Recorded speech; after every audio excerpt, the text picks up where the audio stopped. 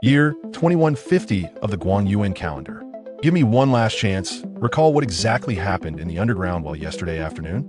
Think carefully before you answer, said a voice from the dim interrogation room, piercing through the oppressive atmosphere. The 3 copper walls and a single one-way observation window created an unsettling environment. 2 glaring interrogation lights cast a ghostly pallor on the face of the man being questioned, whose eyes were bloodshot and lifeless. I've already told you countless times, and you still don't believe me. What do you want me to say to make you happy? The man rasped, his voice hoarse and dry. His face, pale under the harsh lights, showed no sign of vitality. Just tell us exactly what happened in there. Word for word, the interrogators in gray enforcement suits said, their patience wearing thin. I truly don't know what happened underground. We were digging when suddenly we heard old Wong's blood-curdling screams, along with other cries. Those cries definitely weren't old Wong's. They were terrifying, sending chills down my spine. I was so scared I was shaking. Initially, I tried to pull old Wong up. I heard him shouting something about the Hall of Death. It was dark and silent, with only old Wong's screams and those ghostly wails. Who could bear it? We tried to pull him up, but he was stuck fast. Unable to take it any longer, we left him behind and ran. Sir, I've repeated this over 10 times. You're inhumane, abusing your power. You're devils. He suddenly bellowed without warning. Since his arrest upon returning to his dormitory last night, he hadn't slept a wink. The harsh lights had been glaring in his face, and the same question had been repeated over a dozen times. Anyone subjected to such exhausting interrogation would be driven to the brink of mental collapse. Moreover, he genuinely had no knowledge of what had transpired underground. Outside the one-way observation window, a man in a sleek black suit stood, his sharpie gaze piercing through the glass as he calmly observed the interrogation. He was the highest-ranking official here, Director Feng Liang of the 5th Academy of Legal Studies. Through the one-way mirror and external amplification, every detail of the interrogation was clearly visible, aiding researchers in analyzing the case.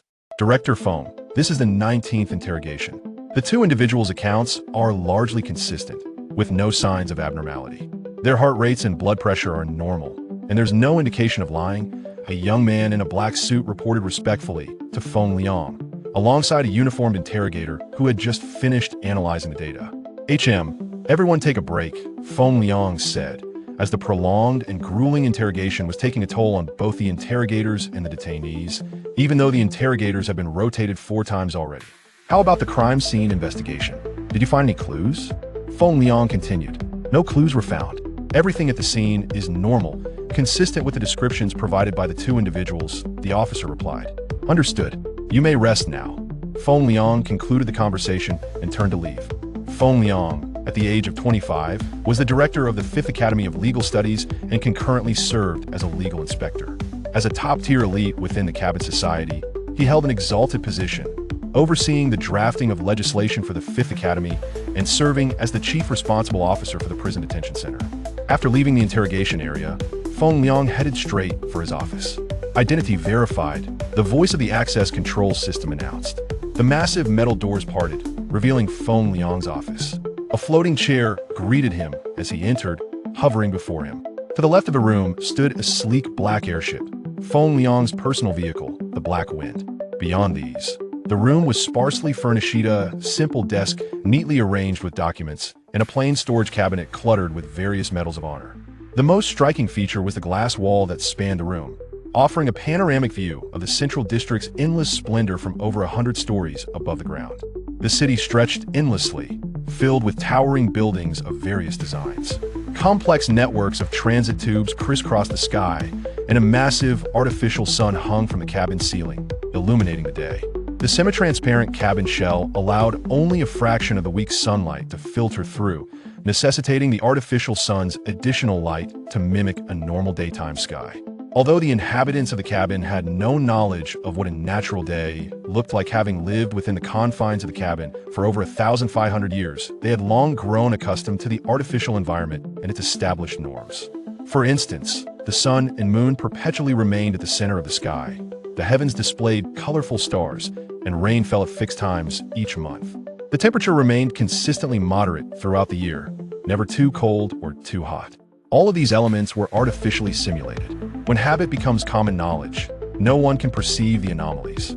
When the illogical becomes habitual, the wrong is accepted as right, as if everything is meant to be. even when textbooks clearly state otherwise. Feng Liang sat in his chair, gazing out the window, his mind replaying the events of the previous night in meticulous detail. Last night, after attending a meeting, Feng Liang encountered the suspect, Cheng Guang, who was fleeing in his bathrobe on his way home. Before Feng Liang could react, Cheng Guang was gunned down by a laser beam fired from behind, less than 2 meters in front of him. The blast from the laser, which entered Cheng Guang's back, splattered Feng Liang with blood and flesh. Was it a coincidence or a premeditated act? Feng Liang could not be certain, but he was convinced that the incident was far from what it seemed. Cheng Guang was the leader of the underground well excavation team. Of the 4-member group, the 2 individuals in the interrogation room were on the verge of collapse. Another team member, Lao Wang, was in a coma, and the team leader, Cheng Guang, had been killed last night. The entire situation was becoming absurd. The only 2 individuals who knew the truth were one in a coma and the other dead, leaving the remaining 2 utterly ignorant. Reviewing every detail in his mind, Feng Liang felt he had overlooked something. Back in his office, Feng Liang found no clues, his mind preoccupied with the interrogation process of the 2 unrelated individuals. After dozens of exhausting interrogations, Feng Liang had been closely monitoring the suspect's every move and word from outside the interrogation rooms.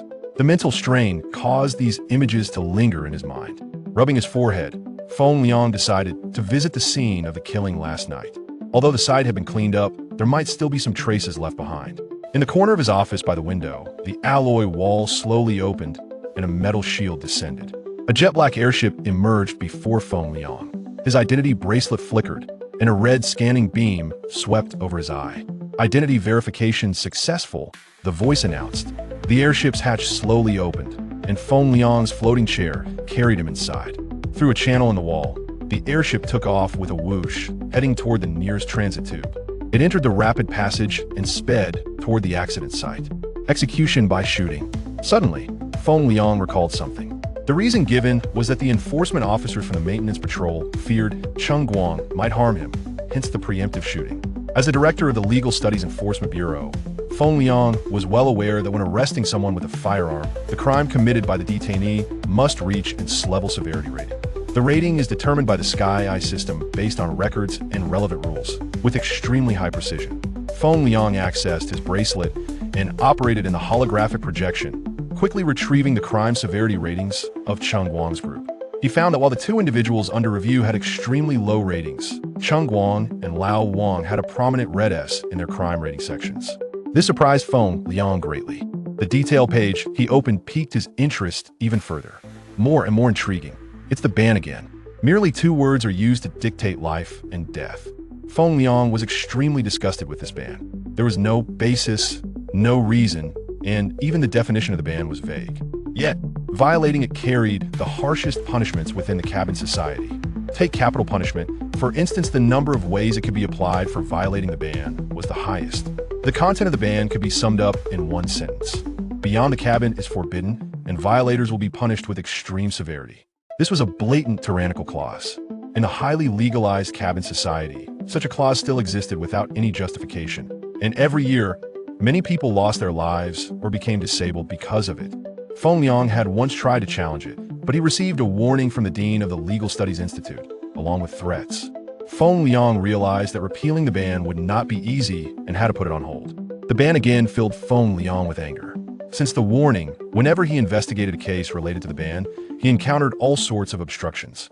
However, this case was different from previous ban-related cases. Normally, the Security Bureau would have taken over the case by now, blocking Feng Liang from further investigation. But this time, the Security Bureau had not made a move, and Feng Liang had a hunch that there was some unspeakable secret behind it all. The black airship slowly descended, and after Feng Liang disembarked, he made his way to the street where Cheng Guang had been killed the previous night. The airship ascended and flew toward the nearest docking point, awaiting Feng Liang's summons. Upon arriving at the intersection, Feng Liang's mind replayed the events of the previous night. Step by step, he reconstructed the scene with precision. Left distance 30 centimeters, forward distance 240 centimeters.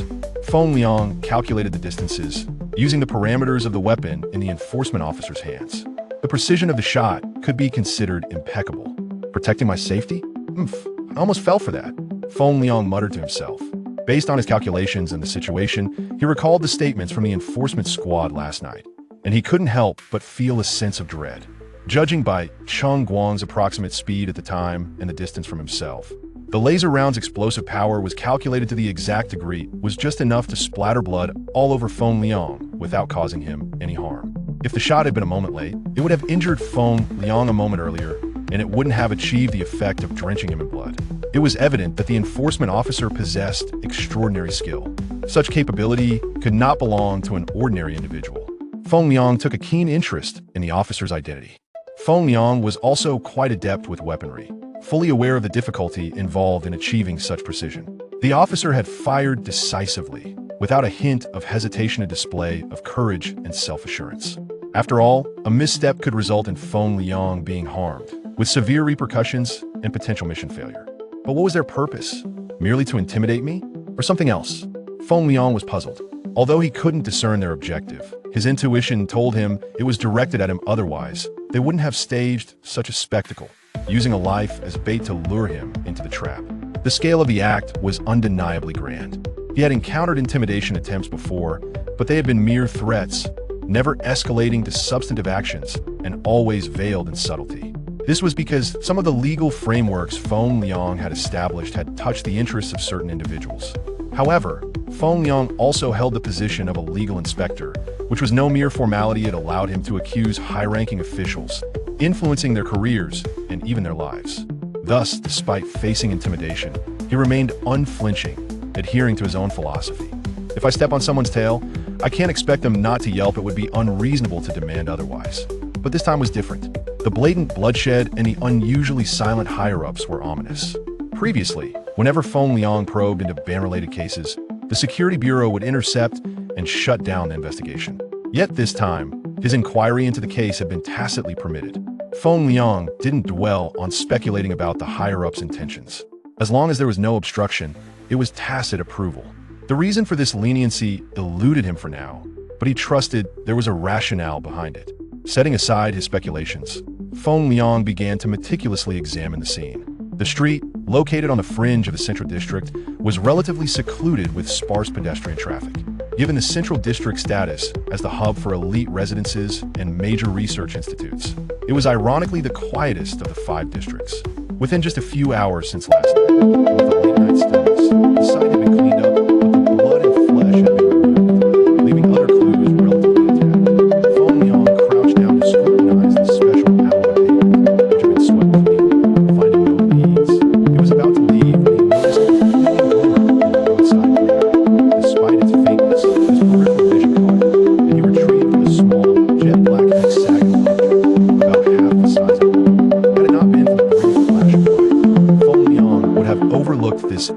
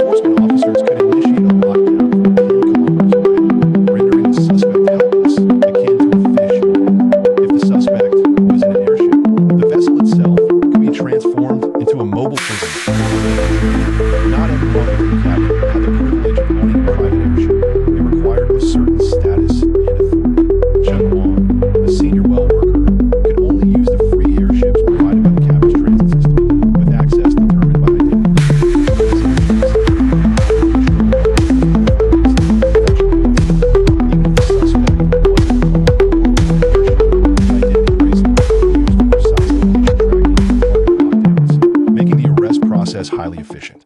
One of the purposes of the Sky Eye system was precisely this.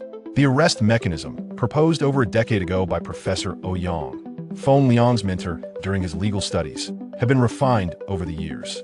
Now boasting a success rate of 99.9%, escape was nearly impossible without specialized means. Cheng Guang, a senior well worker and thus the lowest tier of elite, had somehow evaded capture. Feng Liang was certain there was foul play involved. Reviewing Cheng Guang's residence details, Feng Liang decided to walk there, hoping to discover more clues. The reason behind Cheng Guang's ability to evade the arrest mechanism would eventually come to light. As he walked, Feng Liang noticed faint scorch marks on the road surface and the walls at intersections. Upon closer inspection, he identified them as traces left by the laser rounds used in last night's shooting. The laser rounds caused radiating scorch marks at the impact points, matching the traces before him. Running his fingers over the scorched walls and ground, Feng Liang deduced that the marks were intentional. A marksman capable of calculating time and angle with such precision would not make such errors. Surveying the labyrinth of streets and recalling the scene, Feng Liang opened his bracelet to access the central district map, pinpointing his location. He soon formulated a hypothesis and strode toward the next intersection, where he found identical laser scorch marks. From Cheng Guang's residence to the spot where Feng Liang encountered him, across 14 intersections and one crossroad, Feng Liang discovered similar traces on both walls and the ground. Indeed, it was not so simple. Through the use of laser projectiles, they sought to compel Cheng Guang to adhere to a predetermined path, thereby orchestrating an encounter to fulfill their objectives. While the 4 T-junctions posed a manageable challenge, the true test lay in the 2 crossroads. It demanded an exceptionally high level of shooting precision to manipulate a moving target toward the desired direction. The laser projectile needed to be positioned perilously close to the target's head, employing both intense heat and the psychological terror of death to instill a sense of danger, thus guiding the target to veer in the opposite direction. This endeavor was considerably more difficult, while striking a moving target was not insurmountable. Achieving such exactitude within a narrow margin was beyond Feng Liang's capabilities. Any significant miscalculation could result in the target's demise. And the marksman in question was undoubtedly formidable, not an inconsequential figure. In a society governed by the rule of law, opportunities to wield firearms were scarce, and the proficiency displayed by this enforcer was anything but trivial. During his academic years, Feng Liang had mastered firearms, intimately familiar with the weaponry utilized in the compartment.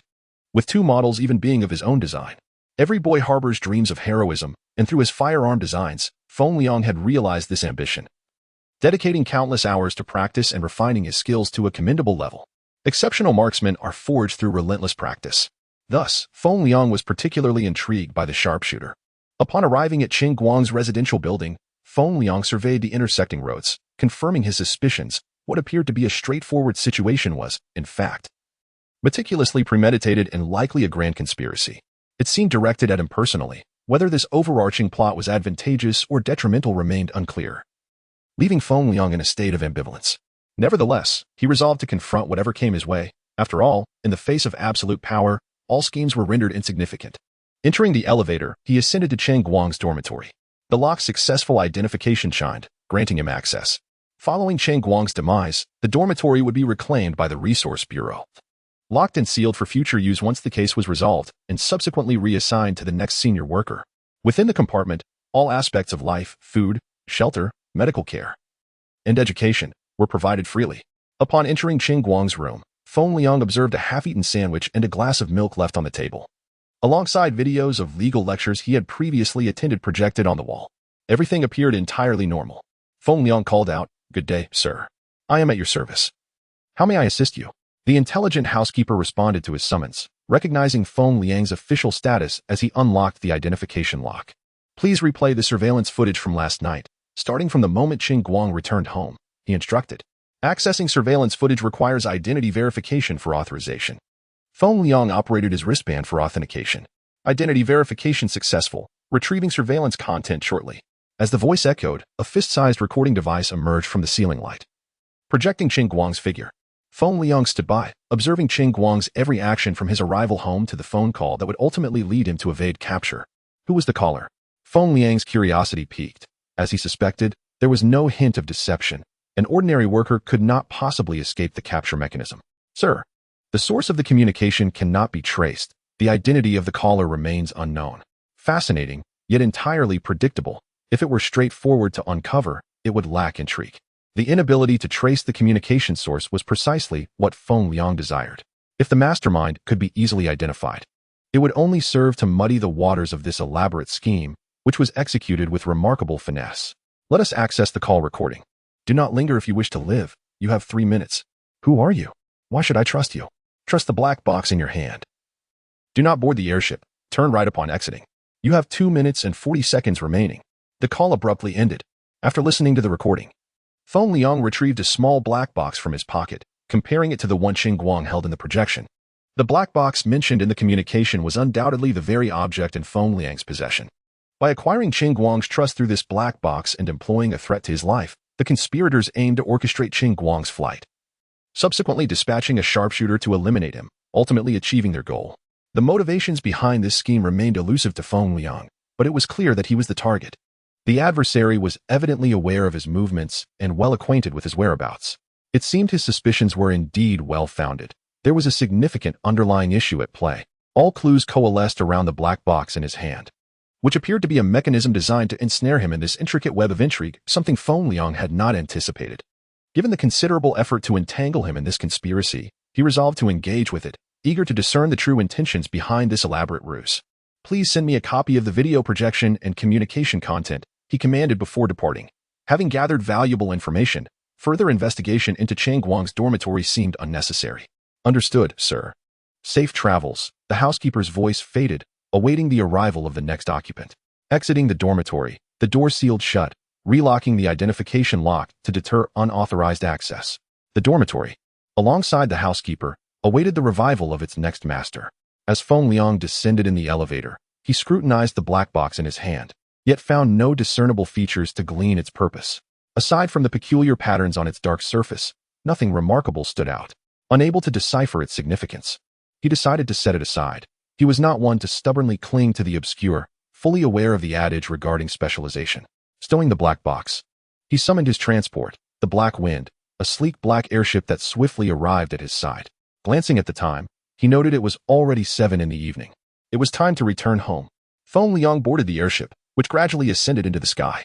Through the window, the artificial sun had begun to yield to the cold glow of the moon, and the semi-transparent ceiling dimmed, revealing a tapestry of stars.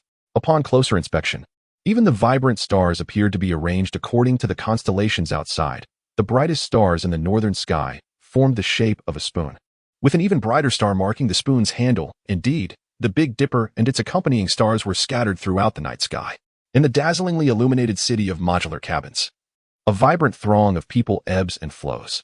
The pale blue-lit passageways intertwine, seemingly weaving an immense web amidst the myriad lights. Advertisements in hues of red, green, purple, and yellow glimmer, while throngs gather before various entertainment and competitive video displays. The streets and alleys bustle with individuals of diverse backgrounds, all engaging in lively conversations.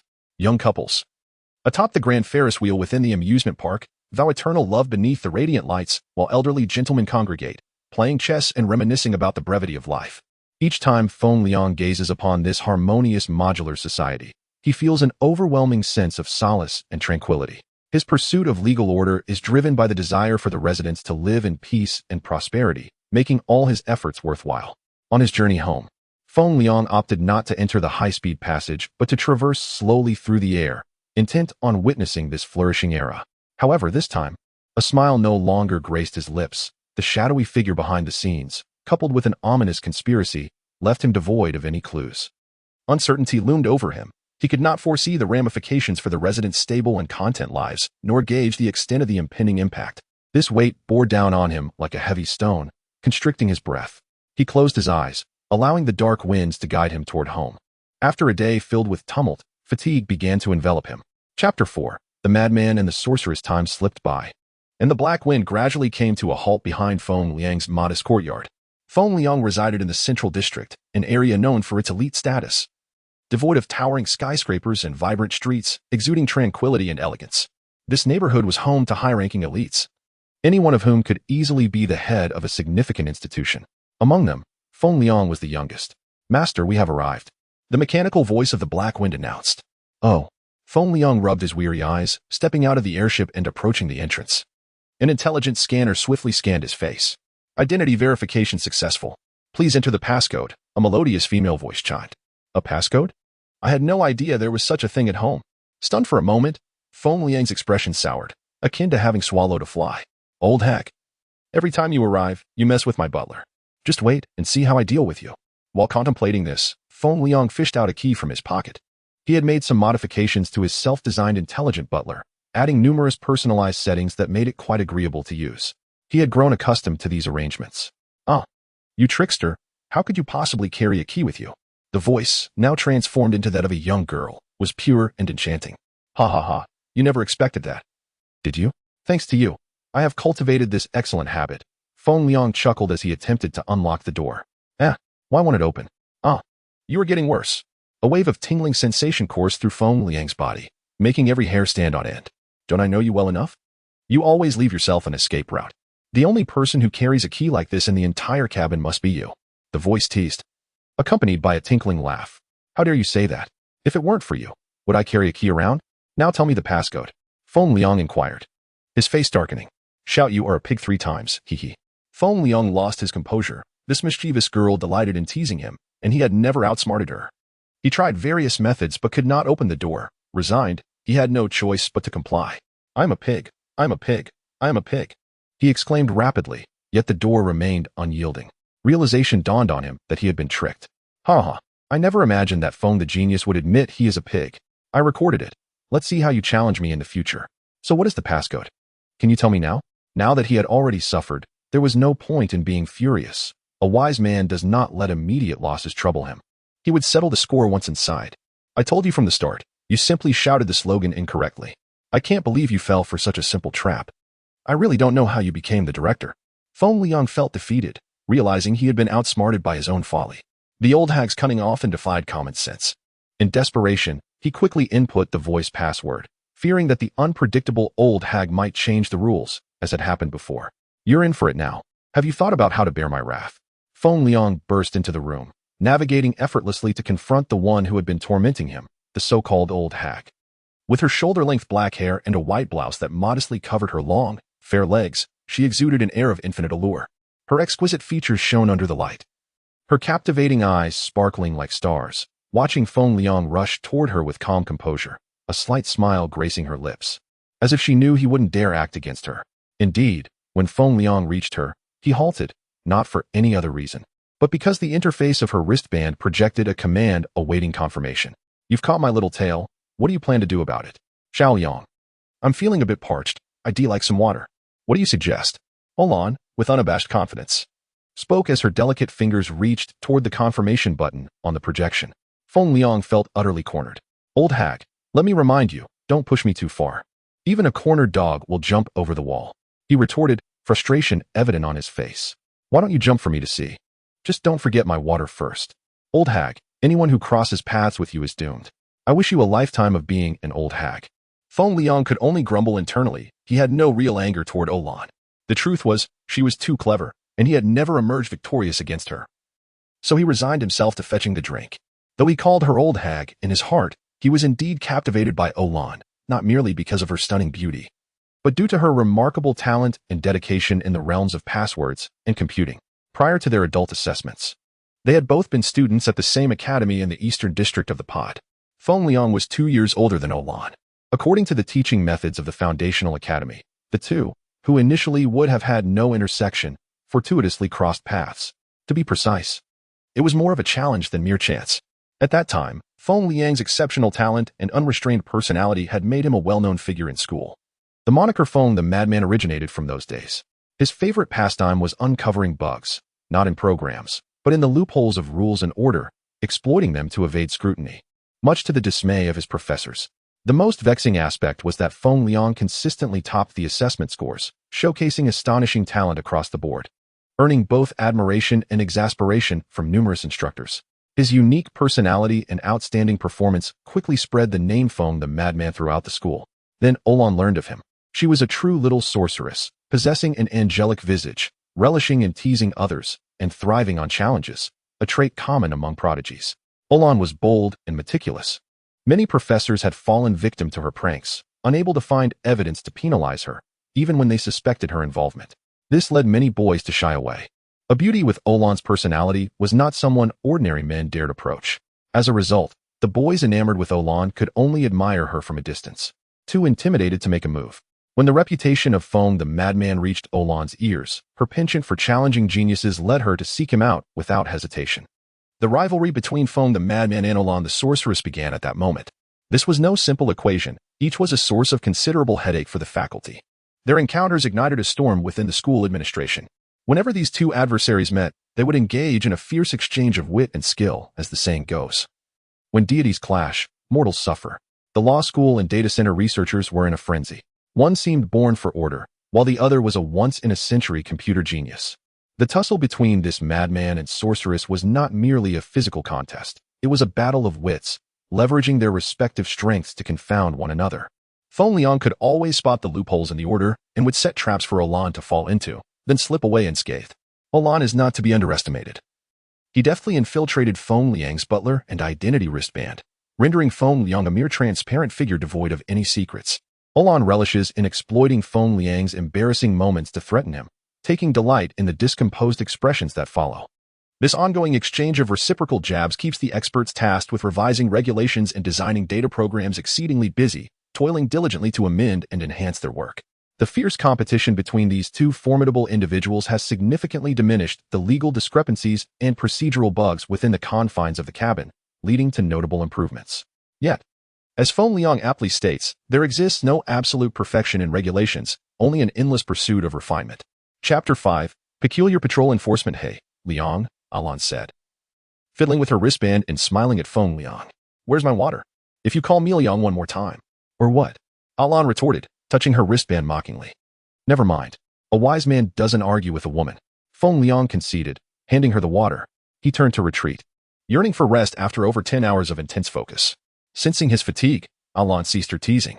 Having been his rival for years, she understood his dedication to solving problems. As Feng Liang entered his bedroom, she went into the kitchen to prepare dinner. Despite their frequent bickering, they shared a close bond. Alan was as familiar with Feng Liang's apartment as her own. Within the arcology, fresh ingredients were delivered nightly from the hydroponic farms via robotic transport to each registered apartment building's food chute. Residents retrieved the ingredients using their wristband's identification code, and the smart home system could cook them according to preset recipes. Cooking was a rare skill in the arcology. Night fell, and the artificial sun transitioned into a synthetic moon, casting a soft glow on the ceiling, mingling with the surrounding lights to mimic constellations. While its effect was subtle in the brightly lit arcology, the simulated moonlight and starlight offered a sense of tranquility in the cold, mechanical city. Feng Liang awoke from a deep sleep that had lasted from afternoon until late at night. Drawn by the aroma of food, he found a table laden with his favorite dishes, steaming hot. A holographic projection flickered to life beside the table. Liang, to celebrate my acceptance into the data management base. I cooked your favorites, but you were sleeping like a log, so I left. Pop open some champagne and enjoy. Oh, and your little black box is interesting. I'm going to examine it. Alan's image said, holding the black box Feng Liang had found at the scene. He had been planning to ask Alan to analyze the device. Knowing her expertise in cryptography, it was convenient that she had taken it herself, saving him the trouble of having to ask for her help. However, he was surprised by Alan's acceptance into the Central Data Research Institute. The institute oversaw the arcology's core data, including energy, genetics, surveillance, law enforcement, and more. Despite its vast responsibilities, the institute was staffed by only 5 people, a deliberate measure to ensure data security and prevent breaches. The institute employed a system of shared responsibility, where the fate of one was intertwined with the others. Alan's selection among the elite was a remarkable achievement. Feng Liang poured himself a cup of coffee and toasted to Alan's success. He didn't care for champagne, and it wouldn't have been in his home if not for her. As he savored his coffee, Feng Liang began to devour the meal. Alan's cooking was exceptional. Unbeknownst to Feng Liang, Alan was watching him from her own home. Having hacked into his home system, a sweet smile played on her lips as she observed his unrefined eating habits. She felt that her efforts to learn to cook had been worthwhile. Feng Liang would likely have been unfazed by this invasion of privacy, having grown accustomed to Alan's antics over the years. After a satisfying meal, Feng Liang patted his full stomach. He cleaned up the table and walked to the window, sipping his coffee and gazing at the artificial stars. He was lost in thought, his mind returning to the crime scene. He reviewed the case, searching for overlooked details. He was skeptical of the suspect's statements. According to the miners, only Old Wang and Chung Guang knew the full story, but one was comatose and the other was dead. Am I missing someone? He replayed the events in his mind, searching for new insights. Feng Liang accessed the surveillance system, reviewing the footage of Qin Guang's pursuit. It confirmed his initial assessment. He was intrigued by the skilled and confident patrol officer who had fired the fatal shot. With the trail cold, he would have to start with this officer, Atabu. Feng Liang stared at the officer's profile, one of the three categories of law enforcement personnel within the arcology: patrol, institutional, and mediation. Patrol officers were responsible for maintaining order and addressing security threats, a crucial role in the stability of the arcology. They operated under a unique management system and were granted considerable autonomy in their methods, provided they did not violate regulations. Chapter 6. The Law Enforcement Center's search. A sleepless night enveloped me, uncertain whether it was due to overindulgence or deep contemplation. Unbeknownst to me, time slipped away silently as the dark gray hue of the cabin ceiling gradually faded, revealing the pale light of dawn. The artificial sun emitted a faint glow, extinguishing the stars and leaving only the dim, translucent energy panels of the cabin's ceiling. A new day had commenced. After a hasty breakfast, Feng Liang piloted the Black Wind to the Research Institute, eager to see if there were any updates on the clues. Good morning, Director Feng. The bustling staff, law students, and various legal elites greeted him as they passed by. The president of the Fifth Law Institute had never made an appearance, remaining an elusive figure. In the absence of the president, Feng Liang, as the head of the Enforcement Bureau, held the highest status, his youth promising an immeasurable future. Hence, the greetings directed at him were not unexpected. Good morning, Feng Liang replied with a smile, undeterred by the numerous challenges before him. He refused to let a single issue overshadow his spirits, ensuring that every matter remained vibrant and lively. After organizing his office, Feng Liang stepped out, intending to visit the Law Enforcement Center in search of the enigmatic marksman, Atab. Well, Director Feng. Off in such a hurry this early? A scruffy figure with a rat-like face approached him. Ah, isn't this Director Xu? Feng Liang retorted with a hint of sarcasm. Director Xu, the head of the Public Sentiment Department at the Second Law Institute, originally bore the surname Hu, yet his rodent-like appearance belied his true age of over 40. His reputation was less than stellar. He was known for his scheming nature, a penchant for gossip, and an overall unlikable demeanor. Despite Feng Liang's numerous grievances against him, the man remained a slippery adversary, often evading accountability. The two shared a tumultuous relationship. Upon the establishment of the Fifth Law Institute, Feng Liang was appointed head of the Enforcement Bureau, a decision met with vehement opposition from Xu, who constantly sought to undermine him. Feng Liang found it perplexing how a stranger could harbor such animosity, hindering his progress at every turn. The last time Feng Liang proposed a new regulation concerning the balance of public sentiment and strictness in legal order, he nearly ascended to the position of deputy president. However, Xu's deliberate selection of dissenting voices during a sampling process led to an unexpectedly poor self-assessment of public sentiment, resulting in the outright rejection of Feng Liang's proposal. Had it not been for Chairman Deng's insistence on trial implementation, the regulation would have languished in obscurity, along with any hopes for Feng Liang's advancement. Despite their animosity, professional decorum dictated that conflicts among colleagues be avoided. Director Feng, we are all part of the same family here at the 5 great law institutes. There should be no issues with a bit of socializing, right? Or are you perhaps fleeing in fear upon seeing me? Hu Shuping jeered. Surely not. If Director Xu feels at home, there's no need for a tour guide. I must say, I'm surprised at your leisurely demeanor. It seems the Second Law Institute is thriving, unlike us, who are perpetually overwhelmed. But I digress, Director Xu, you carry on as you wish. I have matters to attend to. Feng Liang replied with a sense of superiority, walking past Hu without a second glance. Ah, is this inevitable? Is it fate? Hu Shuping sighed, shaking his head as he turned away. The Black Wind sped through the intricacies of the high-speed transit system, heading towards the Law Enforcement Center, where Feng Liang sought to locate the sharpshooter Atab, a marksman whose prowess eclipsed even Feng Liang's own. Soon, a massive black structure loomed into view, its shield-like facade emblazoned with the glowing words Law Enforcement Center. The towering edifice, resembling a sword plunged into the ground, emanated an imposing aura that instilled a sense of urgency. Upon arriving at the top tier of the building, Feng Liang was met by a throng of uniformed personnel standing in neat rows, awaiting his arrival. Good day, Director Feng. I am Mike Stephen, the Deputy Director of the Law Enforcement Center, at your service. Director Larry is in the Central District attending a meeting and could not greet you personally. I hope you will forgive this inconvenience. Mike, with his hawkish nose and blue eyes, stood like a gentleman, leaning on his cane and bowing respectfully. In the hierarchical society of the cabin, the head of the Central Law Research Institute outranked the Deputy Director of the Law Enforcement Center. Furthermore, Feng Liang held dual responsibilities as the Chief Inspector of the Legal Affairs Department, placing him in a position of unparalleled authority, second only to the Central Decision Institute. No need for such formalities. I merely seek an individual. Since you're the second in command here, you should be able to locate Atab, the leader of the Alpha Patrol team. Feng Liang replied nonchalantly. At your service.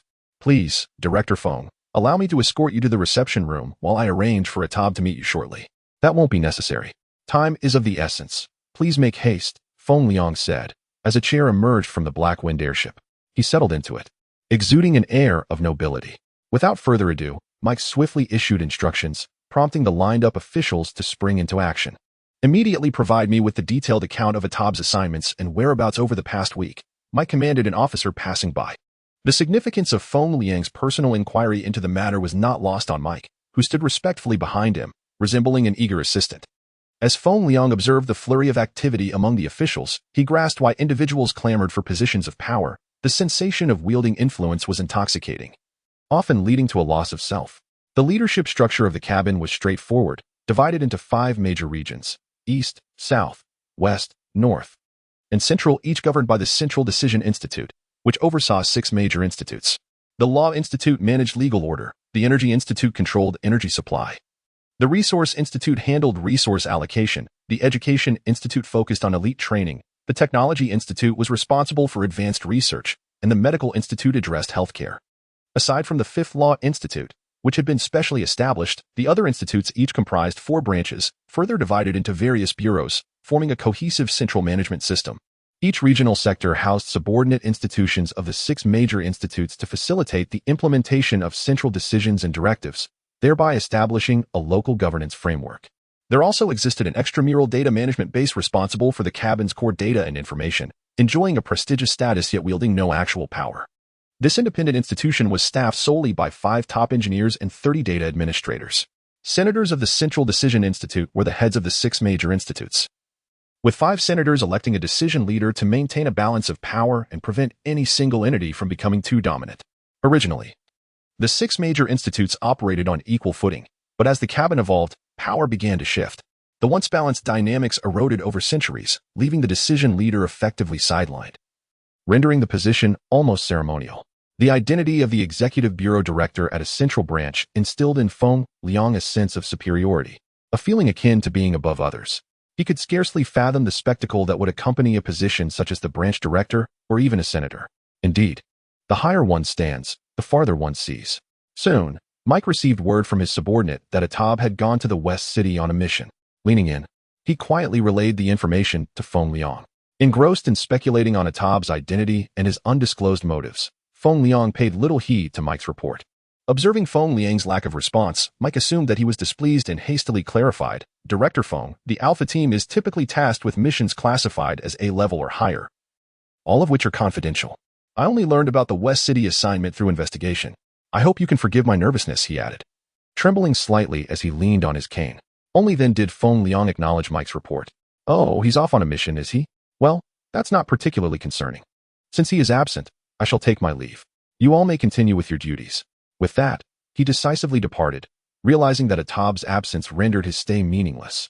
Although he relished the feeling of superiority, he was averse to the bowing and scraping of others, finding it somewhat awkward and uncomfortable.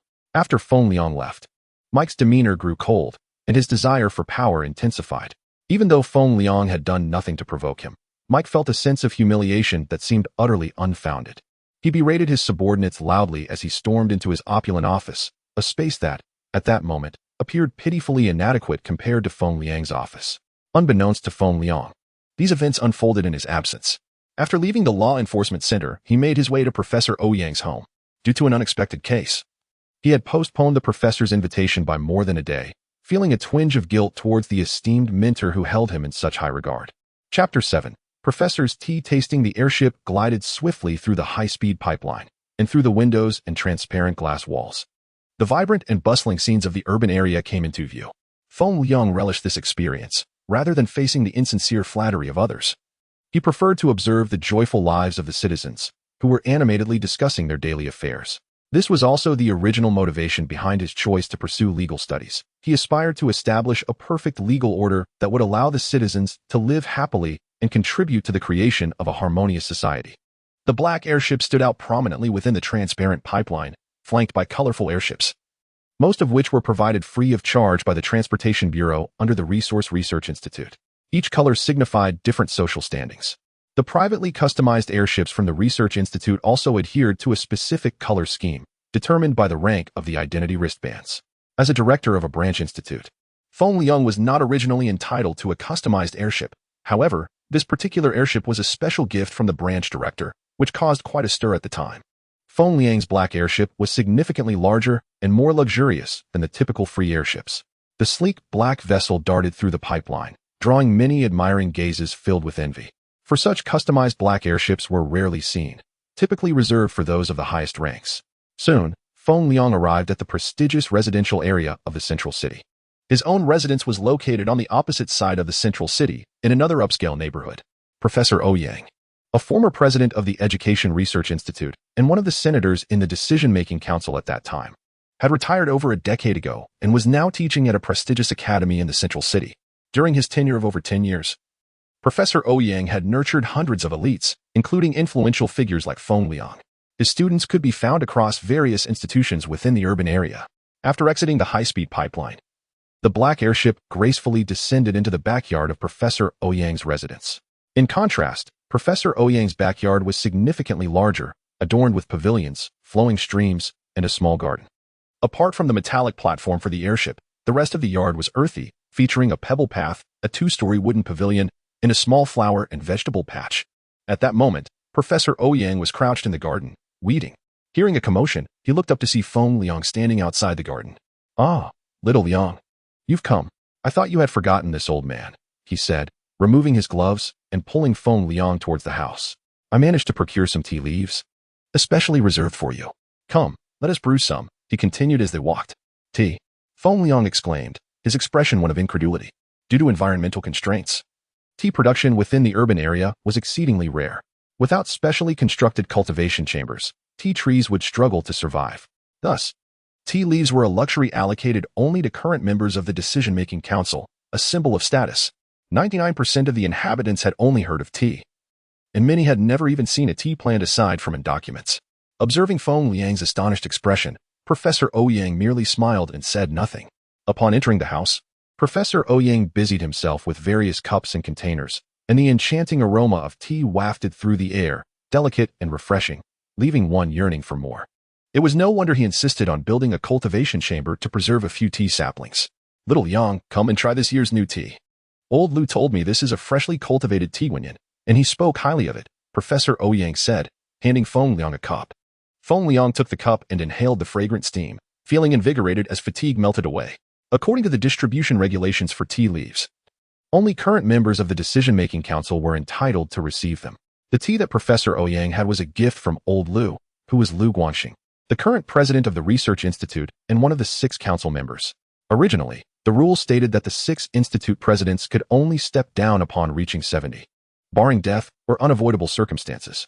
However, Professor Ouyang had retired at the age of 61, leaving Feng Liang puzzled about the reasons behind his early departure. Driven by curiosity regarding the gaps in the hierarchy, he once inquired about it, but Professor Ouyang was reluctant to discuss the matter, and Feng Liang, not one to pry into other secrets, refrained from pressing further. The culture of tea has endured for thousands of years, its discovery attributed to a figure named Shenong, who, in his quest for medicinal herbs, sampled various plants, laying the foundation for traditional Chinese medicine. It was during his exploration that he stumbled upon tea. As Professor Ouyang recounted this legend, Feng Liang listened intently, captivated by such tales, which was precisely why he enjoyed conversing with Professor Ouyang, who often shared stories and historical anecdotes. Feng Liang had previously searched for records of these tales, only to find scant mention. There was no documentation within the urban area, leaving him to wonder where Professor Ouyang had acquired such knowledge. Had the stories not been so vividly detailed, Feng Liang might have suspected them to be fabrications. Legends such as Niwa creating humanity, the Garden of Eden, and Pangu opening the heavens, alongside historical events from the spring and autumn period to the Xinhai Revolution, painted a vague picture of the historical narrative for Feng Liang. At the climax of these tales, he felt a surge of passion as he learned about a history that was entirely absent from official records, even the literature. These discussions only occurred in private between Feng Liang and Professor Ouyang, with precautions taken to shield their conversation from prying ears. For the urban regulations forbade exploration or discussion of historical matters. The prohibition clearly stated that the historical narrative was a dark chapter, and the glorious era of light should not be tarnished by it. Thus, any mention of it was deemed a crime.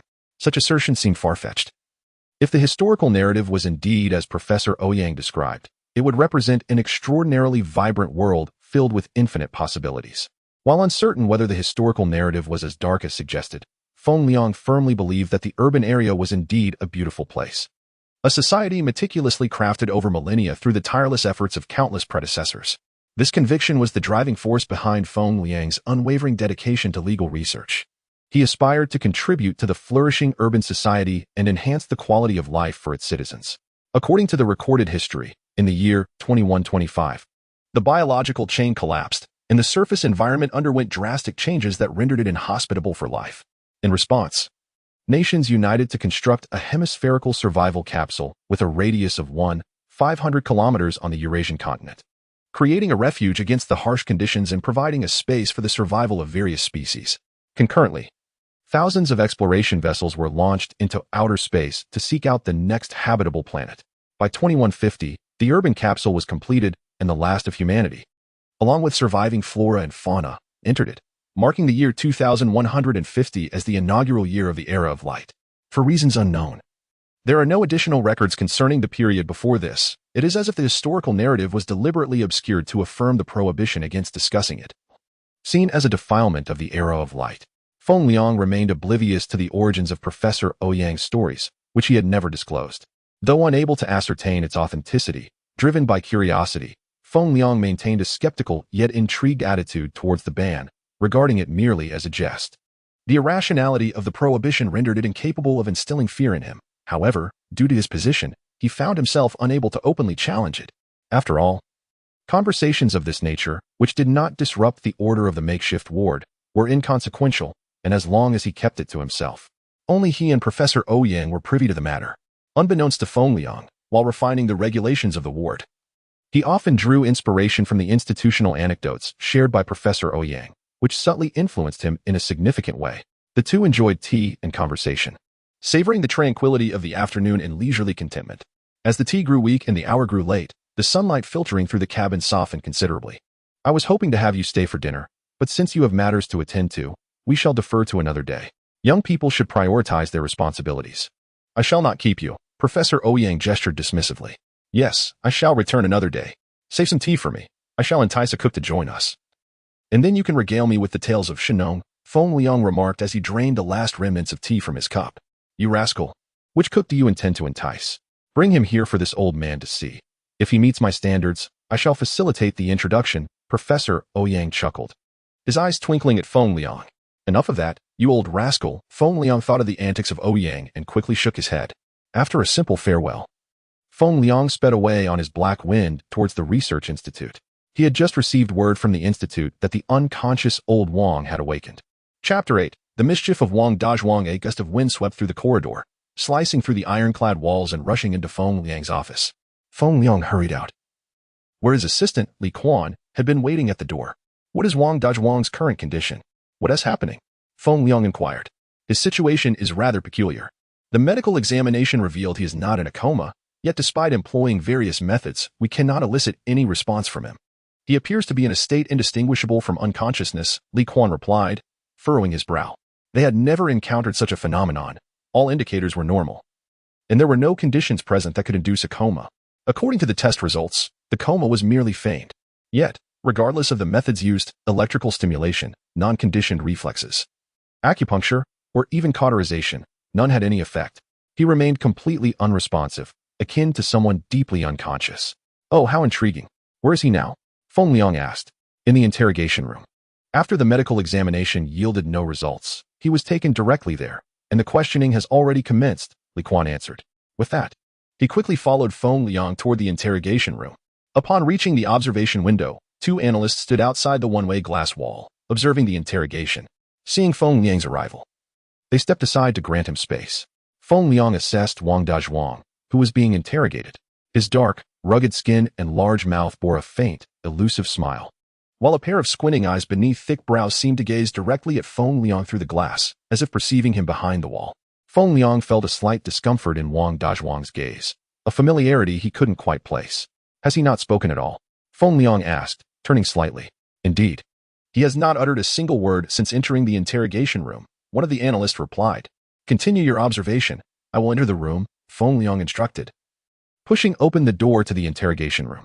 As he stepped inside, the interrogators paused and stood to offer their seats. Wang Dazhuang's attention shifted to Feng Liang, and his smile grew more pronounced. Feng Liang felt puzzled, unsure why Wang Dazhuang's demeanor shifted upon seeing him. According to his recollection, they had never met. Absent the incident in the well, their paths would likely never have crossed. This smile from Wang Dazhuang, while surprising, also hinted at a clue. There was undoubtedly something about him that Feng Liang wished to uncover. He waved for the two interrogators to leave. Once they had exited, Feng Liang turned on the bright overhead lights, then walked over to extinguish the glaring interrogation lamp shining down on Wang Dazhuang, illuminating the once dark room. Feng Liang noticed the electronic shackles on Wang Dazhuang's hands, revealing raw, burned skin treated with some powdery substance, still oozing a faint yellowish bodily fluid.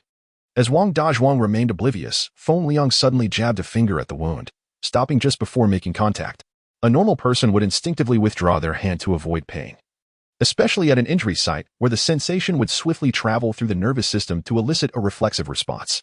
In contrast, Wang Dazhuang remained unperturbed, as if the pain were entirely irrelevant to him.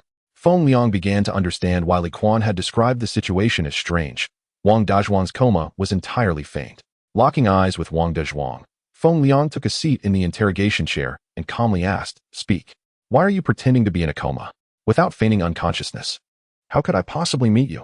Wang Dazhuang replied, as if anticipating Feng Liang's inquiry. Feng Liang's pupils constricted slightly as he stared into Wang Dazhuang's eyes, the words triggering the source of his earlier sense of familiarity. They reminded him of the sniper who had killed Cheng Guang, the leader of the Alpha Enforcement Team, Adabu. That night, after Cheng Guang was shot before Feng Liang, Adabu had looked at him with the same expression, imparting an indescribable sensation. In that moment, Feng Liang connected the dots between the shooting scene and Wang Dazhuang's statement, confirming his suspicions. This incident was indeed premeditated and directed at him. After a brief moment of astonishment, Feng Liang quickly regained his composure. He had merely validated his hypothesis and did not allow himself to be rattled. "Now that you see me, tell me, what is the purpose of your actions?" Feng Liang asked, maintaining a calm demeanor. Wang Dazhuang glanced at the glass wall and the surveillance camera in the corner before smiling slightly. "Nothing much, just wanted to draw your attention." "Do you expect me to believe that? You take a life to garner my attention, such audacity. If that were all, you have succeeded. I am paying attention." "And then what?" Feng Liang replied, his expression unwavering. "Then there is no then," Wang Dazhuang said with a hint of mockery in his tone. "Very well. Since you claim there is nothing further, this matter concludes here. You have committed murder and fraud, intimidating a high-ranking official. The death penalty is inevitable." With that, Feng Liang gestured for the recording clerk to document the proceedings, preparing to close the case. He then turned to leave without hesitation, unconvinced that such elaborate machinations would lack a purpose. However, he was not in a rush. If they intended to manipulate him, they must be prepared for the consequences. If the matter ended here, then all prior preparations would have been in vain. He believed Wang Dazhuang would not make such a choice. As Feng Liang decisively exited, Wang Dazhuang felt a pang of panic. Initially, he had only sought to toy with Feng Liang, to witness his frustration in extracting information. At least that was his perspective. Yet Feng Liang's unexpected response disrupted his plans. If he truly left now, the meticulously orchestrated opportunity would slip away, and he dared not contemplate the repercussions. Wang Dazhuang struggled, wanting to call Feng Liang back. Though he believed Feng Liang would not simply let this go, he could not afford to gamble. They could not afford to lose. The original plan had been to reveal a fragment of information upon meeting Feng Liang, guiding him to uncover the secrets of the black box. Yet now, due to his desire to see Feng Liang's flustered state, he had inadvertently been outmaneuvered. Wang Dazhuang shouted, attempting to summon Feng Liang, but the latter offered no chance for dialogue, having already departed. Now, Wang Dazhuang felt a surge of anxiety. He had not anticipated that his attempt to outsmart Feng Liang would backfire. Even if Feng Liang were merely toying with him, the urgency to guide him had diminished. Wang Dazhuang resigned himself to being escorted by law enforcement into prison. Restless and uneasy, he regretted his actions, lamenting that if only he had refrained from such foolishness, he would not be facing this demise. "Hey, someone, I want to see Feng Liang." His voice echoed hauntingly in the desolate prison, a chilling silence enveloping him. It was not that there were too few inmates in the 5th District Prison, Feng Liang's domain, but rather that most prisoners were housed in the other 4 district prisons. The population was already sparse, and with Feng Liang's special considerations, Wang Dazhuang found himself entirely alone on that level. "Someone, I'm done playing around. I'll answer any questions you have." His pleas were met with the same eerie silence, echoing back to him. In his office, Feng Liang observed Wang Dazhuang on the projection screen, a cryptic smile playing at the corners of his mouth. "Li Quan, deliver him a verdict. Execution in 3 days. Let us expedite the process." After Feng Liang issued his instructions, he turned off the projector and gazed out at the bustling scene beyond the window. He sensed that this was merely the beginning, a mere prelude to the unfolding drama, where only a few petty clowns were playing their parts. Yet, little did he realize that this stage was merely one of preparation. Chapter 9. The suit-clad thug in the prison. Wang Dazhuang had grown weary of shouting. No matter how he called or pleaded, all he received in return was an echo. Resigned to his fate, he lay down on the bed to sleep, accepting that there was nothing more to be done. Suddenly, the tranquil atmosphere of the prison was broken by the sound of crisp footsteps. Wang Dazhuang sprang upright, rushing to the window and shouting, "I knew it! Ha ha ha, Feng Liang would never let this go. I demand to see Feng Liang. Who do you think you are? Do you really believe Feng Bureau would come to see you? You're about to meet your end and still indulge in delusions." The prison officer's voice echoed in Wang Dazhuang's ears. "What do you mean, about to die? Explain yourself. I still have leads to provide. My interrogation is not over yet." Wang Dazhuang's composure began to falter. "Let me clarify." Li Quan's voice rang out. "Wang Dazhuang, you are suspected of conspiracy to commit murder, resulting in 1 death. You have refused to cooperate with the investigation, exhibiting an atrocious attitude with no remorse or intention to repent, repeatedly mocking public officials. According to the regulations of the facility, you are sentenced to death, with a 3-day reprieve before execution." "Hey, stop making baseless claims. Who have I mocked? Feng Liang is seeking personal revenge. I demand to see him." Wang Dazhuang rushed forward, grabbing Li Quan firmly, refusing to let go. He was determined to meet Feng Liang. He might face death, but he could not abandon his mission. Before the operation, the higher-ups had held Feng Liang in high regard, with great expectations for this action, and now, having doubted him, Wang Dazhuang felt profound regret. Li Quan and the prison officer were caught off guard by Wang Dazhuang's sudden move. Both were elite professionals trained in combat. Yet they found themselves unable to evade the attack of a lowly worker, which would undoubtedly become a source of ridicule if it were to be known. "Release him. Do not force me to take action," Li Quan stated coldly. "I won't let go until I see Feng Liang." Wang Dazhuang was beyond caring at this point. Holding on to Li Quan tightly, Li Quan seized Wang Dazhuang's wrist, applying force, then attempted to throw him over his shoulder while simultaneously delivering a swift kick. However, Wang Dazhuang countered, locking Li Quan's arm, one hand against his shoulder and the other gripping his throat. While delivering a knee strike to the leg that had aimed to kick him, Li Quan found himself kneeling, pinned down by Wang Dazhuang. The entire confrontation unfolded in a flash. By the time the prison officer reacted, Li Quan was already subdued. The officer promptly input commands to electronically restrain Wang Dazhuang. But as he clung tightly to Li Quan, the handcuffs were useless. Li Quan's face turned crimson, gasping for breath. The electronic handcuffs were designed to immobilize a prisoner with a jolt of electricity, yet they seemed ineffective against Wang Dazhuang, who remained impervious to the current. Observing Li Quan nearly suffocating, the officer quickly disabled the cuffs, allowing Li Quan to breathe again. "I advise you not to make any hasty moves. Before you can act, I could easily break his neck. You may test that at your own peril. What you should do now is contact Feng Liang. Do not compel me to harm him." Wang Dazhuang warned the officer, his voice icy. "Trust me, I have no desire to harm him. I only wish to see Feng Liang. You wouldn't dare let him die, would you?" Wang Dazhuang pressed, noticing the officer hesitating, intensifying his grip, making Li Quan's complexion even more ashen. The officer, caught in disbelief, had never anticipated that a humble worker could hold an elite professional hostage, feeling the weight of that realization. "Do not act impulsively. I will contact Bureau Chief Feng immediately. If anything happens to him, you know the consequences for yourself," the officer conceded, not daring to refuse. Fully aware of the repercussions if Li Quan faced any harm. "Of course, my sole aim is to meet Feng Liang," Wang Dazhuang replied nonchalantly, exuding a demeanor vastly different from his earlier frantic cries in the prison, now sharp and decisive. "No need. I am here. You have achieved your goal. You may release him." The officer, hurrying out, encountered Feng Liang coming in. "Bureau Chief Feng, he..." The officer started to explain but was cut off by a look from Feng Liang, swallowing the words he had intended to say. It was indeed a source of embarrassment that a mere worker was overpowering 2 highly skilled elites, and he stepped aside, lowering his head to stand behind Feng Liang. Feng Liang observed Li Quan, still ensnared by Wang Dazhuang. "Are you not going to release him?" What exactly do you intend to accomplish? He inquired, puzzled by Wang Dazhuang's reluctance to let go. I have heard that Director Feng has won the facility's combat championship for 3 consecutive years. Today, I wish to test my skills, Wang Dazhuang declared, tightening his grip further, now that he had confirmed his suspicion that Feng Liang would not allow him to face execution. At least not at this moment.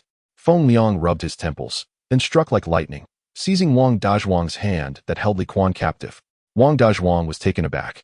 Feng Liang, seemingly delicate, possessed immense strength. As Wang Dazhuang struggled to escape, he found Feng Liang's grip unyielding, like a vice, no matter how much he exerted himself. He could not break free. With a swift motion, Feng Liang yanked, producing a sharp sound of dislocated joints, accompanied by Wang Dazhuang's muffled grunt.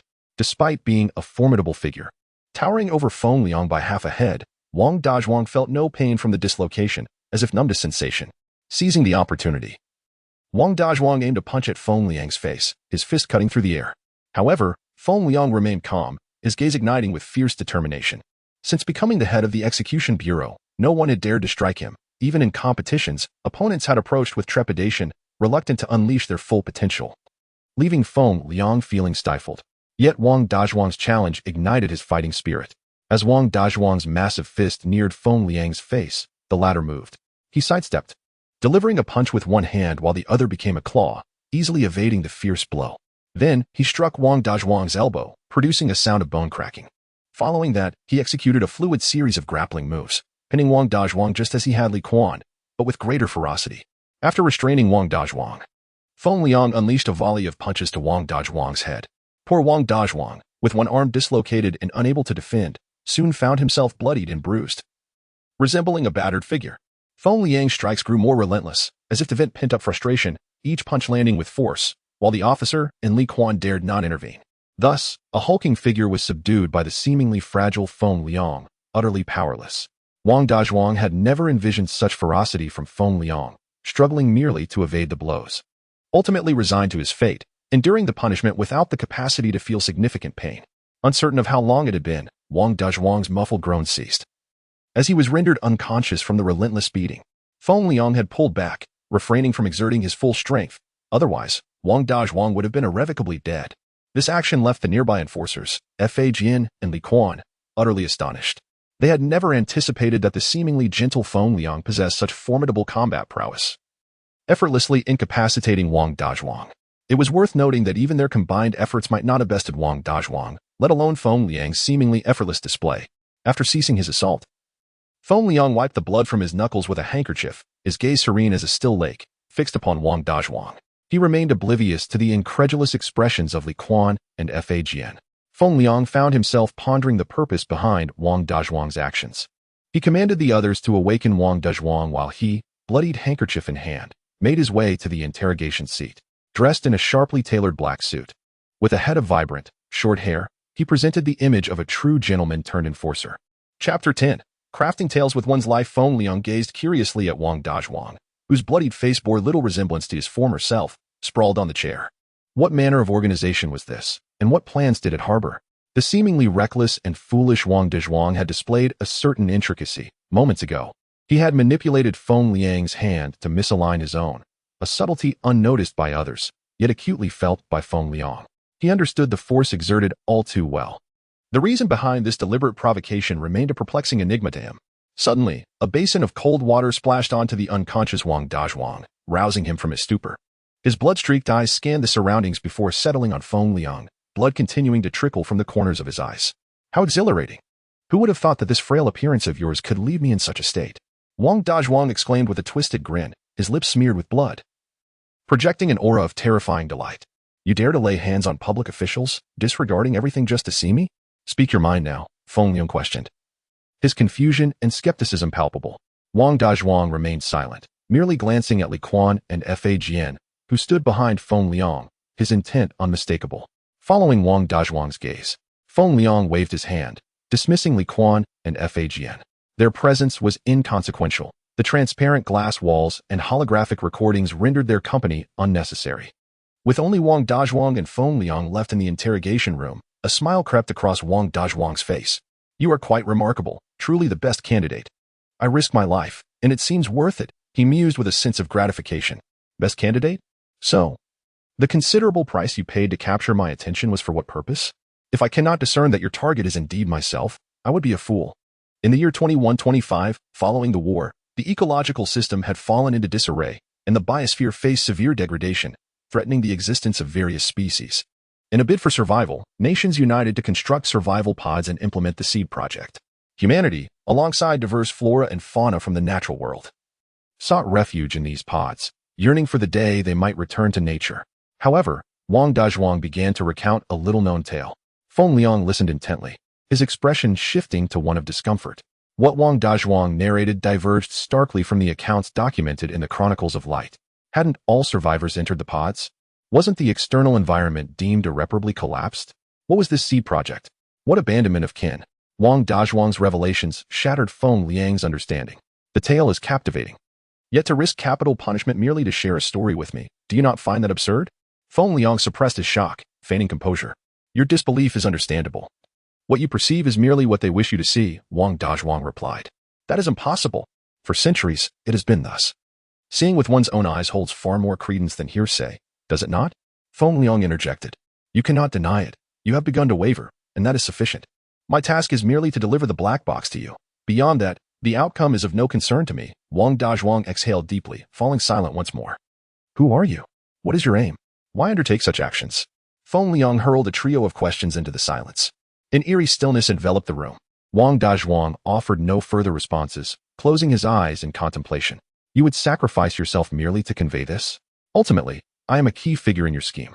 I shall not fall into your trap, Feng Liang declared. At this, Wang Dazhuang merely lifted his eyelids to glance at Feng Liang. You will indeed fall into it. My only task is the black box. He fell silent again, leaving only the sound of their breathing in the dim interrogation room. Feng Liang posed several more questions, yet received no answers. No matter how he provoked, Wang Dazhuang remained impervious. Faced with the futility of the interrogation, Feng Liang decided to withdraw. Turning to say over his shoulder, regardless of who you are or what your intentions may be, do not attempt to manipulate me. I despise being used. With that, he exited the interrogation room. You will, Wang Dazhuang's simple yet confident words echoed in the air. However, Feng Liang made no reply and walked out. Upon exiting, Feng Liang encountered Li Quan and Fa Jian sprawled on the ground. He hurried over to check on them, discovering they had merely lost consciousness. He splashed water on their faces to revive them. What transpired? He demanded, his anger palpable, igniting fear in the two men.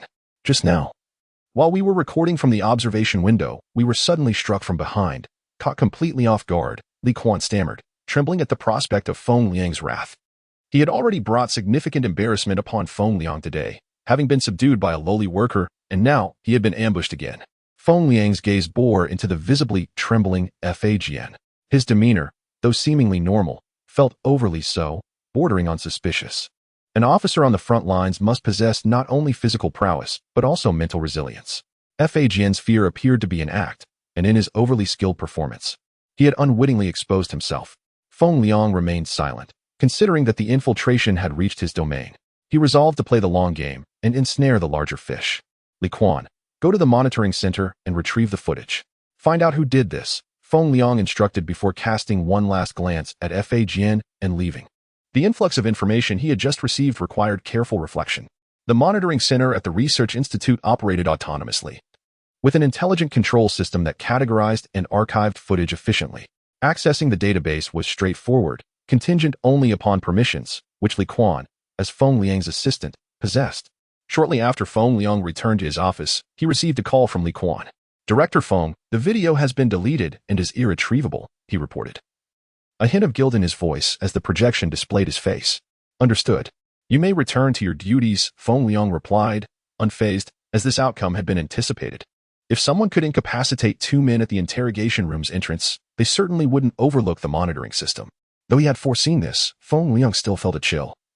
The individual capable of accessing the monitoring center to erase footage wielded considerable authority. He was astonished to discover that even among the higher-ups at the Research Institute, there were those aligned with the opposition, a reality he had yet to perceive. This prompted him to reassess the strength of that faction. Simultaneously, Feng Liang recalled Wang Dazhuang's historical account. If his words held true, humanity should have returned to nature centuries ago. He pondered whether those abandoned outside the pods still lived. If the environment truly resembled Wang Dazhuang's description, then such actions were justifiable in the pursuit of genetic preservation. however cold-blooded they may seem. As Feng Liang sifted through the information, yet another piece of troubling news reached him.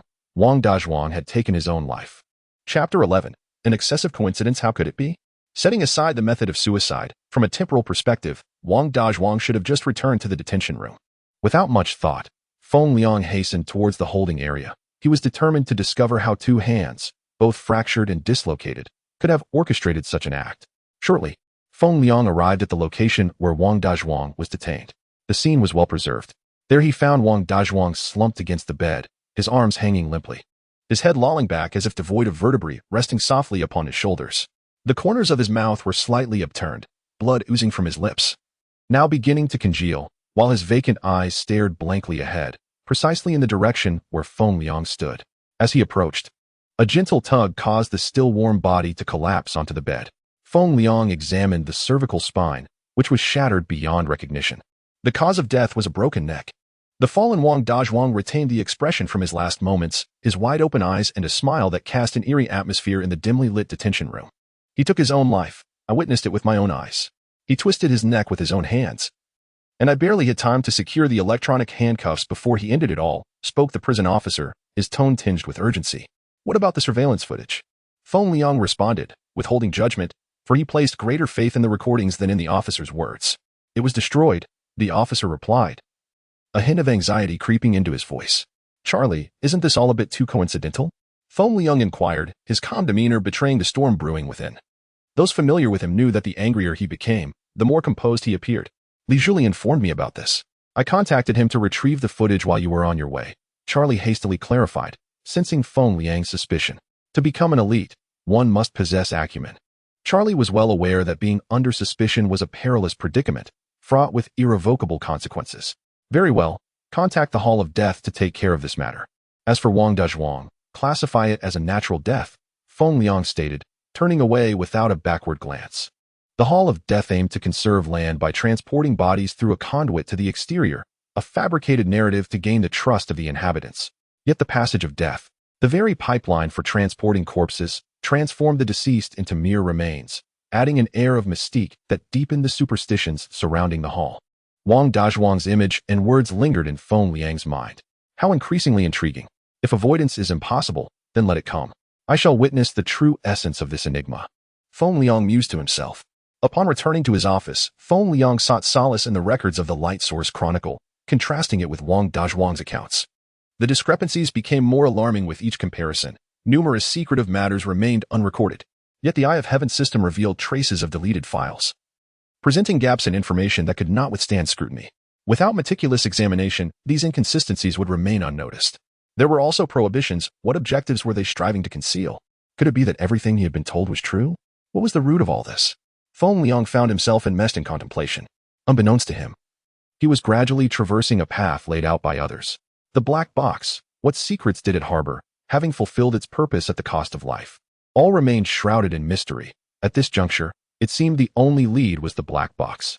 Atab, I wonder if his mission has concluded. Feng Liang recalled the sharpshooter Atab. Just as he prepared to contact the enforcement center, his communication wristband chimed. Brother Liang, tomorrow I plan to venture into the All Things Forest. You mentioned you'd join me last time, right? Are you free tomorrow? A youthful, somewhat naive face appeared in the projection. Tomorrow? Sure, I'm available. Just let me know when. Feng Liang replied after glancing at his schedule. Great. I'll reach out in the morning. We'll ride the dark wind. It's going to be epic. Just wait and see how they react to me, He Yuanqing exclaimed, his face beaming with pride at the thought of riding the dark wind the next day. Then it's settled. Contact me in the morning. I'll pick you up. Feng Liang appreciated the youthful exuberance of the young man, who was fiercely competitive and tenacious, despite his penchant for seeking the spotlight. He was fundamentally grounded, a typical trait of youth. Feng Liang regarded He Yuanqing as he would a younger brother. In the holding area, warmth was a rare commodity. Emotional connections were scant. Many children, raised in the modular pods, were unaware of their parents' identities, much like Feng Liang himself. Familial bonds were diluted, let alone romantic feelings, which were often merely physiological reactions spurred by hormones, rather than genuine emotions. People accepted this as the norm. Yet, He Yuanqing evoked an inexplicable sentiment within Feng Liang, akin to that of a brother. They met in their teenage years when Feng Liang had yet to pass his adult assessment, a gifted but rebellious student. Notorious for his academic prowess and audacity, frequently engaging in brawls, even against older delinquents. He Yuancheng, a few years younger, shadowed Feng Liang, claiming he was a godlike figure, his idol, and followed him everywhere. Once, He Yuancheng discreetly took the blame for a punishment that nearly cost Feng Liang his life. In the midst of his fury, Feng Liang also felt a deep sense of concern from He Yuancheng. The All Things Forest was the original site enclosed by the modular pods. A forest spanning a radius of 1,500 kilometers. Humans constructed an immense steel city at its center for habitation, with the forest encircling it, providing oxygen and serving as a habitat for the flora and fauna that accompanied the early inhabitants. Highly advanced humanity no longer needed to extract resources from the forest. Only occasionally would scholars from research institutions venture to the forest perimeter for specimen collection before hastily returning, never delving deeper. Thus, the All Things Forest became a perilous realm rife with danger. Feng Liang harbored concerns for He Yuancheng's safety and, needing to verify certain matters himself, decided to accompany him. All right, Brother Liang, I'm preparing. This time I intend to collect samples from the Millennium tortoise, along with several plant specimens, and I may venture a bit deeper. He Yuancheng added. Entering deeper necessitated careful preparation and equipment. Complacency could lead to dire consequences. Understood. Don't worry, I've gathered samples, and your research is progressing smoothly. Feng Liang praised. He Yuancheng's research focused on developing an injection to slow cellular metabolism, inducing a state of suspended animation to help organisms adapt to various environments. Due to this research, he was directly recruited by the Technology Research Institute, even exempted from the adult assessment. Feng Liang felt a genuine joy for his progress. If all goes well, I may be able to initiate clinical trials this time, He Yuancheng said with a shy smile. All right, go prepare. Get some rest tonight to be in good spirits, Feng Liang advised before severing the communication. His thoughts swirled chaotically around Wang Dazhuang's sudden suicide, leaving him at a loss. He decided to momentarily set it aside and await any potential leads from atop. Setting aside his tasks, it was already afternoon.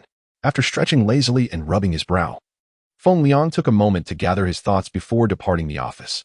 Tomorrow, he was to venture into the forest of all things, and the preparation of his equipment was paramount. He could not afford to be careless, especially as he would be delving deeper into the unknown. He arrived at the Research Institute's armory aboard the Black Wind. Chapter 12. Preparations before entering the forest of all things. The Legal Research Institute maintains order within the stable cabin, with various departments tasked with upholding public safety. Within this cabin, there is no warfare, yet weaponry continues to be developed annually. Feng Liang remains unaware of the underlying reasons, as if some form of preparation is underway. All manufactured weapons are stored in the Institute's armory. The expansive airfield is dotted with an array of airships and peculiar ground combat vehicles, densely packed and layered upon one another. The use of such equipment for maintaining order appears ill-suited, leaving Feng Liang perplexed regarding their intended applications. However, this is not a matter for him to ponder. After passing the airfield, the Black Wind halts before an imposing black gate. Resembling a fledgling chick standing before a majestic eagle, the enormous metallic door emanates a palpable aura of menace. With successful identity recognition, the gate slowly opens, allowing the Black Wind to glide inside. Beyond the gate lies a dimly lit underground passage leading directly downward. After the Black Wind enters, the gate seals shut, and lights illuminate the tunnel, rendering it as bright as day. The stark white walls gleam under the brilliant illumination, appearing almost blinding.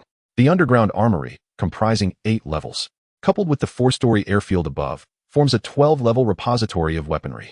Each floor features numerous passageways lined with numbered weapon storage units, each corresponding to different equipment. As the Black Wind smoothly navigates the corridor, its vast hull feels far from congested, able to glide effortlessly through the open doors of the storage units. Feng Liang checks his list, preparing for a venture into the depths of the forest, promptly excluding heavy weaponry in favor of personal gear to facilitate easier movement within the forest of all things. Soon, he arrives at the second subterranean level, predominantly filled with tactical backpacks and gear. He casually selects 6 sets, as per the information relayed from He Yuan, indicating that they would be 5 in total, including himself, thus requiring 6 sets of equipment. Each ensemble is meticulously tailored to fit the wearer's dimensions, eliminating concerns regarding size. Moreover, the gear he selects belongs to the latest developments utilizing nanoalloy materials, which provide insulation, shock absorption, and resistance against animal bites and attacks, ensuring agility in the forest while also protecting against mosquitoes and venomous snakes. Having chosen the appropriate attire, Feng Liang descends to the next level to select weaponry.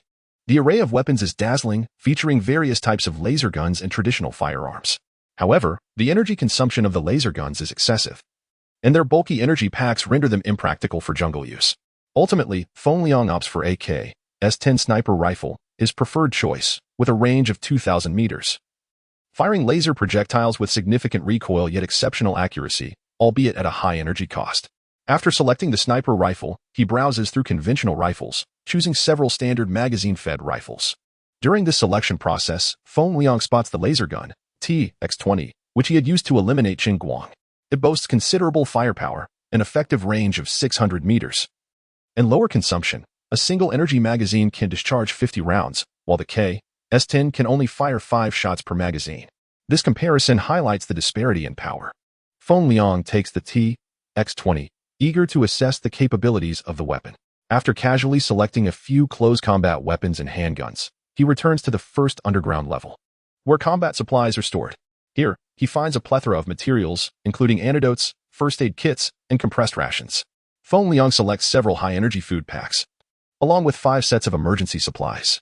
Having conducted extensive research on wilderness survival training during his time at school and having previously ventured deep into the forest, he possesses considerable experience.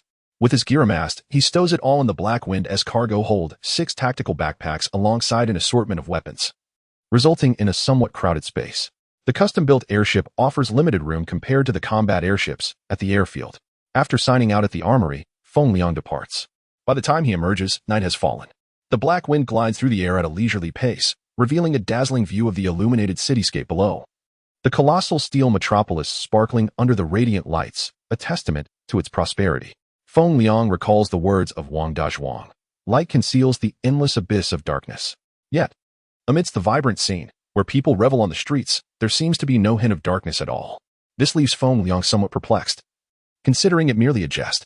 Upon returning home, he hastily goes through his evening routine before retiring to bed, as he had advised himself. Entering the depths of the forest necessitates a sharp mental state, making a good night's sleep essential. However, lying in bed, Feng Liang finds himself tossing and turning, his mind racing with the myriad of information and scenarios painted by Wang Dazhuang. Curiosity ignites a thrill within him, banishing any trace of fatigue. Suddenly, he recalls the recurring mention of the black box by Wang Dazhuang, a relic he was willing to risk his life to secure.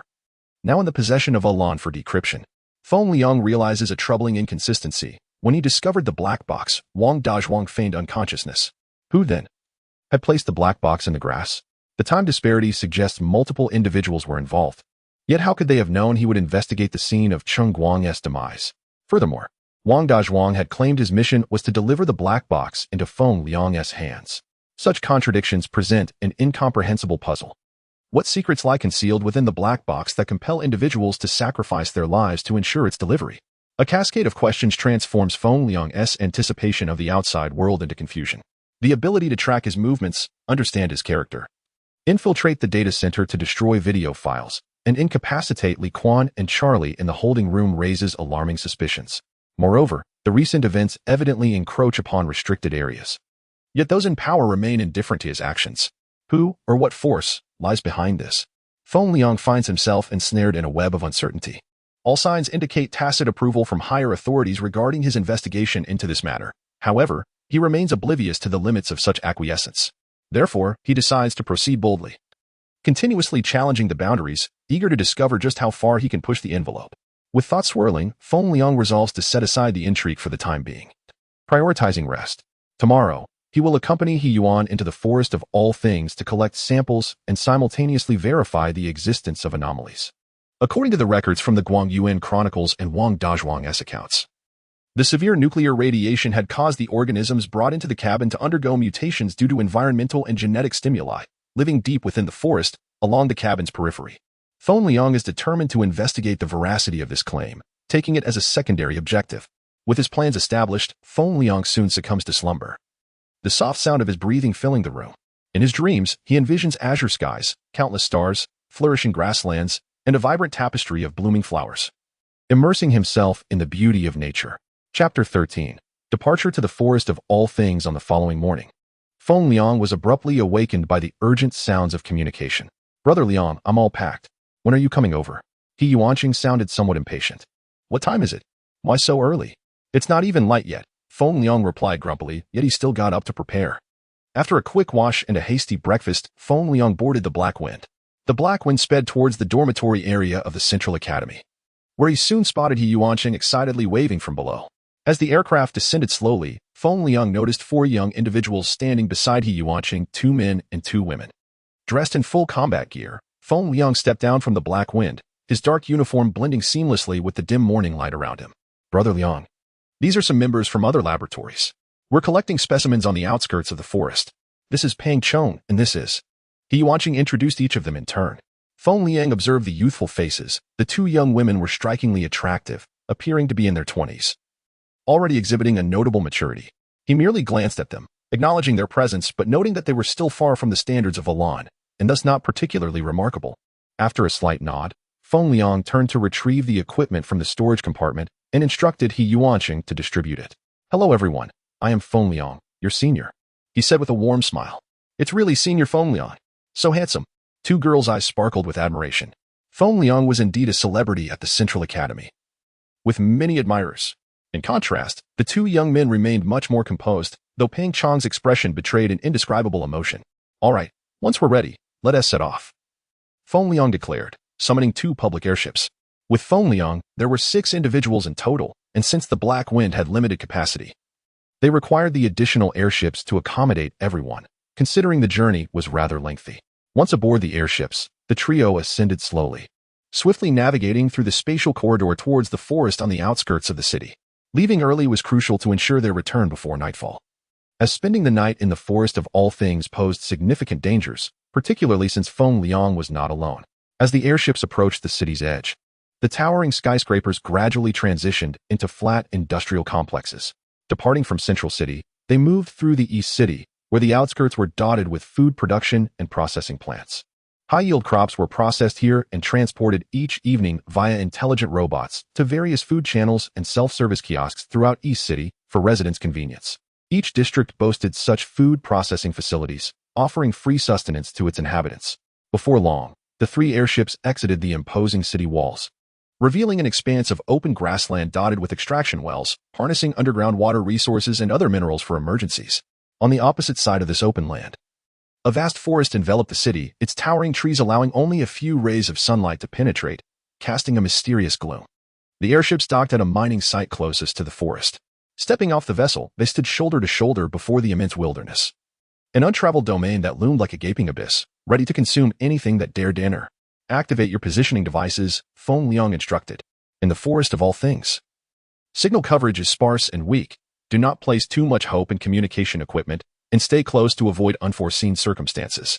Your backpacks contain food, first aid kits, and self-defense gear. Let us stay vigilant. I'll lead, the girls will stay in the middle, and Xiaocheng, you take the rear. After a brief arrangement, Feng Liang assisted in checking their weapons and gear before guiding the group into the shadowy depths of the forest. The towering canopy obscured much of the sunlight, creating an eerie atmosphere, occasionally interrupted by the distant chirping of birds. The group moved quietly. While the forest outskirts were relatively safe, it was still largely uninhabited, and most ferocious beasts tended to avoid this area. However, dangers lurked underfoot, with snakes, insects, and rodents commonplace, and aside from snakes, most creatures were social, meaning a careless step could lead to an encounter with a giant ant nest. In this desolate jungle, the ground was littered with decaying branches, leaves, and the remains of small animals, all contributing to the toxic miasma that permeated the air, concealing hidden perils. Feng Liang, armed with a pistol in his left hand and a dagger in his right, proceeded cautiously, prepared for any sudden developments. In such an environment, silence prevailed. Even the 2 usually chatty girls had fallen quiet.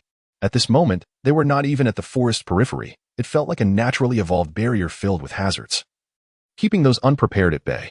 Venturing in without adequate preparation could result in becoming permanently lost within its depths. The heavy boots of the group crunched on the rotten foliage, and those behind followed Feng Liang's footsteps with utmost caution. Suddenly, a shrill scream shattered the stillness. Feng Liang turned swiftly to see Xiaoli, who had screamed in terror as a vividly colored snake dangled before her, the oppressive atmosphere amplifying her fright. The gear they wore safeguarded them against snake bites. The serpent had simply fallen from the branches above. Given the girl's fear, her reaction was entirely understandable. Feng Liang approached, grasped the vibrant viper, and after swirling it around a couple of times, tossed it aside. With limited biological resources, it was a common consensus among those entering the forest of all things to release creatures whenever possible, provided their lives were not endangered. This practice had allowed the forest to maintain a balanced ecosystem for centuries. Every system can achieve a relative state of equilibrium, provided external interference remains within tolerable limits. Exceeding those boundaries disrupts the balance. The forest within the capsule was not comparable to that outside. Its ecosystem was exceedingly fragile in relation to the capsule city. Human destruction could swiftly lead to the forest's demise. Just as he released the snake, Shaoli dashed into Feng Liang's embrace, weeping profusely, clearly traumatized. Having grown up in a sheltered environment, she was unaccustomed to such encounters, as her usual research samples were collected by laborers. Driven by curiosity and accompanied by Senior Feng Liang, she had ventured into the forest to witness a different world. Through the combat uniform, Feng Liang could still feel her softness against his chest, and with her arms dangling in midair, he was unsure whether to embrace her or not. Ultimately, he settled for gently patting her shoulder in a gesture of comfort. Pang Cheng watched with wide eyes, and Feng Liang sensed a wave of hostility enveloping him, prompting an innocent smile in response. After a considerable time of reassurance, Shaoli gradually steadied herself, wiped her tears, and returned to the original formation. However, the unexpected was only just beginning. Chapter 14, Shadows in the Mist. Everyone, hold on a little longer. We have nearly reached the area of obfuscation, and we shall soon enter the peripheral zone. Feng Liang, during his survival training, had ventured into the forest alongside seasoned instructors, acquiring a wealth of knowledge and skills along the way, rendering him quite experienced. The forest's edge was marked by a natural protective belt, divided into the ant and insect zone and the obfuscation zone. The ant and insect zone teemed with snakes, insects, rodents, and ants. However, due to their equipment, the dangers there were minimal. As long as one avoided the nest of 1,000 ants, the threats were manageable. The most perilous area was the obfuscation zone. Enshrouded in thick mist, it was rife with noxious vapors and the alluring scents emitted by various hallucinogenic plants, leading the unwary to lose their bearings and succumb within its depths. The mist acted as a barrier, preventing those outside the forest from entering while simultaneously restraining the creatures within. Stretching for hundreds of meters, the fog disrupted magnetic fields, rendering instruments and primitive compasses ineffective. Towering trees surrounded them, and the ground was barren save for decaying leaves, under which lay hidden lethal predators, such as venomous snakes and scorpions. In an environment where devices failed, the most rudimentary methods often proved the most effective. Feng Liang produced a tethering rope and secured it to each person's attire, for losing one's way here could mean the end of life itself. Once the tether was fastened, he instructed everyone to don their prepared gas masks from their backpacks. After confirming that all was in order, he removed the sharpshooter rifle from his back and activated the visor on his helmet. The visor could not penetrate the mist, but displayed temperature readings within a 50-meter radius, functioning as a body heat detector. It was highly probable that a ferocious beast might inadvertently wander into their midst. Encountering such a creature could be extraordinarily dangerous. The fog obscured visibility to less than 5 meters, while the keen senses of wild animals could detect humans from several dozen meters away. Within this limited range, by the time one reacted, it would likely be too late. Furthermore, finding sustenance in the mist was arduous, and encountering a famished beast in a half-blind state would yield dire consequences. Among the group, only Feng Liang and He Yuanqing held rifles, while the others stored their firearms, opting instead for daggers for self-defense, seeking a semblance of security. The visor was also restricted to Feng Liang and He Yuanqing, as the inexperience of the others would only burden them with unnecessary fear. Feng Liang was reluctant to permit them to wield firearms, for a panicked mishap could result in grave consequences. He led the way while He Yuanqing trailed behind, maintaining the rear. The group, carefully clutching the tether secured at their waists, advanced warily, for in this realm, titles of director or researcher held no weight. Under the laws of nature, all beings were equal. Bearing the responsibility for several young lives, Feng Liang dared not afford even the slightest negligence, especially as they were young lives from a technological research institute, whose value was immeasurable and whose futures impacted the entire project. Bang! Bang! Feng Liang fired at a shadowy figure in the distance. Through the visor, a streak of black laser-like projectile surged toward a crimson shape, an animal lost in this realm. Although its identity remained obscured, its size was unmistakable. Initially, Feng Liang had no intention of firing, but as the creature approached their direction, he was compelled to discharge his weapon to deter it and avert danger. With a successful hit, he watched as the red glow gradually faded from the visor, allowing him to proceed. Gather close, back to back, form a circular formation. Feng Liang's urgent voice echoed in their minds. Without the luxury of contemplation, the elite group swiftly complied, their backs pressed together. Although the cause of alarm was unclear, the gravity in Feng Liang's tone conveyed the severity of the situation. Simultaneously, He Yuanqing's breathing grew labored, as if he had glimpsed something terrifying. Silence enveloped them, punctuated only by the sound of their heavy breaths. A tension-laden atmosphere wrapping around the group, and the unknown fear induced a palpable panic among some, causing their bodies to tremble involuntarily. Feng Liang sensed their quaking, acknowledging their dread, yet he preferred to have them endure the uncertainty of fear rather than reveal the current scene. Within the visor, numerous red orbs materialized, converging around the spot where Feng Liang had just neutralized the beast. The scent of blood had drawn them in. Feng Liang pondered the peculiar abundance of wildlife in the obfuscation zone. It seemed illogical. Animals typically exhibited a more pronounced instinct for self-preservation than humans. The obfuscation zone radiated an undeniable aura of danger. Unless provoked by an even greater terror, creatures would not venture in lightly. Encountering one or two solitary beasts in the mist could be deemed unfortunate, yet now they faced a gathering, an epitome of ill fortune. Observing the congregation of hunters, Feng Liang surmised they were vying for the remains of the recently slain animal. Carnivorous creatures, this could pose a challenge, he thought to himself. In this precarious situation, Feng Liang dared not act impulsively. If he were alone, the decision might be simpler. However, with 6 individuals, including some relatively inexperienced, he resolved to remain still. With gas masks in place, they were impervious to the miasma of the mist, allowing them to wait and see if the beast would disperse after feasting on the carcass. As they remained unseen by the predators, "Let me provide you with a little extra meal," Feng Liang remarked, firing 2 more shots, causing 2 more red forms to vanish from view. They were shrouded in darkness, with the mist providing cover, and their ammunition remained sufficient. Huddled together, the 2 rifles could effectively surveil their surroundings, enhancing their safety. Indeed, after the 2 shots rang out, the red forms scattered, instinctively sensing the fear of death. Remaining rooted in place, hesitant to approach Feng Liang's position. The deterrent had taken effect, and the group maintained their formation, cautiously advancing. Throughout, Feng Liang's focus remained fixed on the assembly of beasts, uncertain of their next move. Feng Liang was reluctant to obliterate them all on this occasion, after all. Life was a precious gift. Observing the infrared distance gauge at his feet, he confirmed their direction and continued to move forward slowly. The infrared distance gauge was designed to ensure that both feet covered equal ground, allowing him to discern discrepancies in stride length, thus ensuring a straight path. Typically, human legs are not perfectly symmetrical, and even slight variations can lead one to unwittingly veer off course in an unclear environment, resulting in a disorienting detour. The instructor who had initially guided Feng Liang into the forest had imparted numerous practical skills, equipping him to make judicious choices in such environments and ensuring his survival amidst the wilderness. In this forest devoid of maps, one could only rely on instinct, underscoring the paramount importance of experience. Chapter 15. Confronting the wolves. The small team, encircled, gradually dispersed, leaving 4 unarmed individuals in the center. With Feng Liang and He Yuancheng positioned at either end, cradling their rifles in a protective stance, they moved in this formation, with Feng Liang opting to take a circuitous route to avoid drawing too close to the pack of beasts, remaining within the range of his thermal scope to monitor their movements at all times. As they cautiously advanced, He Yuancheng's voice crackled through the earpiece. "Brother Liang, they are still following us." Hearing the slight tremor in He Yuancheng's voice, Feng Liang paused momentarily, vigilant, calculating that if the wolves came within 30 meters, he would take them down without hesitation. Feng Liang assessed the situation, more than a dozen beasts, and with his reflexes and shooting accuracy, he was confident he could eliminate them before they reached him. Upon hearing Feng Liang's reassurance, He Yuancheng relaxed his grip on the rifle slightly, trusting his brother. Feng Liang had never faltered in his judgment. If he said 30 meters, then he could undoubtedly handle the situation within that distance. Thus, the small team and the pack of wolves trailed each other, neither rushing, with the wolves maintaining their distance, seemingly aware that following the group would lead them out of the accursed fog. Clearly, they had made the right choice.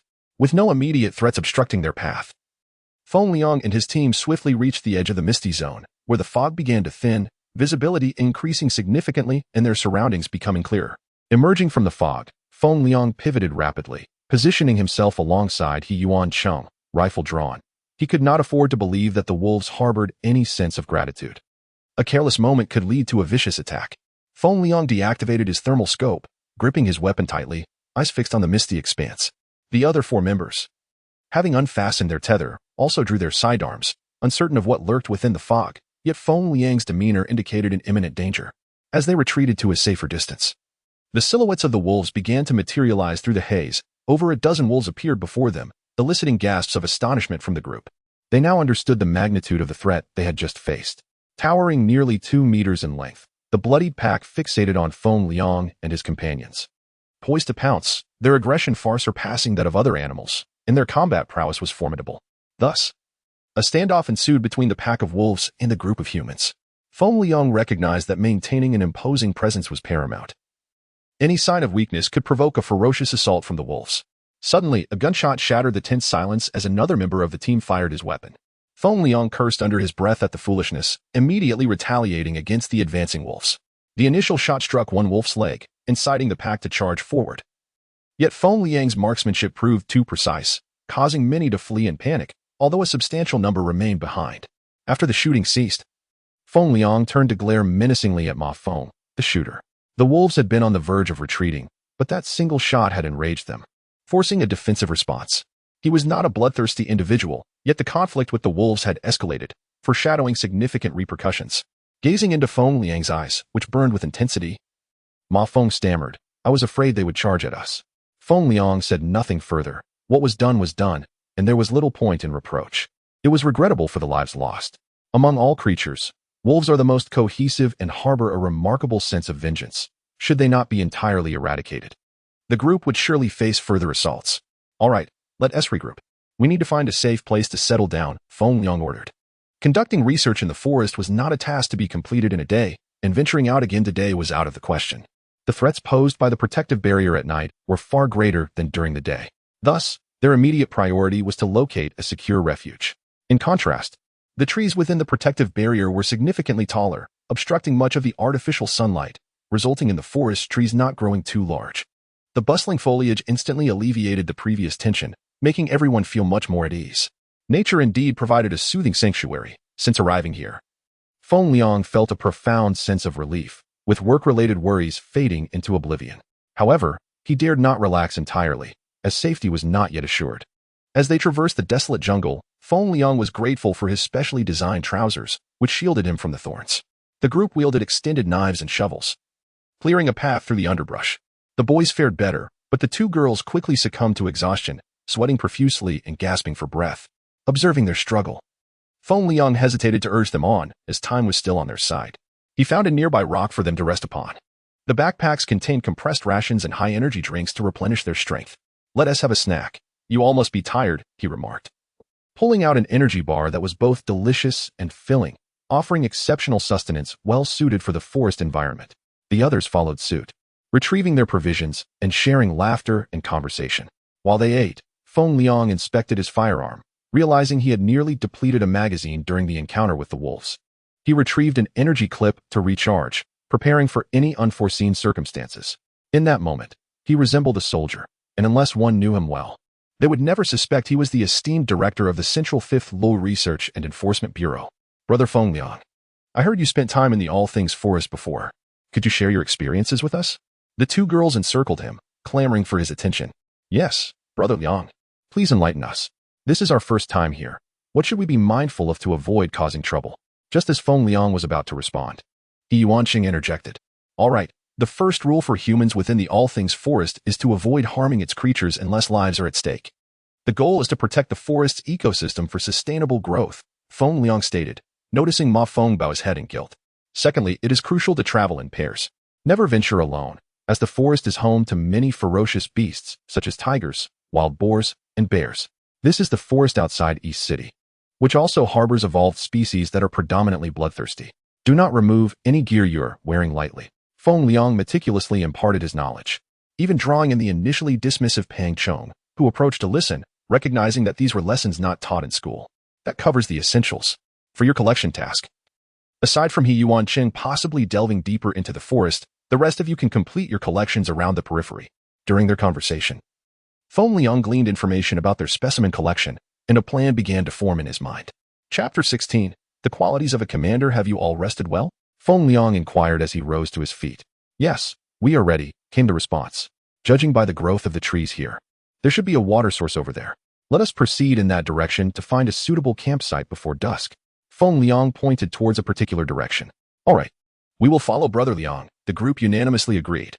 In this wilderness, Feng Liang stood as the sole experienced individual, his capabilities unmatched. In such primal conditions, strength reigned supreme, and titles held little significance. Although their purpose was merely to collect samples, they adhered to the principle of strength. Make sure to leave no trace behind.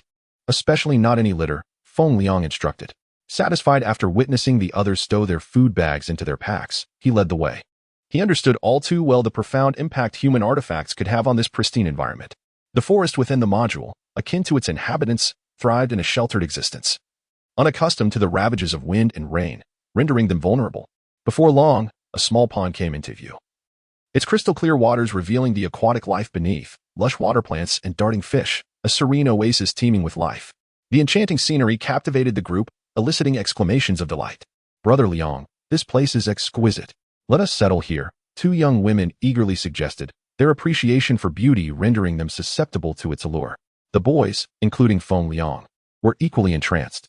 Having grown up amidst urban landscapes dominated by concrete structures, the sight of such natural beauty was a rare treat. "This shall do," Feng Liang decided. Noting two large stones by the pond, half submerged in water, these stones would serve as effective barriers against potential wild animal attacks. While the scenery was enchanting, this site was likely a drinking point for local fauna, and selecting a proper campsite was paramount to avoid becoming prey.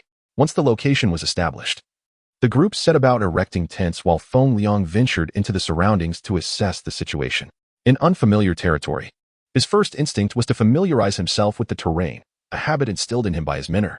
He not only surveyed the landscape, but also analyzed animal droppings to estimate the species and numbers nearby, allowing him to implement appropriate precautions for a restful night's sleep. In the wilderness, a good night's rest was crucial for the vitality of the next day. "What is this?" Feng Liang mused, discovering a small patch of pristine white paper beside a large tree. It bore no markings, resembling the commonplace office paper found in the module. While not unusual in itself, its presence here was perplexing. Due to its high biodegradability, it would typically degrade quickly in humid conditions, yet this fragment remained unblemished, indicating it had been placed recently, certainly within the last 3 days. Its glaring whiteness made it easily noticeable. "Someone has been here," Feng Liang noted, yet aside from the paper, he found no other signs of activity. "It seems to be true," he squinted, cautiously observing his surroundings. This expedition into the vast forest was not only to protect He Yuanqing and others in their sampling endeavors, but also for him to confirm the situation at the core of the wilderness. After a thorough search yielded no further evidence, Feng Liang fashioned some traps and warning devices before retracing his steps. "This venture may yield results," he pondered silently. His sense of vigilance heightened. "Brother Liang, you're back. I've set up your tent," He Yuanqing called out as he spotted Feng Liang approaching. "Brother Liang, there are so many fish in this pond. Pang Chong caught a few, and they're preparing them now. We will feast on fish tonight," He Yuanqing exclaimed with enthusiasm. After a brief caution about fire safety, Feng Liang retreated into the tent that He Yuanqing had prepared, intent on formulating a strategy. As twilight descended, a tapestry of colorful stars emerged in the sky, the massive module shell resembling a great lid, shrouding the distant steel metropolis in the wilderness alike. Enveloping Feng Liang's heart in contemplation. "Brother Liang, come out for grilled fish." Li Qin's cheerful voice rang out from outside the tent. Stepping out, Feng Liang beheld a lively scene by the pond, where He Yuanqing and the others had kindled a campfire, savoring the grilled fish together. He felt momentarily at a loss, questioning whether they had come to the wilderness to collect samples or to picnic, complete with seasonings. The campfire was essential, as long as they remained vigilant against potential blazes. The warmth it provided would stave off the night's chill. Although their combat attire offered some protection against the cold, the fire would also deter nearby predators. Approaching the fire, Feng Liang shifted the collected firewood back, ensuring it was a safe distance from the flames to prevent any risk of ignition. "Brother Liang, try this freshly grilled fish. I made it myself," Li Qin said, sitting beside him with a plate of fish. "How is it? Is it delicious?" she asked, her large, expressive eyes fixed on him. "Yes, it's quite good," he replied, lowering his gaze to eat. Li Qin was strikingly beautiful, her sparkling eyes and short hair lending her a playful charm. She sat beside him with her chin resting on her hands, revealing glimpses of her fair skin. Although not as voluptuous as Olan, she possessed an alluring figure that made Feng Liang's cheeks flush with embarrassment. Noticing his discomfort, Li Qin realized she had left a button of her tactical suit undone, her face turning crimson as she quickly adjusted herself. In that moment, Feng Liang felt no animosity. Glancing towards Pang Chong, he observed him playfully teasing Xiao Li, finally understanding the source of the earlier tension, which brought a sheepish smile to his face. Among them was Ma Feng, a bookish individual who sat alone, relishing a fish. Feng Liang approached him to strike up a conversation. "As a behavioral researcher, you must comprehend the peril of your actions this morning. Confronting a pack of wolves, if we had matched their ferocity, we could have neutralized the threat in one go. Yet, Now we find ourselves in a precarious situation. Feng Liang paused, studying Ma Feng intently, seemingly awaiting a response. I'm sorry, Brother Liang. I was overwhelmed with fear. I had never encountered a real wolf pack before, let alone a fierce one. Their bloodthirsty aura intimidated me, and I lost control. Ma Feng confessed, guilt-ridden. As an animal behavior researcher, he understood the wolves' vengeful nature all too well. Once they bore grudges, they would not relent until blood was shed. Reflecting on his earlier actions, he recognized the folly he had committed. Had it not been for Feng Liang's precise shooting and adept experience driving the wolves away, their fate could have been dire. Seeing Ma Feng's remorseful expression, Feng Liang softened his tone. He was not there to cast blame. He was neither petty nor vindictive. Everyone fears them. You are not alone. I was also quite anxious, just slightly more composed than you. After all, they were a pack of ferocious wolves. The events have transpired, and regret is futile. As the expert in this area, you should be able to devise a solution, correct? Feng Liang inquired earnestly. I will find a way to atone for my actions and defuse this ticking time bomb. Trust me, Brother Liang, Ma Feng assured him confidently. Upon hearing Ma Feng affectionately refer to him as Brother Liang, Feng Liang understood that he had achieved his objective. His primary aim was to dissolve the discord between them. As a cohesive team, they could not harbor dissent, for such feelings would act as a ticking time bomb, potentially inflicting grave harm at any moment. Well, I trust you. Make the most of your strengths. Consider this an opportunity for practical experience. Do not be overly anxious. It is not a monumental issue, Feng Liang reassured him. Enjoy the fish. Do not overthink. Rest well tonight, and tomorrow, we shall gather samples. He interrupted Ma Feng's impending words, as he did not require any assurances from him. Regarding the matter of the wolf pack, he preferred not to place his hopes in others, nor did he wish to dwell in the shadows of uncertainty. As long as Ma Feng held no resentment in his heart, that sufficed. Feng Liang contentedly savored the grilled fish. Noticing this, Ma Feng refrained from further comment and focused on devouring the fish, silently promising himself to resolve the current crisis and not to disappoint Brother Liang. At that moment, Feng Liang's leadership skills were vividly on display. A group of young individuals gathered around the campfire, laughing, sharing stories, and singing, activities unimaginable in the city, allowing their true natures to emerge. As the night deepened, the flames of the campfire continued to blaze, while the group rested. The 6 of them divided into 3 pairs, taking turns to keep watch, ensuring safety while conserving energy. The firelight danced upon Feng Liang's handsome face, yet his thoughts were consumed by the fragment of paper and the rumors he had encountered earlier that afternoon, oblivious to Li Qin, who had fallen asleep against his shoulder. The truth would reveal itself in due time. However, they first needed to be escorted away. Keeping them close would inevitably pose a complication. Feng Liang contemplated his plans while casting glances toward the tents shrouded in darkness. It was then that he noticed Li Qin, her delicate features illuminated by the flickering flames, her long eyelashes fluttering gently, the sweet scent unique to her as a girl wafted toward him, delightful and captivating. After a moment of appraisal, he diverted his gaze, inexplicably reminded of Olan. The memory of her playful demeanor brought an involuntary smile to his lips. Thus, by the tranquil waterside, beside the crackling fire, with the night breeze stirring and the stars twinkling above, a breathtaking tableau unfolded. Although Feng Liang's thoughts lingered on another girl far away in Central City, it did nothing to diminish the beauty of the moment. Chapter 17. The calm before retreat. Nighttime always passes swiftly. As the sky gradually brightens and the artificial sun emits its usual gentle glow, Feng Liang steps out of the tent, diligently preparing his gear and filled with enthusiasm for the day ahead. One by one, the others emerge from their tents, inhaling the sweet, crisp morning air, a stark contrast to the polluted atmosphere of the city. After consuming some high-energy rations and organizing their equipment, Feng Liang leads the group in collecting research specimens. Xiaoli and Pang Chong focus on studying plants, seeking to discover a new type of high-yield crop. After several hours of wandering through the outskirts, they stumble upon a small shrub that boasts dozens of delicate flowers blooming on a single stem. Feng Liang cannot name the species, yet he marvels at the resilience of life.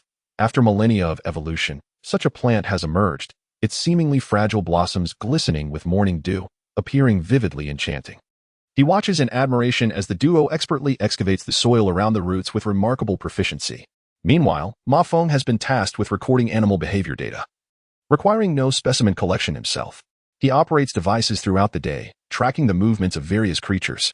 Li Qin's assignment proves more complex. The group spends an entire day locating the amphibious species she needs, organisms capable of traversing air, land, and water. Despite the arduous process, they ultimately succeed, leaving only the collection of remote biological specimens to complete. As the fleeting day draws to a close, night falls and the group gathers around the campfire, engaging in discussions about their respective projects and exchanging ideas. Well, everyone's tasks are complete. We should plan to return first thing in the morning. Feng Liang expresses his thoughts. He recognizes the necessity of delving deeper into the forest, both to assist He Yuancheng in specimen collection and to investigate the mysteries surrounding the capsule's exterior, such as the wolves being driven into the woods and the discovery of paper fragments, which is no mere coincidence. Venturing further into the forest presents numerous dangers, and bringing along companions who possess little combat capability undoubtedly increases the difficulty of the mission and jeopardizes their safety. Feng Liang is acutely aware of the terrifying threats lurking in the depths of the forest, even he might not escape unscathed. The others hesitate, especially Li Qin and He Yuanqing. Though Feng Liang appears relaxed, they understand this journey will not be as effortless as he makes it seem. They feel torn between their concern for his safety and their own limited abilities, fearing that accompanying him might only impede his progress. Brother Liang, He Yuanqing begins, but Feng Liang interrupts, decisively stating, "Let us settle on this. Everyone should rest well. Tomorrow morning, I will take you all out. Once we return, we can conduct thorough research to strive for success for the benefit of our fellow citizens, as your studies are pivotal to the capsule's development." Feng Liang cuts off He Yuanqing's words, turning to check the equipment instead. In the forest, he often conducts equipment inspections, as his coach once advised him to maintain gear stability in such an environment for safety assurance. Having encountered crises before, he seizes every opportunity to meticulously inspect his equipment, for any malfunction could pose a life-threatening risk. The group exchanges glances, having faced several dangers throughout the day. Had it not been for Feng Liang's quick thinking, their mission would not have concluded so smoothly. Yet, they all recognize that departing is the wisest choice. They do not wish to become burdens.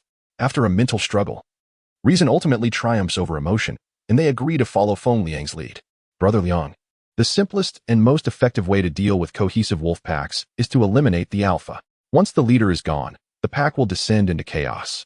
Preventing organized retaliation, Ma Feng suggests a solution to Feng Liang. Understood. If we encounter a wolf pack, can you identify which one is the alpha? Feng Liang counters.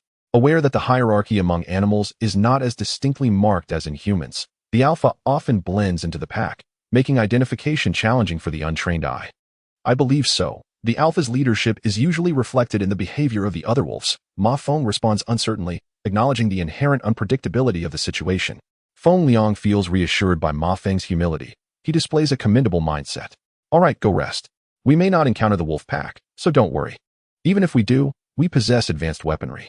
I doubt a mere pack of beasts can withstand our force, he reassures Ma Feng, while mentally strategizing for potential wolf encounters. Ma Feng's suggestion aligns with his coach's teachings, yet Feng Liang has never had the opportunity to put this advice into practice, as actual confrontations with vengeful wolf packs are rare. Nonetheless, like Feng Liang muses, he harbors little fear. As long as he wields a weapon, he feels confident. His reputation as a shooting champion is well earned, and his skills are indisputable. After dismissing Ma Feng, Feng Liang resumes his equipment inspection, now with an even deeper understanding of its significance. Should they indeed face a wolf pack, he must ensure his firearms are in perfect working order. Brother Liang, He Yuanqing approaches, eager to speak, but falters upon meeting Feng Liang's gaze. Return your gear to me. Tomorrow I'll assign you a task. Ensure everyone's safety as we exit. I will guide you through the maze and the insect zone. That area presents no significant challenge with proper equipment. Do you have confidence? Feng Liang confidently addresses He Yuanqing, who he regards as a younger brother. Hoping he can stand on his own as a man, one must endure storms to grow. Yes, I will ensure their safe passage, He Yuanqing promises earnestly. Very well. Let us rest early tonight. The four of them will take shifts, allowing the two girls to rest. We need to conserve our energy for what may be a troublesome return tomorrow, Feng Liang whispers, ensuring only He Yuanqing can hear. Understanding Feng Liang's concerns, He Yuanqing refrains from further discussion and joins him in checking the equipment. The others remain silent, with Ma Feng and Pang Chong taking their shifts, allowing the two women to rest, a commendable gesture of chivalry. Feng Liang silently admires their actions, though he internally criticizes their outdated notions of masculinity. Nevertheless, he refrains from voicing his thoughts, knowing that enduring one night without issue will not have a significant impact. That evening, gathered around the campfire, the group converses about the future, aspirations, and ambitions. Feng Liang listens intently to these young individuals share their dreams. Despite being only a few years older, their mindsets differ vastly. As the night deepens, they reluctantly retire, leaving only Pang Chong and Ma Feng to keep watch. Each harbors differing thoughts and concerns. The uncertainty of their next reunion after escaping the forest lingers in their minds. Perhaps they will never share such moments again. Feng Liang, however, is free from such sentiments. He is solely focused on conserving his energy to confront whatever challenges may arise the following day.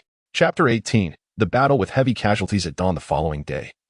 After capturing the moment with photographs, the group commenced their return journey, retracing their steps to minimize risks. Their familiarity with the route afforded them a sense of security against unforeseen dangers. Soon, they arrived at the large boulder they had encountered earlier, and the area of confusion came into view. This stretch of path was perilous. Should a ravenous pack of wolves appear, it would pose a grave threat. With a sense of caution, Feng Liang stowed his pistol and dagger, removing the sharpshooter's rifle from his back, the T-X20, the very weapon that had felled Qing Guang. With a range of 600 meters and formidable power, it was capable of effortlessly dispatching the leading wolf. He cradled the T-X20 in his arms, while the K-S10 on his back was fully charged and primed for action, a testament to Feng Liang's meticulous preparations. He Yuancheng Ma Feng and Peng Chong also held their sharpshooters, set to automatic mode, with fully loaded magazines ready to deliver a devastating blow to any approaching wolves. The group formed a protective circle around the two young women, maintaining vigilance as they advanced cautiously. As anticipated, the wolves retaliated. A howl reverberated through the forest, and the rustling sounds from the west suggested they were encircled. From the sounds alone, it was clear that the wolves were preparing to pounce, lying in wait for a command to strike, ready to rend the group asunder. Fear enveloped Feng Liang and his companions. The grip of the two girls on their weapons turned purple, and the boys trembled uncontrollably. Yet, despite the life-threatening crisis, they managed to maintain a semblance of composure, which was no small feat. Feng Liang raised the T-X20, his gaze scanning the surroundings with cold determination, poised to eliminate the alpha wolf with a single shot. However, the alpha wolf remained elusive, seemingly aware of Feng Liang's intentions. Their current situation was dire, with the wolves camouflaged amid the dense underbrush, masters of concealment, waiting for the opportune moment to strike. In this perilous predicament, Feng Liang spotted a patch of grass that was relatively sparse, where the formidable bodies of the wolves could not easily hide. Yet, he hesitated to move, uncertain of when the alpha would issue the command to attack. Entrapped in a standoff, the tension was palpable, and this time it felt more precarious than before. The wolves, as astute hunters, awaited the moment of confusion among their prey to strike with minimal risk. Feng Liang could not help but admire the wolves' tactical prowess. After approximately 10 minutes, Feng Liang perceived the fatigue in Peng Chong and Ma Feng. Their overnight vigil combined with the mental strain of their life-or-death situation was taking its toll. He knew they could not afford to linger any longer, otherwise, hope would slip away. Just a pack of beasts, what more can they conjure? Feng Liang cursed, lifting his weapon and firing a precise shot at the brush where the disturbance had originated. The others quickly followed suit, aiming at the spots where sounds had emanated. Indeed, after a flurry of gunfire, a wolf's mournful howl echoed from the thicket, followed by a barrage of bullets until the howling subsided into silence. Feng Liang decisively activated the thermal scope. Although it had previously obstructed his view, he could no longer afford to hesitate. The sight that greeted him made him gasp. Typically, a pack of wolves numbering a dozen was considered substantial. However, his scope revealed a staggering multitude of red heat signatures. He realized they were likely facing overwhelming odds. Yet he forced himself to remain calm. According to Ma Feng and the instructor, eliminating the alpha wolf could offer a glimmer of hope. He pushed aside thoughts of why the wolves displayed such unusual behavior. Survival was paramount. Feng Liang swiftly exchanged the T-X20 for the K-S10. Given the density of the wolves, a powerful, low-ammunition weapon was less advantageous than a fully automatic rifle, which offered a clear edge in this dire situation. After another round of gunfire, the wolves remained unervingly still. How can they maintain their composure? Feng Liang thought, feeling a surge of irritation. The wolves had provoked him, yet he kept his cool. Directing the group's movements with precision, they could not falter now. Any disarray would provide the wolves with the opportunity they sought. Feng Liang instructed everyone to maintain formation as they gradually approached the previously identified open grass area. Once there, the wolves would lose their cover, and their flesh would be vulnerable to the onslaught of firearms. As the group inched closer, the distance dwindled 50 meters, 40 meters. When they were still 30 meters away, the alpha wolf seemed to perceive Feng Liang's intent. An enraged howl rang out, serving as a rallying cry for the rest of the pack. The surrounding grass began to shake violently, and massive wolves, each measuring nearly 2 meters in length, sprang from the underbrush, launching themselves toward Feng Liang and his companions. Just a pack of beasts. Feng Liang bellowed defiantly, unleashing a torrent of gunfire. Executing his marksmanship with utmost precision, Each shot found its mark, striking down wolves mid-leap, their anguished cries filling the air. Yet, not all were as skilled as Feng Liang. Despite their training, the chaos of battle could not be compared to the training field. Though they managed to hit some wolves, most were merely momentarily repelled, failing to inflict any fatal wounds. The encirclement of the pack gradually tightened, and the area of fire suppression shrank. The 4 rifles exchanged shots, reloading in a seamless rhythm to maintain constant fire. While issuing commands, Feng Liang marveled at the ferocity of the wolves' retaliation. He raised his weapon once more, shooting a wolf mid-leap, obliterating half its skull. It fell lifelessly to the ground, blood and brain matter splattering everywhere. Quickly move towards that patch of grass. We can't hold out much longer. Feng Liang's voice rose above the din of gunfire, galvanizing the group into action. They abandoned their cautious pace, hastening toward the open area where their chances of survival would greatly improve. Despite having shot several wolves, their numbers paled in comparison to what Feng Liang had observed earlier. Less than a third had been accounted for. If their ammunition ran out or the wolves breached their fire line, their fate would be sealed. As they retreated while firing, an unexpected turn of events unfolded. At last, their fire line was breached. During a moment of reloading, Ma Feng was startled by a wolf that suddenly lunged at him, causing him to fumble with the energy clip and preventing him from firing. The wolf sank its teeth into his leg, its massive jaws tearing at him as he fell to the ground. This stumble created a gap in their formation, precisely what the wolves had been waiting for. Upon seeing Ma Feng go down, Feng Liang quickly fired at the wolf clinging to his leg, dispatching it. Yet, even in death, the creature refused to relinquish its grip, leaving Ma Feng incapacitated and unable to rise, let alone move. Feng Liang desperately sought to rush to Ma Feng's side to rescue him, only to be thwarted by several wolves that emerged nearby. With remarkable speed, he eliminated the obstructing wolves, but by the time he turned back, Ma Feng was already beset by 4 or 5 of the beasts. Despite wearing battle armor, blood flowed profusely from his wounds, and anguished cries echoed in the air. I cannot possibly be overpowered by mere beasts. Feng Liang had utterly lost his sanity. However, the onslaught of the wolf pack grew increasingly ferocious, as if they were endless. Feng Liang, consumed by rage, wielded the S-20, which spat fire like the scythe of death, mercilessly reaping the lives of the vibrant creatures. Yet, relying solely on himself proved insufficient to withstand the relentless swarm. The defensive line had crumbled. The squad lacked experience and failed to quickly reorganize their firepower. One by one, the wolves charged recklessly, akin to fearless warriors facing death. Feng Liang, witnessing Ma Feng being torn apart by the pack and barely holding on in his battle armor, realized the grim fate that awaited him. Brother Liang. Ma Feng turned towards Feng Liang, aware that his end was nigh. He regretted his earlier actions, knowing that if he hadn't fired his weapon and provoked the wolves, this catastrophe could have been avoided. Deep remorse and guilt clouded his eyes. Ultimately, the battle armor was shredded, unable to withstand the mighty jaws of the wolves. Ma Feng was violently torn to pieces, his wide-open eyes reflecting sheer unwillingness. Feng Liang's heart trembled, but there was no time for sorrow. More wolves swarmed around him, occasionally inflicting harm despite being swiftly dispatched. Their injuries multiplied, and even the girl sheltered in their midst sustained wounds. In an instant, they found themselves in a dire predicament. But no one had the luxury of concern in that moment. After enduring countless hardships, they finally broke through the encirclement of wolves, reaching the edge of a vast, shallow grassy area. Though they still faced the threat of wolves, at least here, they need not worry about sudden ambushes from the underbrush. Feng Liang slung the T-10 across his body, drew his pistol with his left hand, and continued firing, while his right hand skillfully loaded an energy clip into the charging port. As long as he could see the wolves, he felt confident in his aim. Each wolf within his line of sight became a moving target. The pistol's power, while not comparable to a rifle, was more than sufficient to take down the wolves. He needed to fully charge his weapon. Once in his domain, the slaughter would commence. Throughout the ordeal, the Wolf King remained hidden, and with the pack suffering heavy losses, he still did not reveal himself. Feng Liang understood that the king of such a terrifying horde commanded immense respect, capable of making such a vast number of wolves willingly serve as cannon fodder. To the unseen Wolf King lurking in the shadows, Feng Liang felt a measure of trepidation. Soon, Feng Liang completed the reloading process.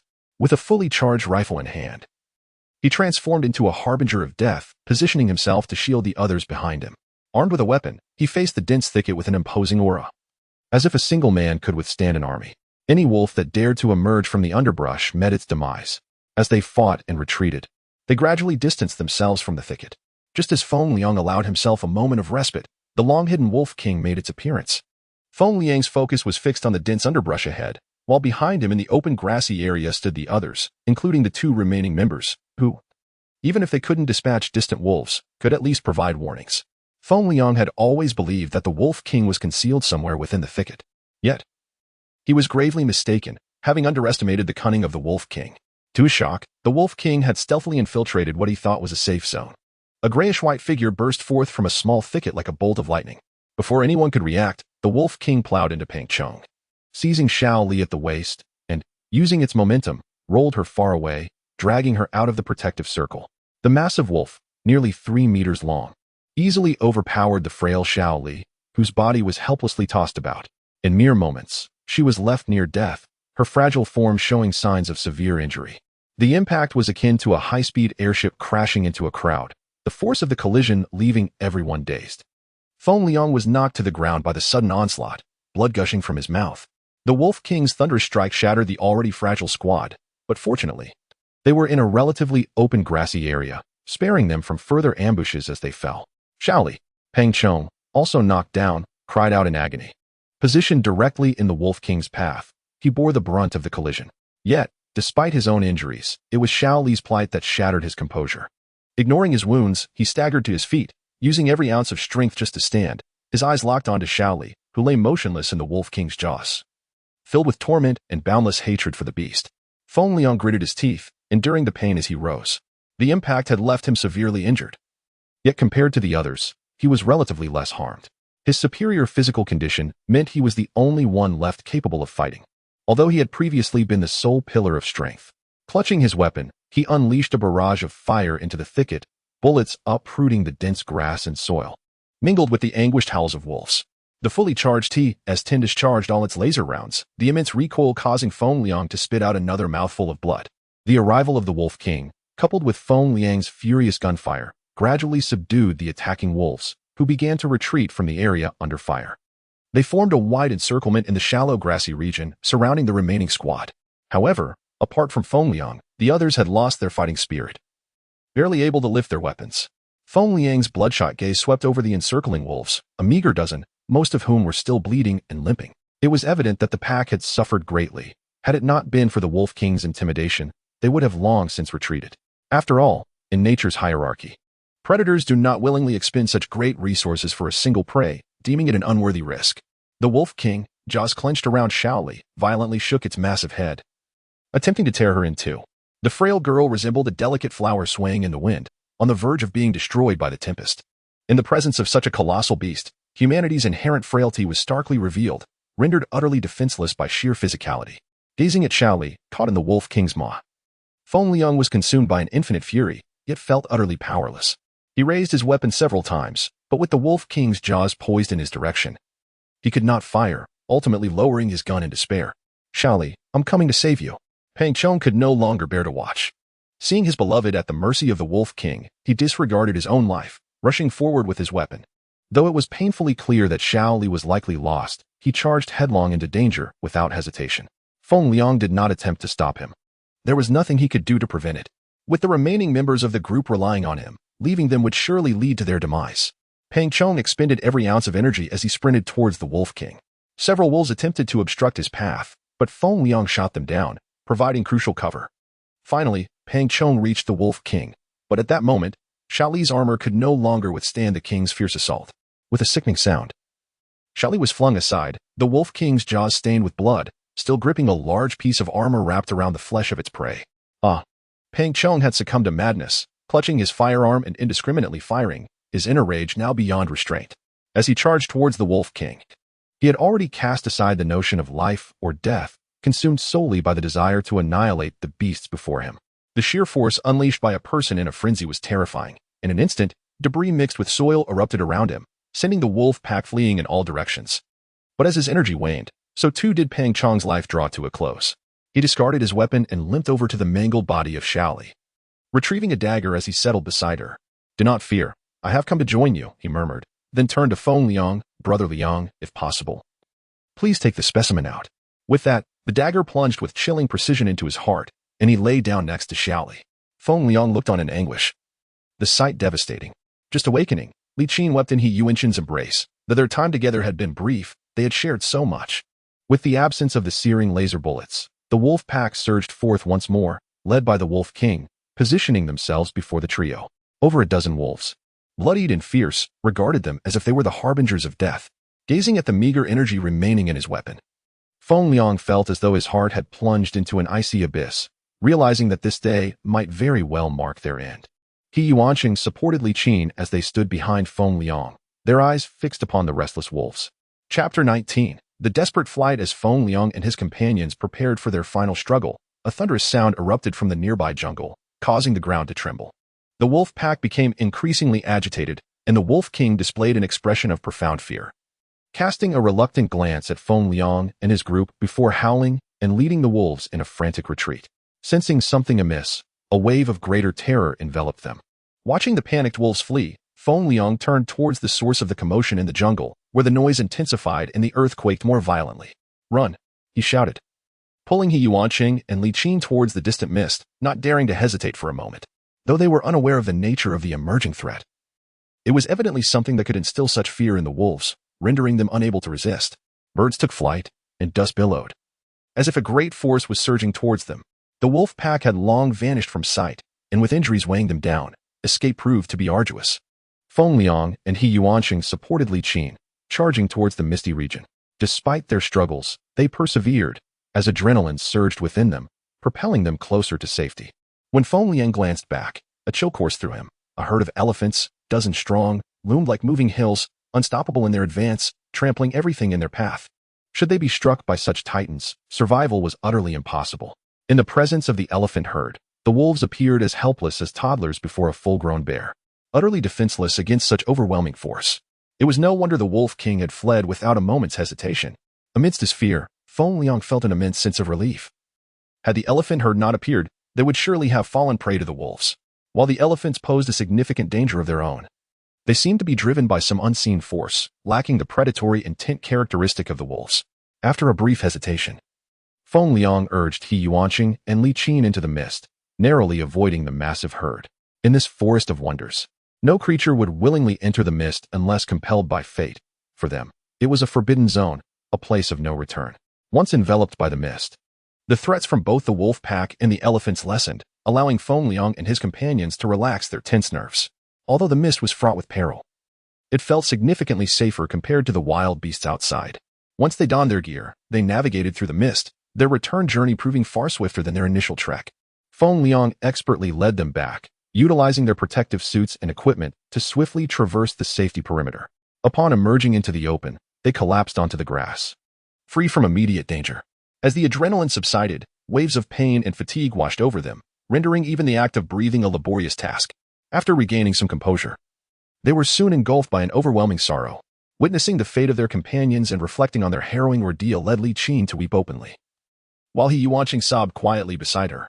Feng Liang, too, succumbed to a profound silence, haunted by memories of Ma Fei and Pang Chong's final moments, as well as the grim fate of Xiao Li, torn apart by the Wolf King. Their collected specimens remained behind, a testament to the grievous losses of this expedition into the Forest of Wonders. Feng Liang pondered the colossal wolf pack, the Wolf King, and the massive herd of elephants that had appeared, consumed by confusion about the events unfolding in the forest. What had provoked such upheaval among these creatures? Had it not been for the wolves, this expedition for specimens would have been perilous yet uneventful. Instead, they had lost 3 skilled researchers, each an elite with significant training costs. Feng Liang felt the weight of responsibility, albeit he recognized that his self-reproach ran deeper. While the calamity was not directly his fault, his failure to protect them had led to their eternal entrapment in the forest, their bodies denied even a proper farewell. "Brother Liang, it's not your fault. No one could have foreseen such circumstances," He Yuanqing comforted, recognizing Feng Liang's guilt. His words rang true. No one could have anticipated the chaos that had unfolded at the forest's edge. "Yes, let us return," Feng Liang replied, summoning the black wind, which swiftly approached them. A plume of pale blue flames erupted as the black wind ascended, soaring towards the distant city of the module. Feng Liang, caressing his wristband and gazing at the black wind's control interface, murmured to himself, "If only the forest allowed airships to enter, you would not be left behind. Rest assured, I shall fulfill your unspoken wishes." He understood that the forest's ban on airships was not solely to protect the flora and fauna from the destructive potential of such vehicles, but also due to the operational reliance of airships on 2 primary forces: energy derived from nuclear fusion and magnetic levitation. This necessity for specialized metallic flooring within the city minimized energy consumption, allowing the airships to operate efficiently for extended periods. In the forest, the absence of such specialized ground rendered the magnetic levitation system inoperative, transforming the propulsion mechanism into a liability that required excessive energy to function.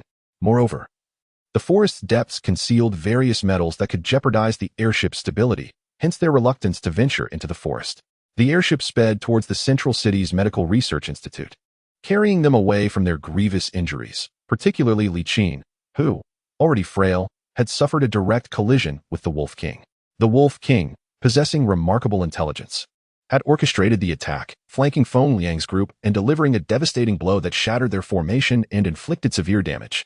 From the outset, the Wolf King had targeted the two girls at the heart of their group, deliberately colliding with Pang Chong to reach Xiao Li, who, being more slender, posed the least threat to him. In the Wolf King's strategic mind, both Xiao Li and Li Qin held significant importance. Upon reaching the medical institute, the trio was swiftly ushered into examination rooms, where their injuries were meticulously assessed, down to their blood. Feng Liang and He Yuanqing fared relatively well, with only superficial wounds and muscle strains, alongside a few fractures primarily caused by the recoil of their firearms. With adequate rest, they would recover. However, Li Qin's condition was dire. Multiple fractures, including a rib that had pierced her lower lung, while not immediately life-threatening, required urgent attention. She had bravely concealed her suffering, leaving Feng Liang at a loss for words. The medical facility boasted advanced technology that rapidly addressed their wounds, allowing for a return to recovery at home. Yet, Li Qin was retained for further treatment, as her injuries necessitated careful management to prevent severe long-term repercussions. Chapter 20. The Incomprehensible Dean Brother Liang. I'm truly sorry for dragging you into this, He Yuanqing said with a shamefaced expression in the cockpit of the Black Wind. What are you saying? No need to dwell on it. Just rest well, Feng Liang interrupted, silently plotting a return to the forest of all things. He was determined to investigate the depths of the forest and uncover what had transpired, particularly with the Wolf King, whose ferocity had ignited a fierce desire for vengeance within him. This was not merely due to the Wolf King's brutality. It was the blatant provocation of slaying Xiaoli before everyone that infuriated him. Feng Liang abhorred provocation, especially when it came from a mere beast. After escorting He Yuanqing back to the research base, Feng Liang made his way to the Academy's administrative bureau. The loss of 3 young researchers weighed heavily on him. Despite being the director, he felt an inescapable burden of responsibility, regardless of whether the incident was his fault. Director Feng, we have a preliminary understanding of the situation. You need not blame yourself too harshly. The forest of all things has its uncontrollable factors, and thus the Academy has annual loss quotas. You need not take it to heart, the impeccably dressed director of the Administrative Bureau said respectfully. What do you mean? Feng Liang was well aware of the Academy's casualty quotas, but he could not naively believe that, as a mere branch director, he wielded enough influence for the Academy to voluntarily allocate such positions to him. Even with the Administrative Bureau chief's respectful demeanor, it was clear that such decisions were beyond his authority. It was crucial to understand that these positions represented not just numbers, but the elite of the capsule system, embodying development and future potential. The Dean has already granted permission, so you need not harbor any doubts, the Administrative Bureau Director continued, noticing Feng Liang's intent to speak again. Rest assured, this matter has been handled. I can only share so much, and you must be tired. Please, return and rest. You know, given my status, I lack the qualifications to comprehend the plans from above. Wouldn't you agree? Seeing the confusion in Feng Liang's eyes, he swiftly cut off any further inquiries, leaving Feng Liang with no choice but to depart. How could the Dean have known so swiftly and directly granted him the position? This perplexed Feng Liang even more. Upon reflection, the only person in the Academy who might have been concerned about him was Professor Ouyang. Yet, it seemed implausible. Professor Ouyang had stepped down over a decade ago. He could not possibly possess such influence to secure a position for Feng Liang. The management structure of the capsules dictated that once a leader resigned, all senior officials under them would follow suit, and new leaders would select their own executives to facilitate better governance. However, Feng Liang did not know the current Dean. Apart from his name, he had yet to penetrate the upper echelons of power, making this situation even more bewildering. He ultimately decided to let it go, after all. It was fortuitous for him. There was no need to overthink it. For the time being, it seemed beneficial. Feng Liang would not naively believe that fortune fell from the skies. Nothing occurs without a reason, and every cause has its effect. In the future, there would undoubtedly be a price to pay for this unexpected turn of events. With this thought, he relinquished any further contemplation on the matter. Since it had happened and its outcome awaited him, there was no cause for concern at this moment. He would face challenges as they came, trusting that paths would unfold as needed. Not wishing to dwell on speculative woes, Feng Liang drove the black wind back to his apartment. He was in dire need of rest. During his time in the forest of all things, he had not enjoyed a single night of peaceful sleep. Each day demanded vigilance, compounded by intense battles with the wolf pack, leaving his nerves perpetually taut. Even an Iron Man could not withstand such strain, let alone a mere mortal like him. After a brief wash and a soothing hot bath, Feng Liang collapsed into bed, utterly exhausted. In his dreams, he found himself once more in the forest, battling wolves. And he saw Xiaoli, Ma Feng, and Pang Chong. Don't go, come back. Feng Liang awoke with a start, drenched in cold sweat, realizing he was in his bed. So it was just a dream, a false alarm. He wiped the sweat from his brow and noticed it was already noon. Rising to wash up, he prepared to head to the research institute, having not attended for several days, though his responsibilities were minimal. As he stepped down, a wave of pain radiated through his body, like being torn apart, causing him to gasp in shock. Clatter.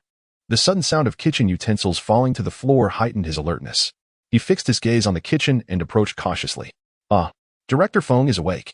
Care to tell me who Li Qin is? Someone has been calling her name in their dreams. Came the melodious voice of Olan from the kitchen. As Feng Liang reached the kitchen doorway, Olan's little head popped out, colliding directly with his chest. I knew it was you, Feng Liang chuckled helplessly. You're awake. Just lie down. You're badly injured. How did you even survive in there?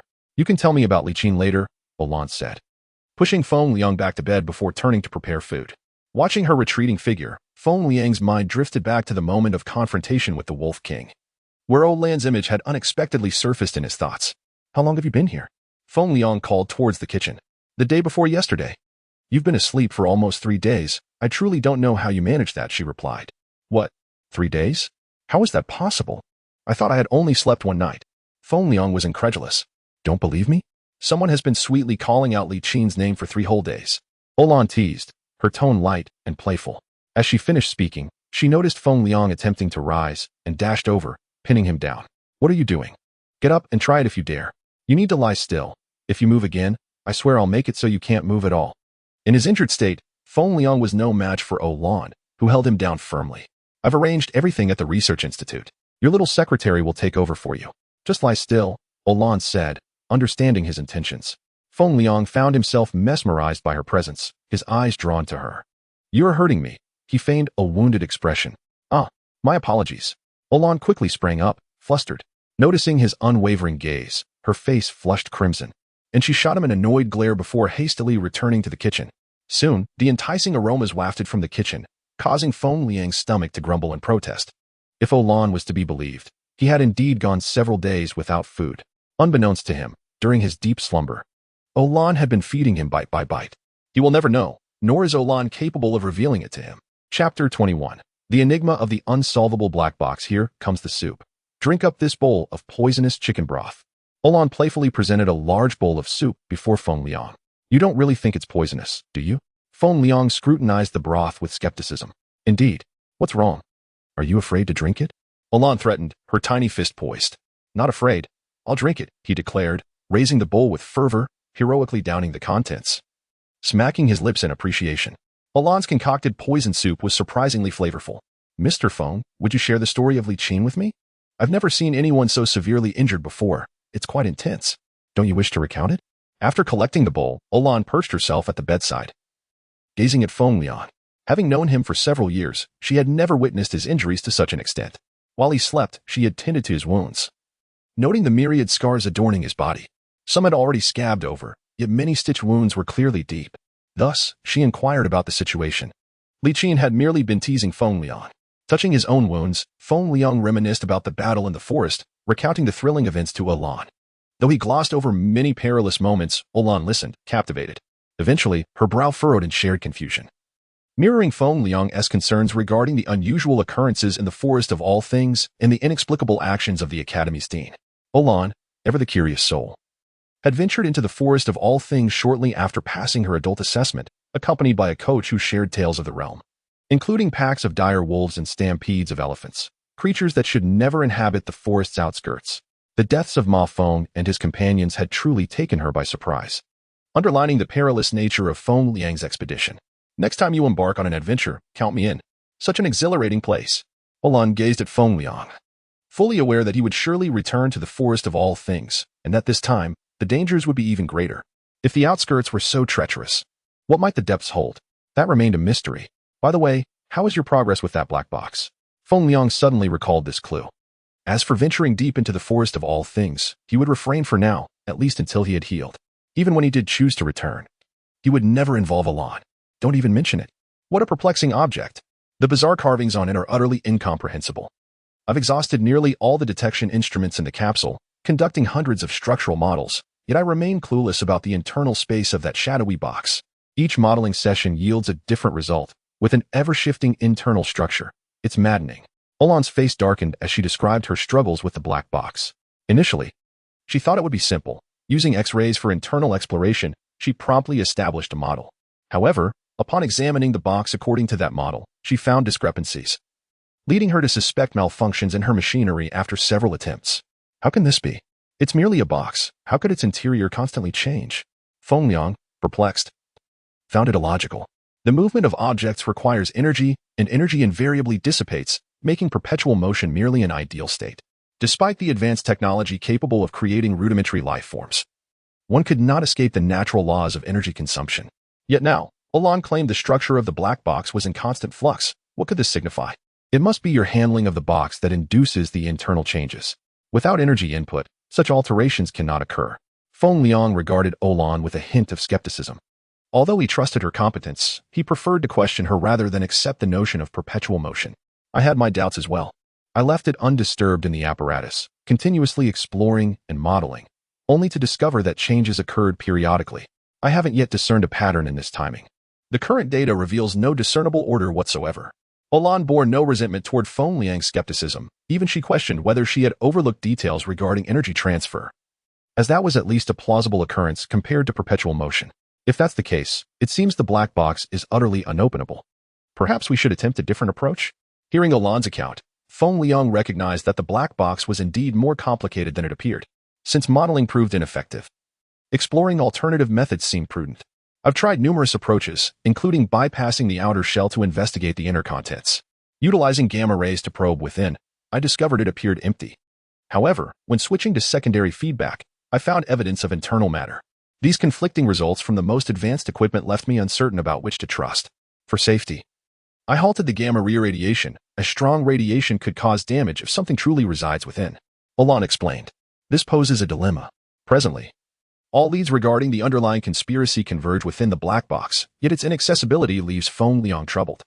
Recalling that his adversary would resort to using lies as bait for their audacious schemes, coupled with the unresolved mystery of the black box, weighed heavily upon him like a stone on his chest, making it difficult to breathe. The inability to unlock the black box meant that for him. Everything remained at a standstill, while the lurking forces might have already set their plans in motion, rendering him utterly passive and stripped of advantage. Feng Liang's instincts had never failed him. He believed this instance would be no exception. However, I have made some discoveries. The recently developed isomeric resonance technology has yielded some insights. Olan observed Feng Liang's furrowed brow, recognizing the seriousness of the matter and refraining from further jest. She promptly shared all the information she had gathered. Oh, what have you discovered? Feng Liang's spirits lifted, sensing a glimmer of hope. A small piece of paper, the kind you use in offices. However, based on the vibration feedback, it is indeed quite small, almost akin to paper scraps, Olan clarified, watching as hope illuminated Feng Liang's expression, leaving her at a loss for words. Can we ascertain the age of that paper? Feng Liang inquired eagerly, sensing a profound connection. Yes, it has likely been there for at least a decade. The air quality inside and some of the wall degradation are relatively easy to assess, Olan replied, puzzled by Feng Liang's intent, but noting the significance he attributed to the small slip of paper. Feng Liang recounted his discoveries near the encampment in the forest of all things, and both were engulfed in shock and an overwhelming sense of urgency. Highly biodegradable paper tends to yellow and decompose in damp conditions, suggesting that the small fragment he had collected could not have been there for more than 3 days. This was merely a consideration from the paper's perspective. In contrast, the paper within the black box had been preserved for a decade, indicating that this matter had been premeditated for over 10 years. Something conceived over such a lengthy period must harbor intricate motives. He pondered whether this entity might not belong to the capsule, but rather to the realm beyond or some other civilization. Feng Liang tentatively voiced his thoughts, gradually beginning to embrace the notions conveyed to him by Professor Ouyang. How could it be? According to the records, the Guangyuan civilization represents the pinnacle of advancement on Earth. Even if there were life forms surviving outside the capsule, they would surely exist at a vastly inferior level compared to ours. To exaggerate slightly, the disparity between the two could very well be a matter of different dimensions. Olan possessed unwavering confidence. As a leading data engineer, she was acutely aware of the technological heights achieved by the capsule. Even a nearly obliterated cosmic system outside the capsule, should it generate a new civilization, could never hope to be compared to the capsule's capabilities, which were built upon millennia of progress in the Common Era. It is noteworthy that the technology of the Common Era had already evolved over several thousand years, compounded by a millennium of explosive technological advancements, rendering it exceedingly challenging to accurately delineate the current state of capsule technology. Feng Liang was not oblivious to these facts, however. Many of the peculiarities recounted by Professor Ouyang seemed beyond the realm of scientific explanation. He could not disclose these thoughts to Olan, as they pertained to a prohibition. Moreover, he recalled a strange tale shared by Professor Ouyang, which seemingly contained elements related to these oddities.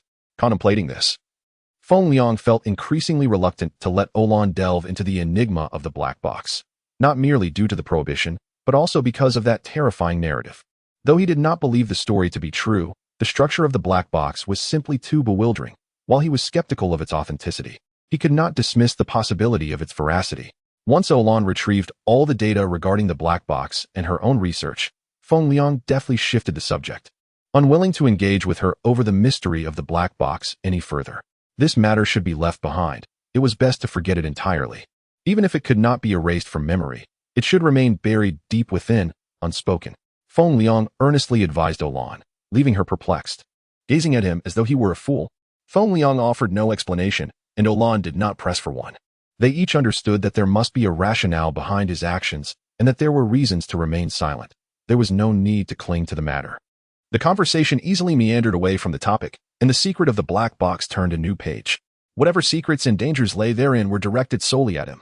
He was unwilling to draw Olan into the fray. As it stood, the level of danger was only increasing, and to what extent, Feng Liang could not ascertain. He could only remain steadfast in the face of uncertainty. Chapter 22. The Fusion Reaction Tower. All right, you should rest now. I'm leaving. With that, Olan stood up, preparing to depart. Having cared for Feng Liang for several days, she had not taken a moment to rest herself. Olan. Feng Liang grasped Olan's hand, the words he longed to express remaining unspoken. At that moment, Olan stood before him, her gem-like eyes silently gazing into his. Feng Liang's mind was awash with 1,000 sentiments, yet he found himself at a loss for words. Come on, spare me the thanks, Olan teased with a laugh, patting Feng Liang's hand before flashing a sweet smile and departing. Olan could not fathom why seeing Feng Liang's battered form caused her heart to ache, while hearing him call her name in his sleep filled her with an indescribable sweetness. As she pondered this, the corners of her mouth lifted into a beautiful arc, enhancing her enchanting allure. Watching Olan's retreating figure, Feng Liang was perplexed by his earlier impulse to grasp her hand. He could not untangle the thoughts swirling in his mind. An elusive image, one he found hard to forget, kept appearing, and each time he beheld Olan, an inexplicable sense of tranquility washed over him. Feng Liang picked up the black box, scrutinizing it. This seemingly ordinary object possessed a remarkably intricate design that rendered even the advanced technology of the capsule powerless. He could not help but marvel at the ingenuity of its creator. Glancing at the black box in his hand, he recalled the research data and models Olan had developed. The overwhelming mass of data left him feeling bewildered. After a hasty glance, he cast it aside. Olan had not deciphered the data, let alone Feng Liang, a mere novice.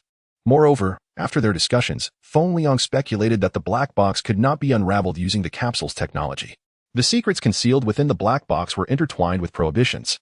If the technology of the capsule could penetrate these secrets, they would hardly qualify as secrets at all. If discovered by the eye of heaven, they would not have spent a decade orchestrating such an elaborate scheme. Feng Liang estimated that what they relied upon was the very fact that the secrets of the black box could not be unraveled through technological means, a point Olan had already confirmed. Faced with the futility of technology, Feng Liang found himself equally at a loss. However, he believed that since the black box had been entrusted to him, the other party would undoubtedly provide him with some clues to assist in its unraveling. Otherwise, it would all be in vain, considering the black box was the key to the clues. The sensation of being led by the nose left Feng Liang feeling quite uncomfortable. Yet at that moment, he had no means to extricate himself from this predicament. He was unwilling to abandon the black box and the elaborate scheme that had been in place for at least a decade, as it had sparked his curiosity to the fullest. Without understanding it, he would be left with a profound sense of regret. After all, clues would eventually surface, and the black box would be opened. It was merely a matter of finding the right method to unlock it, likely due to the timing being insufficiently mature. Rather than aimlessly conducting research without direction, it would be more prudent to wait for the clues to manifest. Thus, he set the matter of the black box aside. With some leisure time on his hands, Feng Liang's mind conjured images of battling with a pack of wolves. When he had been using the TS-10, the rapid firing caused the muzzle to shake, making it difficult for him to control the accuracy of his shots. The precision data at 600 meters had only been tested during single shots. Feng Liang often struggled to steady the gun, especially after his injury, making it even harder to wield. He recalled how Adabu had manipulated Qing Guang's direction during the pursuit. And from the situation at the time and the flickering flames in the eye of heaven, it was evident that Adabu had primarily fired in bursts of 3 with the TS-10. Though Feng Liang could manage 3-round bursts, it was not overly challenging. Yet ensuring all 3 bullets adhered to the predetermined trajectory while shooting on the move presented a significantly greater difficulty. Experiencing that terror firsthand only deepened his admiration for Adabu's marksmanship. Nevertheless, despite his admiration, he had placed Adabu on his blacklist due to his true identity. Lying in bed, Feng Liang's mind was flooded with vivid images. The vast forest, Adabu, Wang Dazhuang. Recently, it felt as though everything was interconnected, yet at the same time, utterly unrelated. Lost in thought, he soon drifted back into slumber. "Sir, you have an incoming call." The voice of Alon's intelligent assistant disrupted Feng Liang's dreams. "Hello, it's me. What is the matter?" Feng Liang switched the call to voice communication. "Director Feng, I apologize for the disturbance. This is Mike Stephen. I wonder if you remember me?" Mike's sycophantic tone resonated through the communication line. "Yes, what is it?" "Director Feng, Adabu has returned. I instructed him to come to the Research Institute to see you, but he was redirected by Director Larry to the West District Entertainment Center for a task. You had asked me to inform you of any news, and I have done my utmost, but I dare not defy Director Larry's orders," Mike lamented over the line. Yet, Feng Liang was well aware of the ulterior motives lurking beneath Mike's words. "Understood. Thank you for your efforts," Feng Liang replied curtly, severing the connection. He had little desire to engage further with someone like Mike, feeling that even verbal commendation was a waste. Obsessed with power and ambition, he was solely focused on elevating his status, never contemplating self-improvement. His unyielding flattery of superiors often resulted in widespread disdain, especially from Feng Liang, who held a particular aversion to individuals like Mike. "Adabu, who exactly are you? What do you intend to do?" Feng Liang pondered as he prepared to set off for the West District Entertainment Center in search of Adabu. Within the capsule, he felt relatively secure, as few would dare to attack him, allowing him to set aside concerns about his injuries. With these thoughts, Feng Liang piloted the Black Wind towards the West District. The Black Wind sped swiftly through the high-speed conduit, soaring westward amidst the sprawling urban landscape, where buildings of various architectural styles stood tall. Among the 5 major districts of the capsule, the Central District reigned supreme. However, it was notably quieter compared to the other 4. Most of the capsule's elite congregated in the Central District, aside from the Research Institute. The other 5 major institutions had established branches in the remaining 4 districts for centralized management. The enforcement center's offices were scattered throughout the entire capsule city, although widespread. Their personnel numbers were limited, with 4 or 5 officers typically sufficient for a single block. In this capsule city of over 1 billion inhabitants, everything operated like a colossal machine, orderly and efficient. The black airship hovered in the skies above the West District, and from a distance, a colossal pillar reached towards the heavens. This pillar not only served as a support for the capsule's outer shell, but also as the energy supply tower for the West District. Within this towering structure, numerous nuclear fusion reactors continuously provided an inexhaustible energy source for the West District. The capsule was supported by 4 load-bearing pillars, strategically located in the East, West, South, and North districts. The embedded fusion reactors supplied vast amounts of energy to their respective zones, with the massive reactor fortress in the Central District providing enough energy to sustain the entire capsule's operations. Here, an energy crisis was non-existent, as the clean energy generated by nuclear fusion resolved all energy-related issues. This was one of the foremost reasons for the capsule's enduring prosperity. As the Black Wind passed by the reaction column, it appeared diminutive and insignificant in comparison. Chapter 23. West District Entertainment Center. Feng Liang docked the Black Wind at the energy tower's first-floor charging port, having long forgotten the last time he replenished its energy. A single charge could sustain the Black Wind's high-speed operation for an entire month. Whenever the energy dipped below 10%, the Black Wind would issue a warning. A mechanical arm deposited a pile of microscopic raw materials, no larger than a fingernail, into the energy chamber of the Black Wind, and a brilliant white light erupted, illuminating the charging room in a snowy radiance. Anticipating such an event, Feng Liang refrained from entering. He understood that while the raw materials were minuscule, the energy released from the fusion reaction far exceeded the Black Wind's capacity. Any excess energy would manifest as light and heat, causing the overall temperature within the chamber to surge by 10 degrees Celsius in an instant, with the rise continuing. Entering recklessly without preparation could result in severe eye burns. The raw materials underwent a fusion reaction, compressing into a miniature reactor, and upon implantation, the charging process was swiftly completed, merely a matter of minutes. Once the reactor was embedded, the Black Wind's energy system would activate, efficiently storing the energy. Emerging from the charging room, the Black Wind glided towards Feng Liang, gently opening its hatch. After the charge, the Black Wind felt even more formidable and aggressive. Seated atop the Black Wind, Feng Liang set his course for the West District Entertainment Center in search of a top. However, regulations prohibited elites from entering entertainment venues, necessitating some preparations. "Hey, Miss Olan, could you lend me a hand?" Feng Liang initiated a message to Olan. "What is it? I just fell asleep, and now you disturb me?" Olan's drowsy voice, laced with irritation, came through the communicator. She had barely lain down for half an hour after returning home when Feng Liang roused her. "Hee, I need to get into the entertainment center. Can you arrange my identity wristband?" Although Feng Liang could typically disable the wristband himself, it had been repaired by an engineer during a quarrel with Olan, leaving him unable to mask its signal and thus seeking her assistance. "Are you a genius or what? You can barely get out of bed. Yet you're off to the entertainment center. I really don't know what to say. Surviving the forest, and now you want to perish in the entertainment center?" Olan expressed her exasperation, having diligently cared for him for so long, only to find him sneaking off so soon after waking. "Oh, come on, I'm not going for leisure. It's for serious business, I swear," Feng Liang insisted. "You didn't say that last time. When has gaming not been your serious business?" Olan retorted without mercy. "Just this once. 1 hour. I promise I'll be out in an hour. Believe me, who plays games for just an hour?" Feng Liang pleaded, aware that he needed her help and had to lower his stance. He understood Olan well. If she was displeased, she would not assist him. "All right, 1 hour. After that, I'll lift the block." With that, Olan terminated the communication. Soon after, Feng Liang's wristband shifted from blue, indicating an active state, to red, signifying standby. Olan's efficiency was indeed remarkable. Feng Liang marveled at how swiftly she had acted. His wristband was disabled in less than 10 seconds after their call, which normally took at least 10 minutes, especially given the multiple firewalls involved, particularly for a wristband of his level of confidentiality. This woman must have hacked into my wristband. Otherwise, how could it have been so quick? Feng Liang thought, his expression darkening, yet he felt powerless, forced to let Olan have her way. After all, the virtual data space was her domain. Nonetheless, it posed no real concern for him. He had no secrets to hide.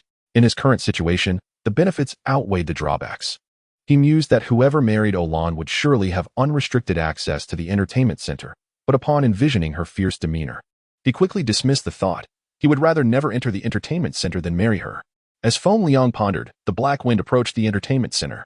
Towering buildings reached towards the sky, seemingly endless.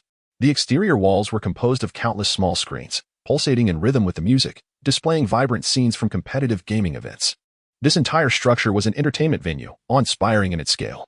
Such colossal entertainment centers existed in all 4 districts, except for the central urban area, which lacked even a modest gaming hall. In the eastern, western, southern, and northern districts, apart from these giant entertainment centers, there were innumerable mid-sized and small gaming halls. During his school days, Feng Liang often frequented the smaller venues, as age restrictions barred him from many games. However, after unlocking those thrilling games, he had passed the assessments, achieved elite status, and earned a permanent ban from such places. Thus, he had merely passed by this paradise of gaming without ever indulging, knowing that without Olan's assistance, he would be apprehended by the disciplinary department for violations within 10 minutes. As an inspector and a top-tier disciplinary officer, breaking the law himself would undermine his authority to evaluate others. Thus, he felt a twinge of trepidation about entering such an entertainment center. Feng Liang parked the Black Wind at a law enforcement service point, careful not to brazenly fly directly into the entertainment center and attract attention. After securing the Black Wind, he pulled the hood of his jacket down slightly. Instead of his usual formal attire, today he wore casual home clothes, radiating a friendly, sunlit aura akin to that of a neighborly older brother. Wandering through the streets, he blended in seamlessly with the young crowd. With his wristband disabled, he could not access the map and had to rely on street signs for navigation. Although the entertainment center was vast, Feng Liang found his view obstructed by the towering buildings lining the streets, making it difficult to locate the venue. Without the signs, he would have quickly lost his way amidst the bustling West District. After traversing several streets, Feng Liang finally arrived at the entrance of the West District Entertainment Center. Perched atop the Black Wind, he was awestruck by the immense structure, but standing before it, he truly grasped the magnitude of its presence. No distant view could compare to the sensation of being there in person. The entrance resembled a gaping abyss, rendering Feng Liang, who stood before it, minuscule as an ant. Inside, dazzling gaming machines beckoned, their screens flashing captivating visuals. Observing the engrossed players within, he noted a diverse array of individuals, young and old, male and female, all finding their own thrilling escapes in this realm of entertainment. The expansive entertainment center lacked human attendants, relying entirely on intelligent robots that flitted about, delivering food and drinks. Here, patrons need not worry about dining or accommodation, as everything was complimentary. Moreover, lodging was provided within the premises, where many had made the entertainment center their abode. Ordinary visitors faced no time constraints, free to play at will. Through wristband identity verification, anyone of the appropriate age could indulge, typically, upon reaching 20. Nearly all games became accessible. Beyond mere gaming, there were numerous bars and sports arenas, catering to every conceivable form of recreation. However, Feng Liang's purpose for visiting was to locate a top. As for the rest, he felt an inexplicable sensation, something peculiar. Feng Liang traversed the grand hall. A cacophony of voices resonating within a space equivalent to dozens of football fields, bustling with tens of thousands of individuals, ascending through the multitudes of floors. Each replete with entertainment venues, he estimated that this colossal structure housed at least 500,000 souls. In this quest to find a single individual, it felt akin to searching for a needle in a haystack. Furrowing his brow, he surveyed the murky atmosphere of the first floor before proceeding to the second. The slowly moving escalator felt discordant with the prevailing ambience, much like Feng Liang's own search for a top, although he had indulged in such pleasures before. Witnessing the throngs of people lost in their virtual realms now stirred discomfort within him. He recognized his lack of authority to intrude upon others' freedoms. Yet he struggled to suppress the distaste that surfaced on his countenance. After a brief exploration of the second floor, Feng Liang ascended further. Though he remained unaware of the specific floor where Atab was engaged in his tasks, his intuition strongly suggested that it lay above. Thus, after a mere cursory glance, he continued his upward journey, bypassing the fourth and fifth floors entirely. With each ascent, the intensity of his inner aversion only deepened. Chapter 24. The familiar scene reappears as Feng Liang ascended to the 20th floor. An unusual silence enveloped the space, interrupted only by the occasional muffled curses and the whirring of delivery robots. His gaze swept across the floor, revealing individuals engrossed in games.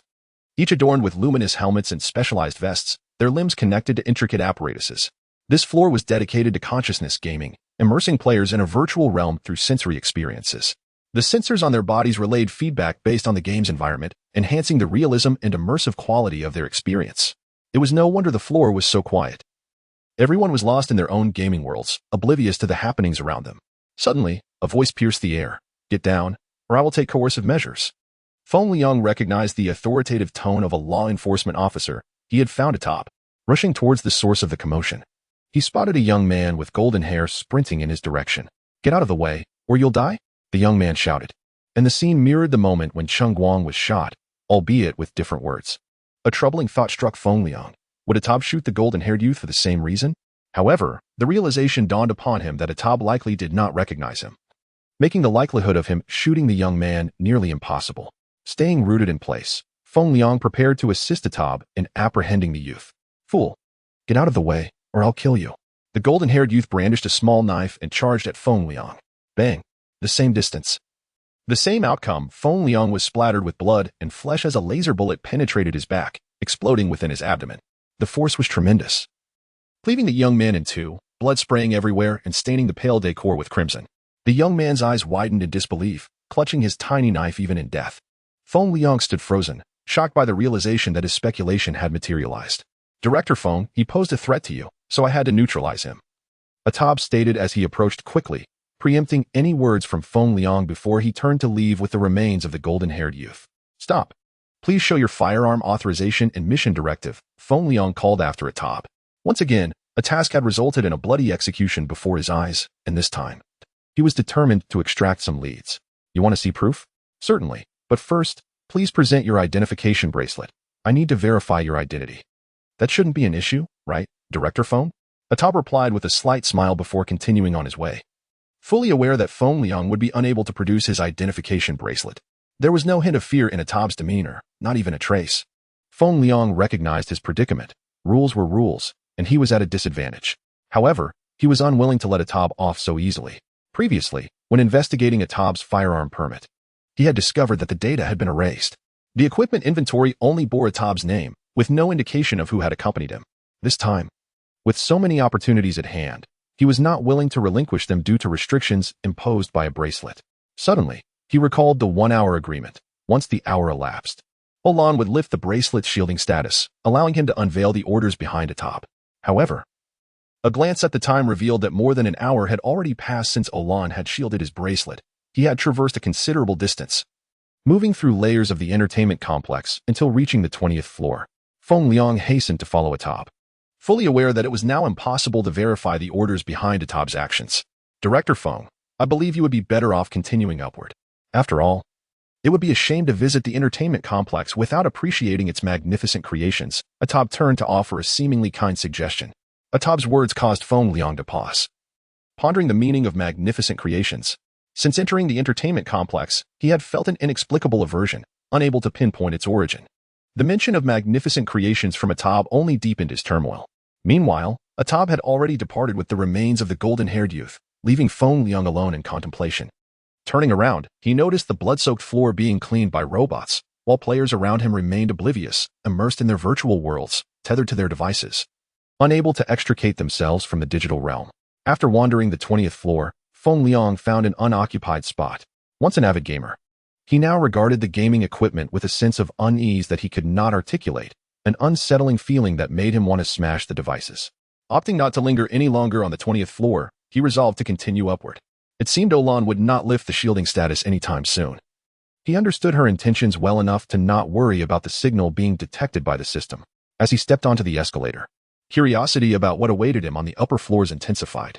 Feng Liang, sneaking into the entertainment complex under the guise of an inspection, this will be entertaining. A man in a darkened surveillance room remarked, swirling a glass of red wine while observing Feng Liang on a massive screen. His raspy voice echoed ominously, reminiscent of whispers from the depths of hell, sending chills down the spine of anyone who heard it, though only shadows accompanied him in the darkness. Just as Feng Liang exited the 20th floor and made his way to the 21st, a provocatively dressed, alluring woman approached, swaying her hips enticingly. Feng Liang instinctively stepped aside. Yet no matter how he tried to yield, she maneuvered herself directly in front of him, her intentions unmistakable. Hey there, handsome. What is so fun about gaming? Care to try something even more thrilling? Her feigned sultriness sent shivers down Feng Liang's spine. Her looks were mediocre, and her attire ostentatious, leaving him utterly disinterested. No. I fear I might not be able to handle it, he quickly declined, yet her grip on his arm tightened, rendering him unable to escape. How could that be? I promised to be gentle, the flamboyant woman purred, clinging to his arm. Enough. I am not interested in you. I give you 3 seconds to release me. Feng Liang warned sternly, realizing he could not free himself from her grasp. In the confines of the entertainment complex, where mutual consent reigned and the gender ratio was balanced, most individuals found companionship without the pressures of work or life. There was no room for patriarchal disputes or feminist rivalries. Everyone enjoyed freedom, and thoughts were avant-garde, unencumbered by ethical constraints, pursuing enjoyment in a fleeting life. TCH. Boring. If you come to the entertainment complex and don't seek pleasure, what are you doing wandering around? You must be insane, she scoffed, releasing his arm with a disdainful glance before turning away, swaying her body as she departed. This was Feng Liang's first encounter with such a situation. Although hormonal impulses might stir attraction, he was not one to easily lose control. Even in the presence of exquisite women like Olan, let alone with someone so overtly provocative. After parting ways with the woman, Feng Liang realized that her words held a degree of truth. Indeed, no one visits an entertainment venue without seeking amusement. He wandered aimlessly through more than 20 floors, feeling out of place among the throngs, as if he were a crane among chickens. Initially intending to turn away, he was momentarily swayed by Atab's mention of a great masterpiece, which stirred a sense of conflict within him. His interest in the games had waned significantly, especially after today's experience, which even incited a sense of aversion. Yet, his presence there was purely fueled by curiosity regarding the masterpiece. After a brief pause, Feng Liang ascended further, Upon reaching several more floors, he found them all to be quite similar, each offering entertainment in a uniform manner. With little variation aside from the methods employed, during his exploration, he had dismissed 2 individuals who approached him with unwelcome advances. Finding nothing particularly extraordinary, he decided to leave. As for Atab's cryptic riddle, it eluded him. He deemed it sufficient to merely listen, as he was already grappling with a multitude of perplexities since encountering the black box.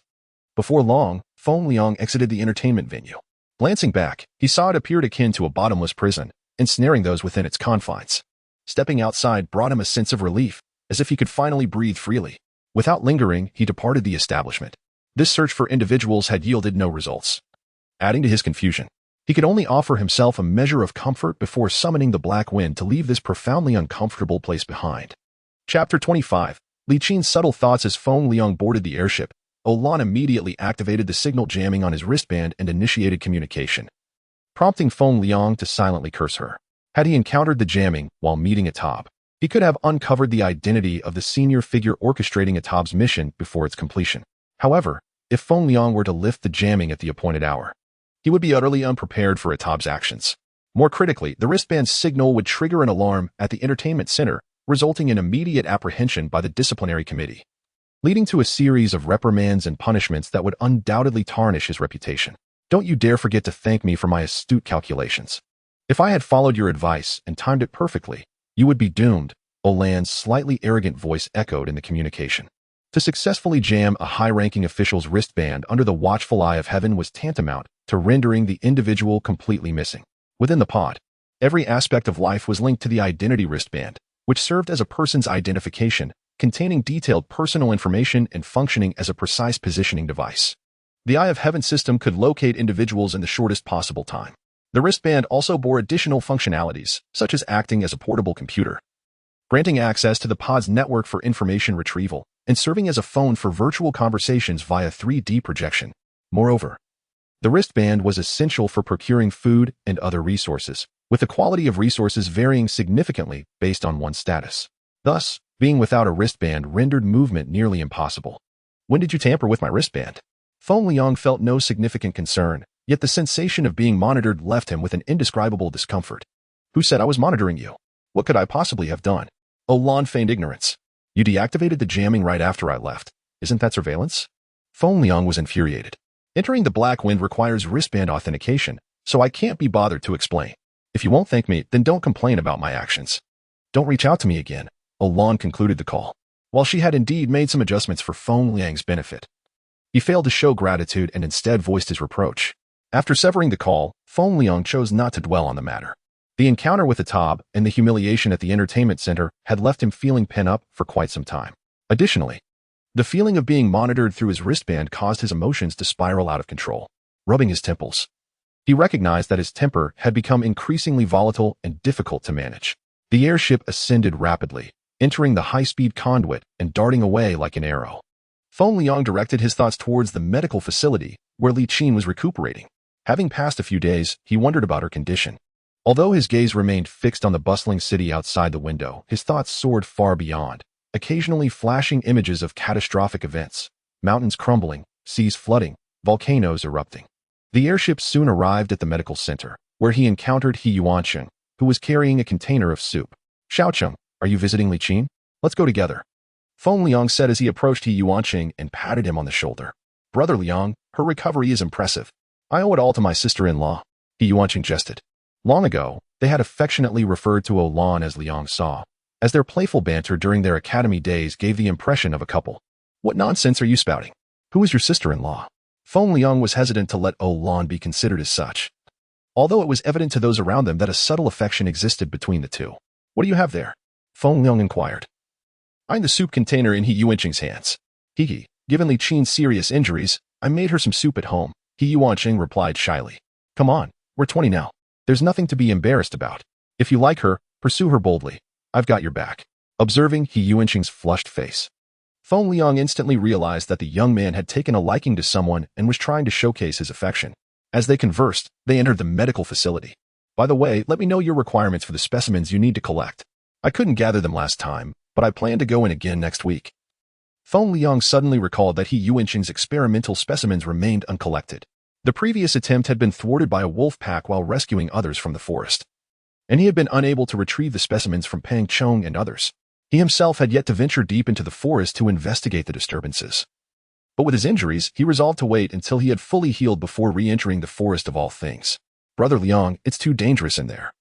I'll think of another way, He Yuanqing said with concern.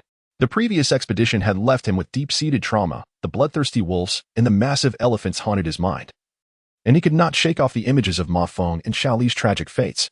If I don't go in to fulfill their wishes, won't their young lives have been wasted? Feng Liang's determination surged. How can I not go and take down that beast? The memories of the forest of all things flooded his mind as he recalled Pang Chong and Ma Feng's words, along with Xiao Li's innocent smile, causing him immense heartache. His resolve to eliminate the Wolf King intensified. He must return, and this time, it would be a storm of bloodshed. Though regulations forbade the senseless slaughter of creatures, for Feng Liang, hunting the Wolf King was far from senseless. He would not allow vibrant lives to be extinguished in vain. He would ensure their deaths bore significance, offering solace to their spirits and easing his own heart. But Brother Liang, He Yuanqing began, only to be silenced by Feng Liang's fierce gaze, which conveyed his unwavering resolve. He understood that Feng Liang had made his decision. His stubborn nature meant that no amount of persuasion would sway him. Stop talking. Send me the data, and I will handle it, Feng Liang stated firmly, unwilling to entertain further discussion. His mind was made up, rendering any additional advice futile. Fine. He Yuanqing sighed in resignation, relaying the materials required for his experiment. As they spoke, they arrived at Li Qin's hospital room. Feng Liang, having listened sufficiently, gestured for He Yuanqing to halt. The young woman was injured and should not be further agitated. The forest of all things had left an indelible impression on He Yuanqing, let alone Li Qin. Xiao Qin, are you feeling better? Look who is here. He Yuanqing entered the room, where the spacious area accommodated only one bed. The sunlight streamed through the panoramic glass windows, illuminating the room.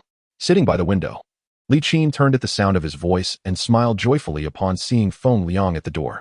Brother Feng Liang, Li Qin exclaimed, leaping from her chair in excitement, momentarily forgetting her injuries.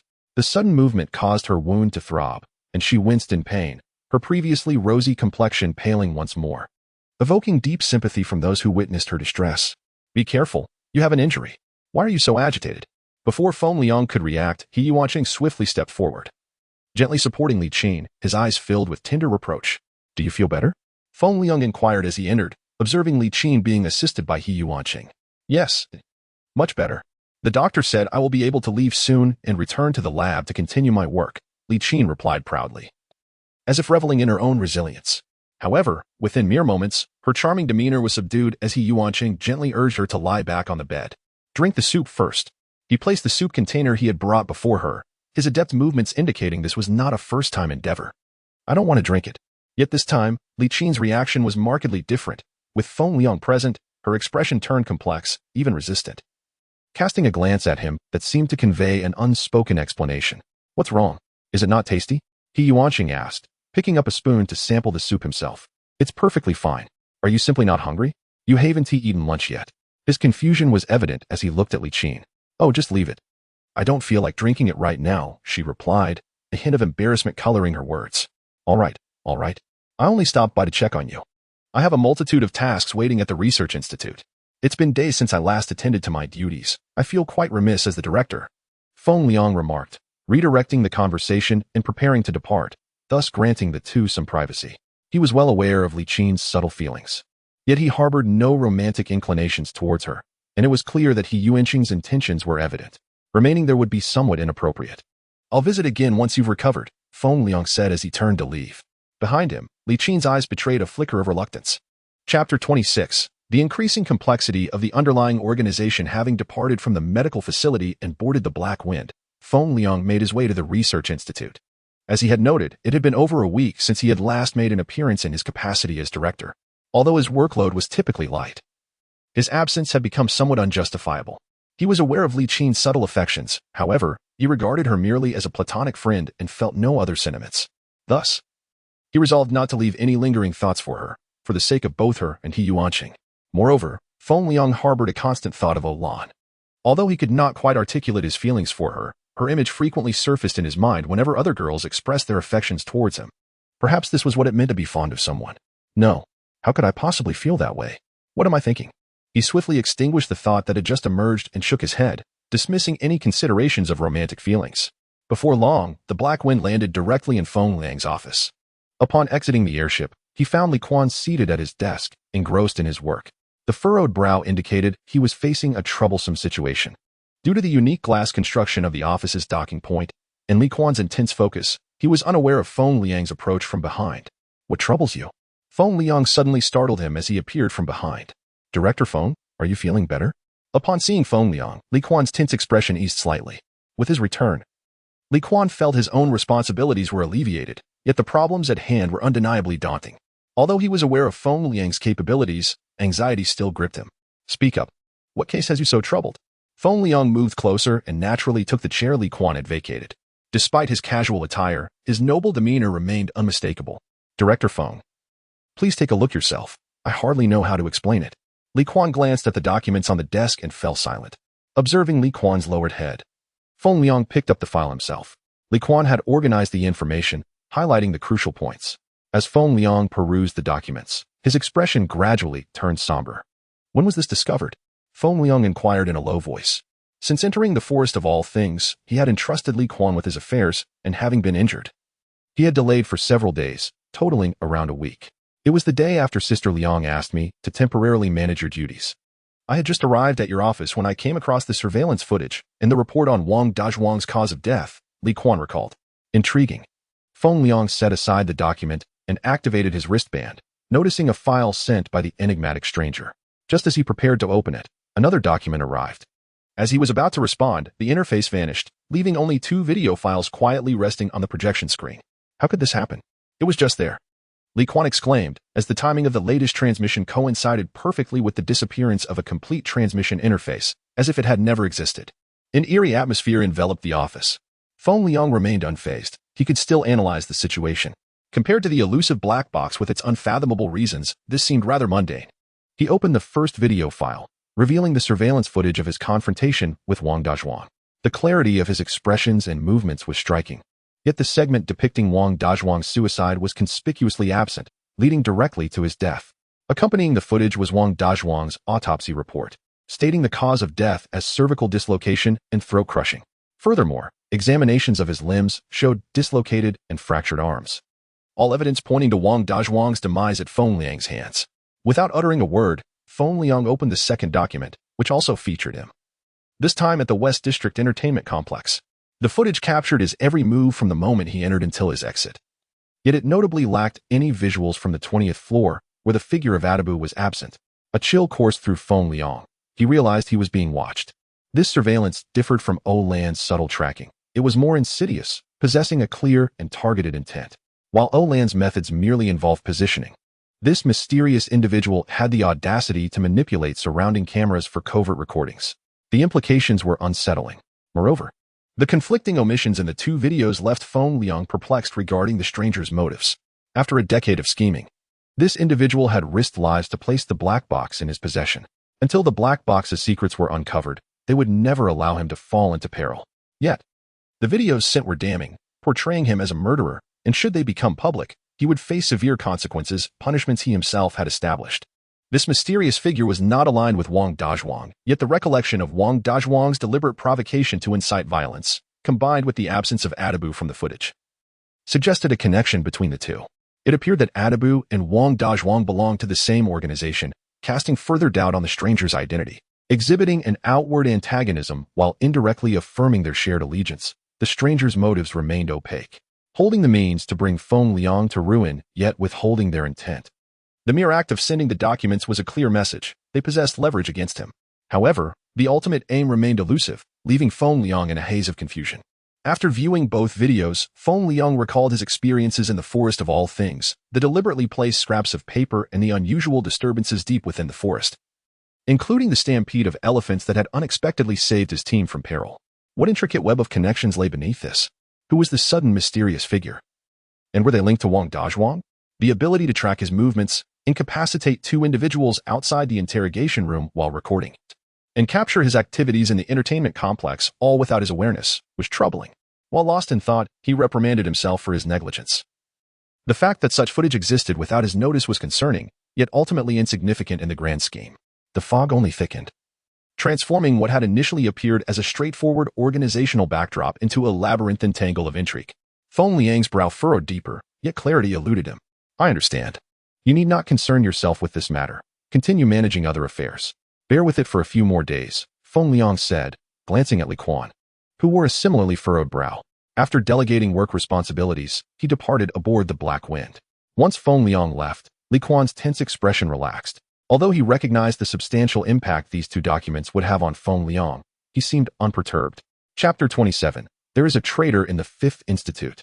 A dense fog enveloped Feng Liang, who had always relished manipulating situations, transforming him into a mere pawn in another's game, leaving him utterly powerless. He had never anticipated that behind the facade of harmony and beauty in the mobile cabin lay an intricate web of conflicting powers.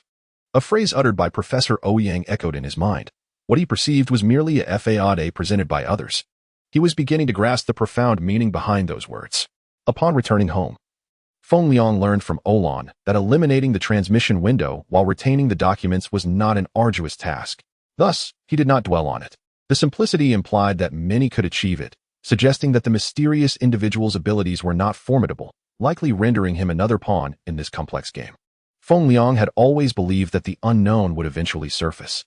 The act of sending him 2 video documents without opting for direct dissemination hinted at a hidden agenda, one that, although not yet articulated, would eventually be revealed, alleviating his concerns. Casting aside his thoughts, he succumbed to slumber. His body weary from injury and the strain of travel, compounded by the mental exertion of contemplating the mysterious individual's intentions. The exhaustion left him profoundly fatigued. The following afternoon, Feng Liang awoke, hunger jolting him from his drowsiness. Kelly, prepare lunch. I am famished, he instructed his intelligent assistant while dressing. Once he was ready, a sumptuous meal awaited him on the table. After dining, he resolved to seek out Professor Ouyang to delve into some peculiar knowledge that might unravel the secrets of the black box. Although he surmised that the person who had entrusted the black box to him would leave clues, he preferred not to place all his hopes on others. Maintaining control was essential to ensure he would not be led astray. Professor Ouyang, is there any tea left? I'd like to come over for a cup. Feng Liang called, his request revealing his audacity. Ha ha ha, Xiao Liang, the tea is at home. You can help yourself. I am not there. Came the professor's warm voice over the phone, accompanied by the sound of running water. Then I shall wait for your return to share some tea together, Feng Liang replied, concluding the call upon realizing the professor was unavailable. Initially, he had intended to initiate a video call, but Professor Ouyang had switched to voice, prompting Feng Liang to refrain from further discussion. With nowhere to go, Feng Liang remained at home, investigating the black box. However, its unique unlocking mechanism confounded him. After 3 or 4 hours of fruitless effort, he reluctantly set it aside. The chaotic thoughts swirling in his mind exacerbated his headache. After a considerable time, he decided to clear his mind and descended to his small garden. Though modest in size, it was filled with many plants he cherished. Although it paled in comparison to Professor Ouyang's expansive garden, many of the plants had been cultivated by his own hands. With ample time on his hands during his recovery, he resolved to tend to his garden. Equipped for the task, Feng Liang began a series of chores: weeding, pest control, fertilizing, and watering. Though not laborious, he soon found himself drenched in sweat, a testament to his injuries. What began as a manageable workload extended into the evening. Thus, Feng Liang spent an entire week recuperating at home. During this time, Olan visited 3 or 4 times, but apart from her, he received no other visitors. He refrained from seeking Li Qin, as he wanted to respect the space he believed he occupied in her heart. This week of confinement proved exceptionally trying for Feng Liang. He grew increasingly restless, passing the time with jesting exchanges with his assistant and playing games with the robot. However, since his last visit to the West District Entertainment Center, his interest in games had waned dramatically.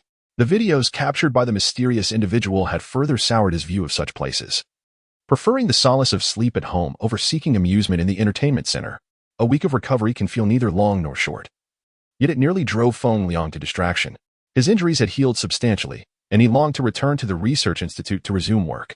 The most significant change during this time was that he had gained 5 pounds. His cheeks appeared fuller, and his complexion grew rosier, all thanks to Olan, who consistently brought nourishing delicacies during her visits, ensuring his meals were plentiful, leaving little room for anything but eating and sleeping. Feng Liang headed straight to his office upon his return.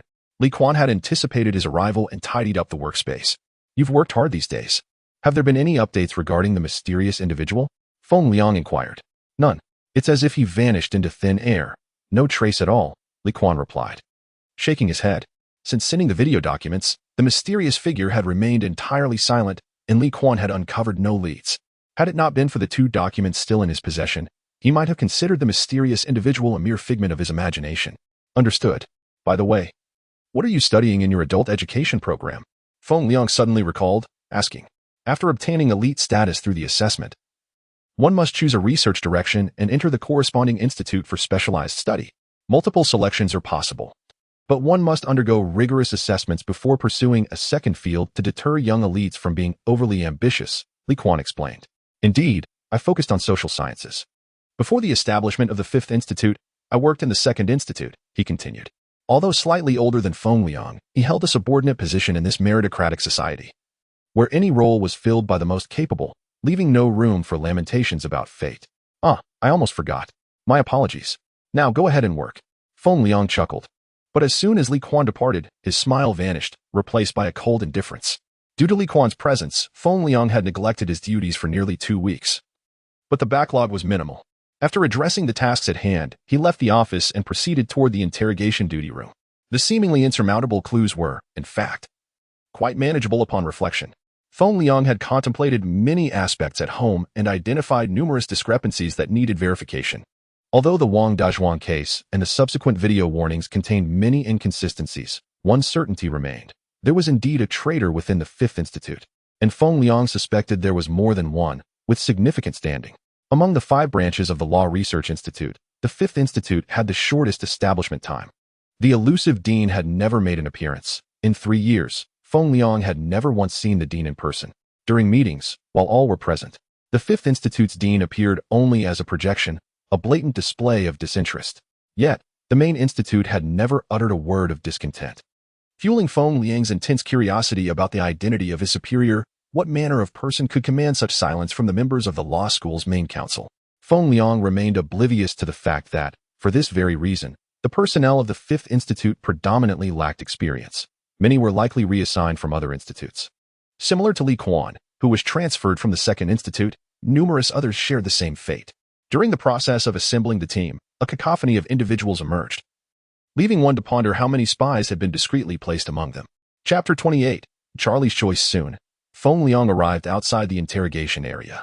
Due to the relatively fewer cases handled by the 5th Institute compared to the other 4, they found themselves somewhat understaffed. While the directors of the other institutes traveled with 5 or more assistants, accompanied by numerous law enforcement officers vigilantly monitoring the sensitive areas. The 5th Institute alone experienced incidents such as the deletion of surveillance footage and the unconsciousness of Li Quan and Charlie in the interrogation room. In the other 4 institutes, security measures would ensure that suspects could not escape. Once the surveillance system was activated, even a fly passing through would leave identifiable traces, facilitating swift apprehension. To challenge them meant to confront the pinnacle of technological prowess of the entire operation. In contrast, the 5th Institute, with fewer than 100 staff members and only 3 years since its establishment, had limited opportunities for Feng Liang to display his capabilities, as major cases were monopolized by the leading 4 institutes. This left the personnel of the 5th Institute in a state of perpetual underutilization. Feng Liang perceived that the central office was intentionally sidelining the 5th Institute. Regardless of the circumstances, if the 5th Institute was established, it should be endowed with standard operational positions and personnel arrangements. Yet, 3 years had passed with little change, with fewer cases to manage. Feng Liang had ample time and energy to refine and innovate legal order, striving to discover a perfect system that could embrace all. This was his goal and his dream. Observing the 2 solitary law enforcement personnel outside the interrogation area, Feng Liang noted that, although they were not as rigorously vigilant as those in other sectors, their spirit and demeanor were unwavering. Upon seeing Feng Liang approach, the 2 promptly saluted him. On the day of Wang Dazhuang's death, apart from those who accompanied me, who else entered or exited? After nodding, Feng Liang inquired, unwilling to believe that there were no other traces aside from the surveillance footage. If mechanical equipment proved ineffective, then they would resort to seeking eyewitnesses. 13 individuals entered after you, one officer stated while retrieving the work footage from that day, simultaneously reviewing the data statistics. This encompassed not only the interrogation area, but also the holding cells and prison. Although the number of detainees was minimal, it was not unusual for dozens of individuals to come and go daily.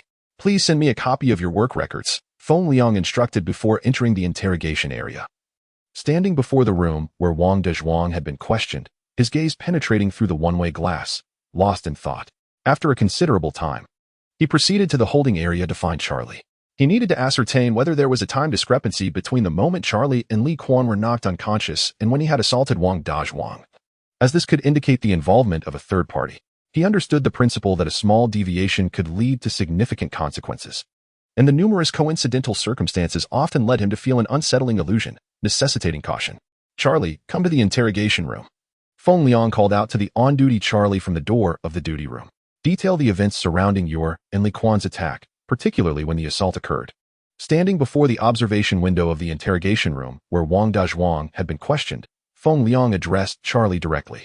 "While you were interrogating inside, I was taking notes when I was suddenly struck from behind. Even so, I wouldn't have immediately lost consciousness. Curiously, the impact felt minor. Yet I lost control of my awareness. The last thing I remember is seeing Assistant Li collapse before I was awakened by you. That was the entire sequence of events." Charlie recounted, pointing to the spot where he had been struck. Although more than 2 weeks had passed, leaving no trace, he recalled the location vividly. Feng Liang scanned the area where Charlie had been struck before asking, "While you were recording, what were you and Assistant Li discussing? Did he say anything to you?" "No. Nothing at all," Charlie quickly denied, without a hint of hesitation. "Ah," Feng Liang observed Charlie's tension with keen interest, choosing not to press further. He stood silently before the window, enveloped in contemplation. As Feng Liang remained silent, Charlie stood nervously behind him, too apprehensive to make any move. "Your words carry weight. You understand this principle. You all know my stance. I detest being deceived. You comprehend the consequences of such actions. Since you have stated this, I trust you will not lie to me. Am I correct?" Feng Liang spoke without turning, his calm demeanor contrasting sharply with the weight of his words, pressing down on Charlie's chest like a colossal stone, rendering him breathless. "Director Feng, Charlie hesitated, his clenched fists slick with sweat. A tumult of conflict brewing within him. "Very well, you may return to your duties. Do not dwell on this. I will uncover the truth," Feng Liang concluded, departing. His inquiry into Charlie stemmed from the latter's unusual behavior that raised suspicions during that day. During his recovery, he had pondered over the seemingly perfect coincidences, sensing a deliberate orchestration. Charlie, aware of Feng Liang's departure, remained silent, unable to disclose the truth. He knew that once Feng Liang unraveled the reality, he would face the latter's judgment. He was well aware of the infamous reputation of Liang Tianfeng. As one of his subordinates, Charlie could foresee the repercussions awaiting him. Yet he ultimately chose silence.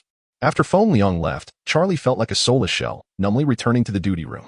He harbored no illusions. Feng Liang's capabilities were indisputable, which was precisely why he commanded the Fifth Institute. Feng Liang did not exit immediately. Instead, he lingered around the corner, observing Charlie's reaction. Although he anticipated such a response, he was intrigued by what could compel Charlie to endure punishment rather than reveal anything. Only after Charlie disappeared down the corridor did Feng Liang depart. He remained uncertain whether someone was threatening Charlie or if he was deliberately concealing the truth. "So, the Fifth Institute harbors hidden talents. I truly underestimated it," Feng Liang mused as he exited the interrogation area. With just over 100 personnel, even his closest assistant seemed to possess a complexity he had not anticipated. Doubts crept into his mind regarding the true purpose behind the establishment of the Fifth Institute. Was it genuinely for the study of legal order? It was difficult to ascertain. Feng Liang boarded the Black Wind and departed from the Fifth Institute. As the airship ascended, the entire Law Research Institute came into view. The 5 interconnected metal buildings glimmered ominously under the artificial sun, embodying the imposing authority of legal order. The 5 institutes gathered in one area. Yet interactions among the personnel were scarce. The Fifth Institute encircled a central suspended 5-story meeting area, which served as the headquarters of the Law Research Institute. Other research institutes shared a similar structure, albeit with only 4 branches. Peering through the windows, Feng Liang surveyed the grandeur of the Law Research Institute, its sheer scale overwhelming. Yet, his thoughts revolved around the original intentions behind the establishment of the Fifth Institute and the enigmatic identity of its director. As he gradually discerned the treacherous dynamics within the Fifth Institute, it seemed less like a legal research institution and more like a chessboard. Although the reasons eluded him, merely an instinctive feeling. Even if it is indeed a chessboard, I shall be the player, Feng Liang resolved. His gaze directed toward the distant horizon as the Black Wind soared into the vastness of space, encompassing the entire central urban area beneath. "Black Wind, head to the Medical Institute," he commanded, and the airship entered a high-speed conduit, racing swiftly toward its destination. Chapter 29. The Rejected Confession after a week of recuperation. Feng Liang's injuries had nearly healed. He planned to undergo a comprehensive examination to rule out any latent issues. intending to venture once again into the forest of all things after his recovery. This time, he would not tolerate any provocation from the beasts. Upon arriving at the medical facility, Feng Liang chose not to visit Li Qin. The timing felt inappropriate. His purpose for being there was to assess his own health. Guided by the physician, he entered the examination area, where he was outfitted with a series of peculiar devices. For mechanical arms emerged to securely grasp him, lifting him high into the air. Streams of infrared scanning light cascaded from above, enveloping him in a dense network of red laser grids, while the display screen showcased a plethora of parameters, meticulously detailing his internal condition. The examination was thorough, revealing even the minutiae of cellular mutation. 3 staff members clad in white lab coats analyzed the computer-generated data, the entire procedure lasting a full half-hour. Director Feng, all your bodily indicators are normal, and your physiological functions are operating optimally. Overall, your recovery is quite remarkable, with only minor muscle strain that will dissipate within 2 days, posing no further impact on your health. As Feng Liang donned his clothes, he absorbed the doctor's report on his condition. He was aware of his own body, relying on the sensations conveyed by his pain receptors. Without these signals, the brain would fail to perceive discomfort, emphasizing the necessity of technological assessments. Preparing to delve into the depths of the forest of all things, he understood the gravity of each detail. Any oversight could lead to fatal consequences. His mission included confronting the Wolf King, a formidable challenge that he would face alone. While the absence of companions alleviated some concerns, it also meant that if he were to perish amidst the wild, there would be no record of his existence, returning him to dust. Hearing that his health indicators were satisfactory ignited a spark of vitality in Feng Liang's eyes. Following the examination, he received a copy of the data and, instead of leaving immediately, he diverted to Li Qin's hospital room, determined to visit her, acutely aware that he might not return. Reaching the door of her ward, he peered through the window but saw no sign of Li Qin. Just as he turned to depart, he collided with her, nearly embracing her. "Brother Feng, you're here. Let us go inside and talk," she exclaimed, taking his hand and ushering him into the room. "Where's Xiaocheng? Has he not come today?" Feng Liang inquired. Scanning the room. He went back," Li Qin replied, her demeanor tightening as she grasped his hand, betraying her unease. "All right. I just stopped by to see you. If there is nothing else, I'll be on my way." Feng Liang attempted to release her grip, but she held on tightly, showing no signs of letting go. "Brother Feng, my relationship with He Yuanqing isn't what you think. There is nothing between us," Li Qin fervently explained, fearing Feng Liang might misconstrue the situation. "Relax, I harbor no misunderstandings. However, He Yuanqing is a trustworthy individual, and you two seem well matched. You needn't concern yourself with my feelings, I won't dwell on it. After all, I have a girlfriend now, so rest assured," Feng Liang responded, trying to ease the awkwardness. When he mentioned having a girlfriend, the image of Olan naturally surfaced in his mind. "You have a girlfriend? Is it Sister Olan?"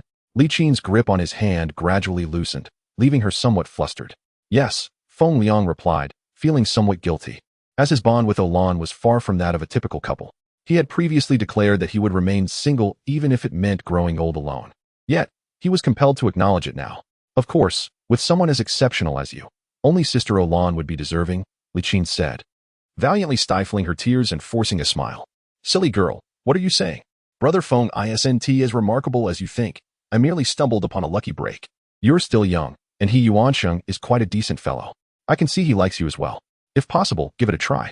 After all, love is a slow brewing process. How can you know if he is the right one unless you allow yourself to embrace the possibility?" Feng Liang gently patted Li Qin's head. For a man with over 2 decades of singlehood and 0 romantic experience, it was quite an achievement to offer such advice. "I understand. Brother Feng, could you hug me?" Li Qin shifted the topic, having accepted that Olan was Feng Liang's girlfriend. Her fantasies about him crumbled, as both he and Olan were revered as legends among their peers, geniuses of their academy. She had seen Olan once, and even that fleeting glance had left her utterly captivated. She knew she could never compare. After a moment's hesitation, Feng Liang gently pulled Li Qin into his embrace. Though they had only shared a few days together in the forest of all things, they were comrades who had faced life and death together. Feng Liang valued emotional connections and had made his feelings clear, diminishing her hopes, yet he harbored no further reservations. Li Qin nestled against him, resting her head on his sturdy chest, listening to the rhythm of his heartbeat, relishing the warmth emanating from him, and inhaling his faint, pleasant scent. She understood this moment did not belong to her, but for now, it was enough. To Feng Liang, Li Qin was merely a junior who had shared a brief experience in the forest. He regarded her with the affection of a senior brother. However, for Li Qin, she had harbored a secret admiration for him for quite some time. She was undoubtedly his most devoted fan, having risked danger to accompany him to the forest of all things, driven by her infatuation.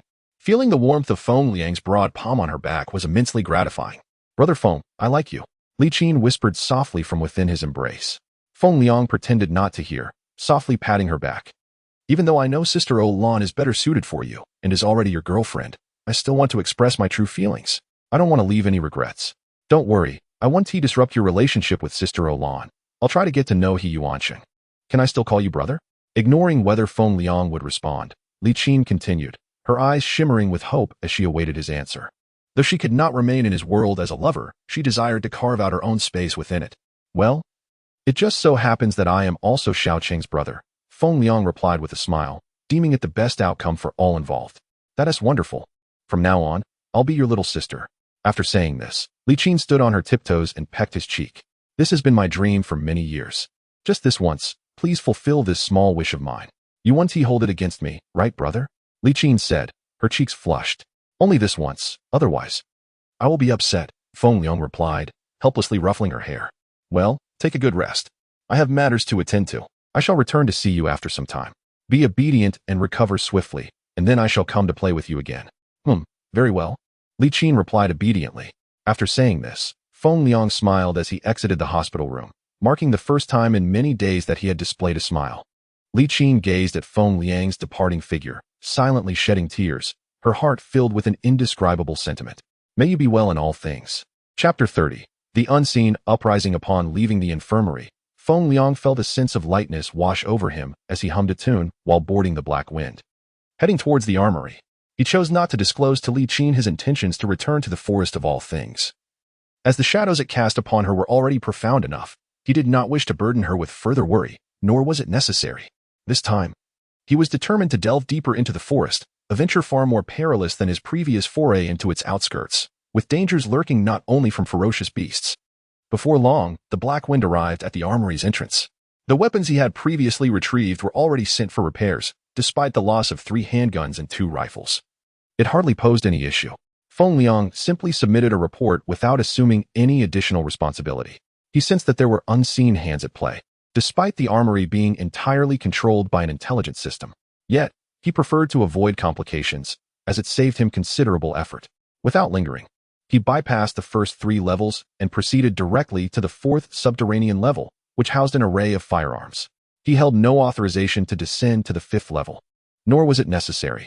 The lower level was filled with missiles and heavy artillery, weapons of utter destruction. He had no doubt about the catastrophic potential of the 5th level's munitions. He was merely entering a forest of all things, where such armaments were not only unnecessary but also impractical. Feng Liang was oblivious to the purpose behind the development of such devastating weaponry, of course. Such matters were beyond his concern. He did not dawdle, walking straight to a weapons storage room. After authenticating his identity, he stepped inside to find shelves brimming with large-caliber artillery, meticulously arranged. The room, measuring 100 meters in length and 40 meters in width, was filled with numerous racks, each displaying different types of ordnance. After examining the rows, he ultimately selected a miniature laser cannon, RNT. Despite its compact size, measuring 70 centimeters in length with a 15-centimeter caliber that exuded a sharp menace, its rear charging port was designed for specialized energy cartridges. Each cartridge, when activated, had a range of only 150 meters, yet Feng Liang had no doubt that this weapon could easily obliterate half of the elephant herd he had encountered previously. Leaving no trace behind, he took 5 energy clips, knowing that unless he faced a similar herd, this armament would be of little use. 5 energy cartridges would suffice. Though he understood that the forest of all things harbored beasts far more ferocious than elephants, thus thorough preparation was essential. The 5 energy cartridges weighed a substantial 10 kilograms. Apart from their weight, they were relatively compact. Each cartridge was about the size of a palm, not occupying much space. After placing the RNT in the storage compartment of the Black Wind, he moved on to other areas. 1 piece of artillery was sufficient for heavy firepower. Being alone, he could not carry more without it becoming a burden. Feng Liang relied more on the rifle, and having learned from his previous experience, he opted against a large sniper rifle. In the face of fast-moving, agile beasts, especially in the jungle, a sniper's effectiveness diminished significantly, making a single-shot kill nearly impossible. Thus, he chose a charging rifle with an effective range of 1,000 meters, low energy consumption, and capable of firing 40 shots per energy clip, the SNS-10. The rifle's energy clips were universal, slightly larger than those of the R&T, but far lighter. It would take 3 energy clips to equal the weight of a single energy cartridge for the R&T. He took 10 energy clips before departing. These clips could be utilized for both the rifle and the handgun, so 10 clips were not overly abundant, but he trusted in his marksmanship, believing they would suffice. With the main weapon selected, he casually picked a semi-automatic handgun. The power of the handgun did not need to be excessive, as the targets requiring handgun fire posed minimal threats. Unless faced with a sudden attack from a beast, he was confident he could prevent such a scenario. Aside from some changes in weaponry, Feng Liang's other equipment remained largely the same, as he had previously chosen top-tier gear, including nano-battle suits, vision enhancers, and various auxiliary equipment, along with supplies. These items had not undergone significant alterations. While consistency was favorable, the options available to him were limited. Just as he exited the armory with his equipment, he received an urgent call from Li Quan. The timing was neither early nor late, perfectly on cue. Director Feng, there has been an uprising in the West District, Li Quan said anxiously. An uprising? What on earth happened? Shouldn't such turmoil be addressed by the enforcement center? It hardly seems like a situation for us in the 5th Institute to intervene, Feng Liang replied, perplexed. An upheaval within the pod was unheard of. He had never encountered such a notion. Without the pressures of daily life, who would be so idle as to revolt? Moreover, Li Quan's call seemed somewhat perplexing. Significant cases were typically handled by the 4th Institute, and the 5th Institute's purpose had shifted from enforcement to genuine legal research. Studying the deficiencies in order and seeking solutions, as well as formulating new regulatory frameworks in accordance with the pod's evolving circumstances. However, this uprising appears to be related to you. Li Quan's tone grew increasingly strained. This was no trivial matter. Uprisings were intolerable at any time, and once they occurred, they were met with a merciless crackdown. There was no room for leniency, and the pod had never reported an uprising before. Now, with his superior involved, the gravity of the situation was undeniable. Feng Liang's expression turned serious. Although he was unaware of the exact circumstances, it was highly likely that his recent visit to the entertainment district was implicated. It seemed the mysterious figure had not sought to threaten him directly, but had instead used the footage of his visit to stir unrest. Upon reflection, this possibility grew stronger. While he could not comprehend how his entrance into the entertainment district could have incited a revolt, if the uprising in the West District truly bore any connection to him, it was almost certain. After authenticating his identity, Feng Liang hastily stowed his gear in the storage compartment of the Black Wind and swiftly entered the high-speed transit tube, racing toward the West District. Throughout the journey, he grappled with confusion. Even if the video of him entering the entertainment district were to be scrutinized, it would merely reflect his punishment. How could it be linked to the uprising? Yet, if not for his visit, nothing else had transpired in the West District. He was acutely aware that should the uprising be definitively tied to him, he would not escape the harshest of penalties. That was the mildest of outcomes. If the unrest spread and had widespread repercussions, it was entirely possible that he would become the scapegoat, sacrificed to divert attention from the true culprits. With a mind clouded by uncertainty, the fusion reactor tower of the West District came into view. Olan called out to him multiple times, but he remained unresponsive, ignoring her summons. Until he had concrete evidence, he could not risk answering her call. He was uncertain how thoroughly the opposition had prepared, but he would not take that chance. Even if he were to answer, it would be futile. Without knowledge of the situation, he could hardly explain anything to Olan. Thus, he opted to remain silent, pretending he had not heard. Chapter 31. The First Institute. Feng Liang, you scoundrel. How could you not answer my call at a time like this? Just wait. With that, Olan activated her identity wristband and swiftly manipulated the projected screen, revealing a small map that depicted the area traversed by the Black Wind. The projection also accurately calculated the possible directions Feng Liang might take. Without a moment's hesitation, Olan boarded her airship and sped towards Feng Liang's location. Within the high-speed transit network, she pushed the airship to its maximum velocity of a staggering 1,000 kilometers per hour, yet she still felt it was insufficient. The journey from the data center to the Western District was merely a matter of minutes, and during that brief time, she berated Feng Liang countless times. Though her words were laced with anger, her heart was consumed by profound concern. I have yet to agree to be your girlfriend. She recalled the conversation between Feng Liang and Li Qin. The program she had implanted in Feng Liang's wristband would automatically record any mention of Olan and transmit the conversation to her wristband. Director Feng. As Feng Liang disembarked from the airship, he was ushered into the monitoring room of the enforcement center by the waiting Li Quan. Inside the room, he found several staff members from the other institutes, intensely debating while fixated on the monitoring screens. Upon his arrival, the arguments ceased. though they greeted him. Their peculiar gazes did not escape his notice. "You may continue," he thought, perplexed and lacking the inclination to engage in pleasantries. He urgently needed to grasp the situation. "What is happening?" he inquired, gazing at the massive monitoring screen displaying the riots in the Western District, while questioning Li Quan behind him. "Just an hour ago, a video that seemingly captured your entrance into the Western District Entertainment Center was uploaded to the public network. It has been looping on all displays and screens. And at the end of the video, your identity information is attached along with the enforcement regulations you proposed, which emphasize leniency for the public while strictness for those in power," Li Quan explained. "Even so, it shouldn't escalate to such proportions," Feng Liang replied, fully aware of the implications of Li Quan's words. However, as he had stated, even if the video circulated, he would merely face disciplinary action in accordance with the rules. It should not incite a riot. That is indeed the case, but at a time when public outrage is at its peak. The video was suppressed as if it had never existed, suggesting that someone intentionally buried this incident. This suppression served as the catalyst for the uproar. Feng Liang began to comprehend the intricacies of the situation. There was someone covertly stirring the pot. First, using the cab in order to prohibit the elite from entering the entertainment center, thereby pushing Feng Liang into the spotlight. Then, they twisted the very regulations he had established against him, exposing his hypocrisy as a rulemaker who did not abide by the rules himself. Finally, they dealt a decisive blow, rendering the citizens acutely aware of the imbalance, igniting the flames of dissent. While this scheme was clever, many aspects remained perplexing. For instance, why was the citizens' reaction so vehement? From any perspective, the leniency for the public, strictness for the elite regulations were advantageous for the citizens. Logically, they should harbor no significant animosity towards Feng Liang. Rather, it should be the elites and workers who felt more discontented with him.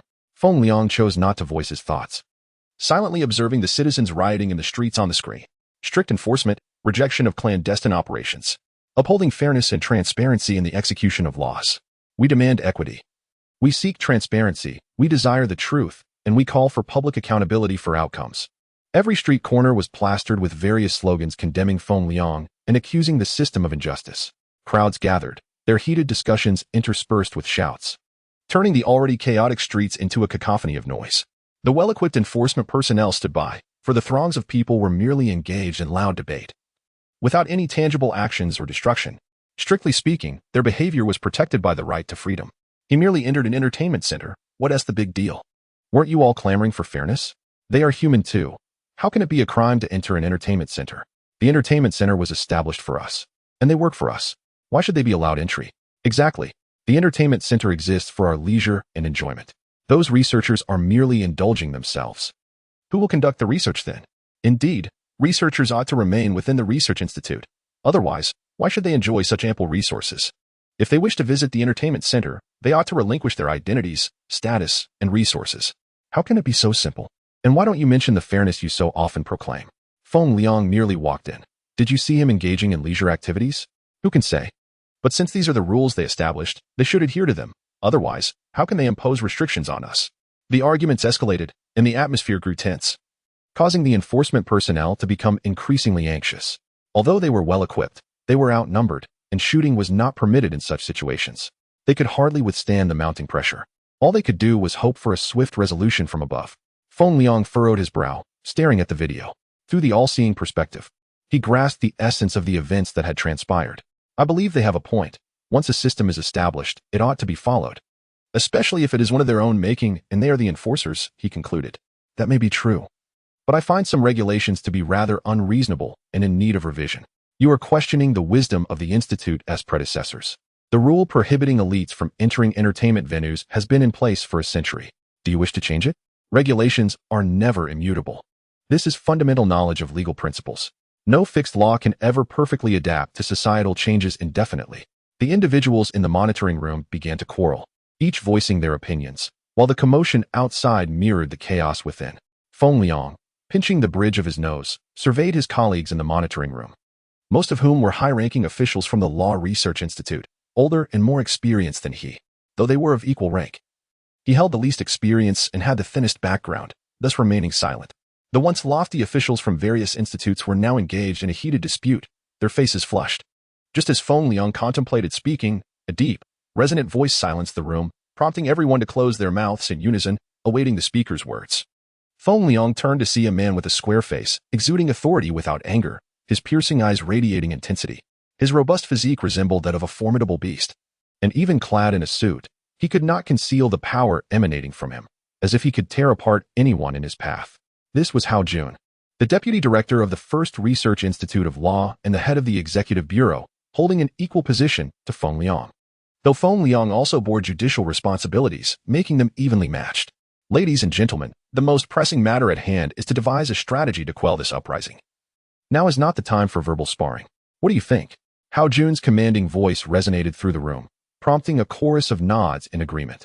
Hao Jun possesses an innate aura of authority. He embodies the essence of a natural leader. His every word and action compel those around him to submit in unwavering respect, leaving no room for dissent. Let us first seek a resolution to quell the uprising, and thereafter we may engage in a discourse regarding certain matters of order. Hao Jun articulated, shifting his gaze towards Feng Liang. Chapter 32. The game has just begun. Director Hao was indeed correct. The unrest outside remains unresolved. A situation unprecedented in decades. Our immediate priority is to quell the discontent among the passengers. The crowd echoed Hao Jun's sentiments, their collective gaze fixated on Feng Liang. Director Feng, would you not agree? Hao Jun inquired with a smile, while others awaited Feng Liang's response with bated breath. This matter originates with me, and thus it is only fitting that I bring it to a conclusion, not only as a senior elite, but also as a creator of legal order. I must accept the consequences of my actions. Even as an ordinary passenger, it is only just that I face appropriate penalties for any violations. Am I not correct? Feng Liang surveyed the assembly with a similarly pleasant smile, ultimately fixing his gaze upon Hao Jun. In his memory, he and Hao Jun had barely crossed paths. Interactions among the 5 major departments were infrequent. Although both held the title of director, they were merely familiar with each other's names. Feng Liang was perplexed as to why Hao Jun had chosen to draw attention to him, sensing a concealed hostility that he found difficult to comprehend. Director Feng, you truly are a paragon of excellence. Although we share the same rank and I am your senior, this does not diminish my admiration for you. Your sense of responsibility is commendable and worthy of emulation, Hao Jun remarked sincerely, extolling Feng Liang's virtues to those around them. Were it not for Feng Liang's awareness of the underlying animosity, he might have believed that Hao Jun was as sincere as he appeared. The others hesitated to engage in the conversation, aware that while they were all leaders within the law school, their statuses were comparable. However, Feng Liang held an additional identity as an inspector within the legal affairs department, granting him the authority to scrutinize their actions thoroughly. Unless they had managed to conceal any incriminating evidence from him, which was unlikely given their seasoned backgrounds, they dared not oppose Feng Liang, especially in light of his recent remarks. Thus, they fell silent. Very well, our immediate concern is to address the unrest and pacify the passengers. We shall discuss the remaining matters later. Noticing the silence that enveloped the room, Feng Liang realized he had achieved his objective. He had intended to announce certain matters, not to garner support, but to issue a warning to those who sought to undermine him and those scheming in the shadows. He could not afford to expose his vulnerabilities while resolving issues, for individuals like Hao Jun, who wore a friendly facade concealing sharp daggers, were not rare. It is not the noble one who incites fear, but the treacherous ones lurking in the dark. Without proper preparation, tranquility is elusive.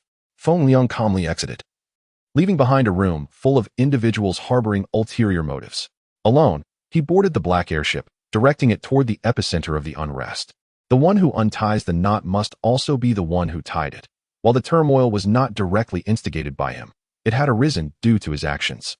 Regardless of Hao Jun's statements, Feng Liang would rise to the occasion. It was his responsibility. Look, that black airship seems to belong to Feng Liang. A voice pierced through the clamor of the crowd, drawing attention to the hovering craft in the sky. Indeed, I have seen it before. It is unmistakably Feng Liang's vehicle. As the throng gazed upward at the floating black airship, the noise subsided, as if everyone awaited something significant. The airship descended onto a relatively lower rooftop, its hatch opening slowly. Feng Liang stepped out confidently, and at that moment, his resolute and handsome visage, along with his self-assured gaze, appeared on every major screen across the West District. Greetings, everyone. I am Feng Liang, he announced, surveying the restless crowd below. His voice resonated through the speakers, reaching every corner of the West District, clearly audible to all. How considerate of them, Feng Liang mused. I need not strain my voice unnecessarily. His words prompted a renewed buzz among the crowd below. Director Feng, as the head of the law school, how do you justify your own transgressions? Indeed. Are you not eager to cover up the truth? Is this what your law school defines as fairness? How can you assure us of justice when such actions are your method of assurance? It seems implausible to convince us. Director Feng, do you not owe us an explanation? Questions erupted from the crowd, each one igniting further agreement among the bystanders, escalating the collective sentiment into a fervent wave of discontent. Feng Liang maintained his composure as he absorbed the barrage of inquiries, his demeanor unaffected by the vitriol directed at him. Now, regarding the issues raised, I will address each in due course. Please remain patient. I assure you that I will provide satisfactory answers. May I request a moment of silence? As the din of accusations and insults reached a crescendo, Feng Liang spoke, aware that the chaos hindered his ability to communicate effectively. Once the crowd quieted, they eagerly awaited the answers they sought, uncertain whether they would be satisfied. I extend my sincerest apologies for the public outrage this incident has caused. As a guardian and architect of legal order, I have violated the very laws I uphold by entering the entertainment district, regardless of the reasons. I have breached legal regulations and must accept the consequences, which shall be severe. This is not only to align with the protocols I established, but also serves as a self-reflection and a testament to the fairness and authority of our legal order. Without rules, chaos prevails. Everyone, regardless of status, must adhere to the law. From this day forth, I welcome your scrutiny as we commit to strict law enforcement. Beginning with myself, Feng Liang. His resolute declaration garnered unanimous acclaim from the crowd below. This oversight has allowed those with ulterior motives to exploit the situation, leading everyone to believe I sought to obscure the truth and, in turn, cast doubt upon the fairness of our legal order. Regarding the alleged cover-up, I personally guarantee that neither I nor the entire Law Research Institute is involved. It is unequivocally not our doing. Our researchers would never engage in such deceptive acts. As for the true instigators and their motives, we will thoroughly investigate and provide answers. Rest assured. Moreover, the entire process of my punishment will be transparently reported to you, ensuring accountability and justice within the legal order. All right, we trust Director Feng. I will monitor the situation closely. I hope you are not merely speaking empty words. Had he not been cornered, would he have dared to come out now? Without pressure from the leadership, I would eat dirt. His misfortune is our gain. Had it not been for this, we would still be in the dark. Amidst the crowd, voices of support mingled with skepticism, each critique resonating with undeniable truth, leaving little room for rebuttal. Feng Liang gazed at the crowd below, which was gradually calming down, and listened to their discourse. He understood that his objective had been achieved. Fortunately, the cabin residents merely congregated and posted some proclamations without inflicting any substantial damage. As for the negative sentiments and influences, after a few words from Feng Liang, they would soon be entirely forgotten. As long as there were no irrevocable losses or casualties, this could hardly be deemed a riot in the eyes of society. Observing the current situation, the once restless hearts of the people had nearly settled. Once Feng Liang's subsequent measures were disclosed, this incident would be turned over, and the latent threat of upheaval would be dispelled. Do you truly wish to face punishment? Just as Feng Liang watched the cabin residents disperse, Olan approached and inquired. Of course not. Without punishment, how could I discern their intentions? Feng Liang replied without turning around, having anticipated Olan's arrival and not being in the least surprised. You, Shu, do not speak. The game has only just begun, and saying too much would spoil the fun, he interjected, silencing Olan's words before they could fully form. Chapter 33, An Inescapable Predicament. Upon concluding his statement, Feng Liang flashed a wry smile at the nearby camera. The footage subsequently disseminated and displayed on the colossal monitors within the central surveillance hub. Hao Jun observed this spectacle with an undisturbed composure, betraying no hint of surprise. I wonder how he intends to endure that sentence. It's no mere trifle. Ultimately, he's too impetuous. What's the point of grandstanding? The price of forcibly assuming responsibility. Such sentiments echoed silently in the minds of many, each an astute veteran of the bureaucratic labyrinth. While they would never vocalize such thoughts, Hao Jun perceived their inner machinations, yet remained taciturn. The protracted game is always more intriguing. A subtle upturn grazed Hao Jun's lips, forming an enigmatic arc. Very well, let us depart. With that, Feng Liang smoothly ushered Olan into the black wind, his movement seamless. Unbeknownst to Feng Liang, Olan, in his grasp, experienced a delicate flush creeping across her cheeks. Escorting Olan, Feng Liang returned to the central surveillance hub, where the murmuring throng fell silent. Director Feng is, without a doubt, the pride of our faculty of law. With a mere handful of words, he quelled the discontent of the denizens, even at the cost of his own well-being. Such a spirit of self-sacrifice shall be etched in history and lauded by posterity. Indeed, Director Feng serves as an exemplar for our faculty of law. We must all strive to emulate him. Members from other faculties swarmed around, initiating a chorus of sycophantic praise, each vying to erect a monument and pen an elaborate biography for Feng Liang. Feng Liang, maintaining a composed smile, silently observed the assembly. Beneath the veneer of effusive compliments lay a subtle undercurrent of sardonic mockery. However, he remained unperturbed. rather than fixating on these vapid pawns. Feng Liang was more preoccupied with the mastermind orchestrating the entire affair. His gaze settled upon Hao Jun, a man whose seemingly guileless demeanor concealed a cunning nature, instilling a sense of unease within him. Director Feng, I wonder what your subsequent course of action entails? Parting the throng, Hao Jun approached Feng Liang from the rear, posing the inquiry. The matter shall be addressed according to protocol. What other course could there be? Is Director Hao implying that he possesses a more ingenious scheme? Feng Liang countered, his eyes locking with Hao Jun's. Director Feng jests. I wouldn't dare claim ingenuity, merely a suggestion. With that, Hao Jun's gaze shifted towards Olin, standing hand in hand with Feng Liang, his eyes conveying an unspoken message. Observing Hao Jun's lingering gaze upon Olin, Feng Liang's brow furrowed imperceptibly. As a fellow man, he comprehended the implication of Hao Jun's gaze. However, upon glancing at Olin's bewildered expression, Feng Liang understood and offered a knowing smile. Then, by all means, Director Hao, enlighten us. Feng Liang redirected Hao Jun's attention, his unease palpable. The denizens are observing our disposition. We simply need to demonstrate our resolve, obviating the need for any punitive measures. However, it may entail some sacrifice on Director Feng's part. Concluding his statement, Hao Jun averted his gaze from Olin, focusing instead on Feng Liang with an earnest expression. I appreciate Director Hao's sentiment. However, having made a pledge to the denizens, I am obligated to fulfill it. Would I not be forfeiting my integrity? My personal reputation is inconsequential, but this matter pertains to the legal framework of the Faculty of Law and, indeed, the entire habitat. How could I dare engage in any form of deception? As Feng Liang concluded, he felt Olin's subtle squeeze of his hand, reassuring her with a discreet caress of his thumb, signaling her to remain calm.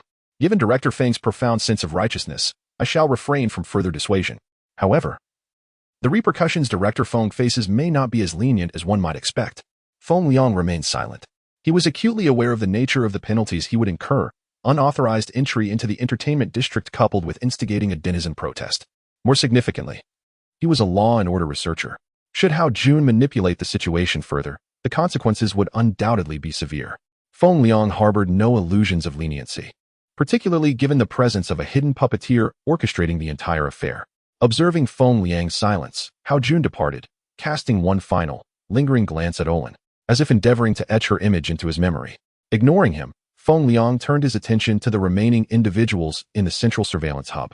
Director Feng, the faculty is rather preoccupied. If there are no further matters requiring our attention, we shall take our leave.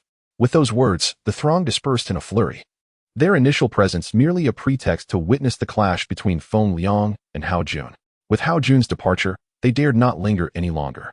Feng Liang harbored no interest in these opportunistic individuals, not even deigning to acknowledge their departure. Intriguing indeed.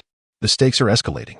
Once the throng had dispersed, Feng Liang mused, his words directed either at Olin or himself.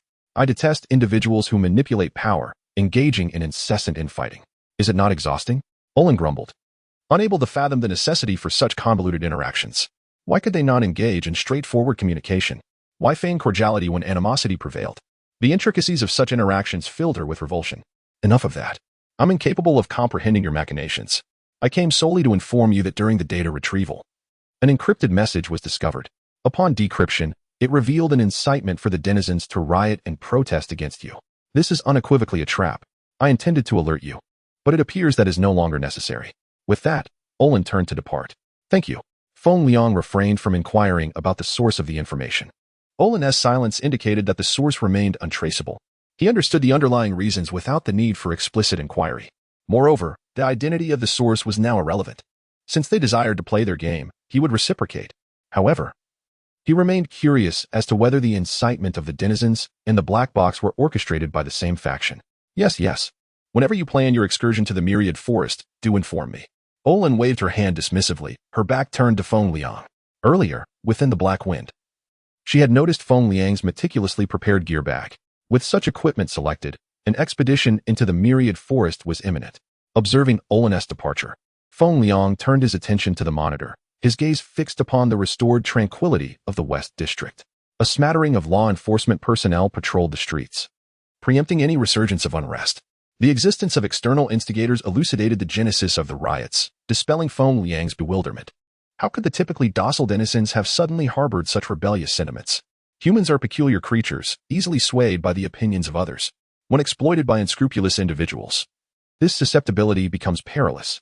As exemplified by the recent events, within the West District, home to nearly 30 million denizens, only a fraction, numbering less than 10,000, participated in the street demonstrations.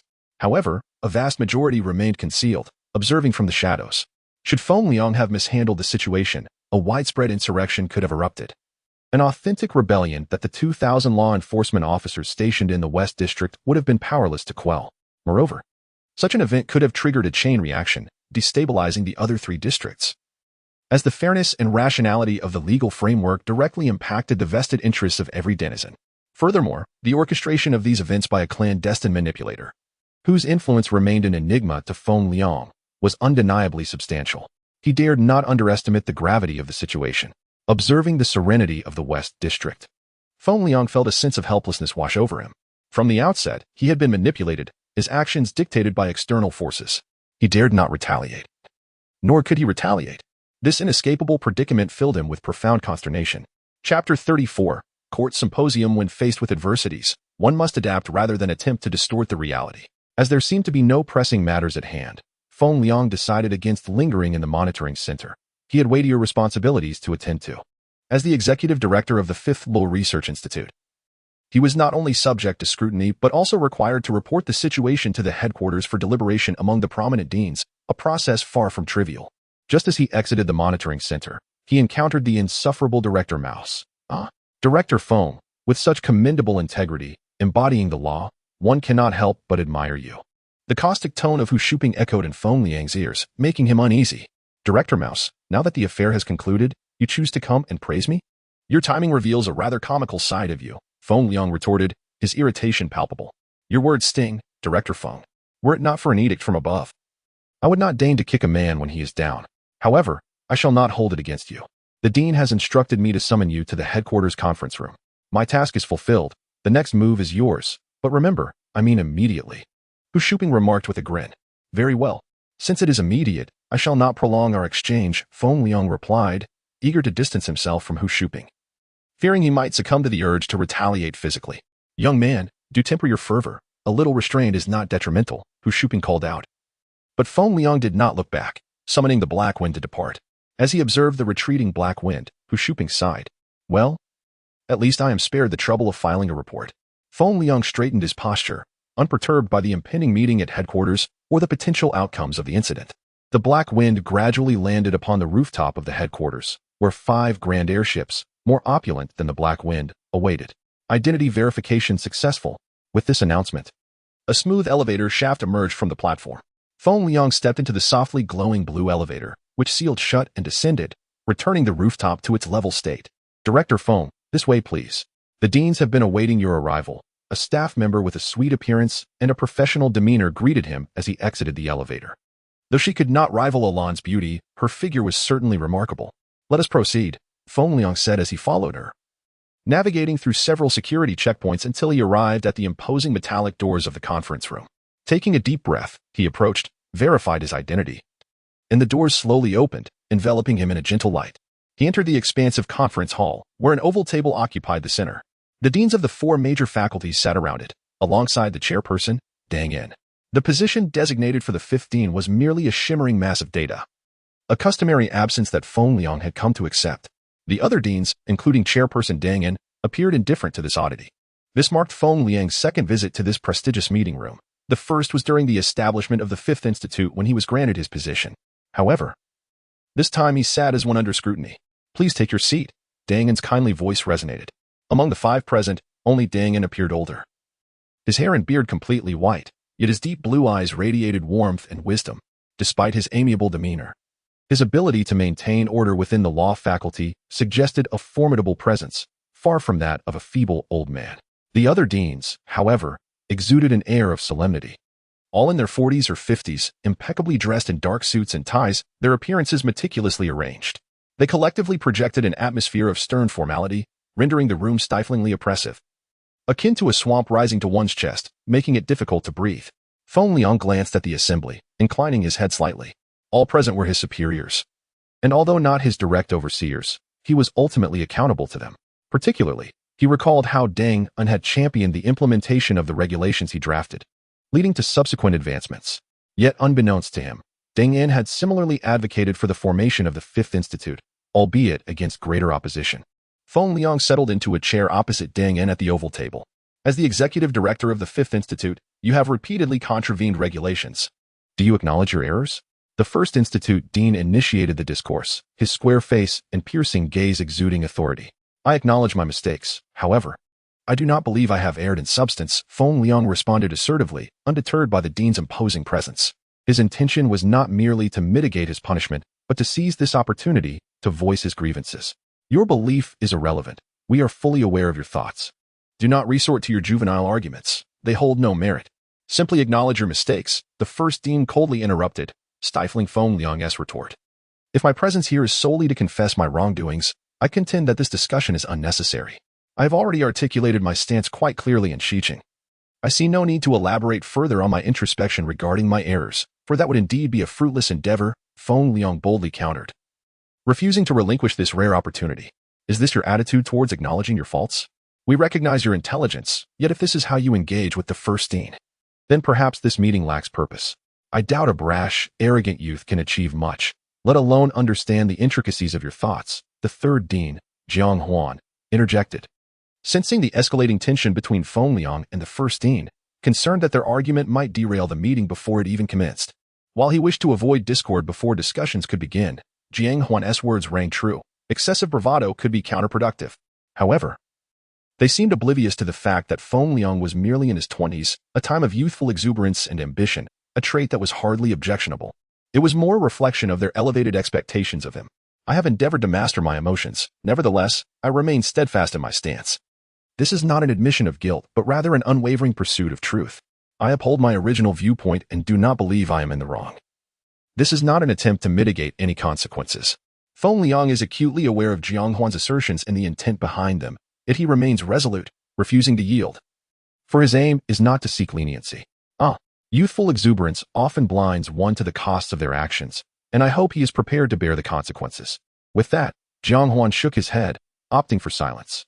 At this juncture, further discourse would be futile. Not only Jiang Huan, but also the other two deans nodded in agreement, recognizing the merit in Jiang Huan's perspective. While youthful vigor and a willingness to resist are commendable traits, one must remember that those who stand out may be subject to harsher winds.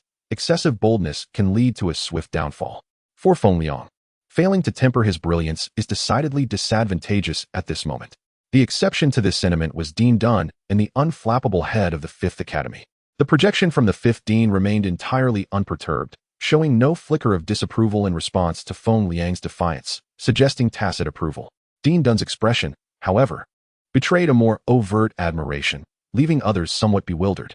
How could a dean be so publicly slighted by Feng Liang and allow it to pass unchallenged? As a head, he had never faced such open defiance from a subordinate, especially not in the presence of other esteemed deans. He could not swallow this indignity. Despite recognizing Dean Dun's approving gaze, he would not easily overlook such an affront. Regardless of personal grievances or a sense of righteousness, the rules must not be compromised. Given your demeanor, I find it imperative to impose a more profound influence to serve as a cautionary tale, asserted Dean Duping with an unmistakable tone, effectively indicating a targeted approach towards Feng Liang, demanding he pay for his arrogance. Dean Li's suspicions surfaced as he stated, I harbor no intention of breaching any regulations. According to Article 46 of the Cabin Public Service Act, elite personnel entering entertainment venues shall have their positions suspended pending observation, along with a 3-day detention. Furthermore, as the unrest among the cabin populace originated from my actions, I should bear the brunt of the punishment. According to law, those inciting illegal gatherings and disturbances face the penalty of amputation of a finger and assignment to labor for 3 years in a subterranean prison. Feng Liang maintained his composure, meticulously outlining the penalties he anticipated, for as the director of the Research Institute, he was well versed in such regulations. Do you think it is that simple? Who will be responsible for the negative repercussions this incident has on the law school? Do you believe that public punishment will suffice to alleviate the issue? That is rather naive. Many matters are not as straightforward as you presume. I accept the punishment that is due.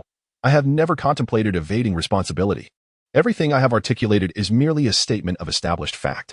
The purpose of convening this meeting is likely to announce the disciplinary measures. However, I hope it serves to capture your attention and inspire some changes. My words are concluded and my aim achieved. It is now time to shift our focus to the main topic. Feng Liang turned his gaze towards Dun, for it is he who truly commands the law school. Chapter 35, The Punishment from the 15th Enough. This matter is not to be discussed in such a manner. Set aside your opinions and address the matter at hand. Dun interrupted the words of the first dean, suppressing him and regaining control of the situation.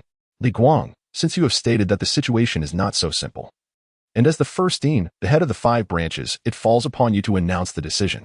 Dun deliberately emphasized Li Guang's esteemed position, both to provide him with a graceful exit and to subtly diminish Feng Liang's ambitions. While he held Feng Liang in high regard, he would not permit him free rein. Certain matters were crystal clear to him. Upon receiving Dun's delegation, Li Guang's tone became decidedly more assertive. The obvious bias was impossible for him to overlook. In stark contrast to Feng Liang, who remained as calm as still water, his heart unperturbed. The implications of Dun's intentions held no relevance for him, nor did he wish to dwell on it. As for Dun's desire to deflate his ambitions, Feng Liang was entirely oblivious, even if he were aware. He would not take it to heart.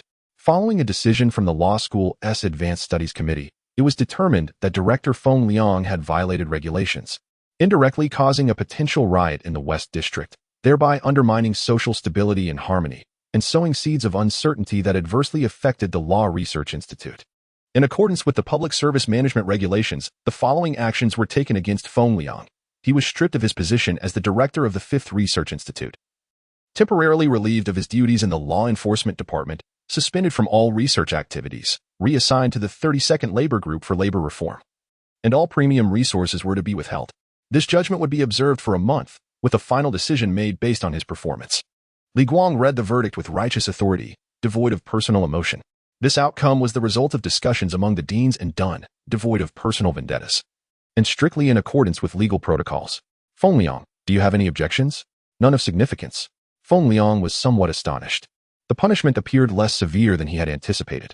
The only aspect he found somewhat difficult to accept was the suspension, as it would complicate many matters for him.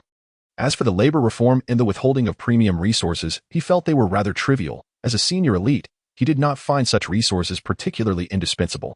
The ruling took effect on November 12, 1050, with the executing body being the Law Research Institute. With a wave of his hand, Li Guang sent the execution order to the public network, making it a public decree.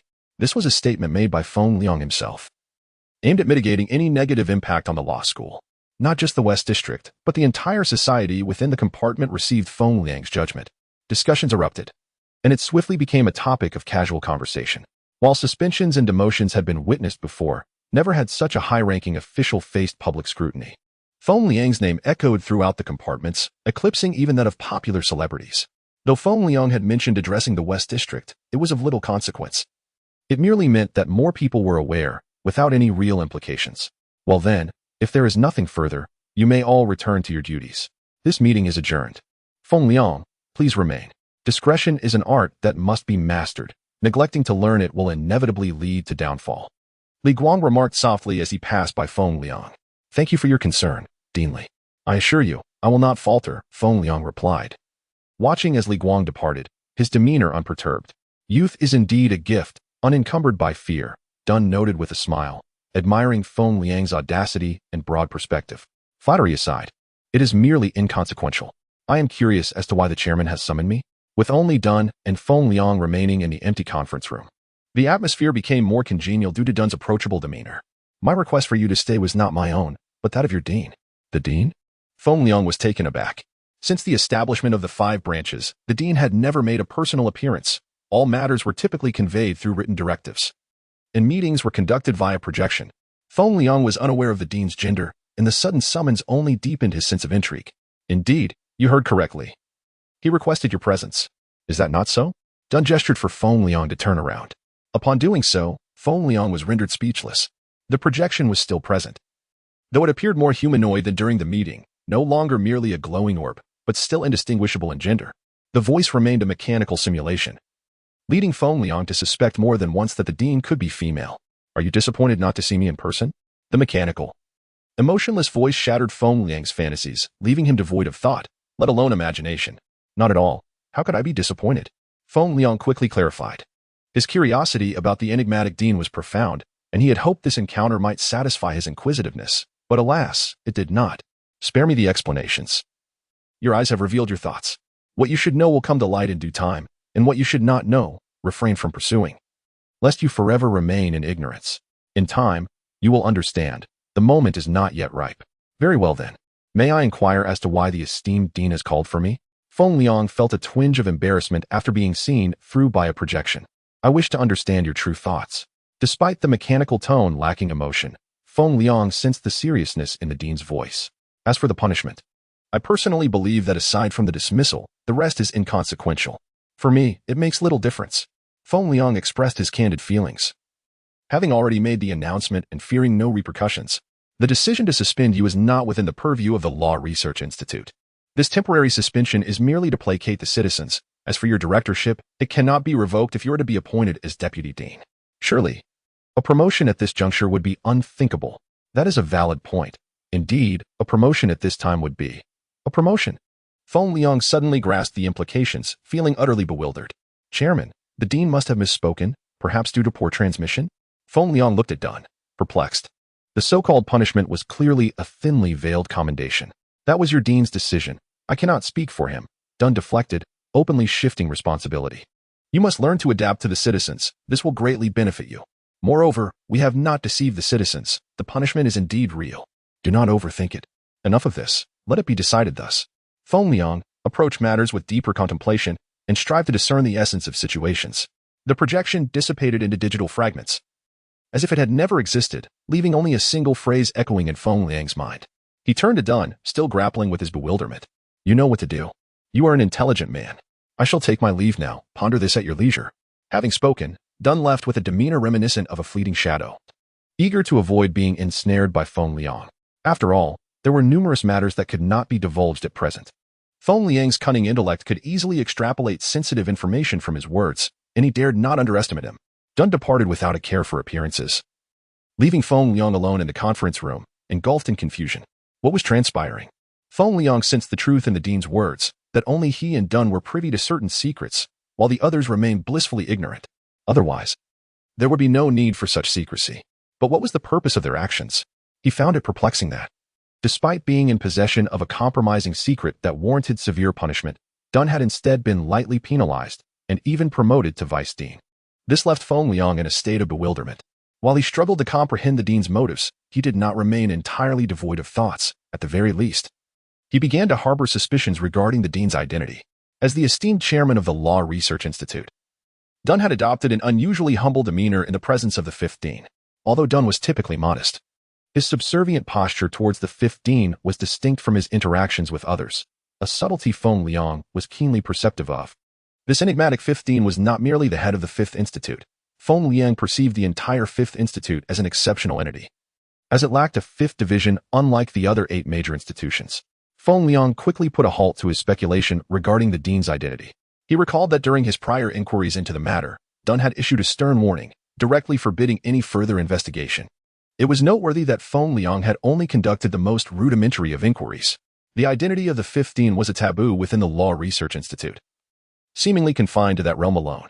He had no desire to be swept into the conflicts of those in power due to his own curiosity. One misstep could lead to dire consequences. This matter must remain undisclosed to others. The leniency of the punishment was already considerable, should news of his promotion leak. It would undoubtedly complicate matters. Feng Liang was determined to avoid further complications. Although the punishment was not severe, his assignment to labor reform delayed his plans to enter the Omniverse forest. Even though he had been covertly promoted, the official documents dispatched could not be retracted, and labor reform was an unavoidable obligation. Perhaps it was fortuitous. This would provide him ample opportunity to recuperate and engage in physical training, something he had neglected for quite some time. Feng Liang stretched, finally able to rest after a relentless day, feeling remarkably content. He boarded the Black Wind, soaring towards home, eager to rejuvenate himself before reporting to the Resource Exploration Labor Group the following day. As he surveyed the equipment bag amidst the Black Wind, he could not help but marvel at his timely intervention. Had he arrived even a moment later, he would have been unable to retrieve the weapons from the armory. Although the dean had appointed him as vice dean, no official mandate had yet been issued. His identity bracelet had already been downgraded to that of a laborer when Li Guang announced the appointment, rendering him unqualified to access the armory. Upon seating himself in the Black Wind, he conducted a verification check, astonished at the rapid pace of updates within the command module. Were it not for the Black Wind being customized for Feng Liang, recognizing only him, he would never have been able to enter, much less pilot it. Equipped and with plans to venture into the Omniverse forest, it was merely a matter of time. He knew that laborers faced far more arduous tasks than he did in his former role as director. For now, he could only devise a plan and adapt as circumstances dictated, as that was all he could do at this juncture. Chapter 36. The disappearance of Li Qin. Feng Liang returned home swiftly, only to be halted by Lan, who scrutinized him from head to toe. "What are you doing? Have you lost your mind?" he asked, bewildered by her intense gaze. It was rather unsettling to be examined like a specimen at a zoo the moment he stepped through the door. "You're the one who lost your mind. I came to check on you after seeing your punishment notice. I was worried someone might take it too hard. You truly are oblivious to the goodwill of others." Lan pouted, visibly annoyed. Although they had become a pair of playful adversaries during their school days, years of back-and-forth banter had rendered their relationship quite intricate, sometimes intimate, sometimes distant. At times, Feng Liang would intentionally evade Lan, yet such feigned avoidance often bore the unmistakable mark of concealment.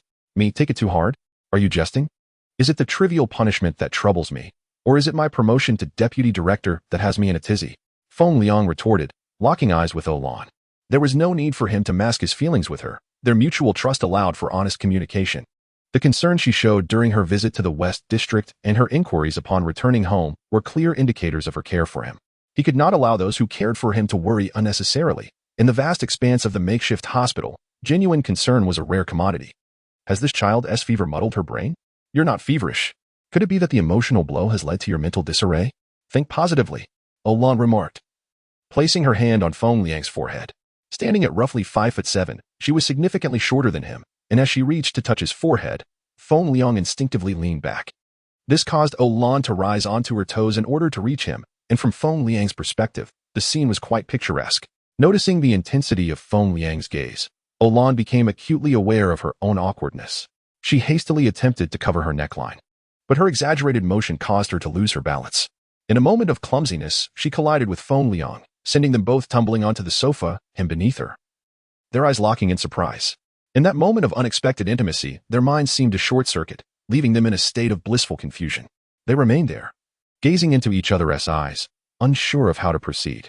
As the atmosphere thickened with unspoken tension, Lan slowly closed her eyes, seemingly awaiting an unknown outcome. Her actions entirely unconscious. "Hey, do you think you could get off me?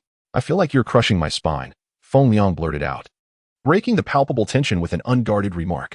"Oh, I'm so sorry," Lan stammered, scrambling to rise. In her fluster, she attempted to push herself up, but her hand slipped, resulting in her landing back atop him once more. This time, their proximity ignited a fierce blush that spread from Lan's cheeks to her neck, while Feng Liang's face mirrored her embarrassment.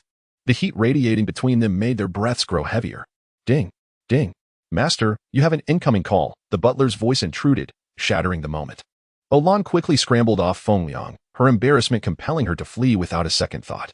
She dashed into the restroom, her face aflame. She could not bear to face him in her current state. "Who is it? Answer," Feng Liang said, grateful for the interruption yet irritated by its untimeliness.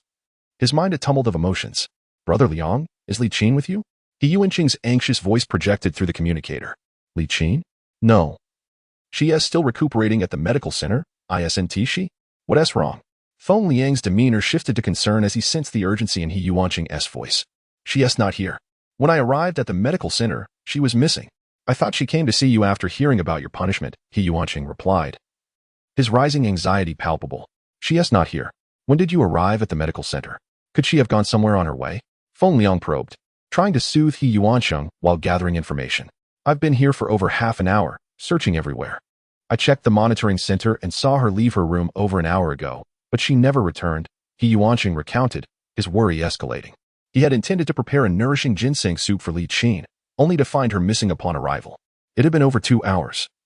And panic set in as he realized he couldn't reach her wristband. "Stay calm. Don't lose your composure. It might not be as serious as you think. Panicking won't resolve anything. It'll only worsen the situation," Feng Liang urged, attempting to instill some level of calm in He Yuanqing's frantic state. "What's wrong?" Lan emerged from the restroom, her face still slightly flushed from the earlier incident. "Lanjia, there you are. I need your help to locate Li Qin. She has an injury, and I'm worried she might be in trouble." He Yuanqing's eyes lit up at the sight of Lan, feeling as though he had found a lifeline.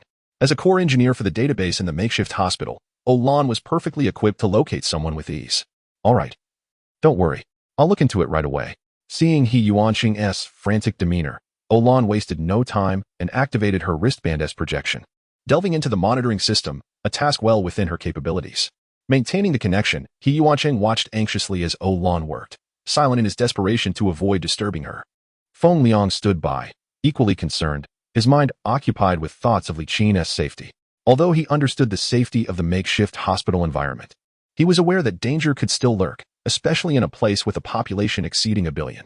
Eventually, the last signal from Li Qin's wristband appeared at the mechanical park, after which it abruptly ceased. "I'll send you the location immediately," Olan said, having pinpointed Li Qin's last known whereabouts. However, the disappearance of the signal raised questions. The wristbands were powered by fusion energy, designed to function for over a century, and could not simply shut down due to energy depletion. The only plausible explanation was that someone had interfered with the signal. Feng Liang and Olan exchanged a glance, sensing the unusual nature of the situation. While the act of signal jamming was not an exceptionally complex task, it certainly required a level of expertise that was not easily achievable. The ability to obscure signals from the surveillance of the sky indicated a highly advanced technological capability. Even Olan found herself at a loss regarding the signal jamming, and she relayed their last known position to He Yuancheng. "Xiaocheng, do not fret. We will be there shortly. Let us convene at that location. This situation is not as dire as you might think, though it does present some complications." She reassured him after sending the coordinates. "Indeed, Olan is correct. Do not worry. We will arrive soon." She articulated all that Feng Liang wished to convey, leaving him with no words to add. After exchanging a few responses, he ended the communication. Olan, however, did not shut down the terminal. After sending the location, she resumed her search, knowing that complete signal jamming was implausible. With diligent scrutiny, she believed there would be traces left behind. Chapter 37. Surveillance at the terminal. Without the slightest hesitation, Feng Liang pulled Olan into the dark wind, hastening towards the location where the signal from the mechanical park had last vanished. Meanwhile, He Yuancheng was also rushing to the mechanical park in a state of urgency. Within the dark winds, both were preoccupied with their own thoughts, seemingly having forgotten the recent events. "If one day I were to disappear, would you be as anxious as He Yuancheng?" Olan naturally posed this question to Feng Liang. No," Feng Liang replied, his train of thought disrupted by Olan's inquiry, leaving him momentarily at a loss for words. Upon hearing his answer, the light in Olan's eyes dimmed slightly. Although she had asked casually, Feng Liang's response stirred feelings of disappointment within her heart, an unexplainable sense of loss. "What is the use of worry? Would it help in finding you? If you were to vanish, I would search high and low, no matter the cost," Feng Liang earnestly replied, reflecting on the implications of Olan's question. Indeed, he pondered how he would react if she were to go missing.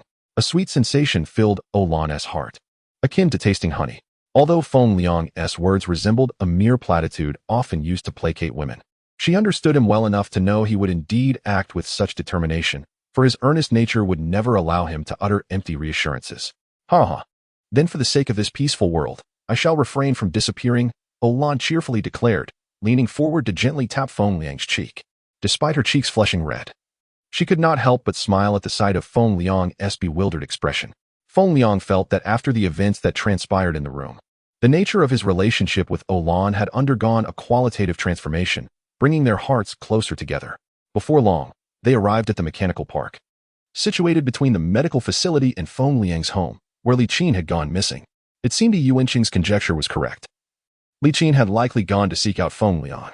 However, for reasons unknown, she had disappeared shortly after lingering in the mechanical park. What had transpired during that time remained a mystery to them. Feng Liang and Olan were the first to arrive at the location where Li Qin had vanished, searching for any clues that might lead them to her whereabouts. Despite the brief interlude of sweetness they had shared, Feng Liang remained unaffected, continuing to embody the calm and composed director of the execution bureau, analyzing the case at hand. Li Qin's disappearance, as Olan had pointed out, was far from simple. Feng Liang even sensed that this matter was vaguely connected to himself, though he could not pinpoint why he felt that way. "Brother Liang, any discoveries?" He Yuancheng rushed over, having taken a public airship, which had delayed his arrival. "Quiet, he is deep in thought." Olan quickly restrained He Yuancheng, for Feng Liang was currently seated upon the mechanical arm where Li Qin had last been seen, lost in contemplation. "How is it? Still no contact?" "This is driving me insane," He Yuancheng whispered, unable to suppress his anxiousness. "Do not fret, this is a premeditated act. The perpetrators have not revealed their intentions, and for now, Li Qin is not in immediate danger.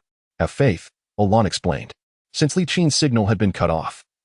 Only a little over 2 hours had passed. Based on her and Feng Liang's deductions, it was clear that whoever had blocked Li Qin's signal had a plan in mind. They would not harm her until their objectives were met. What do you mean? Who was plotting this? He Yuanqing grasped Olan's words.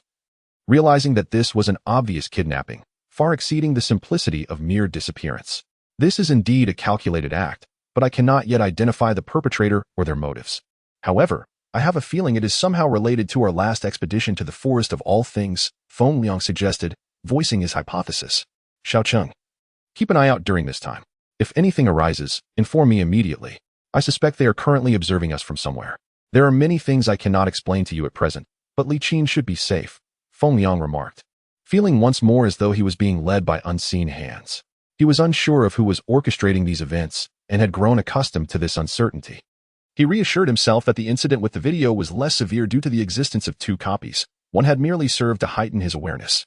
However, with Li Qin's abduction being singular, the risks were amplified, especially since her relationship with him was not close enough to warrant any demands. Feng Liang even considered the possibility that he might not be the intended target this time. Brother Liang, what should we do now? What can I do? He Yuanqing was utterly flustered, unsure of how to proceed, placing all his hopes in Feng Liang. Calm down. For now, all we can do is wait. We do not yet know the intentions of our adversaries, and apart from waiting, there are no other options, Feng Liang replied, withholding his insights from He Yuanqing. If his suspicions were accurate, then He Yuanqing was likely the next target. Given his current state, encountering those responsible could lead to reckless actions, which would be highly detrimental. Thus, Feng Liang chose to remain silent, encouraging He Yuanqing to prepare for a counter-strategy without revealing his own plans to avoid any unforeseen complications. You tell me to calm down, yet how can I? It is not Olan who is missing. You remain indifferent. I cannot simply wait. He Yuanqing erupted, his frustration palpable as he faced the uncertainty of his beloved's fate. Feng Liang offered no response. He understood He Yuanqing's current emotional turmoil. Waiting was indeed one of the most torturous experiences, particularly in such dire circumstances. He was at a loss for how to comfort him. Feeling compelled to devise a solution independently, a profound sense of helplessness enveloped him once more. Xiaocheng, Feng Liang is already working on a plan, and there is little we can do at the moment. Rather than descending into chaos, it would be wiser to force ourselves to remain calm and contemplate solutions. Olan urged, attempting to provide some clarity. Feng Liang had refrained from voicing his uncertainties. He had no confidence in locating Li Qin swiftly, nor could he guarantee her safety, which made him cautious in his words to He Yuanqing. After Olan's encouragement, He Yuanqing ceased his tumultuous behavior and left in silence, determined to find Li Qin on his own. Waiting was simply not an option for him. Xiaocheng, Feng Liang reached out to stop Olan, his voice catching in his throat. Once He Yuanqing had walked away, Feng Liang, without a word, took Olan by the hand and began to return. There was little purpose in lingering in that place, and Feng Liang sensed that someone was watching them from the shadows. What shall we do next? Olan inquired, her gaze fixed on Feng Liang, unwilling to believe that he would simply wait idly. Feng Liang met her eyes, reiterating his earlier words to He Yuanqing. We must continue to wait. He exchanged a knowing glance with Olan, their years of unspoken understanding allowing them to synchronize their actions seamlessly as they played their parts in this unfolding drama. Before long, they returned home, and upon arrival, Feng Liang meticulously inspected every corner of the house, especially regarding the steward and his wristband. All were subjected to counter-intrusion measures by Olan. As for Olan's wristband, he harbored no concerns. Those capable of breaching her device could be counted on one hand within the confines of the pod. After all, not just anyone could serve as a core engineer for the pod's database. I suspect that my terminal may be under surveillance. Feng Liang finally spoke after making his preparations. Chapter 38. Anti-surveillance virus. His suspicions were well-founded. Through previous events, he had begun to harbor doubts, especially regarding the recent kidnapping of Li Qin. Although there was no direct evidence linking it to him, only a handful of individuals dared to openly defy the authorities within the makeshift facility. Among this small group, Feng Liang sensed that 2 factions were already fixated on him, one offering a black box, and the other clutching onto compromising evidence to drag him down. Most notably, he felt that the official channels were also monitoring him. At this moment, at least 3 forces had their eyes on Feng Liang, each with their own agendas, seemingly prepared to vie for superiority through him. Every movement he made could be precisely tracked, and every person he interacted with or incident he experienced was scrutinized in detail. The sensation of being watched loomed over him perpetually. The fact that he was being manipulated was undoubtedly linked to the surveillance he was under. Of course, Feng Liang did not disclose his conjectures about being targeted by multiple factions to Olan, It was not a matter of trust, but rather a desire to spare her unnecessary worry. After all, being under the gaze of powerful entities invariably instilled a sense of dread akin to a thorn in his back. Let me check it for you. I will write an anti-surveillance program for your terminal shortly. The thought alone is terrifying, Olan remarked before beginning her examination. Initially, she intended to start with the wristband. But Feng Liang suggested she first inspect the intelligent assistant, as the order was inconsequential. The end result would be the same. With her delicate fingers dancing across the air, she diligently inputted code, and soon the diagnostics of the intelligent assistant commenced. On the holographic display, rows of data flickered, leaving no fundamental program unexamined. The retrieval process was monotonous. Once the program was written, the search began automatically, requiring no further action from Olan. Meanwhile, Feng Liang prepared a small cup of tea for her and stood by the window, gazing at the night sky, lost in contemplation. The tea leaves were a gift from Professor Ouyang, who often remarked that tea tastes best when shared. Drinking alone is as insipid as water. He had given Feng Liang a bag of tea leaves with the encouragement to enjoy it often. Noticing Feng Liang deep in thought, Olan refrained from interrupting him, focusing instead on crafting her program. Upon hearing Feng Liang mention that his terminal was under surveillance, she felt a pang of responsibility. It was a challenge and a mockery she could not tolerate. This challenge she accepted. Who was responsible for Li Qin's abduction? Which faction did they belong to? And what were their intentions? Feng Liang found himself ensnared in a dense cloud of uncertainty. This time, his anger was amplified. It was no longer solely directed at him, but had begun to target those close to him. If Li Qin were not found or suffered any misfortune, it would only take a subtle maneuver to turn He Yuanqing against him.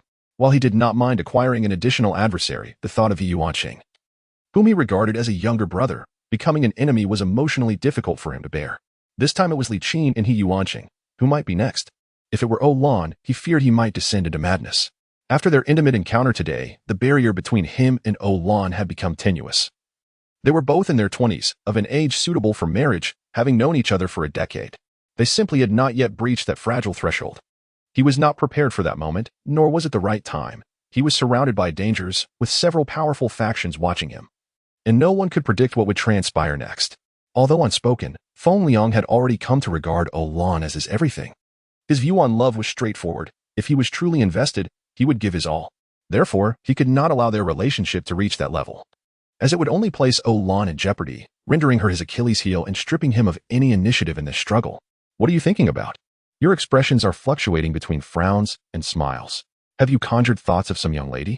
Olan teased, observing the myriad of emotions crossing Feng Liang's face as he stood by the window. At that moment, Feng Liang was engaged in a mental roleplay, speculating possible future actions through various scenarios. His internal drama was captivating, akin to a chessboard where he played against himself, striving to corner the king and formulate various hypotheses to position himself advantageously. Every high IQ criminal possesses a keen investigative instinct. A top-notch detective is capable of orchestrating a near-perfect crime, embodying the principle of knowing oneself and the adversary. The situation was gradually turning in his favor. Although Feng Liang felt tethered, he was perpetually preparing to reclaim the initiative, waiting for the opportune moment to act. It's nothing. I'm merely speculating. Have you managed to conduct the checks? Feng Liang would not divulge to Olan that he had just envisioned a scenario where she encountered an accident. He had conducted the most thorough predictions possible, yet the solutions eluded him. Clearly, he found himself ensnared by his own deductions. The crimes he had committed were challenging for him to unravel, particularly since he was on the weaker side of this equation. Moreover, the key person involved was Olan, his vulnerability rendering the hope of resolution even more elusive. Nevertheless, he had to entertain the possibility of such a scenario, for the reality would likely be far more brutal than his assumptions. The adversaries would not show mercy simply because she was his weakness. They would target it, inflicting devastating blows, for the essence of true conflict is starkly binary. Either you perish or I do. This silent battle, devoid of gunfire, is no less complex. In fact, it is more perilous. A moment's inattention could lead to disastrous consequences, leaving one utterly defeated, perhaps with no resting place. This was a blatant case of self-inflicted hardship. Yet he had no choice but to proceed thus. Not yet. The assistant program is quite complex and requires meticulous scrutiny, so it will take a little longer. I've written an anti-surveillance program, which I will install shortly. How dare they disrupt my domain? I want to let them know my capabilities. Olan pouted, visibly irritated. The anti-surveillance program was indeed formidable. It not only countered monitoring efforts but could also trace the source of the intruder's signals to launch an attack. Olan had implanted a virus capable of incapacitating the opponent's computer entirely, rendering the system inoperative, and the best part was that it was difficult to detect. Feng Liang was unaware of Lan's preparations, but it did not diminish his admiration for her. However, it seemed he did not notice that Lan had already considered him one of her own, a sentiment even she was oblivious to. Just install it on the assistant. I don't want to be monitored while I sleep or bathe at home. As for the wristband, let them watch if they wish, Feng Liang commented. He was particularly concerned that the assistant could serve as a potential breach, considering Lan often spent time at home, while he harbored no fear of the wristband. Even contemplating using it as bait. Not a problem. If they dare to invade the assistant, they will certainly face dire consequences, Lan replied confidently, possessing the skills to back her boldness. The programs she crafted were notoriously difficult to decipher, especially in the realm of viruses. She was a prodigy in that regard. How can you be so wicked? Feng Liang chuckled as he exchanged amused glances with Lan. Chapter 39. The most delicious noodle soup upon investigation. Traces of intrusion were indeed discovered, subtle yet concealed, and surprisingly, a port had been left behind. This indicated a long-term plan, which was unbearable. Although Feng Liang speculated that there might be signs of intrusion, it was merely a conjecture. However, Lan's fury upon uncovering the truth was uncontrollable. Before Feng Liang could utter a word, she swiftly integrated her crafted anti-monitoring program, deliberately leaving the port intact. Erasing it outright would inevitably raise the adversary's alertness and thwart her intentions. After programming, Lan adorned the system with a series of embellishments, rendering it indistinguishable from its prior state. With her deft maneuvers, Feng Liang was left in awe as he watched a flurry of characters flashing rapidly in the projection. He could barely comprehend the whirlwind of activity on the screen as it transitioned through dozens of lines in mere moments. Leaving him speechless, this was akin to celestial beings engaging in combat, far beyond his understanding. After a while, realizing the complexity of Lan's operations was beyond him, Feng Liang conceded defeat. The realm of the divine was a mystery to him, and he chose not to subject himself to unnecessary humiliation. Noticing Lan was still engrossed in her work, he refrained from interrupting her and turned to the kitchen to prepare dinner. Having only consumed a couple of bites of bread throughout the day, and after enduring a night of intense contemplation and frantic activity, he was famished. With Lan preoccupied, he had no choice but to fend for himself. Upon entering the kitchen, he soon realized his utter lack of culinary skills. The array of utensils and neatly organized ingredients left him bewildered, akin to a tiger confronting a tortoise, unsure of how to proceed. This shouldn't be too difficult, he reassured himself, and thus began his cooking endeavor. Chopping vegetables, heating oil. Tossing them into the pan, Feng Liang executed a flurry of actions that left the kitchen resembling a battlefield. What enmity did these ingredients harbor against him that warranted such treatment? Hearing the commotion from the kitchen, Lan, having just concluded her program modifications, decided to investigate. To her surprise, she found Feng Liang in a chaotic duel with vegetables and beef. One moment, it will be ready shortly, he replied, flustered. Oh, by the way, it's nothing. Just finish cooking, and I'll have the dishes ready in no time. Overwhelmed, he wished for additional hands to manage the chaos. But just as he was about to ask Lan something, the thought slipped his mind. Amused by Feng Liang's frantic state, Lan couldn't help but laugh at the doorway. The formidable director of the law school, a figure of authority, was reduced to such embarrassment. She contemplated stepping in to assist, but was rebuffed by Feng Liang, who insisted on winning this culinary battle himself. At last, the dishes were served, 3 plates and a bowl of soup, a classic trio of dishes accompanied by broth. Might I trouble Director Feng to introduce the dishes you've prepared? Lan inquired playfully, squinting at the indistinguishable black mass on the table. The dishes had morphed into an unrecognizable amalgamation, with only the soup, a bowl of boiled greens, remaining identifiable, albeit peppered with an array of mysterious dark ingredients. Well, this, Feng Liang stammered, gazing at the table in embarrassment. He too was baffled by the chaos he had created, now a uniform shade of black, rendering each dish indistinguishable. This is surely a masterpiece of dark cuisine, authentic and unparalleled. Would you care to taste it personally? Lan teased, bemused by his culinary exploits. It was perfectly reasonable for someone to prefer ready-made meals, especially when Feng Liang had predominantly dined at the self-service canteen at the Fifth Academy. Even at home, with a butler often present and Lan sometimes around, he had no need to cook, thus leading to the creation of such a unique dish. Still, Lan couldn't resist a bit of light-hearted mockery.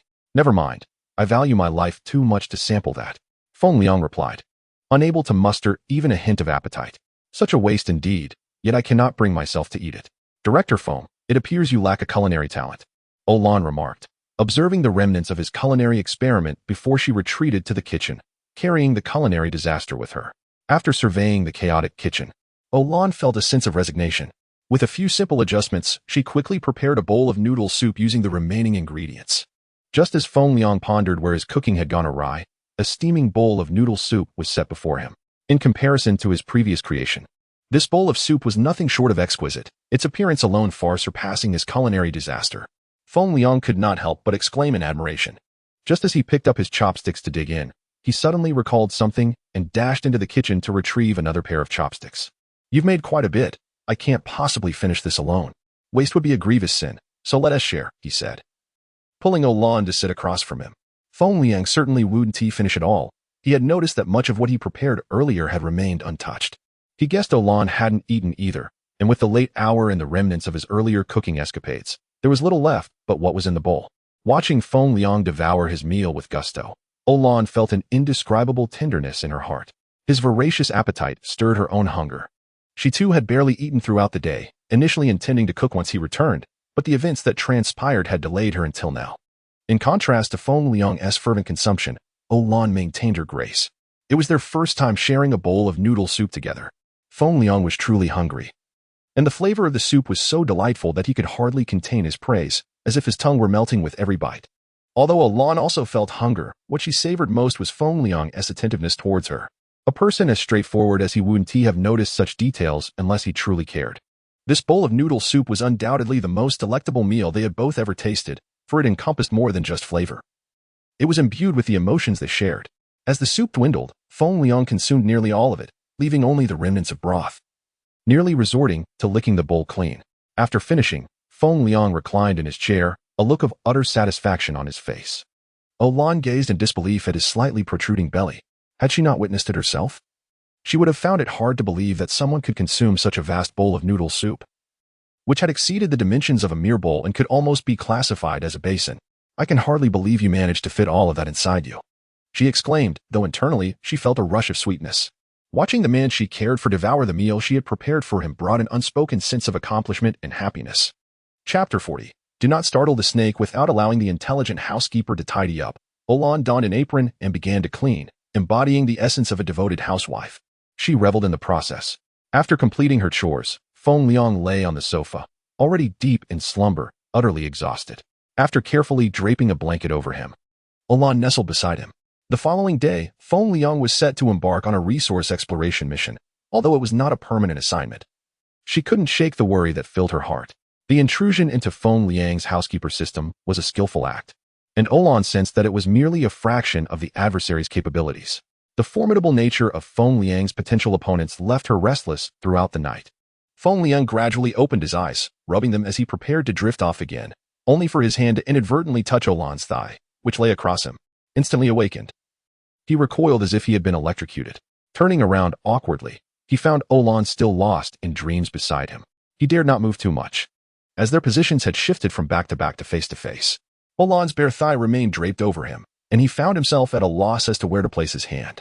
Just as he contemplated moving Olan's leg, she draped her arm around his neck, clinging to him like a koala, rendering him completely still. Her ample bosom pressed against his arm, and he marveled at the serendipity of the moment. The softness enveloping him was both delightful and perplexing without his hands. He would have likely been pressed directly against her chest. Fearing that any sudden movement might awaken Olan, he found himself in a state of helplessness, unable to sleep. Yet afraid to move, he could only gaze at the sleeping beauty beside him. He knew Olan was beautiful, but seeing her up close was utterly captivating. Her porcelain skin seemed delicate, her long eyelashes fluttered slightly, and a faint smile graced her lips beneath her perfectly shaped nose. For a moment, Feng Liang was utterly entranced. "Am I beautiful?" Olan's eyes fluttered open to find Feng Liang staring at her, causing her cheeks to flush. Though a bit shy, she could not resist teasing him. "It must be unappealing. If you didn't cast your spells, how could you possibly appear charming?" she quipped, and Feng Liang retorted playfully. "Spells, you say? Do I look attractive now? Ouch. Yes, you're charming. Whoever says otherwise will face my wrath," Feng Liang exclaimed, a sharp pain shooting through his arm forcing him to concede. It was a classic maneuver that every girl seemed to master. The beautiful morning slipped away amidst their playful banter. Feng Liang quickly gathered a few clothing items and prepared to depart for the mine. Although he had been promoted to vice president, he remained under suspicion and was uncertain if the citizens would be watching him. He knew that those who sought to undermine him would certainly be vigilant. ready to exploit any opportunity to create trouble. Thus, he could not risk taking out the Black Wind, as a private airship was not something a laborer was entitled to. Feng Liang's current identity was that of a laborer. So the Black Wind had to remain at home, meaning he could not return daily. The speed of public airships was hardly commendable. Feng Liang spent the entire day at home with Olan, relishing their time together without the need for calculations or fears of deception. Simple jokes and light-hearted playfulness made for a refreshing respite. If you find anything fun in your excursions, do let me know, Olan said as they lounged on the sofa, watching a movie. I can't fathom why I was assigned to labor in the South District. I've hardly ever been there, as my previous responsibilities were primarily in the East and West cities. However, it could be nice to explore South City. If I find something enjoyable, I certainly won't forget to tell you, Feng Liang replied. The work area for Resource Exploration Group 32 was located outside South City, with 10 exploration teams per district, proceeding in an orderly fashion from east to west, south to north. While going to South City was inconsequential, Feng Liang pondered why. Given that the punishment was public knowledge and primarily instigated by turmoil in the West City, he was not monitored there. Instead, he had been assigned to South City. Although it was nearby, the distance between the southwest cities was considerable. Moreover, aside from the central city, which connected with the 4 cities, the remaining 4 cities were separated by protective barriers, featuring towering walls that divided them, allowing only limited passage for essential travel. Each city was self-sufficient, and aside from necessary exchanges, ordinary citizens rarely interacted. All right, I must return now. I need to check for any lapses. I cannot let these individuals run rampant, Olan declared, her indignation palpable. As a database engineer overseeing the data network system, she was appalled that her personal endpoint had been breached, including her housekeeper's wristband. This was not merely a provocation against her. It was an affront to all individuals within the data center, and she could not tolerate it. Olan, be cautious. Sometimes, it's wise not to pursue relentlessly. Remember to know when to stop, lest you alarm the snake. Do you understand? Feng Liang advised. He was well aware of her intentions, and thus did not support her probing further. The undercurrents of danger were ever present, and he wished to shield Olan from becoming entangled in them.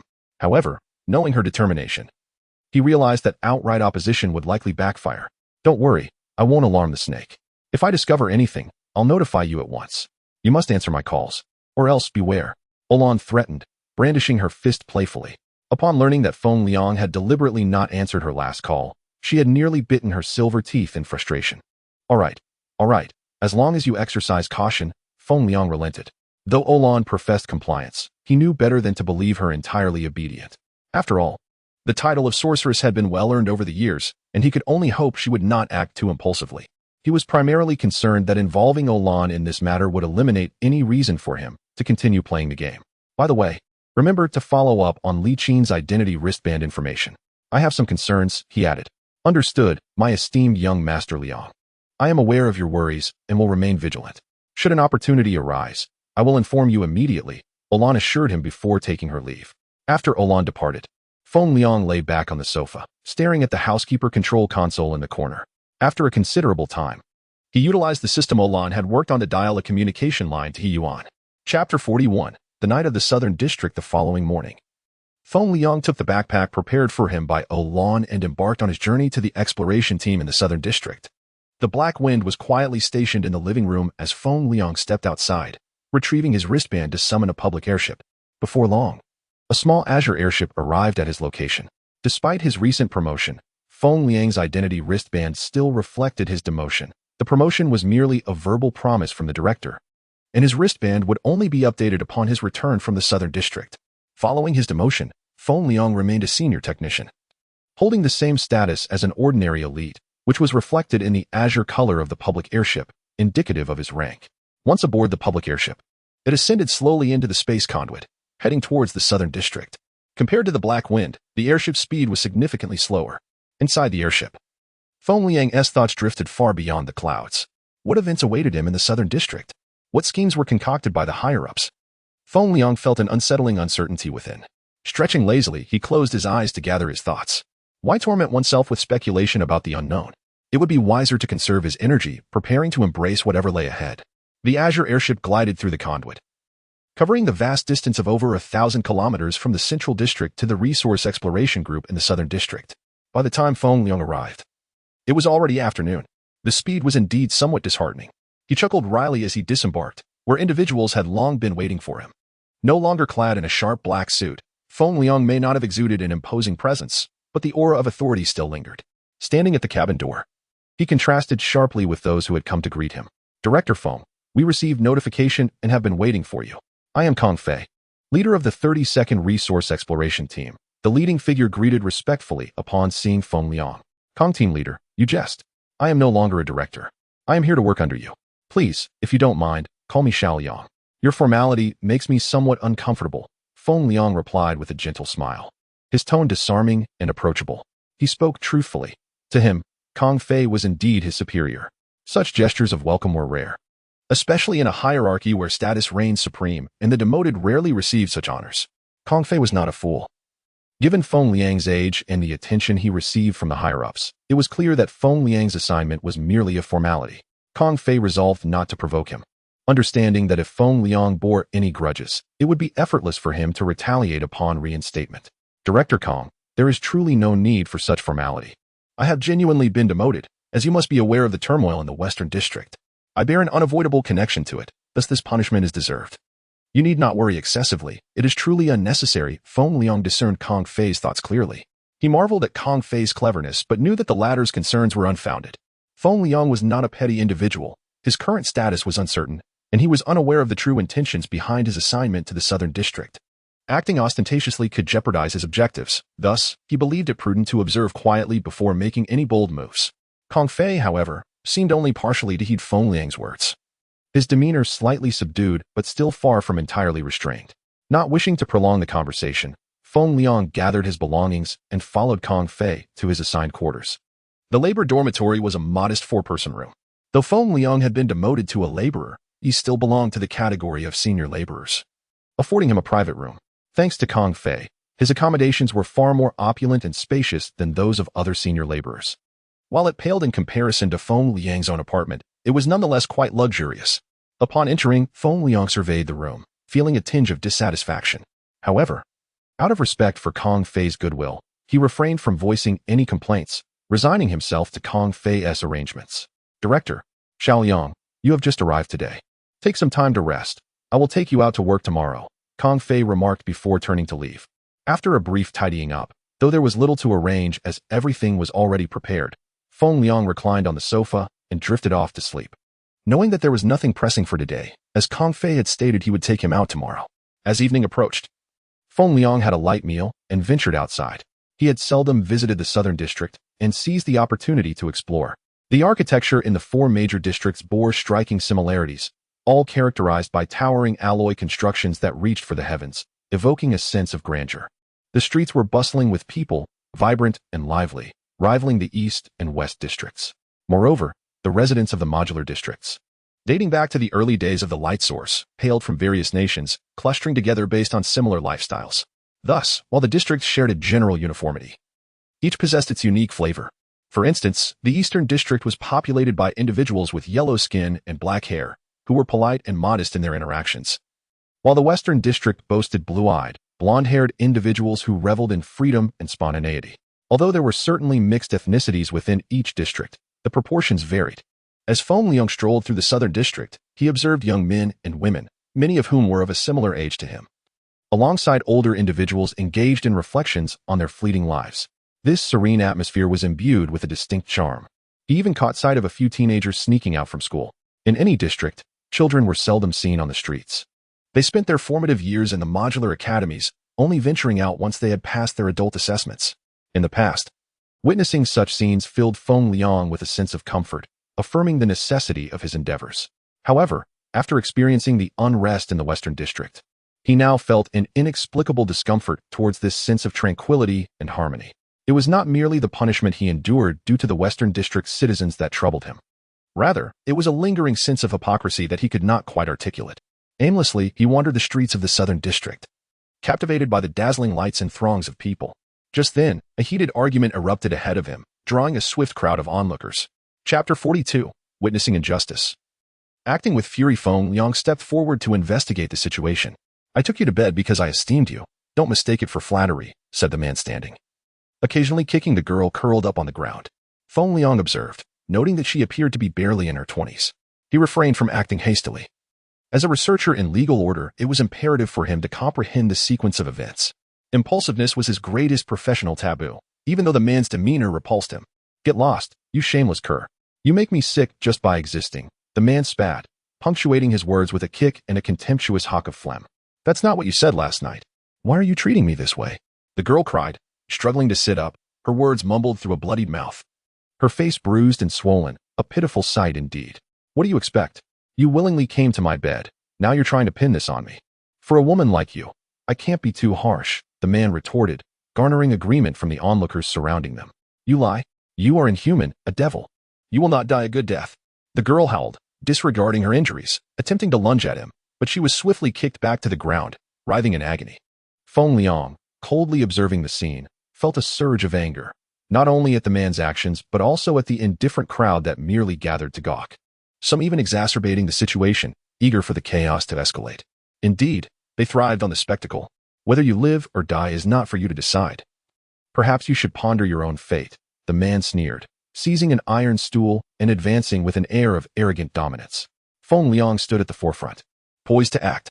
Confident in his ability to subdue the man at the crucial moment, he chose to wait, for some individuals had yet to arrive. He was eager to witness whether this man truly believed himself above reproach. As time passed and those he awaited did not appear, the stool was swung down, aimed at the girl's head. In that instant, Feng Liang sprang into action. He dashed forward, delivering a powerful kick that sent the stool flying upward, narrowly averting disaster. He could sense that had the stool struck her, survival would have been nothing short of miraculous. The man had clearly intended to inflict serious harm. It was astonishing that he dared to act with such brutality in broad daylight, and even more infuriating was the absence of law enforcement. This thought ignited a fierce rage within Feng Liang. "Ah, a hero comes to save the damsel. Huh, is she even worth saving? She barely qualifies as attractive. And you can take her away if you wish," the man taunted. Though he sensed Feng Liang's formidable prowess, he remained unperturbed, confident in his presumed protection.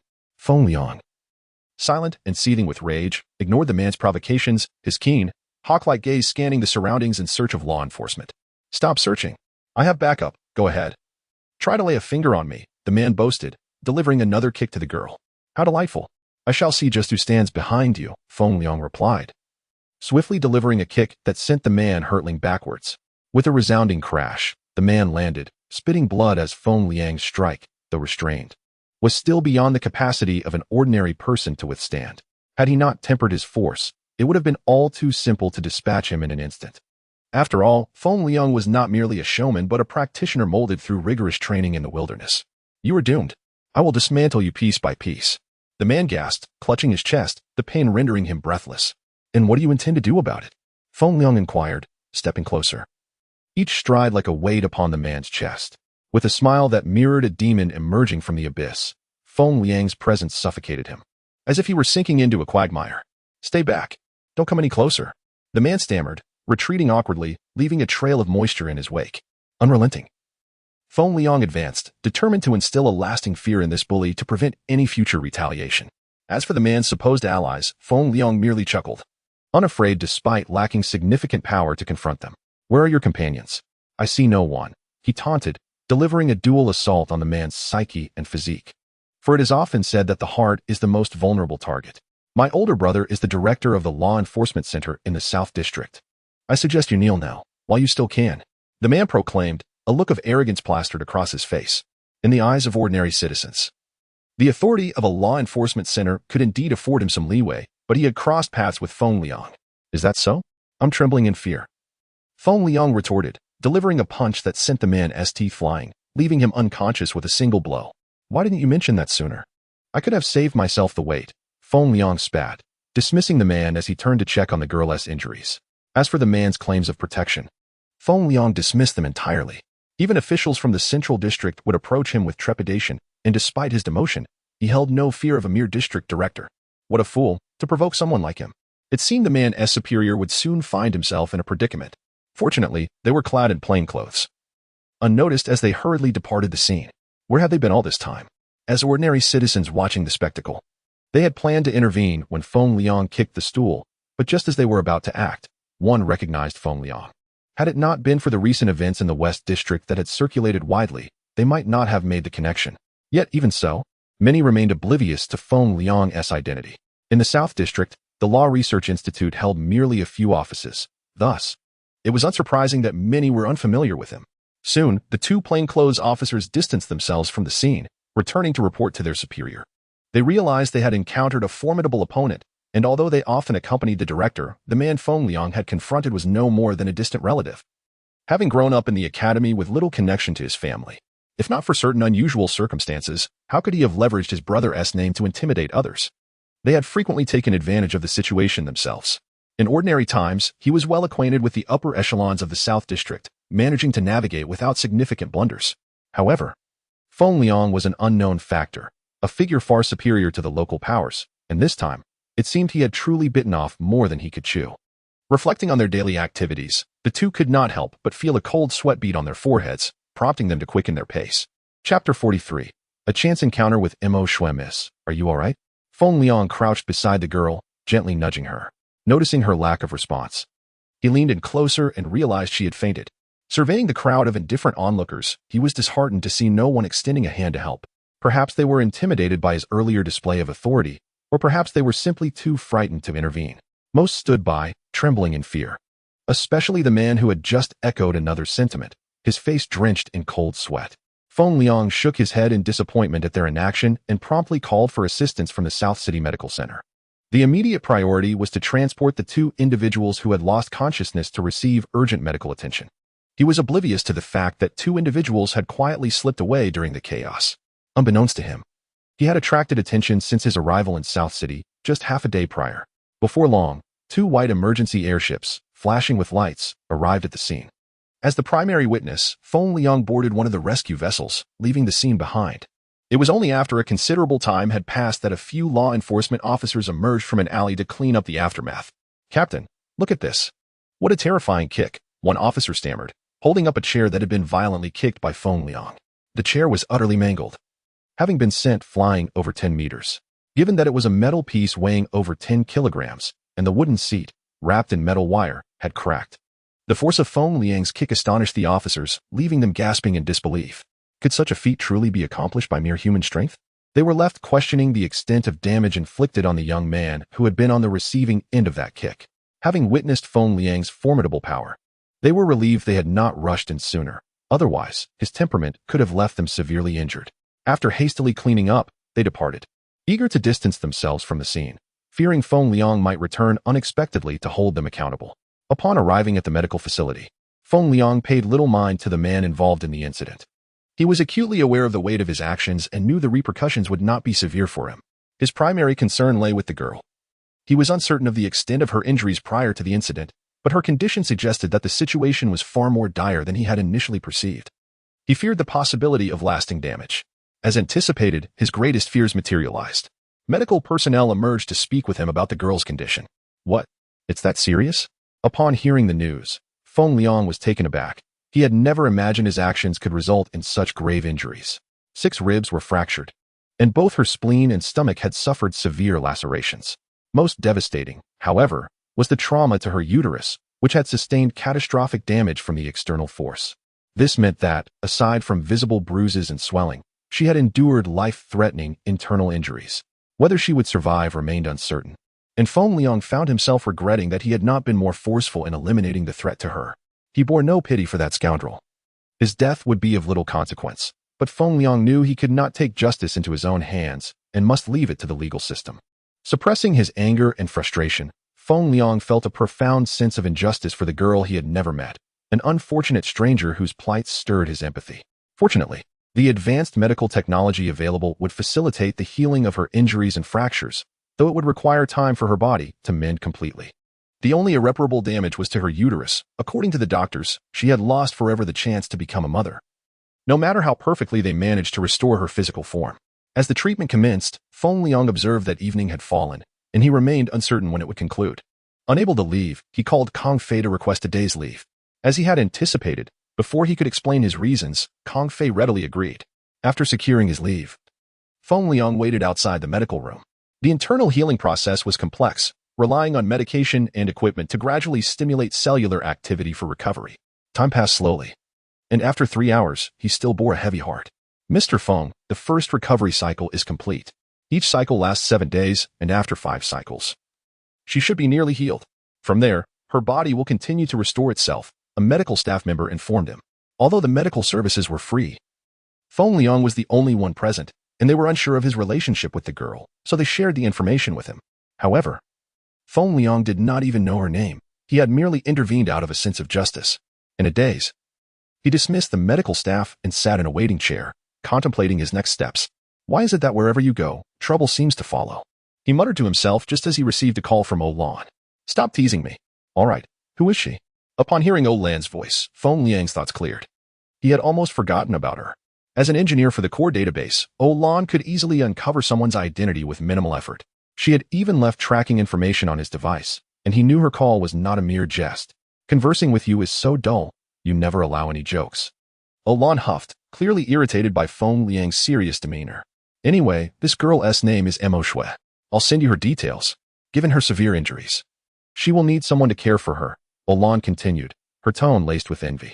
She understood Feng Liang's kind nature would compel him to help, especially now when she needed support the most. However, she couldn't help but wonder how many girls could resist his charm. In that brief moment, countless scenarios and possibilities flashed through Olan's mind, yet they remained mere figments of her imagination. What are you doing? Are you even listening to me? Hello. Feng Liang observed Olan's animated expressions, but she seemed lost in thought, oblivious to his words. Huh, what happened? Olan snapped back to reality, her mind still preoccupied with thoughts of Feng Liang and Mo Shui. Listen, regarding Mo Shui, if you have time, could you come to see her? I have to go to the mines and won't be available, Feng Liang reiterated, exasperated. He was unaware of the peculiar thoughts racing through Olan's mind. Given her lighter workload and her reputation for loyalty, he had thought to ask her for help. Although they were mere strangers, their meeting felt serendipitous. And since he had taken on this responsibility, he felt compelled to see it through. Sure, I was actually planning to head to South City anyway. And I have plenty of time, Olan replied without hesitation. Her primary motivation for visiting South City was Feng Liang, and Mo Shui became a convenient excuse. Moreover, she worried whether Mo Shui might somehow win Feng Liang's affections, making this a perfect opportunity to address both concerns simultaneously. The cognitive processes of Olan are remarkably astonishing. Feng Liang could hardly fathom the existence of such layers. Nevertheless, it bears little significance for him. Olan's agreement alleviates a considerable amount of his troubles. Chapter 44. After concluding the call, Feng Liang entered the hospital room. Mo Shui was still deeply asleep, the drug's effects yet to dissipate. Feng Liang then perused her file. Mo Shui, 24 years old, a low-level laborer primarily responsible for the daily vetting of resources. A resume as unremarkable as could be, devoid of any cause for suspicion. Judging solely from the examination report transmitted by Olan, Mo Shui exhibited no anomalies. He trusted that the data provided by Olan was accurate. Given that each individual's file was directly authenticated and recorded by the system, precluding any possibility of fabrication. Having confirmed that Mo Shui presented nothing worthy of distrust, Feng Liang's perpetually taut nerves experienced a modicum of relief. After all, his assignment to the Southern District was not merely a simple matter of disciplinary action, thus necessitating his utmost caution at every turn. Moreover, the matter of Mo Shui, while seemingly plausible, harbored a certain degree of coincidence, compelling him to maintain a vigilant stance. After scrutinizing the rather inconsequential dossier, Feng Liang cast his gaze upon Mo Shui, who lay recumbent on the bed. Her figure, possessing a symphony of curves, suggested a sense of proportion that was exquisitely balanced, neither excessive nor deficient. Despite the numerous bruises and lacerations adorning her visage, it was still evident that her countenance was remarkably striking. Unlike Olan's quirky charm, Mo Shui resembled a celestial being who had descended into the mortal realm, evoking a sense of inviolable sanctity, with even a prolonged gaze upon her constituting a form of sacrilege. She and Olan were difficult to rank in terms of physical beauty. Their looks were neck and neck, the feelings they gave were different, and both were beautiful beyond compare. When he had first rescued Mo Shui, Feng Liang had not taken note of this aspect, as her disheveled hair and tattered garments, coupled with Feng Liang's urgent desire to render assistance, had precluded him from attending to such non-essential details. After all, considerations of pulchritude paled in comparison to matters of physical well-being and survival. Thus, it was only at this juncture that Feng Liang observed Mo Shui's extraordinary allure, truly living up to her name. However, regardless of her captivating beauty, it was, in the end, merely a vessel. Feng Liang remained uncertain as to the nature of the conflict between her and the individual named Arui. Consequently, he harbored no particular fondness for her, as outward appearances constituted only a fraction of one's overall impression. After glancing at Mo Shui, still in repose, Feng Liang excused himself. He could not remain there indefinitely to attend to her. Given that Olin had pledged to care for her, he would no longer need to request leave from his duties. He was eager to venture outside the city and inspect his designated workplace as soon as possible. With this thought in mind, Feng Liang dialed Kong Fei's number, conveyed the situation, and then returned to his own quarters. His presence at the medical facility served little purpose. He might as well return to sleep, recuperate, and await his assignment to the construction site. Shortly after Feng Liang's departure, Emo Shui awoke, gazing about in bewilderment. She perceived the throbbing pain coursing through her body, as well as the peculiar itching sensation arising from the internal organ self-repair processes. Her brow furrowed involuntarily, her pallid complexion marred by numerous bruises. Her almond-shaped eyes were filled with perplexity. She recalled only that an individual had rescued her, whereupon she had lost consciousness. Upon regaining consciousness, she found herself lying in a hospital bed. Emo Shui lay in bed, wondering how things had come to this. The vows of eternal love had dissolved into nothingness, and she had entrusted her heart and soul to him, never imagining that such a situation would arise. As she reflected on Arui's cruelty and ruthlessness, the physical pain paled in comparison to the profound agony she experienced within. Such is the nature of men. Emo Shui, who had never experienced love before, was utterly disillusioned with the male gender. Without even understanding the underlying reasons, she had been subjected to such humiliation and devastation. Her heart, as if reduced to ashes, had lost all longing and fantasy for love. Despite her despondent state, the memory of the tall, imposing figure who had risked his own safety to rescue her still stirred a ripple of emotion within her. However, she had no idea where he was at this moment, and it was possible that their paths would never cross again. She did not even know his name or what he looked like. Her only impression was that of a blurred figure, so brave and fearless. Emo Shui lay in the medical facility's bed, struggling to recall the events. At that very moment, Feng Liang was already sprawled out on the sofa, snoring thunderously. Early the following morning, Kong Fei arrived at Feng Liang's dormitory, awaiting his presence. This preferential treatment prompted whispers and discussions among the other members of the group. They were all aware that a high-ranking official had been demoted to their group, but they did not know who it was. However, observing the team leader's actions, they could surmise that their guess was probably right. Bullshit. Even after being demoted, he's still acting so high and mighty. He must still be reveling in his former position of power. Exactly, he's just a lowly laborer now. What's he putting on airs for? Look at the team leader's obsequious face. It's disgusting. Alas, those who are accustomed to being in positions of authority are all the same. The taste of falling from grace is never pleasant. He's probably crying his eyes out in his room right now. Ha. The crowd chattered in hushed tones, occasionally erupting in laughter, as if they were watching a monkey show unfold before Feng Liang's dormitory door, as if some spectacular drama was about to commence. Don't you all have anything better to do? Do you need me to assign you some tasks? A chilling voice emanated from behind them. The fear that Deputy Captain Yao Yinru inspired in them far surpassed that of Team Leader Kong, and merely hearing her voice sent shivers down their spines and caused cold sweat to break out. Turning their heads, they saw a woman clad in work attire. Compared to the likes of Olin and Emo Shui, her appearance could only be described as ordinary, but she was still relatively presentable. Her work uniform concealed a figure that was rather unremarkable, with little discernible difference between her front and back. If one were not aware, one might easily mistake her for a man. What are you all gawking at here? Yao Yinru inquired, perplexed by the crowd gathered around Feng Liang's dormitory. Team leader is waiting for the official who was demoted from the central government. He's supposed to go to the construction site to inspect the work today. A laborer replied timidly. Team leader Kong is utterly foolish. This has never happened before. Even after being demoted, he still acts so haughty, as if he's in charge of the 32nd squad, and I want to see who has such a big air.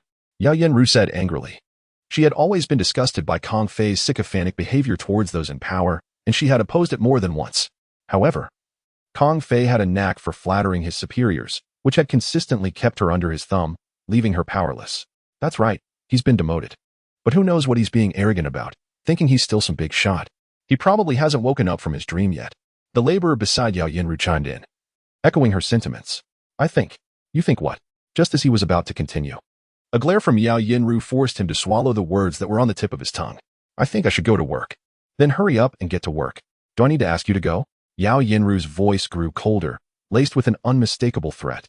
Within a few seconds, the laborers who had been watching the spectacle had scattered to a distance of several meters, as if they were afraid of being targeted by this she-devil, as if she were about to devour them. After the onlookers had dispersed, Yao Yinru stepped forward, determined to see who had such an inflated sense of self-importance that they would dare to make their direct superior wait outside their door, even after being demoted. She detested those who were full of official airs. Team Leader Kong, what are you doing here? If I'm not mistaken, you're in charge of external affairs. While I'm in charge of internal affairs, it seems to me that the discipline and conduct of the team members fall under my purview, don't they? Yao Yenru remarked. Her tone neither warm nor cold. Her meaning was clear. Kong Fei had overstepped his bounds and was engaging in blatant provocation. Deputy Team Leader Yao, what are you implying? Are you suggesting that I, Kong Fei, am groveling and being obsequious? Kong Fei deliberately emphasized the word deputy, intending to remind Yao Yenru of his superior position. Subordinates challenging their superiors was a serious offense. I did not assert such a thing. It is merely the opinion of Team Leader Kong. What I intended to convey is that this team member currently belongs to the 32nd group, and according to protocol, should rightfully fall under my jurisdiction. This point, I trust. Team Leader Kong has no objections to. Yao Yin, unwavering, articulated her stance with clarity, establishing her position firmly and unassailably. Kong Fei found himself at a loss for words. Merely staring at her, as their long-standing rivalry intensified the atmosphere with palpable tension. Deputy Leader Yao, some individuals are not ones you can afford to offend. You are still quite young.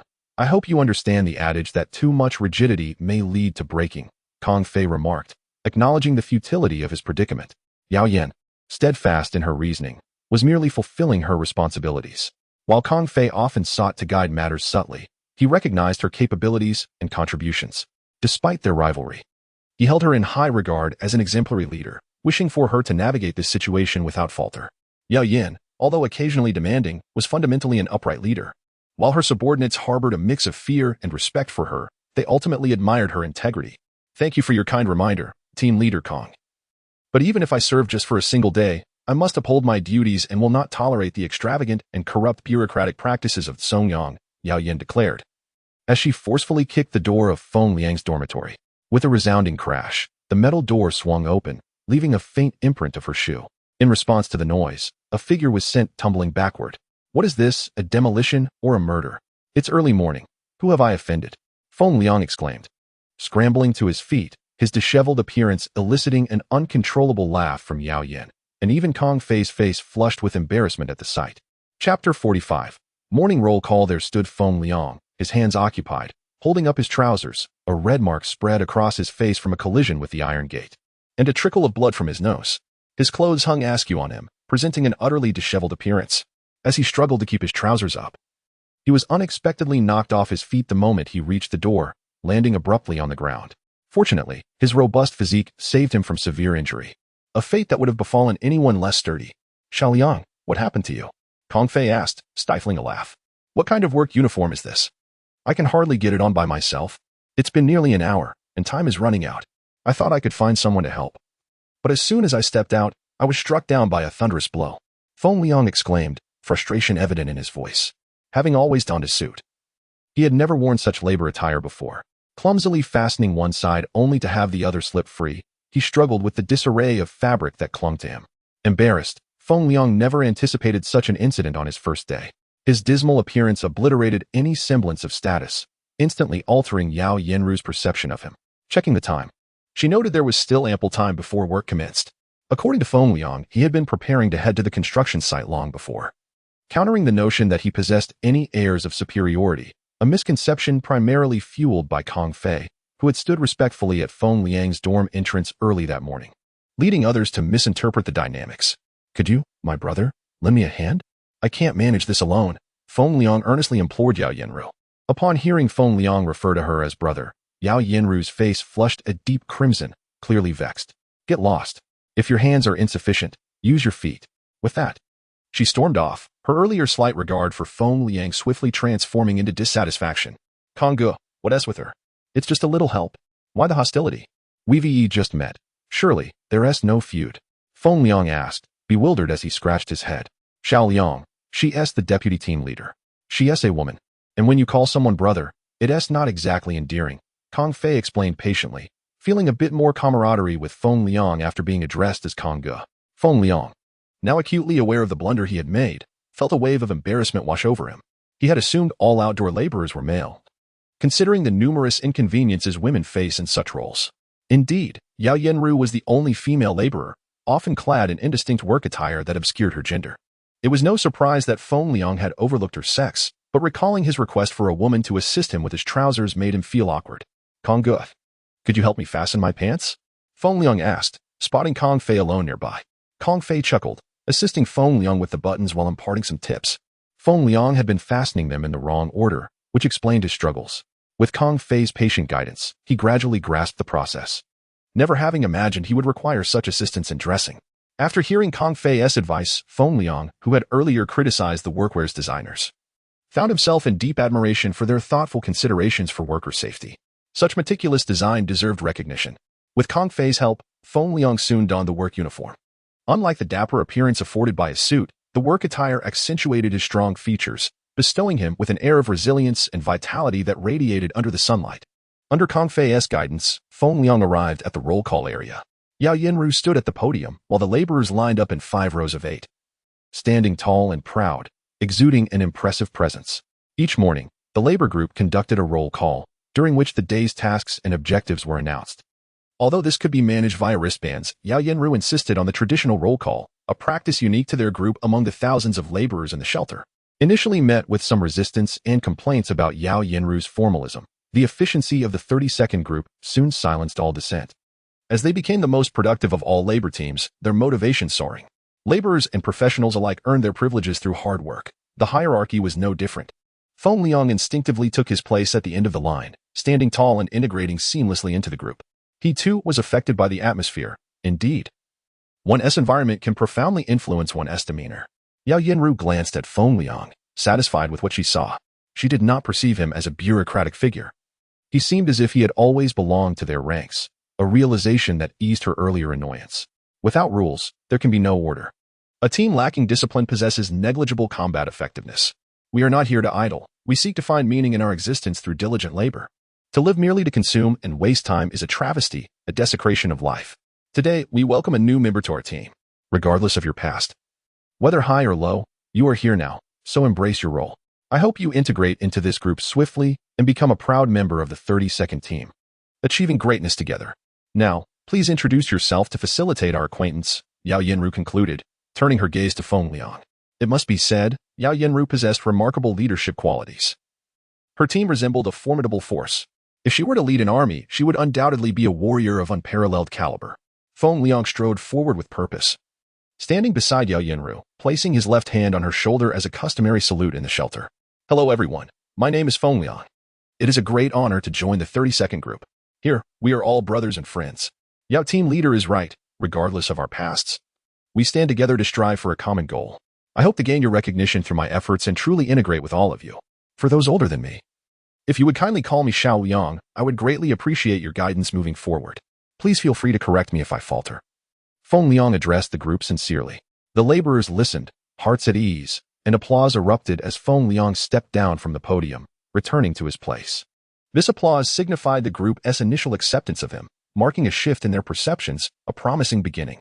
Even the worker who had previously criticized Feng Liang's perceived elitism no longer harbored any bias against him. Indeed, it's Feng Liang. At first, I could hardly believe it, remarked a laborer of similar age to Feng Liang, who had been a fellow student at the Central Academy, well aware of Feng Liang's illustrious achievements. Despite the passage of years, his memories of Feng Liang remained vivid, especially regarding his remarkable exploits. Do you know him? Someone beside inquired softly.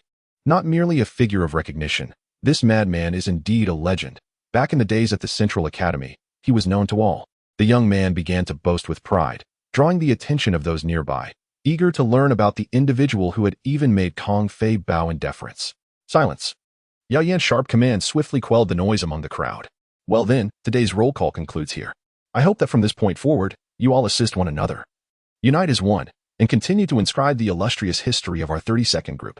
The morning assembly came to a close with Yao Yan's voice echoing in the air. Yet the gathered crowd remained, encircling Feng Liang's classmates, a group of burly men gossiping about Feng Liang's past. Let me tell you, the young man recounted.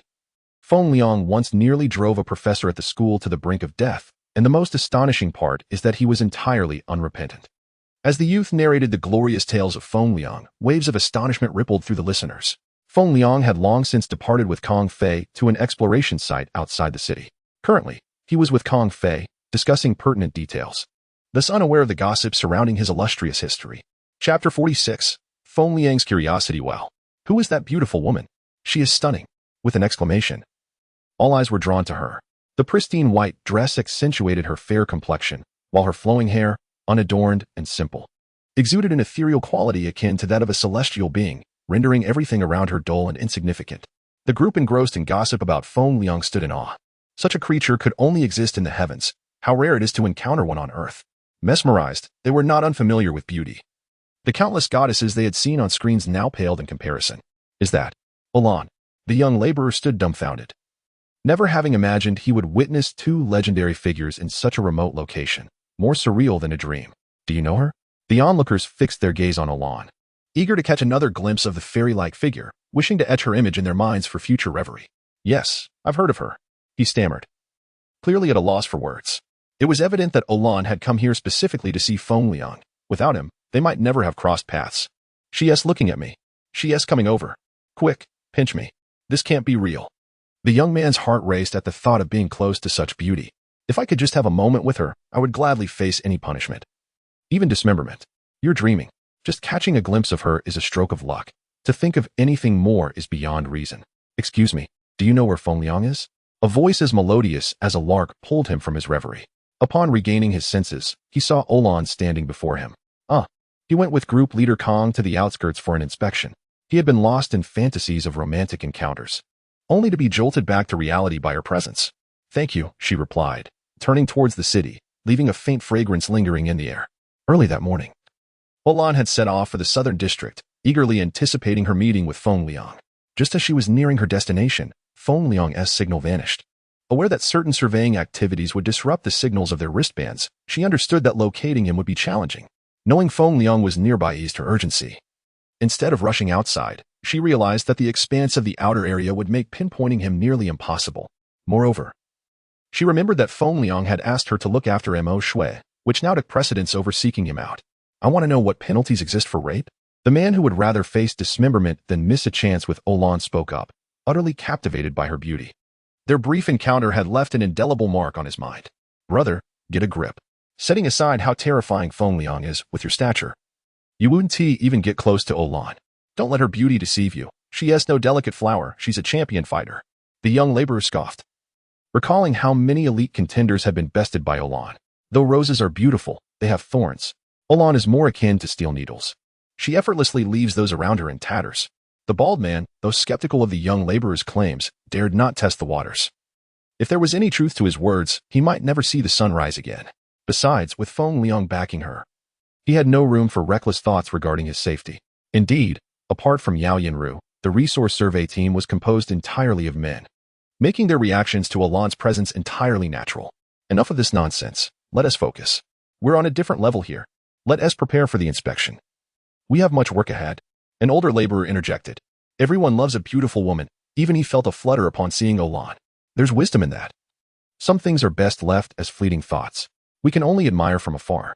Under the guidance of the older laborer, they boarded the team's public airship, a long serpent-like vessel capable of comfortably seating 40 passengers. Kong, what resources are we primarily surveying? Feng Liang asked as he conversed with Kong Fei. They were seated in the leadership cabin, having arrived at the survey site well ahead of the others. Though the leadership cabin was also public, it exuded an air of luxury compared to the employees section. At this moment, it's just the two of us, so let us drop the formalities. You can call me Brother Fei if you wish. I won't mind. Kong Fei smiled at Feng Liang, his thoughts concealed. Thank you for your kindness, Brother Fei.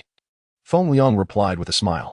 Actually, what we're surveying are some common metals. We only need to identify their presence. We won't be doing any mining ourselves. That will be handled by the extraction team. However, our task is not trivial. It's not just about confirming the existence of metals. We must also assess whether the environment is suitable for extraction, which is of utmost importance. Kong Fei elaborated. Feng Liang listened intently to every detail, wary of missing any information critical to his safety. He learned that the labor group had their own casualty quotas, significantly higher than those of the academy, and most were allocated for assessing extraction environments. The solid steel ground, devoid of vegetation, made the loose soil prone to collapse during hazard assessments. After absorbing Kong Fei's explanation, Feng Liang's admiration for Yao Yinru grew. Words could scarcely convey his respect for her. Under Yao Yinru's leadership, the 32nd group had achieved remarkable survey results with the lowest injury rate, showcasing her exceptional talent.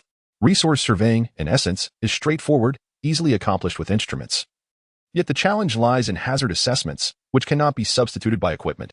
Extraction also necessitates manual labor, as machinery is often inapplicable. The risk associated with hazard assessments is exceedingly high, and Feng Liang's curiosity about how Yao Yinru managed to minimize casualties was piqued. However, Kong Fei remained tight-lipped about it, only fueling Feng Liang's intrigue further. It would only be during the formal survey that he could uncover the secrets behind Yao Yinru's methods. As they engaged in conversation, Yao Yinru and her team arrived at the survey site aboard the airship. Chapter 47. Conversations between the two beauties. Feng Liang, a beautiful woman, has been looking for you, a laborer exclaimed upon spotting him. They all knew that at the surveying point, the signal was inadequate, which meant contacting Feng Liang was nearly impossible. Hence, Olan had to venture to the base to find him. Brother Liang, Olan just came looking for you. A young man approached Feng Liang and said, Feng Liang regarded him with curiosity. It was rather uncommon to encounter Olan in the South District. She must be someone from the Central Academy. Although meeting a former classmate was not entirely joyous, it did bring him a modicum of delight. What is your name, brother? Feng Liang inquired, extending his right hand towards the young man beside him, his expression radiating goodwill. My name is Wei Chao. You can just call me A Chao, Brother Liang. Wei Chao replied, his excitement palpable as he grasped Feng Liang's hand. It felt surreal to him, reuniting with a legendary figure from his school days after so many years. Wei Chao's joy was further amplified by the presence of Kong Fei standing nearby. While Feng Liang was aware of Olan's arrival, he had not anticipated her coming so swiftly.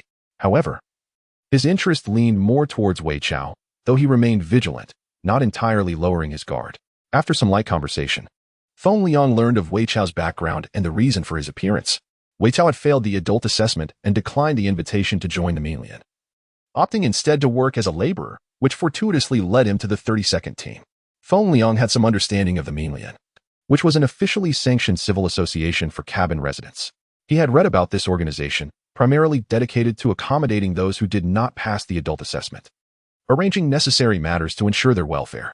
The existence of this group allowed 80% of cabin residents to be appropriately settled, alleviating much of the burden from Feng Liang and his peers. Furthermore, the Millennia operated entirely within legal boundaries, garnering significant trust from the authorities. There were always individuals who failed the assessment and refused the Millennia's invitation, like Wei Chao. This was the case for nearly all laborers who were regularly assigned. Upon rejecting the invitation, they would undergo selective training to become laborers or law enforcement personnel across various roles. Feng Liang found no fault in this allocation system, as individuals ought to possess their own aspirations. If one did not wish to fade into obscurity, they must forge themselves into something resilient. As he delved deeper into conversation, Feng Liang found nothing amiss about Wei Chao, gradually easing his vigilance. He couldn't help but ponder how his current state reflected a paranoia akin to seeing threats in every shadow, a stark contrast from his previously fearless demeanor. Once, he was a solitary figure, unencumbered by worries, impervious to any threats. However, times had changed. In his thoughts, Olan's image inadvertently surfaced in his mind. Who are you? In the convalescent home, Emo Shui lay on the bed, reminiscing about the imposing figure she had encountered. Just then, Olan entered through the door. Their eyes met, and both were captivated by the other's beauty. Despite the bruises marring Emo Shui's face, they did little to diminish her charm, invoking a sense of sympathy instead. Emo Shui, right? Someone asked me to take care of you for a couple of days. Allow me to introduce myself. I am Olan. If you don't mind, you can call me Sister Lan, Olan said with effortless grace. Sister Lan, could you tell me who sent you? Is it the person who saved me that night? Emo Shui asked weakly. Didn't he tell you? He probably left before you awoke. Olan replied, contemplating the situation. You must have been unconscious. I found you already here upon waking. I barely remember him saving me, and I don't even know who he is. Can you tell me his name, or where I might find him? Emo Shui's eyes gleamed with hope as she gazed at Olan. Seeing the yearning in Emo Shui's eyes, Olan felt an indescribable discomfort. There is no need to seek him out. He has his own plans. I know him well. And even if you tried to find him, it would be fruitless. However, I can tell you his name, Feng Liang. From my understanding, he will come to see you. There is no need to worry. He wouldn't have sent me all this way to care for you otherwise. Olan had initially intended to decline directly, but Emo Shui's expression softened her resolve. Sister Lan, is that true? Emo Shui's eyes sparkled with a strange intensity, her spirit visibly lifted. Olan, observing Emo Shui's reaction, felt a twinge of regret for her words. While she trusted Feng Liang, uncertainties lingered, for after all, he was still a man. What brings you here, Sister Lan? You must not be from the South District. Mo Shui tactfully redirected the conversation, sensing Olan's subtle jealousy and wisely avoiding further inquiries about Feng Liang. Me? I hold a position in the Central District with relatively few responsibilities, so I was called upon to assist in looking after you, Olan explained. From my perspective, it seems he wishes to see you, Sister Lan. There is hardly anything for me to need care for, after all. Who doesn't know that the medical facility requires no attendance? Mo Shui teased lightly. In mere minutes of their meeting, Mo Shui had lightened the mood with her banter, her demeanor revealing no trace of the trauma she had endured, whether physically or emotionally. If not for the visible scars on her face, Olan would have found it hard to believe that this vibrant individual had faced adversity. Mo Shui spoke with great tact, never directly mentioning her encounter with Feng Liang, instead implying that the medical facility needed no caretakers. This subtlety shifted Olan's perspective on Mo Shui, sowing a seed of caution in her mind, though she concealed it well. Having watched him for over a decade, what do you expect? He is a man of strong responsibility, always thorough in his assistance to others. He has remained unchanged throughout the years, Olan responded, picking up on Mo Shui's thread. The two engaged in a lively exchange, gradually getting to know one another. Mo Shui continued to subtly inquire about Feng Liang, revealing her keen interest in the man who had saved her life. After Mo Shui changed the subject, their conversation flowed effortlessly, evoking a sense of camaraderie as if they were long-lost friends. Although Mo Shui occasionally tried to glean more about Feng Liang with delicate hints, her approach was measured, attracting little attention from Olan. All right, you've just completed your treatment, so rest well. I have some matters to attend to and want to disturb your recovery further. If you need anything, don't hesitate to reach out. Here is my ID. I'll be off now and will return once I'm finished, Olan said, rising to take her leave after their lengthy conversation. It's fine. Sister Lan, you go ahead with your tasks. I have nothing pressing here, so don't worry. We can chat once you're done, Mo Shui replied sweetly, her bright eyes sparkling as she watched Olan depart. When two women converse, the topics are ever abundant. Before they realized it, lunchtime had arrived. The medical facility provided specialized meals for the injured, so Mo Shui required no assistance from Olan. Thus, Olan exited the convalescent home, intending to prepare a meal at Feng Liang's apartment. This would serve the dual purpose of satisfying her own hunger and preparing something delectable for him. Despite the fact that he would have food supplied at the surveying point during the day, he would be returning to his dormitory in the evening. Upon exiting the sanatorium, Olan activated her wristband and set off towards Feng Liang's dormitory. Throughout her journey, she found herself reminiscing about her conversation with Mo Shui, although they had connected quite well. An inexplicable sense of unease lingered within her. Chapter 48. Conclusion of the survey. Olan reflected on her sixth sense, which hinted that Mo Shui was far from being as straightforward as she appeared. Yet, she struggled to pinpoint the source of her unease. During their conversations, Mo Shui often attempted to extract information about her relationship with Feng Liang, which made Olan somewhat uncomfortable, though she understood the girl's curiosity. After all, Mo Shui did not share a penchant for heroes, and given that Feng Liang had rescued her, it was only natural for a girl to be enamored with such an exceptional individual. Olan had witnessed the fervor of schoolgirls for Feng Liang many years ago, so she could fully comprehend Mo Shui's intrigue. However, she sensed an underlying dissonance that could not simply be attributed to this. After mulling over the matter for quite some time on her way, Olan found herself at a loss. Apart from Mo Shui's probing inquiries, she could not identify any faults in her words and reluctantly abandoned her contemplation. If there truly was an issue, it would eventually reveal itself.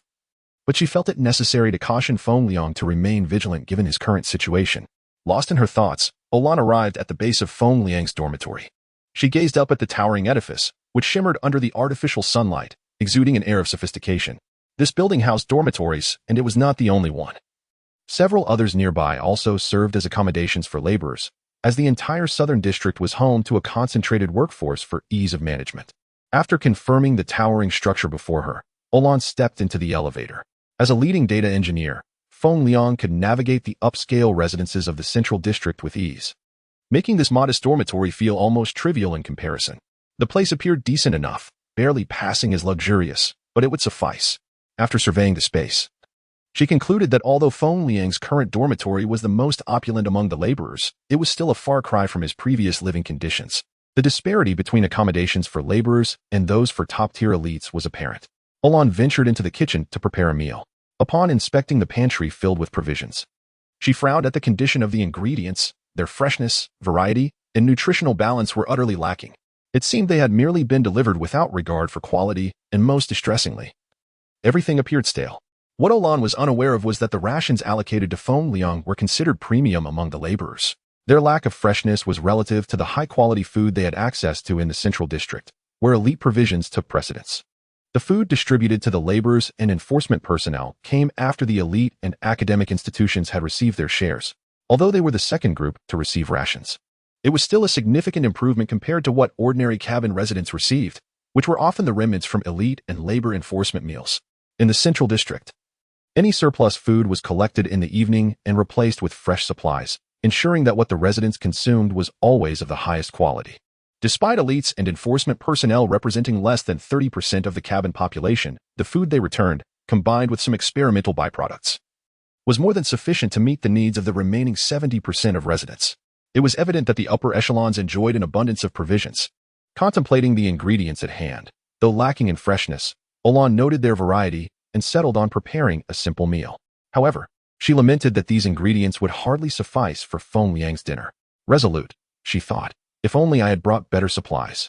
As she munched on her meal, her thoughts spiraled into frustration. Feeling an urgent need to rectify the situation, Olan hastily finished her food, carelessly depositing her dishes in the sink for the housekeeper to clean. She glanced at the time. A round trip was entirely feasible. Inspired by her resolve, she dashed downstairs to summon an airship, directing it towards her home in the Central District. Since Feng Liang was not in the Central District, food supplies to his residence had been halted, necessitating the housekeeper's verification of identity through a wristband before food could be allocated. Each wristband could authenticate only one housekeeper, ensuring no distribution errors occurred. Though Olan's mode of transport was not as swift as the legendary Black Wind, it nonetheless moved with considerable speed, zipping through the high-speed transit corridor like a bolt of lightning, leaving the public airships far behind. As Olan rushed back to the Central District, the surveying operations were in full swing. Feng Liang and his colleagues had just finished their working lunch and were resuming their examination of the subterranean resources. This particular site was a newly identified location, over 100 kilometers from the Southern District, where the dense expanse of the forest of all things was now visible. The survey team was tasked with locating titanium, a primary metal within the cabin. The applications for titanium were vast, and the demand considerable. The Research Institute had synthesized titanium for various fields, and fortunately, reserves were plentiful. Nevertheless, despite the abundant supply, titanium was a non-renewable resource, and after centuries of extraction, only the forest of all things remained unexplored. The survey range had gradually expanded from the urban outskirts to the forest periphery, as mining had a significant environmental impact. Without the discovery of alternatives, the primordial forest of all things was destined to be devastated by human hands. This mirrored the energy crises of the early years when various mineral resources were exhausted, inflicting irreparable harm on the environment, ultimately leaving humanity to bear the consequences. Had it not been for the timely breakthrough in nuclear fusion technology, Earth might have become a desolate wasteland devoid of life. As Feng Liang gazed towards the distant forest of all things, he found his thoughts drifting to the pressing issues of resource and environmental sustainability, his heart filled with trepidation. Report to Deputy Leader Yao. The area within a 20-kilometer radius has been surveyed, uncovering a total of 14 titanium deposits and 8 other sites of rare metallic soil resources. Requesting further instructions, Feng Liang communicated clearly over the radio. He followed an experienced laborer along with Wei Chao and a young bald-headed individual. The four formed a team responsible for a single survey line, relaying the instrument data to the statistics department for recording. Throughout the process, Feng Liang meticulously observed the master laborer's techniques, akin to his earnest studies under Mentor Fashi.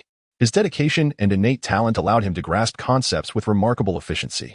Though the so-called master was merely in his 50s, the gray hair and weathered face bore testament to years of toil, lending him an air of age. In the labor community, individuals in their 40s and 50s were often at their peak, combining rich experience with physical stamina. Generally, laborers began to retire from frontline work after reaching their 60s, exchanging their lifelong contributions to the cabin's development for a comfortable old age. All right, gather the team and consolidate, came the cold voice of Yao Yanru over the radio. Her stern demeanor ensured the team's unwavering discipline, akin to the assurance that a flock of hens would not yield a pack of wolves. Let us go. It's time to regroup, the master announced as he led the team onto the survey vehicle.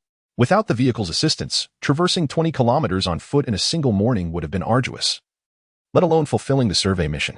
Master Huang, I have heard from other team members that the surveying poses little difficulty, yet the risk management is perilous, with an exceptionally high casualty rate. I am curious to know how Deputy Leader Yo managed to reduce the casualty rate, inquired Feng Liang, seated beside the elder. You will understand in due time. I cannot articulate it well. I am rather tongue-tied, replied Master Huang, squinting his eyes to rest after setting the survey vehicle's course. He preferred not to indulge Feng Liang with excessive explanations, allowing him to discover it for himself later. Unlike Kong Fei, he was not inclined to flatter Feng Liang. And had it not been for Feng Liang's somewhat amiable demeanor, he would have shown little interest in conversing with him. Noticing the situation, Feng Liang and the others fell silent. Here, one's status as an elite was of little consequence. After all, they were in the outskirts, where the occurrence of mishaps resulting in 1 or 2 casualties was not uncommon. Feng Liang refrained from further commentary and turned his gaze toward the increasingly indistinct expanse of the forest behind them. Chapter 49 Encountering He Yuanqing Ah. Is that not the beautiful Oda? Where are you headed with all those bags? A young man, appearing scholarly with glasses and dressed in a dashing blue suit, obstructed Olan's path. You have 2 seconds to think, and 1 second to leave. You know I dislike trifles, Olan replied coldly, her expression as frigid as frost. A stark contrast to her demeanor when she was with Feng Liang, as if she were an entirely different person. Lan, must you be so heartless? I am sincere in my feelings for you, he implored, his persistence unwavering. 1, 2. It was as though she did not hear his pleas. She began counting to herself. Recognizing the futility of his efforts, the young man dared not linger, aware of Olan's temper and formidable strength.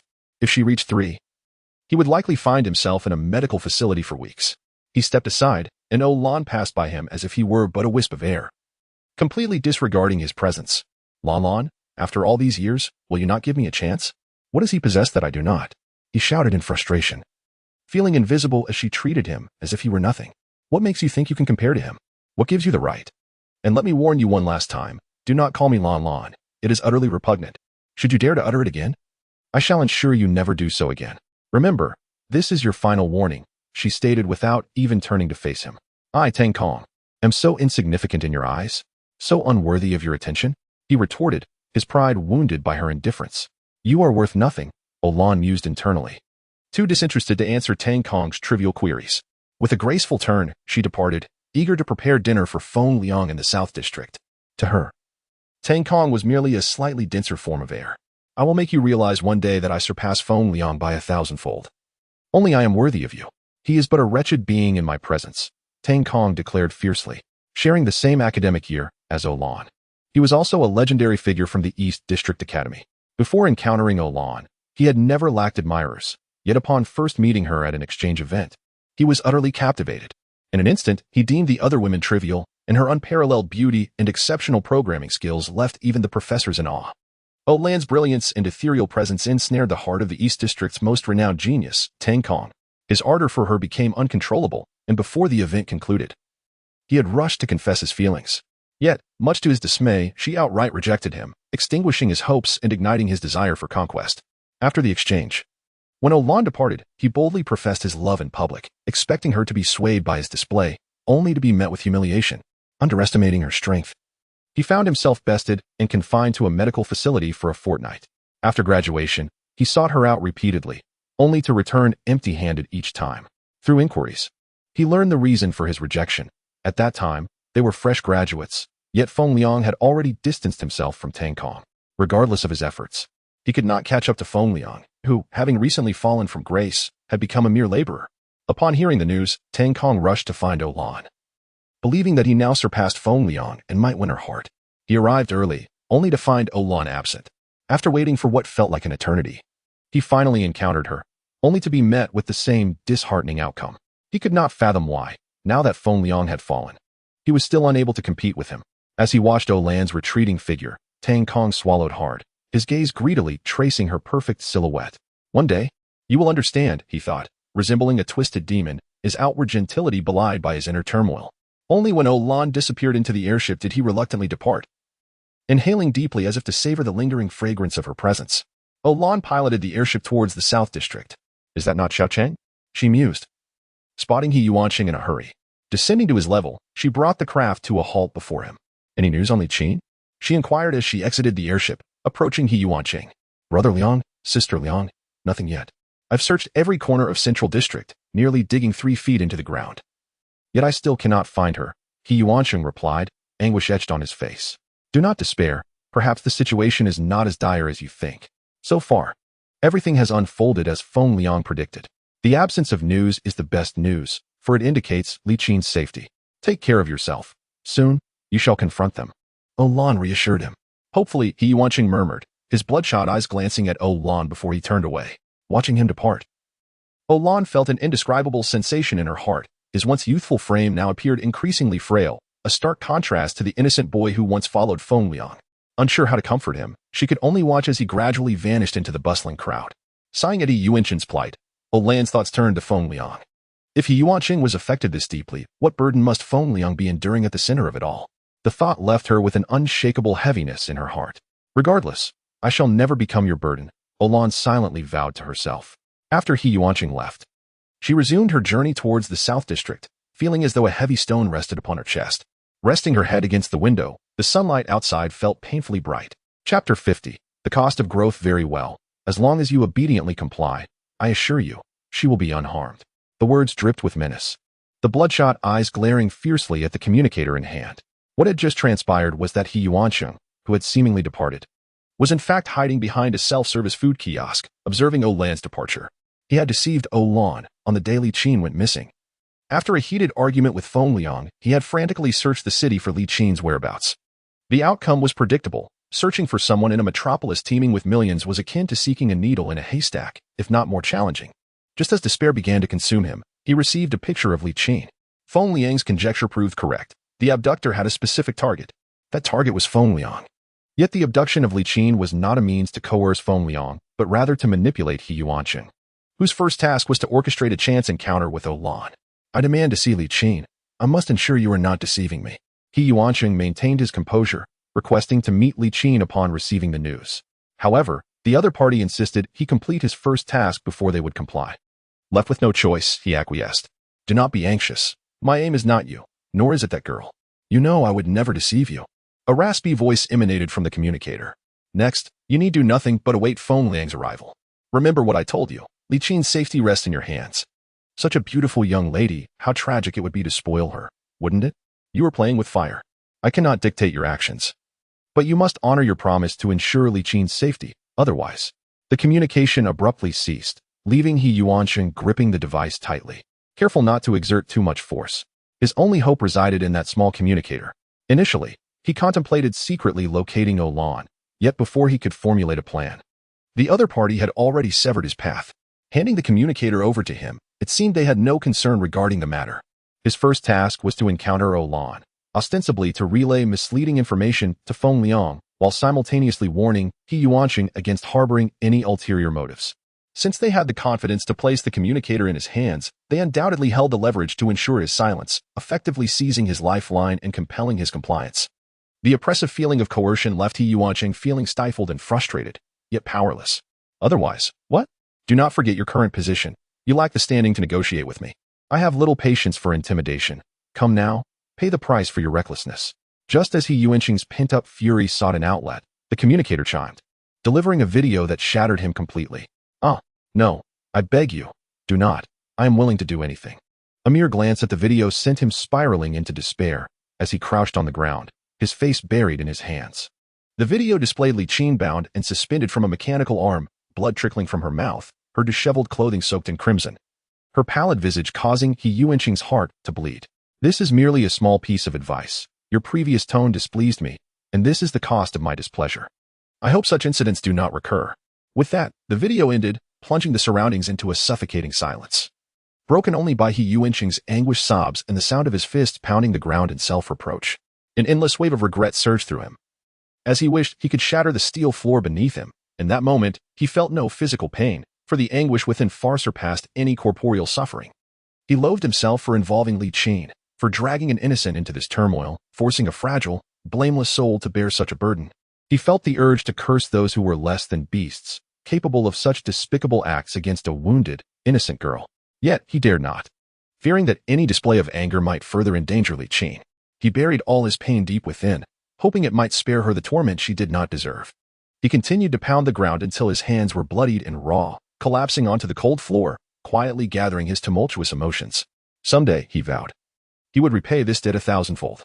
The dragoness reverse scale, touch it, and one meets death, though he was not yet a dragon. Those people had grazed the most tender parts of his heart, awakening the beast within him. Struggling to rise, he adjusted his clothing. From that moment on, he would no longer be the subordinate trailing behind Feng Liang, but a beast that understood the value of restraint. Turning away, he vanished into the depths of the street, leaving behind a trail of blood mingled with tears. "Brother Liang, we have arrived," Wei Chao remarked, gazing at the fluttering flag of Team 32. Following Wei Chao's direction, Feng Liang spotted a flag adorned with the emblem of resource exploration, attached to a drone, transmitting location information to all survey vehicles. This was the starting point of their expedition, surveying outward from the flag. Gradually, other teams began to appear, converging towards the central banner. Some wore solemn expressions, while others appeared relaxed. Wei Chao, standing beside him, exhibited an air of ease, as though entirely unconcerned about the impending dangers of the inspection, a task known to be the most perilous. In contrast, Master Huang bore a heavy countenance. The one who should be tense was oddly at ease. Given Master Huang's wealth of experience, such a grave expression seemed out of place, as if he and Wei Chao had exchanged roles. As the group approached, Feng Liang noticed that not only Master Huang and Wei Chao exhibited such expressions. Experienced laborers across the board appeared grim. Their serious demeanor confounded Feng Liang, who wished to inquire of Master Huang, but swallowed the question. Realizing they were already upon the scene, the truth would soon reveal itself. A few minutes would not alter the outcome. Yet, he could not quell his curiosity. Why was the master so grave? Why hadn't this method been widely implemented? This fog of uncertainty enveloped Feng Liang's mind. Before long, they arrived beneath the flag, where all the sub-teams had gathered, 10 in total, forming a perfect circle. The atmosphere was eerily silent, devoid of any noise. All individuals disembarked, standing tall, their eyes shining with reverence as they gazed up at the flag, which had transformed into a symbol of faith. Seeing the solemnity etched on their faces moved Feng Liang deeply, stirring within him an indescribable excitement. Whether it was for the flag or the profound atmosphere, he could not tell. Chapter 51. Olan's speculation. The Black Command ship slowly approached from a distance, seemingly in harmony with the solemn atmosphere, drawing the gaze of all present. The vessel halted in front of the team flag, and as the crowd watched, the hatch opened in midair. Yao Yinru sat steadily in the cockpit, her gaze sweeping across everyone as the ship rotated. As Yao Yinru's presence became evident, Feng Liang gradually emerged from the previously solemn ambience. Finding himself increasingly intrigued by this woman and the team she led, he understood that the soul of a team lies in its leader. A team with a soul is invincible. The best manifestation of a team's combat effectiveness is its cohesion and execution. Observing the laborers' attitudes towards Yao Yinru, Feng Liang felt that she represented more than just the soul of this team. She embodied a belief, an essence that matched the fluttering flag, evoking both admiration and curiosity within him. It was inconceivable that her status as the only woman in the team afforded her any special treatment. On the contrary, in such an environment, women might face even greater exclusion. Resources were allocated based on surveyed findings, necessitating competition with other teams. While this competition served as a motivational mechanism, it was fundamentally benign, yet it was still predicated on the total resources surveyed by the team. Under such a system, no one wished to harbor weakness within their ranks. Thus, in this context, women were often marginalized. However, Yao Yinru not only excelled as the vice-captain but also emerged as the undeniable spirit of the team, a feat that Feng Liang believed few could achieve, not even himself. He was convinced that Yao Yinru's influence in the team far surpassed that of Kong Fei, despite Kong being the captain. This was merely one aspect of Feng Liang's curiosity. He recalled that during their time at the base, while the crew respected Yao Yinru, it was not to such an extent. Her presence lacked the cohesion she now exhibited, as if there were two entirely different individuals. This significant transformation puzzled him. On board the vessel, clad in a black laborer's uniform, Yao Yinru slowly rose, the ship descending with her movement, hovering just 2 meters above the ground. The wild wind stirred her loose hair, accentuating her striking appearance. Her once ordinary features now appeared remarkably handsome. Indeed, handsome. Feng Liang found himself momentarily entranced. As Yao Yinru's gaze fell upon him, their eyes met.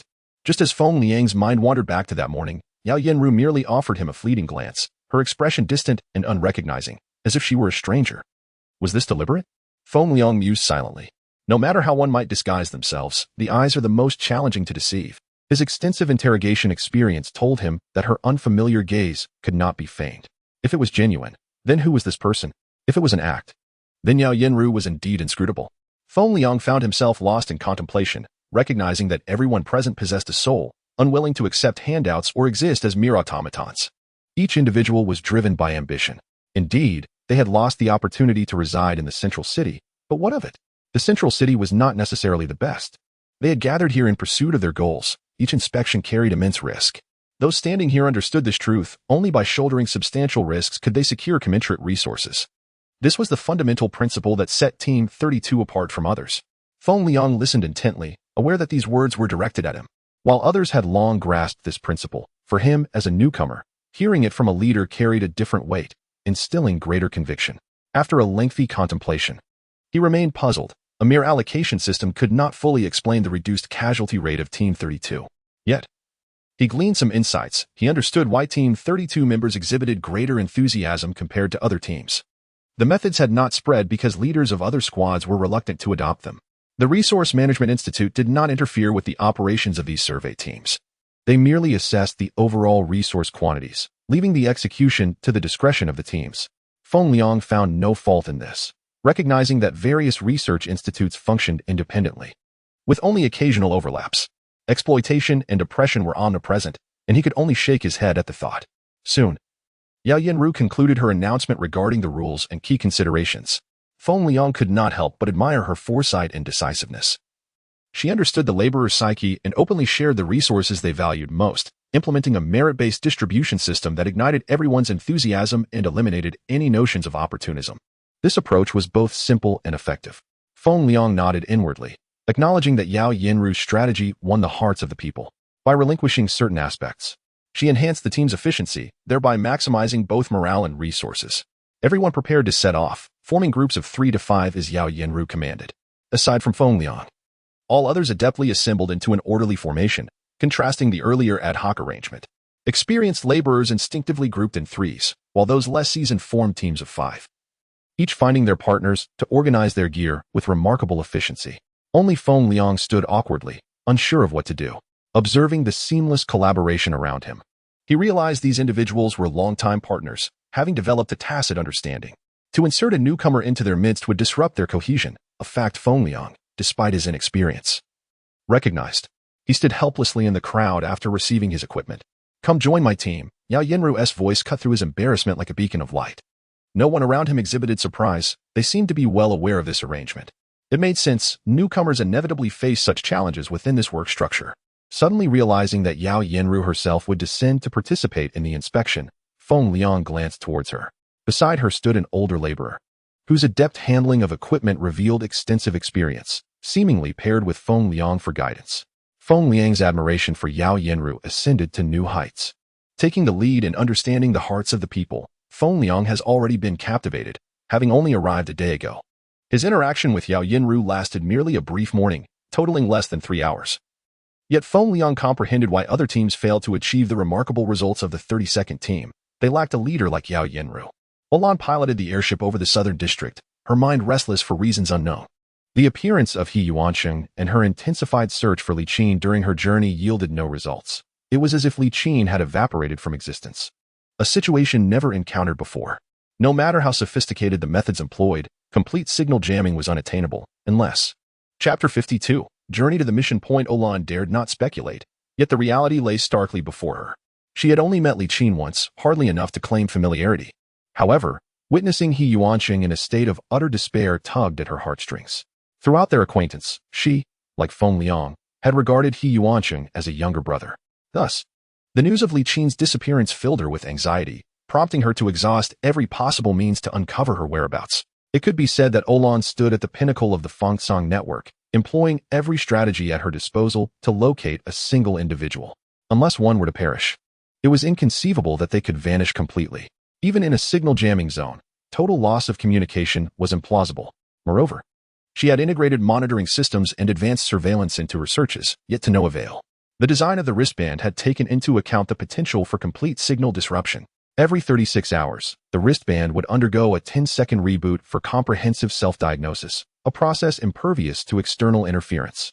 Although this brief interval was only 10 seconds long, it sufficed to emit a signal.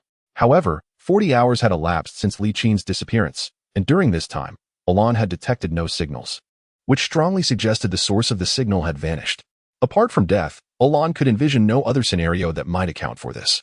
With each analysis, she found her suspicions increasingly plausible, and she fervently wished her conjectures were mistaken.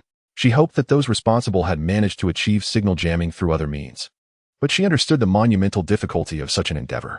After all, the identity wristband had undergone centuries of refinement by numerous top researchers, reaching a near-perfect state. Surpassing such established technology was far from a mere matter of degree of difficulty. Olan recognized that her assumptions had nearly solidified into established fact. The chance of being wrong was less than 1 in 10,000. Yet, even that slim possibility still held a glimmer of hope for He Yuanqing. As she recalled his despondent demeanor, she felt a deep pang of sympathy. Once a vibrant and cheerful boy, he now resembled a mere shell of himself, evoking a sense of profound sorrow. Once more, Olan activated the system to search for Li Qin's signal. Even though she suspected the worst, she meticulously scoured every nook and cranny, unwilling to relinquish even the faintest shred of hope. This was the only way she could support He Yuanqing in his plight. Yet, once again, her efforts yielded nothing. With a heavy heart, she absent-mindedly organized the ingredients, contemplating how to convey the grim news to Feng Liang. As for He Yuanqing, it was imperative that she shield him from her suspicions, lest it become the final straw that broke him. All personnel, prepare for deployment. After a 5-minute rest, each team will proceed to their designated resource points as per the mission schedule. Yao Yenru's voice rang out, signaling a brief interlude. This customary 5-minute pause allowed everyone to leave behind a token of their intentions for those they trusted, serving as a spiritual anchor. Feng Liang felt a sense of helplessness. He had little to leave behind, his sole thought revolving around Olan. However, he was unaccustomed to such work and remained blissfully unaware of the dangers that lay ahead. The rumors he had heard paled in comparison to the reality of first-hand experience. Thus far, he had not sensed any imminent peril, nor had he formed any significant thoughts to leave behind. Among those present, only Feng Liang and Yao Yenru remained composed. Seated atop the surveying vehicle, Yao Yenru casually sipped from a small flask. Noticing Feng Liang's gaze upon her, she instinctively offered him the flask. Care for a sip? What is this? Feng Liang asked, taking the flask and sniffing it, feeling the cool metal still retaining Yao Yenru's warmth. This is liquor, brewed by my master. It fortifies courage, but moderation is key. Too much will make one feel lightheaded, Yao Yenru explained, though she was uncertain about the origins of the brew. She only knew it was crafted by her mentor, who had passed down the brewing technique to her. The small flask had also been a gift from him. Feng Liang observed the spark in Yao Yenru's eyes when she mentioned her master, only to see it dim shortly after. Without needing to ask, he discerned the reason and fell silent, taking a small sip from the flask. Cough, cough. Is this drink even safe? He spluttered, tears streaming down his face. He found it hard to fathom how Yao Yenru could swallow such a harsh concoction without flinching. Haha, you'll get used to it. It can be quite addictive. She laughed, reclaiming the flask from him and downing a generous gulp. Time's up, let us move out. After finishing her drink, Yao Yenru climbed atop the surveying vehicle and issued the command to depart. The resounding call echoed as the team, in a grand procession, boarded their vehicles and set off toward the mission point. Under Yao Yenru's direction, Feng Liang also took his place in the surveying vehicle. As they began their journey, Feng Liang noticed a complex mixture of emotions in Yao Yenru's eyes. This expedition held the potential for some to never return. Despite their low casualty rates compared to other teams, each new surveying site teemed with uncertainties, making it impossible to guarantee zero casualties. Feng Liang surveyed the surroundings, watching the teams rush toward their destinations, and he began to understand the bittersweet sentiment reflected in Yao Yenru's gaze. She was an exceptional commander, beloved by many, having garnered a following that bordered on reverence.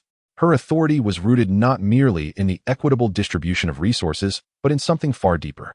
As the last of the teams faded from view, Yao Yenru glanced at the time and prepared to embark toward their mission point. The process of identifying hidden dangers at a resource site demanded immense time and energy. Some complex surveying points could take months to assess. Ultimately, the yield might differ drastically from initial expectations, resulting in a squandering of resources and effort. Feng Liang observed the projection map, noting their increasing proximity to the extraction point. He turned to Yao Yenru, still sipping from her flask, seemingly unfazed by the impending challenges. In contrast, the driver appeared far more anxious, reflecting the tension that hung in the air. Feng Liang recognized the gravity of the situation, but years of experience had equipped him to face the unknown with equanimity. Feng Liang turned his gaze toward the path ahead, uncertain of what awaited him. It can be said that Olan stands at the pinnacle of the mobile network, employing every conceivable method to ascertain the whereabouts of an individual. Unless one meets their demise, it is inconceivable that one could remain untraceable, even within a signal jamming zone. Complete signal loss is unattainable. Moreover, Olan has already utilized surveillance and advanced monitoring systems to scour such areas. yet has yielded no results. From the very inception of the wristband's design, scenarios involving total signal obstruction were contemplated. Every 36 hours, the wristband undergoes a comprehensive self-diagnosis, marked by a 10-second reboot, during which the system remains impervious to external influences. Though this interval is brief, it suffices to emit a signal. However, since Li Qin's disappearance, a full 40 hours have elapsed without any signal detected by Olan, which likely indicates the disappearance of the signal source. Apart from death, Olan cannot fathom any other means to achieve this outcome. The more she analyzes, the more she believes in the validity of her hypothesis. She yearns for her conjecture to be incorrect, hoping that others might have employed alternative methods to disrupt the signal. Yet, she is acutely aware of the immense difficulty inherent in such a task. After all, the identity wristband has evolved over centuries, refined by hundreds of top researchers to near perfection. Surpassing this technology is no longer merely a matter of difficulty. Olan realizes that her suspicions have nearly solidified into an established fact, with the probability of being mistaken less than 1 in 10,000. Yet, even this minuscule chance still offers a glimmer of hope for He Yuanqing. Sighing, Olan reflects on He Yuanqing's despondent demeanor and connects it to her current deductions. Feeling a deep pang of empathy. Once a bright and cheerful boy, he now appears to have lost his spirit, resembling a mere shell of his former self. A sight that is profoundly disheartening. Once again, Olan activates the system to search for Li Qin's signal. Despite the high likelihood that her fears have materialized, she meticulously combs through every nook and cranny, unwilling to relinquish even the slightest shred of hope. This is the only contribution she can make for He Yuanqing. Yet, the results remain fruitless. She finds herself distracted while organizing ingredients, contemplating how to communicate this grim situation to Feng Liang. As for He Yuanqing, she cannot possibly divulge her suspicions to him. It might shatter him completely. All teams, prepare. After a 5-minute rest, proceed to your designated resource points as per the task schedule. Yao Yanru's voice resonated in everyone's ears. During the brief respite, each individual retained a personal token, a customary practice among all teams, serving as a spiritual offering to those they trust. Feng Liang felt lost once more. He had little to leave behind, perhaps only a thought of Olan. However, he had never participated in such work, and his understanding of the associated dangers was limited to hearsay. Rumors pale in comparison to first-hand experience. He had not yet encountered any real danger, and thus harbored no significant thoughts. Among all present, only Feng Liang and Yao Yanru exhibited calm composure. Yao Yanru perched on the front of the survey vehicle, sipping from a small flask. Noticing Feng Liang's gaze upon her, she naturally extended the flask towards him. Care for a sip? She inquired. What is this? Feng Liang asked, taking the flask and inhaling its aroma. The cold metallic surface still warm from Yao Yanru's touch. It's alcohol, brewed by my master. It fortifies courage, but be wary not to overindulge. Too much can leave one feeling lightheaded, Yao Yanru explained, though she was uncertain about the origins of the brew, only knowing it had been crafted by her mentor. The small flask was a keepsake from him. Feng Liang noticed the sparkle in her eyes when she mentioned her master, which dimmed shortly thereafter. He could surmise the reason without inquiry, falling silent as he took a small sip from the flask. Cough, cough. Is this even drinkable? Feng Liang spluttered, tears streaming from his eyes, bewildered by how Yao Yanru managed to consume this harsh concoction with such composure. Haha, you get used to it. This stuff can be addictive. She chuckled, reclaiming the flask, and, undeterred by his earlier sip, took a swig herself. Time's up, let's depart, Yao Yanru announced, standing atop the survey vehicle, issuing the command to set off. As the grand procession responded to her directive, they boarded the survey vehicles and headed toward their designated mission points. Under Yao Yanru's gesture, Feng Liang climbed aboard the vehicle, acutely aware of the complex emotions reflected in her gaze. This expedition held the potential that some would never return. Despite their relatively low casualty rates compared to other teams, each new survey site brims with uncertainties, and no one can guarantee a zero-casualty outcome. Feng Liang observed the various teams racing toward their destinations, beginning to understand the reluctance mirrored in Yao Yanru's eyes. She was an exceptional commander, and each member kept a mental ledger. Her ability to garner such widespread support and affection, even becoming a figure of faith, was no simple feat. As the last of the teams faded from view, Yao Yanru checked the time, knowing they were en route to their task, which would demand immense time and effort to uncover hidden dangers at a resource point. Some particularly complex survey sites might require months of labor, and the final yield could diverge dramatically from initial expectations, leading to wasted time, manpower, and resources. Feng Liang scrutinized the projection map, noting their proximity to the extraction point. Turning to Yao Yanru, who continued sipping her drink, he perceived her nonchalance. In contrast, The driver appeared markedly more anxious. Feng Liang recognized this tension reflected in the faces of the other seasoned professionals. While they anticipated the upcoming operations, they remained untroubled. Years of experience had equipped them to face the unknown with equanimity. Feng Liang faced forward, uncertain of what awaited them ahead.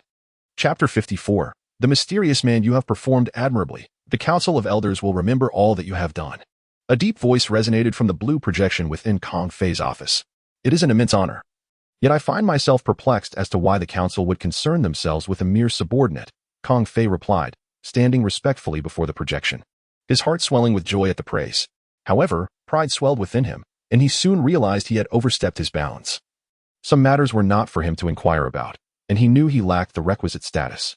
He was uncertain of the individual's rank within the projection. Yet he understood that this was someone he could not afford to offend. Even the previous stature of Feng Liang paled in comparison to this figure. While he was not entirely aware of Feng Liang's high standing, it was evident that he was someone to be revered, and this person before him was even more formidable. "Ah, I should not have pried. I beg your forgiveness," he quickly conceded, sensing the discontent in the tone. "Do not ask what should remain unasked. Some inquiries will bring you no benefit. However, I can inform you that Feng Liang has not been demoted. In fact, he has ascended to the position of vice president." The projection stated with a tone that suggested the matter was trivial to him.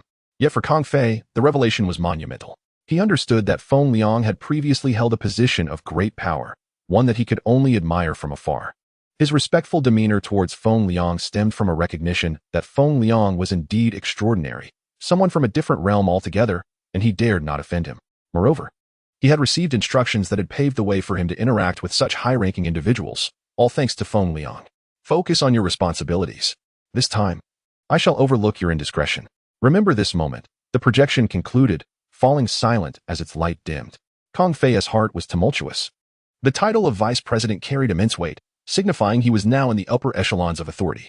And Feng Liang was still so young, not yet 30. Kong Fei found himself at a loss for words, his mind racing through the days spent with Feng Liang, meticulously recalling every detail, fearful that he might have overlooked something. He felt immensely relieved that he had not offended Feng Liang, a testament to his prudent nature over the years, further solidifying his belief in his own philosophy of conduct. Far away at the surveying site, Feng Liang remained blissfully unaware of the machinations surrounding him in the South District, though he had mentally prepared himself for such eventualities. Feng Liang and his team had arrived at the survey site early and, after extensive measurements, initiated the drilling process. Their first task was to breach the surface, reaching a specified depth before proceeding with their operations. This process was long and monotonous. Drilling was not merely about breaking ground, but required precise calculations to ensure that the mine would not collapse due to structural instability, thereby preventing unnecessary casualties. Throughout the endeavor, Feng Liang stood idly by while Yao Yanru and a seasoned worker studied the underground structural diagrams, making predictions and necessary calculations, occasionally adjusting their drilling trajectory. Feng Liang attempted to learn, standing beside them for a considerable time, only to find himself bewildered by the complex concepts being discussed.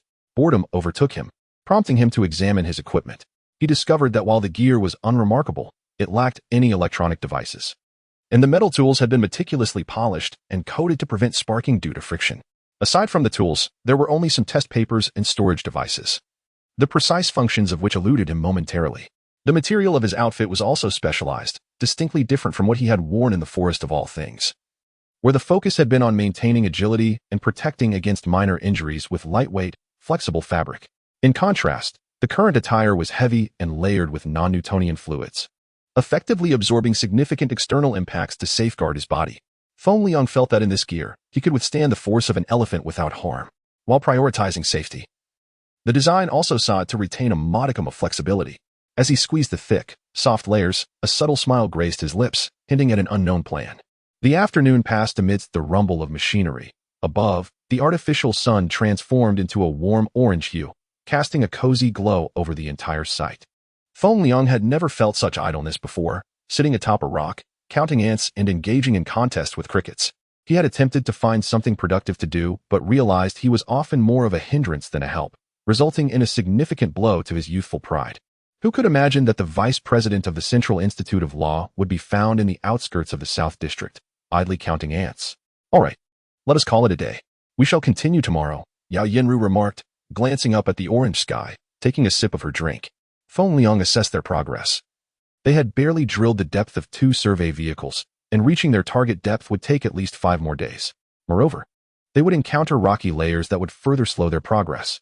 As the surveying vehicle retreated, carrying several members back, Feng Liang and his team returned to the assembly point, where Kong Fei had been waiting for some time, a small airship parked nearby.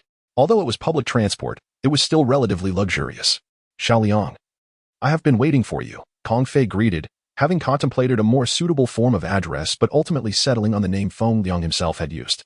Feng Liang looked on in confusion, completely unaware of Kong Fei's intentions. The time for ingratiation had long passed, and leaving a good impression seemed excessive, though somewhat uncomfortable.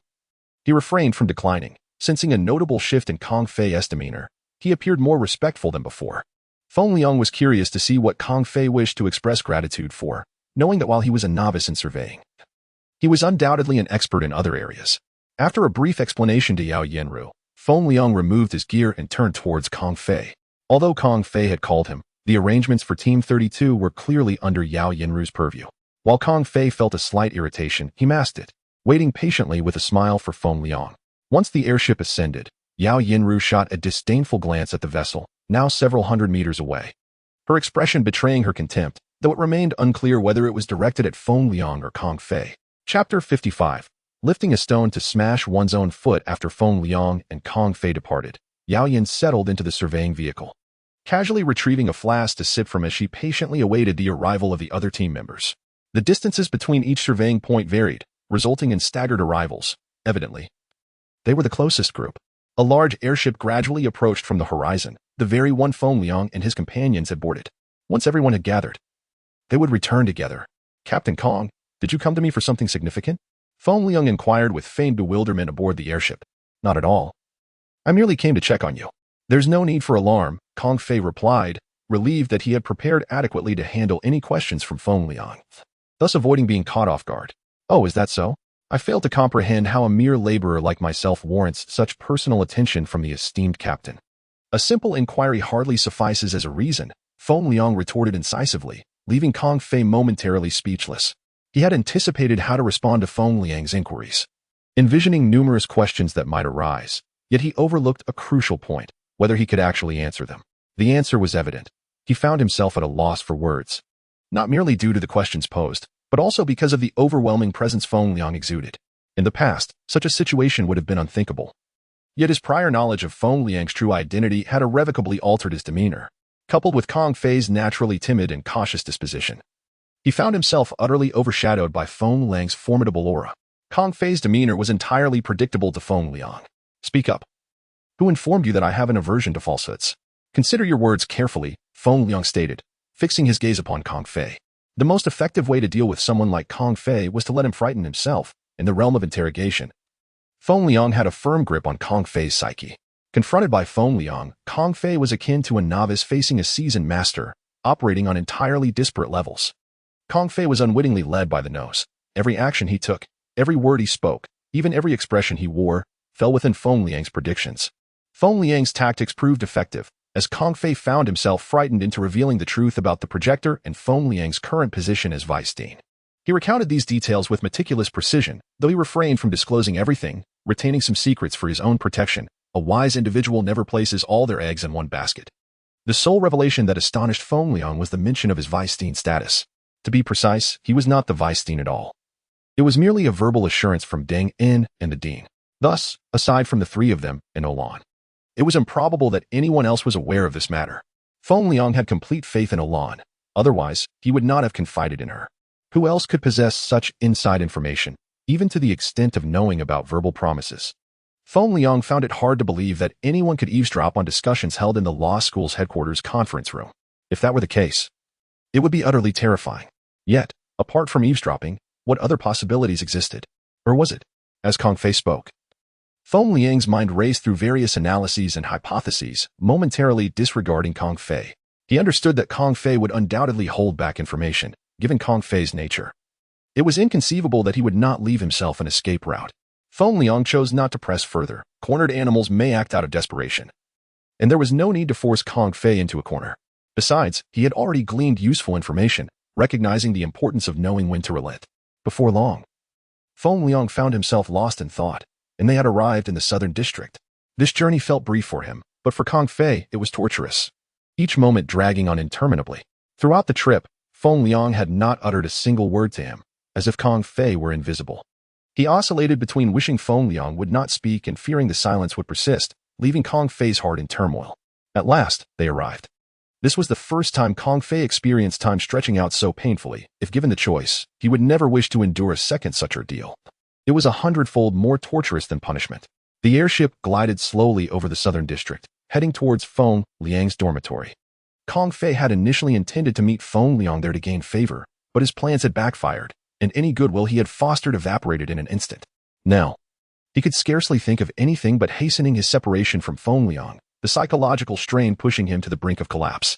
Captain Kong, you ought to exercise more caution. Don't take everything at face value. What if someone is laying a trap for you? Would you foolishly leap into it? Feng Liang jested. Throughout the journey, he had deliberately refrained from speaking to Kong Fei to avoid leaving traces behind. A gentleman must remain vigilant, while Kong Fei might not be a villain. His nature made him susceptible to being manipulated. Though his actions posed little threat to Feng Liang, complications could arise, and even the smallest detail could lead to disaster. Feng Liang hoped to remind Kong Fei of this, subtly encouraging him to learn a lesson. Thus far, the strategy appeared effective. Understood, Director Feng. Kong Fei recognized the underlying implications in Feng Liang's words. A person who disregarded the vice dean would hardly resort to such tactics to create trouble for him. Ultimately, he had fallen victim to deception. However, this was merely his perspective. Feng Liang offered no explanations, nor could he fathom Kong Fei's current thoughts. As long as Kong Fei did not become a pawn in someone else's game, that was sufficient. All right, I've arrived. I appreciate your kind intentions, Captain Kong. I shall remember this. You need not see me off. Feng Liang waved to Kong Fei as he turned to leave. Kong Fei rushed away like a convict released from prison, fearful that lingering even a moment longer might prompt Feng Liang to change his mind. Chapter 56. A surge of bloodlust as he watched Kong Fei's departing figure. A look of concern crept onto Feng Liang's brow, replacing his earlier smile. Li Qin had not made a single appearance, and the black box yielded no clues. He found himself still being led by others, with the initiative firmly in their hands. Even now, he remained unaware of the identity of those orchestrating these events. If this continued, he would be left with no advantages, yet he felt utterly helpless, forced to take each step as it came, despite his deep disdain for such a constrained existence. Upon returning to his dormitory, Feng Liang opened the door to be greeted by the enticing aroma of food. The table was laden with an array of delectable dishes, all his favorites. It was evident without a doubt that these were prepared by Olan, stirring an indescribable sense of gratitude within him. When he had first arrived in South City, he had hastily assessed his available food resources. Gazing at the sumptuous spread before him, he realized it could not have been made from the meager supplies in his own dormitory. This meant that Olan had brought these ingredients from her home, leaving him profoundly touched, so much so that tears nearly welled in his eyes. Feng Liang's worries dissipated in an instant as his hunger took precedence. Just then, Olan emerged from the kitchen with a bowl of soup, perfectly timed. I ran into Xiao Cheng today, she said, noticing his distracted demeanor. It was a sight that tugged at the heartstrings. Feng Liang remained silent as Olan continued. Still no news about Li Qin? He paused, fully aware that the only course of action available to him was to assist He Yuanqing in locating Li Qin, as those who had taken her must be targeting him. Yet, the lack of any relevant information made him doubt his assumptions. No, it has been nearly 50 hours, and yet there is still nothing. I fear Li Qin might have. Olan hesitated, recognizing that it was merely her conjecture. I understand your concern, but there is little we can do for now. Feng Liang mused, choosing not to elaborate further. He immersed himself in the delicious meal, though it tasted far less enjoyable than it should have. After dinner, let us go see Mo Shui. She has awakened and has been asking for you, Olan suggested. Yes, it's indeed time to visit her, he replied. And silence enveloped the room once more. Feng Liang had always felt that Mo Shui's presence was no mere coincidence. Sometimes, what appeared to be serendipitous was anything but. He devoured the meal with a ravenous appetite, and together with Olan, they piloted the airship toward the medical facility. Along the way, Olan attempted several times to break the awkward silence with conversation, but upon noticing Feng Liang's furrowed brow, she ultimately refrained. In this quiet atmosphere, they quickly reached their destination. After docking the airship, they headed directly to Mo Shui's hospital room. Mo Shui, we've come to see you, Olan exclaimed, stepping in before Feng Liang could. Olan, you're here. And who is he? Mo Shui turned to inquire upon seeing Feng Liang trailing behind Olan. Olan glanced back at Feng Liang, offering a gentle smile that revealed her adorable dimples. He is the one who asked me to take care of you, she explained. Upon hearing Olan's words, Imo Shui instantly recognized Feng Liang as her savior. Thank you for that day. Without you, I fear I would have departed this world, she said. A hint of sorrow in her voice as she recalled her traumatic past, her striking features betraying a flicker of pain. It's all in the past now. Don't dwell on those memories. Look ahead. You are doing well now, and he has received his due punishment. He will no longer trouble you, so rest assured. Olan reassured her, demonstrating a profound understanding of Imo Shui's feelings. The two women quickly fell into conversation, leaving Feng Liang to the sidelines. This afforded Feng Liang a moment of respite, and he observed Imo Shui's every gesture, hoping to discern something unusual. Yet, he was met with disappointment. Not only did he find nothing amiss, but his scrutiny inadvertently became a source of amusement for Olan and Imo Shui, leaving his face flushed with embarrassment. Feeling awkward, he scratched his head and turned to leave, unable to withstand the playful banter of the two women, particularly since they were both strikingly beautiful. He found himself disinterested in their conversation, having gleaned nothing of consequence. Standing by a window in the corridor, Feng Liang gazed out at the radiant city lights. Lost in thought, he looked up at the colorful ceiling illuminated by the city's glow, where a few faint stars twinkled above, captivating his attention. Those luminous points seemed eerily familiar, as if he had encountered them before. Hey, let us go. What are you staring at? I've called you several times without a response, Olan said, tapping him on the shoulder, puzzled by his distraction. Nothing much, just admiring the stars, Feng Liang replied absent-mindedly. Unable to articulate his thoughts. Do you think the sky outside is like this? Are the stars just as small? Olan pondered aloud, curious about the world beyond the confines of their airship. Who knows? Perhaps. It's hard to say, he replied. Let us head back. With that, he grasped Olan's hand and turned to leave, only to find Imo Shui standing behind them. Imo Shui, we're leaving. We'll come visit again, Olan said as she took Imo Shui's hand. I'm truly grateful to you both, especially to you, brother Feng Liang. Without you, Imo Shui began, but was interrupted by Olan. It's nothing.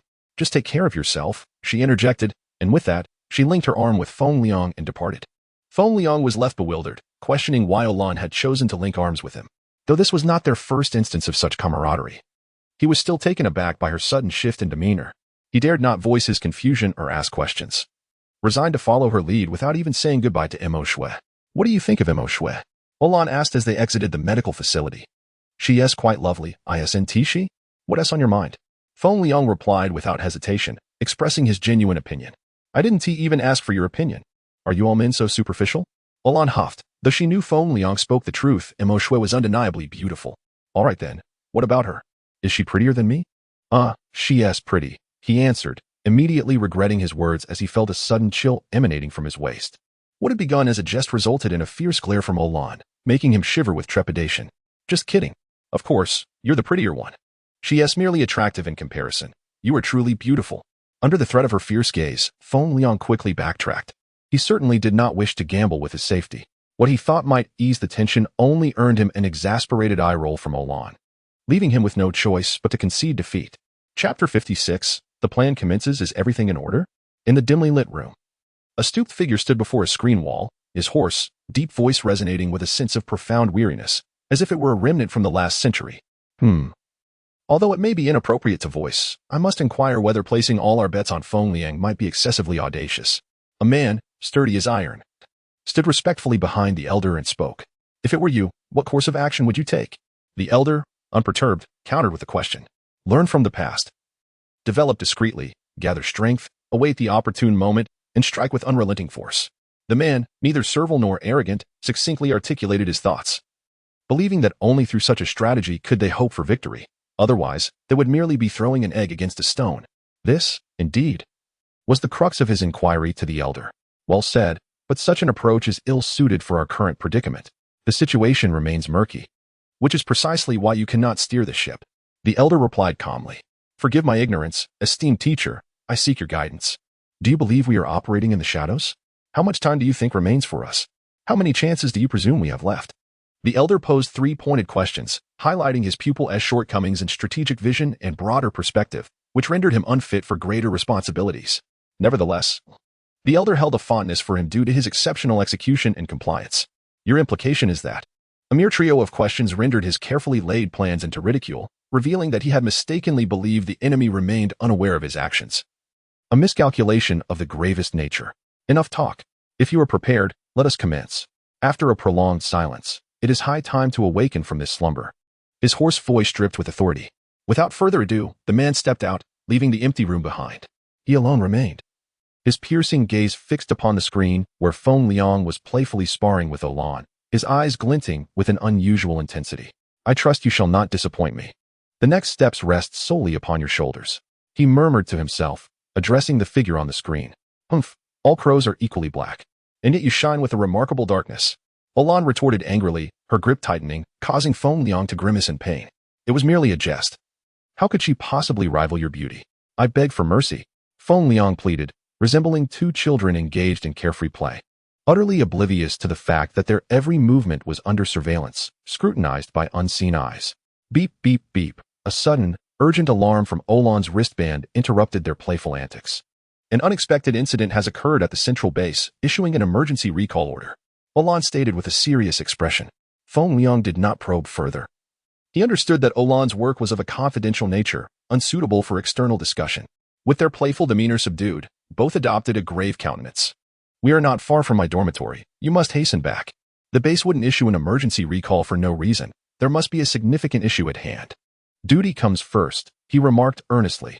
For him, as a diligent workaholic, prioritizing work had become second nature. Not a moment to spare. Olan disregarded Feng Liang's insistence to return promptly. Although urgency was palpable, she steadfastly insisted on escorting him to the dormitory entrance. I suspect that this emergency recall may be linked to Li Qin's disappearance. As they parted ways, Olan voiced her conjecture, albeit uncertain. Yet, Li Qin's vanishing was shrouded in mystery. If indeed related, it would imply that Li Qin was still alive. Yet it also indicated that the core database of the modular cabin had been compromised. Olan found herself torn between elation and concern. Regardless, exercise caution. After bidding farewell to Olan, Feng Liang's airship ascended slowly, resembling a black lightning bolt as it entered the high-speed trajectory towards the central urban area. Upon returning to his dormitory, just as he prepared to wash up, his peripheral vision caught sight of a black object on the living room table. Approaching it, he discovered it was the black box he had left in the central urban area. Yet, he had no recollection of bringing it back. If Olan had retrieved it, she would surely have informed him, and there was no reason for the black box to be here. Feng Liang's expression turned solemn as he regarded the black box on the table, sensing an unusual air about it. The box's sudden appearance drew his thoughts into reminiscence. It had been delivered to him at a grave cost of 2 lives. The secrets it harbored were undoubtedly intricate, yet he had set it aside, unable to decipher its contents. Now, it reappeared before him. Did this signify something? Or perhaps the orchestrators had grown impatient. Maybe the plan had already begun. Feng Liang entertained various speculations, yet one thing was certain. The appearance of the black box heralded significant implications. He approached the table, cautiously picking up the black box for closer inspection. Just then, a piece of paper and a magnetic card, obscured beneath the box, caught his attention. Examining the paper, he found it to be a commonplace sheet, identical to the fragments he had discovered in the forest of all things.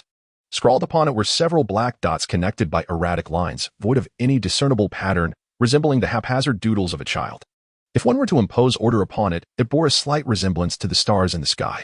Wait, is this not the very arrangement of the celestial bodies? Feng Liang scrutinized it for an extended period, suddenly recognizing a trajectory that mirrored the configuration of the star lanterns he had observed from the medical institute's window, albeit with slight alterations. No wonder it felt so familiar. Does this imply that Olan's hypothesis holds merit, that the enigma of the black box is intertwined with the positioning of the star lanterns? Yet, Olan had attempted to decipher this numerous times with no success. Feng Liang glanced at the other lines on the paper, initially believing he had discovered a lead. He found himself back at square one. He meticulously compared the diagram with the night sky, but aside from the one trajectory, no further patterns aligned, leaving him disheartened. However, the discovery of a pattern signified a direction for contemplation. Unraveling the mystery of the black box was merely a matter of time. With this thought, Feng Liang set the black box and the diagram aside and turned his attention to the magnetic card. This is a storage card. He examined the magnetic card, confirming its identity without hesitation. Without delay, he utilized his wristband to access the files on the storage medium. As he opened the contents, Feng Liang's expression shifted dramatically. Chapter 57. Chilling realization. Stay away. Please, no. Li Qin's desperate cries pierced Feng Liang's heart like a blade. The first video depicted Li Qin in a desolate, overgrown area, utterly unrecognizable. It was clear she had suffered immensely. Hearing her agonizing screams, Feng Liang was consumed by fury, understanding the horror she was enduring. Soon, a hulking figure appeared in the video. Monsters. Feng Liang could barely watch, teetering on the edge of losing control. Veins bulged on his forehead as he imagined tearing those inhuman beings apart. Skimming through the footage, his rage intensified. The depraved individuals had recorded the entire ordeal. Up until Li Qin, seizing a moment of their inattention, ended her own life in a final act of defiance. Feng Liang's face was a mask of chilling fury, capable of freezing anything that dare come close. The corner of the tea table he gripped snapped under the pressure. Even just a glimpse of their backs was enough. Images of Li Qin's sweet smile and their shared memories in the Wanwu forest flooded his mind. Though their acquaintance was brief, the memories were precious. A bond forged in the crucible of life and death. Li Qin's fate left Feng Liang heartbroken. Such a vibrant young woman, in the prime of her life, had met such a tragic end. Is that it? Is that all she's worth now? She's still useful even in death. And she was a virgin. What a pleasure. Feng Liang overheard their callous conversation at the video's end. A wave of guilt washed over him, each word like a needle piercing his heart. Their depraved words echoed in his mind. Why? Was it as he suspected? Why would they target innocent people? Feng Liang learned that Li Qin was abducted to get to him, but her beauty had sparked their vile desires, leading to her torment and suicide. Ultimately, it was his fault. Had it not been for him, Li Qin might still be in her lab, pursuing a bright future alongside He Yuanqing. Now, it was all shattered. Feng Liang suspected her disappearance was related to him, but he never imagined it would escalate to this. He couldn't fathom how to break the news to He Yuanqing. No wonder Olin's exhaustive search yielded nothing. Li Qin was already gone, beyond the reach of any technology. Feng Liang deleted the degrading parts of the video, preserving only the images of the perpetrators' backs in their conversation. He vowed to make them suffer unimaginable torment. After processing the video, Feng Liang impassively opened the next document. He would not tell He Yuanqing about Li Qin until those monsters had paid for their crimes. He had failed as a brother and felt deep shame for not being able to protect her. Feng Liang etched the entire event into his memory. The next document contained another video, which he opened with trembling hands. As the video played, a profound fear gripped Feng Liang, unmistakable terror. The video showed him and Olin together, laughing and enjoying countless joyful moments. Each scene captured the radiant happiness on Feng Liang's face, as if the camera were right in front of him. There were even scenes from their return from the medical institute, frolicking on the airship. Cold sweat trickled down his forehead. He was utterly exposed with no secrets. Even Olin's airship had been monitored without her knowledge. The implications were clear. Olin. Feng Liang suddenly remembered and frantically called Olin. Answer the phone. Feng Liang stared at the call screen, his heart ablaze with anxiety. Hello? What's wrong? Olin's face appeared on the screen after an eternity. Seeing her calmed Feng Liang slightly. Nothing, just checking if you arrived. He had 1,000 words, but couldn't find the right ones. I just got here, heading to the central base. I'll call you later if there's nothing important. Olin had just parked the airship and was on her way to the office when Feng Liang called. Okay, be careful. As soon as Feng Liang finished speaking, Olin ended the call. Seeing her urgency, Feng Liang sensed the gravity of the situation. But as long as Olin was safe, nothing else mattered. Seeing Olin safe relieved Feng Liang, and he realized how flustered he had been. Regaining his composure, Feng Liang stared at the flickering video and pondered the purpose of the magnetic card and black box. He fast-forwarded through the video, skipping irrelevant sections, searching for clues. Showing him the video must have a purpose. But as the video ended, he found no hints. The person who placed the black box, decryption method, and magnetic card in his room, whether friend or foe, meant him no harm. They simply wanted to use him to achieve something. And the videos were meant to warn him. Feng Liang analyzed calmly. Li Qin, Olin. Feng Liang seemed to realize something, though he hated to admit it. He had to consider it. Li Qin had only brief contact with him before meeting her tragic end. What about Olin? These inhumane beings were unpredictable, given Li Qin's fate. Even though Olin was capable, they might resort to underhanded tactics. The more Feng Liang analyzed, the more he believed the video's purpose was to warn him. He didn't know who had given him the black box and magnetic card, but they had the ability to monitor his every move. Could those who abducted Li Qin also possess this ability? Silencing a death was undeniably powerful. Monitoring Feng Liang would be simpler. Olin's safety consumed his thoughts. He was in the dark, not knowing his enemies. Yet, they had repeatedly thwarted him, and now targeted those close to him. He seemed to have no choice. He surmised that if Olin didn't have self-defense skills and the importance of her role in the data security, she might have been the victim instead of Li Qin. This forced Feng Liang to reassess his opponent's power, goals, and the possibility of multiple adversaries. Moreover, the person helping him might be friend or foe. Feng Liang was surrounded by danger. If he were alone, he would naturally feel no fear. However, his heart is now burdened with concerns. Although he has yet to confess his feelings to Olin, Both can distinctly sense the affection they hold for one another. Feng Liang initially intended to pledge his lifelong commitment to Olan once the current turmoil had subsided. Yet, as the situation grows increasingly chaotic and complex, Feng Liang is compelled to alter his plans. After much inner turmoil, he ultimately resolves that certain matters must be addressed. He is uncertain whether his decision will lead to regret, but he recognizes the necessity of his course of action. With his resolve solidifying, his gaze becomes increasingly steadfast. This is the person I cherish. I trust my judgment is sound. Observing Feng Liang's unwavering determination in the video, the stooped elder displays a look of approval. The entanglements of romantic emotions can indeed become stumbling blocks. It is evident from Feng Liang's earlier reaction upon seeing the video of himself and Olan that the materials he received were intended to prompt him to relinquish his feelings and incite his anger, thus serving a greater purpose. Presently, the approach appears to be effective. While Feng Liang cannot ascertain the precise objective behind being shown these items, he can surmise their general intent. It is highly likely that his every action is being monitored by the opposing party. He despises this feeling. Yet he must also express gratitude to the individual who has made him aware of the gravity of the situation. Previously, he had contemplated such matters, but ultimately underestimated the capabilities of his adversary, a miscalculation that could lead to his downfall. Feng Liang is uncertain whether, in the absence of his own choices, someone else would make decisions on his behalf. Should he find himself passively making choices, the outcomes would undoubtedly be harsh. Therefore, it is far preferable to take control and seize the initiative, rather than face the helplessness of being forced into a decision. Revenge is a bitter aftertaste, and feelings of regret can never truly be erased. Just as with Li Qin, even if Feng Liang were to exact vengeance upon those monstrous beings, she would never return. Such a scenario must not occur a second time. It is absolutely unacceptable.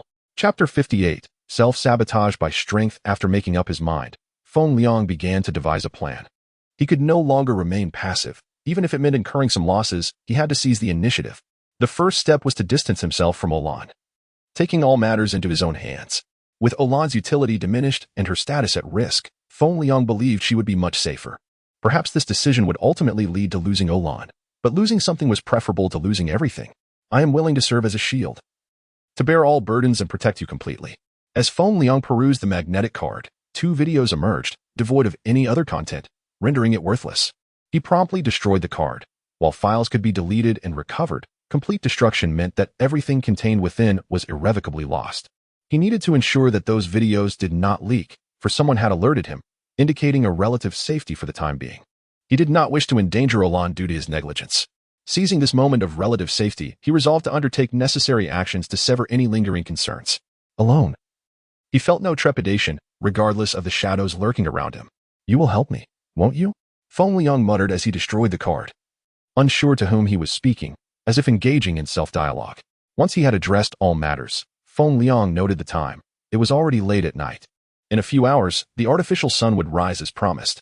Olan had not contacted him. She was likely preoccupied with her tasks. After a brief wash-up, he sought rest, burying the events of the night deep within his heart. Aside from the orchestrator of these events, he alone held the knowledge. The sun would rise again tomorrow, and work would proceed as usual, unaffected by certain decisions or occurrences. What an intriguing young man. I truly did not misjudge him. Before the screen, the old man gazed into Feng Liang's eyes, a glimmer of conviction illuminating his expression. His choice had proven to be astute. In this game, the key to victory rested firmly in Feng Liang's hands. This night was destined to be extraordinary. Feng Liang rested while the city of the capsule remained aglow, bustling with life. For the residents, nightlife was just beginning, while the engineers at the central city database labored diligently. In a modest office, Olan and several other engineers fixated on the circular projector at the center, which displayed a cascade of data codes, fearful of missing a single character. Each recorded diligently. Their expressions were marked by seriousness. The central database had suffered an intrusion, leading to a breach in its protective protocols. Although they swiftly implemented countermeasures to safeguard data from leakage, a mere few minutes could facilitate significant actions. While they could not siphon the entirety of the database's information, selectively extracting crucial data was a trivial task. Their immediate objective was to locate the implanted virus and track it to ensure data security. In a technology-driven capsule, data served as the foundation for development. In essence, data was the core element that governed the capsule. Whoever controlled the database wielded dominion over the capsule itself. Fortunately, the breach was discovered in time, and although it did not result in substantial losses, the core data remained intact. Yet, It served as a stark reminder that the database was not as secure as presumed. Skilled individuals existed beyond their ranks. The top engineers were not the pinnacle of expertise. There would always be someone more adept. This realization was a wake-up call for them. At present, no one was concerned with such reflections. Their priority was to identify the implanted virus and enhance the firewall security. Found it. Olan's voice rang out, capturing everyone's attention as they ceased their tasks to focus on resolving the virus issue. This individual is undoubtedly our equal, if not superior. They possess the skill to infiltrate the central system via public networks, impressive indeed. Olan analyzed the emerging virus, acknowledging the blatant affront. She sincerely believed that their adversary's capabilities exceeded her own, perhaps by a considerable margin. How trivial, merely clever tactics. They are but a small player, hardly worthy of recognition. Perhaps only you would deem them formidable, bolstering another's strength while diminishing your own. An engineer beside Olan remarked sarcastically, his thinning hair meticulously slicked back, revealing his advanced age. Olan, uninterested in engaging him further, recognized that those who cannot acknowledge other superiority are unlikely to progress. She had no desire to debate with someone who lacked a promising future. Yes, you are undoubtedly correct. Then perhaps you could resolve this virus and refine the system while we trace the remaining data? After all, those capable should bear a greater share of the burden. Wouldn't you agree, Engineer Zhang? Olan flattered him, leaving Engineer Zhang speechless and reluctantly accepting the task assigned to him. Effectively stepping into a trap. Without hesitation, she delegated the responsibility of eradicating the virus and repairing the firewall to the arrogant Engineer Zhang, while she and several other engineers commenced the pursuit of leads, searching for the lost data, regardless of its importance. Everything required tracking both to ensure security and to protect certain inviolable boundaries as it pertained to the dignity of power. After a night of thorough investigation and collaborative efforts from multiple engineers, Olan and her team successfully traced the source and initiated a warning strike. Although this action technically violated legal boundaries, the perpetrator was merely an ID, rendering accountability impossible. Thus, they could only resort to a cyber attack as a form of warning. By the time Olan and her colleagues completed their work, the artificial sun had risen, casting a glaring light upon the office. Only Engineer Zhang remained, still toiling away. He had promised results in front of the supervisor, but after an exhausting night, no one was inclined to assist him further. The remaining issue was one of repair. Thanks to Olan and her team's warning, the database would be secure for the foreseeable future, granting him additional time. Engineer Zhang observed Olan and her team depart, a sense of anxiety gnawing at him. The virus proved to be a formidable challenge. After an entire night of scrutiny, he had barely managed to delineate the compromised areas. With the arduous task of elimination still ahead, he felt an urge to slap himself for his earlier bravado. Gazing at the dense red zones, Engineer Zhang was on the verge of tears. Olan glanced at the time, deciding against calling Feng Liang. At this hour, he would likely be engrossed in work, and she herself was utterly exhausted. After a full day without rest, coupled with a night of intense labor, she felt weary to the bone. The lines of code danced before her eyes, prompting her to return home for much-needed rest. Chapter 59, This Life, This Body in the Early Morning. Feng Liang joined the main group to the survey site and accompanied Yao Yenru to their Team-S designated area. Up until this point, Feng Liang had not engaged in any tasks. To be precise, there was little for him to do. Bored, he sat upon a stone not far from the task point. Side by side with Yao Yenru. Do you have any alcohol? Please, pour me some. Feng Liang thought of Olan, feeling a heaviness in his heart. He recalled the drink Yao Yenru had the previous day, which he had found difficult to swallow, causing his heart to flutter. Yet now, he felt a sudden desire to indulge. What's wrong? Did you have a quarrel with your wife? Yao Yenru inquired, casually handing him the wine flask. Feng Liang remained noncommittal, neither confirming nor denying her question, as if tacitly agreeing. Hey, take it easy. We're at work. If you get tipsy, you'll be absent without leave. Yao Yenru warned, observing him take a hefty swig from the flask. Though tears streamed down his face from the burn, Feng Liang felt an odd sense of comfort. As Yao Yenru had said, this drink was indeed addictive. In just one night, he had come to accept its taste. Disregarding Yao Yenru's admonitions, he took another generous gulp, draining the flask entirely, prompting Yao Yenru to grimace in disbelief. 10, 9, 3, 2, 1, down. With the countdown completed, Feng Liang collapsed onto the stone, unconscious. What on earth happened? Why the sudden despair? Yao Yenru murmured, shaking the empty flask in confusion. This was only the second time she had seen Feng Liang drink to such excess, and she was acutely aware of the potency of her brew. It burned her throat, and even she dared not consume it so recklessly, let alone Feng Liang, who rarely drank.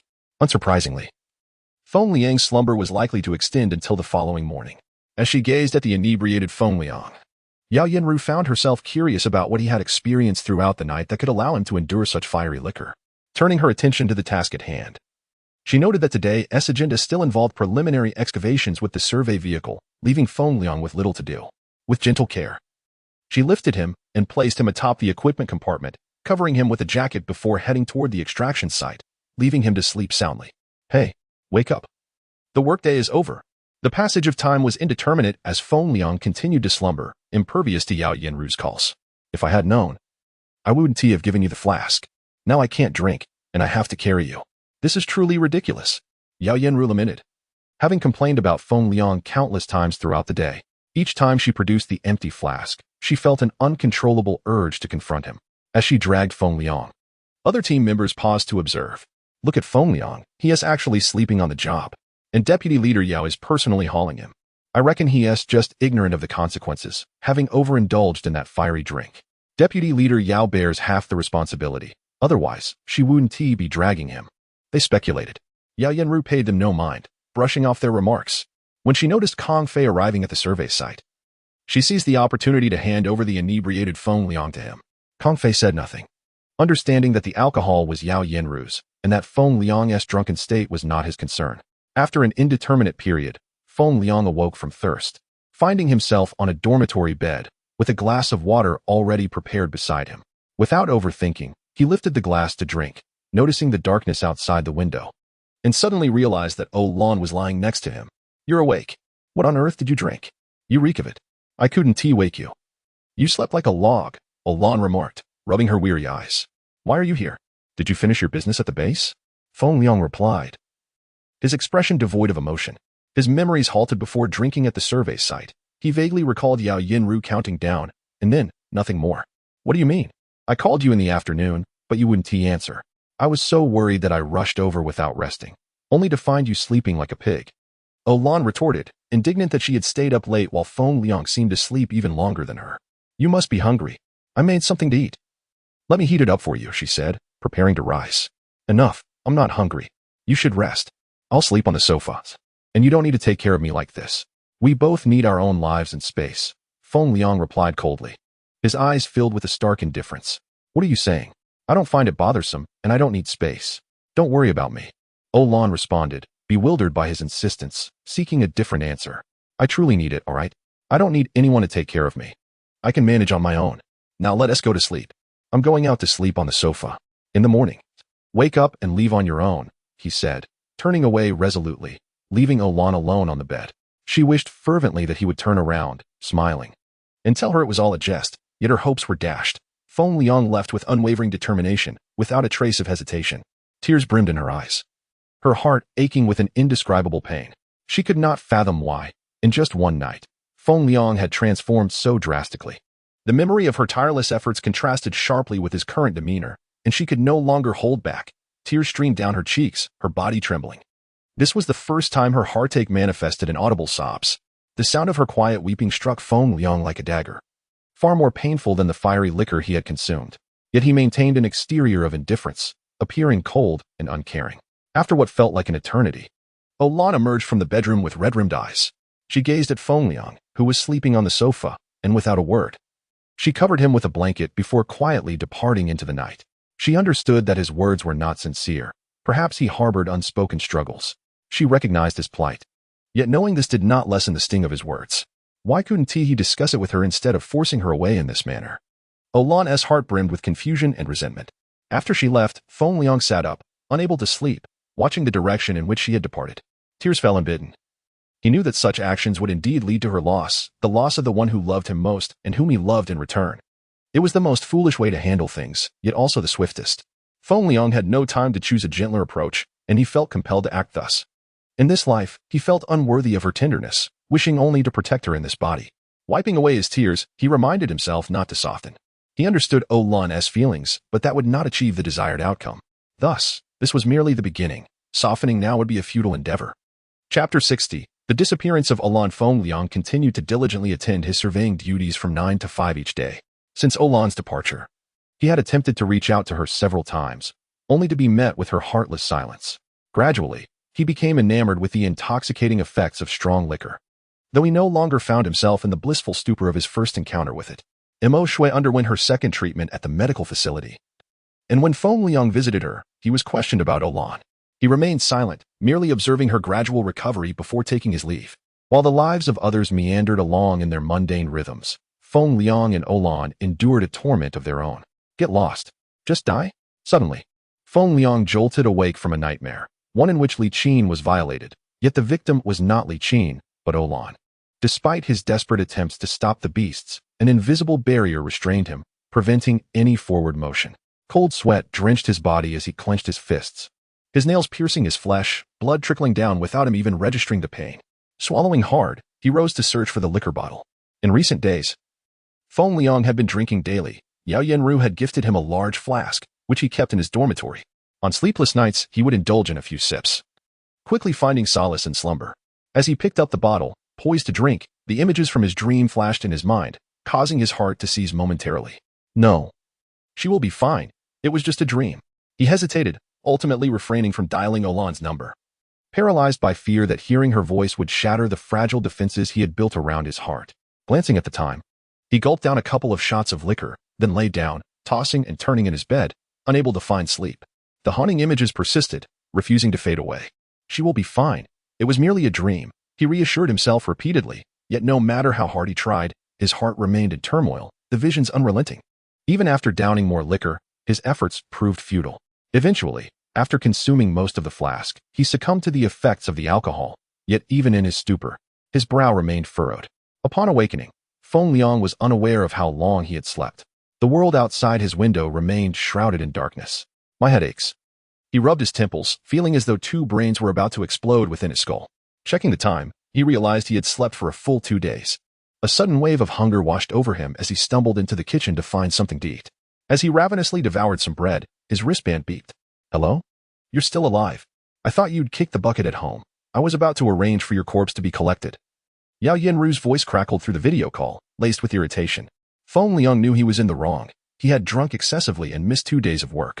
Naturally, Yao Yanru, as his superior, was furious, but he hadn't anticipated her being this irate. Someone named He Yuanqing came looking for you today. You weren't here. And you didn't answer your phone. He seemed quite anxious. You should get in touch with him. Noticing Feng Liang's silence, Yao Yanru vented her frustration before finally addressing the matter at hand. Why didn't you mention this sooner? Feng Liang exclaimed, feeling a sudden panic rise within him, a strong sense of foreboding creeping in. Without waiting for a retort, he hung up and hastily dialed He Yuanqing. As he waited, the image of Li Qin flashed in his mind, leaving him uncertain of how to confront He Yuanqing. Hey, brother Liang. Liang Sa is missing. He Yuanqing's voice on the other end was frantic and disjointed. It struck Feng Liang like a bolt of lightning, leaving him frozen in place. Olan is missing. He muttered to himself. Just yesterday, I saw her looking lost and forlorn. When I tried to catch up, she vanished.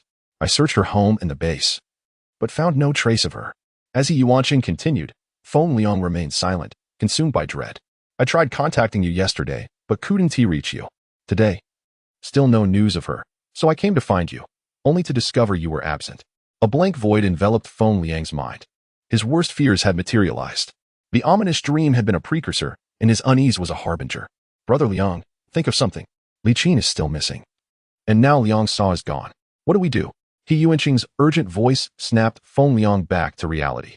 Yes, the priority is to find Olan. I must remain composed. He forced himself to focus, knowing action was imperative. Regarding Li Qin, Feng Liang was uncertain how to disclose the truth to He Yuanqing. Ultimately, he chose to remain silent. The situation was already chaotic enough. If he revealed that Li Qin had met with tragedy, He Yuanqing might very well lose his sanity. Xiaoqing, report this matter to the central database and file a report with the central law enforcement agency. We must compel them to take action. Feng Liang swiftly organized their next steps. Olan was of utmost importance to the database and the opposing faction. Cultivating a senior engineer required more than just resources. It demanded innate talent as well. An exceptional engineer was invaluable, and Feng Liang was confident that this matter would capture the attention of higher-ups. Once the arrangements were complete, Feng Liang ended the call. Time was of the essence. I do not know who you are, but I am aware that you are watching me. If you wish for me to continue following your plan, you should understand the necessity of taking action. After hanging up, Feng Liang addressed the house's control unit. Aware that the angle of the surveillance video was from the butler's controller. Clearly, Someone had infiltrated his system to monitor him. Upon realizing this, he refrained from dismantling the surveillance. While they watched him, he too could exploit this to serve his purposes. As the saying goes, when you gaze long into the abyss gazes back at you. Feng Liang understood that the eyes on the other side were undoubtedly observing him. The news of Alan's disappearance felt like the sky had fallen upon him. He was certain they were aware of it. Though he did not know precisely what was required of him, the considerable cost incurred to make him a pawn suggested that they would not easily relinquish their hold. This was an avenue Feng Liang could exploit, and he could no longer afford to dwell on his previous plans. The immediate priority was to locate Olan, even if it meant becoming a mere pawn in their game. Could Olan's disappearance be the result of their machinations? Feng Liang pondered, only to dismiss the thought. He had made his choice. If he were to abduct Olan now, it would be akin to striking at his own Achilles heel. Given his character, such an affront would lead to inevitable conflict, resulting in mutual destruction, a situation not worth the risk for them, nor would they possess any justification to abduct Olan. If they were not responsible, it was highly likely that the same group behind Li Qin's abduction was involved. The more he contemplated, the greater the likelihood appeared. And a fierce resolve ignited within his cold gaze. Whoever you are, I will devote my life to ensuring you pay the price. Feng Liang's thoughts turned to those who had abducted Li Qin, a burgeoning wrath threatening to erupt. If Alan's disappearance were linked to them, he could hardly fathom how he would confront such a threat. Chapter 61. Olan's fury, make the arrangements to retrieve the girl. Mere threats won't sway Feng Liang. The old man issued the command before the screen. Feng Liang was correct. He was indeed under surveillance. Yes, a burly, middle-aged man responded, vanishing into the shadows. I might as well make things thoroughly complete for you. Although he had long grown indifferent to such matters, he could still comprehend Feng Liang's current emotions. Family should be spared. Those individuals' methods were excessive. Naturally, he was delighted to witness this situation, as it presented nothing but advantages for him. Feng Liang was uncertain whether his words had been overheard. He couldn't place all his hopes in one avenue. He was never one to sit idly by. Regardless of whether they had heard him or would assist him, he had to take action himself. Only those who seized the initiative were entitled to negotiate. Feng Liang donned his attire and, under the cloak of night, ventured out. The surveillance lost track of Feng Liang's whereabouts. No one knew where he had gone. The clamorous voices of the street gradually subsided. The moon's radiance intensified, eventually transforming into the sun, illuminating the sky. Yet, Feng Liang had not returned. Boss, this dame is tenfold more alluring than the previous one. A robust, bald man leered at the unconscious Olan, drool escaping his lips. Get lost. If you're seeking death, don't involve me. A fair-skinned man retorted fiercely, delivering a heavy slap to the bald man's head. Don't get riled up. I was merely jesting, just jesting. However, this broad is truly exquisite. To have a dalliance with her would be worth forfeiting this wretched life. The bald man's gaze lingered on Olan's curvaceous figure. I'm warning you. You'd better dispel those depraved thoughts, or I'll turn you into a woman. Observing the boss's unwavering expression, the bald man touched his head, shrinking back in fear. He knew it was no jest. Turning him into a woman or even a corpse was as effortless as eating or sleeping. He knew the boss had connections. The previous girl who died was an elite. Although the matter was grave, it was easily suppressed by those above, as if nothing had occurred, save for his being brutally beaten by the boss. In other words, a human life was worth a mere beating. This undoubtedly amplified his arrogance. Killing an elite, normally an unforgivable offense, seemed insignificant in his case. Gazing at Olan's captivating countenance and alluring figure, indulging in her, even if it meant death, would be worthwhile. Furthermore, he believed he was impervious to death. With this in mind, the bald man became animated, his eyes gleaming with avarice. However, he couldn't act now. His boss was present, rendering his sordid plan impossible. Thus, he had to wait for the boss to depart, and then. The bald man surreptitiously glanced at the boss, who was arranging matters nearby, secretly plotting how to execute his grand scheme. Just as the bald man was fantasizing, the tightly bound Olan awoke. Boss, she's awake again. A thug beside the bald man exclaimed loudly. Why again? Previously, Olan had awakened once, and despite the suppressive effects of the drugs, she had inflicted grievous injuries upon them. Had it not been for their numerical advantage and Olan's eventual exhaustion, they would have been defeated. After subduing Olan, they increased the dosage, causing her to remain unconscious for over a day. Seeing the revived Olan and recalling her terrifying combat prowess sent shivers down the spines of the underlings. The injuries inflicted by Olan still throbbed. Olan's awakening compelled the bald man to alter his plan. He had witnessed Olan's fighting abilities firsthand. Had he not noticed in time and allowed Olan to recover further, they might still be languishing in the hospital. The memory caused his lust-addled brain to clear slightly. She's bound securely. What are you all afraid of? You're a bunch of cowards, a group of grown men trembling in fear of a woman. It's utterly disgraceful. The boss roared, disgusted by the thug's demeanor. Although he was apprehensive himself, as the leader, he was disappointed in his underlings. Observing the relatively composed bald man, he displayed a hint of satisfaction. He was far superior to those worthless fellows. Little did he know. The bald man's composure stemmed not from courage but from his immersion in fantasy. Biaozi, excellent. I knew I could count on you. That's how my brothers should be. The boss patted the bald man's shoulder. Thank you, boss, for the praise. Startled by the boss's touch, the bald man snapped out of his reverie. Discerning the bald man's thoughts, he knew what was on his mind. However, he refrained from commenting. He had just finished praising him and couldn't contradict himself. Besides, what man could resist the allure of a beauty like Olin? Yet, this often led to trouble. At this moment, the boss merely hoped that the bald man wouldn't act foolishly and create complications. Olin was a matter of utmost importance to those above. They had explicitly instructed him to prevent a recurrence of the previous incident, or they would eliminate them permanently. The bald man might not grasp the gravity of the situation, but he did. Recalling their explicit instructions, he had to remain vigilant. The previous incident was due to negligence, resulting in Li Qin's tragic demise. Li Qin, despite being an elite, was merely an obscure junior researcher. Her death wouldn't cause much of a stir. However, Olin was different. Initially, he was unaware of Olin's elevated status. But the repeated admonitions from above aroused his curiosity. After searching extensively, he found nothing. Only through various inquiries did he gain a vague understanding. He was astounded. She wasn't an ordinary person. She was a top treasure of the research facility. Even the slightest mishap could trigger significant upheaval in the facility, let alone her untimely death. Moreover, he had learned through back channels of Olin's intricate relationship with Feng Liang, which further unnerved him. Had he known earlier, he would never have taken the risk. However, it was too late. He was already on the pirate ship.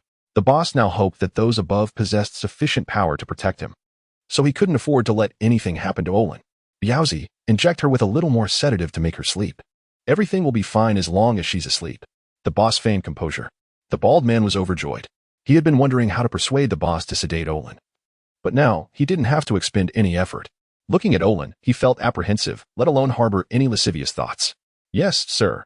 With that, the bald man opened the case, retrieved a light blue injection, and approached Olin, preparing to administer it. What do you want? Olin said weakly. The potent drugs rendering her powerless and dizzy. Why, to have my way with you, little beauty. With that, the bald man approached Olin, extending his lecherous hand to gently caress her face. The sensation of smoothness transmitted through his fingertips aroused his desires, oblivious to Olin's murderous gaze. Only Feng Liang had ever touched her face in all these years, and now, her face was being touched by this disgusting man. Olin yearned to tear him to pieces. Biaozi, the leader could no longer bear to watch, primarily because he had noticed the glint in Olin's eyes. If they continued to allow the bald man to act unchecked, they would be left with no hope for survival. Although they had already provoked Olin, it was not yet a point of no return. Hearing the leader's command to cease, the bald man hastily withdrew his hand, which had been caressing Olin's neck, even bringing it to his nose to inhale her scent. The sensation and fragrance were intoxicating, and had he not been interrupted by the leader, he might have ventured further. Indeed, his audacity was boundless. The surge of hormones had rendered him oblivious to the fear Olin instilled in him. I will remember you. You are the first, Olin said fiercely, her glare piercing into the bald man. His insolent actions had successfully incited her wrath, and according to her notorious temperament, the bald man was virtually sentenced to death. No one could save him, and Olin would ensure his demise was not an easy one. The bald man was taken aback by Olin's fierce gaze, and he ruthlessly injected her with the syringe in his hand. As the blue liquid slowly entered her body, Olin once again succumbed to slumber. Before drifting off, she etched the bald man's appearance firmly in her memory. Never had anyone dared to offend her so egregiously. Leader. The bald man realized he had just lost composure, and his actions had not escaped the leader's notice. Why are you calling me? Bear the consequences yourself. Remember, do not drag me down with you, the leader retorted loudly. After witnessing that scene, he dared not allow the bald man to guard Olin any longer.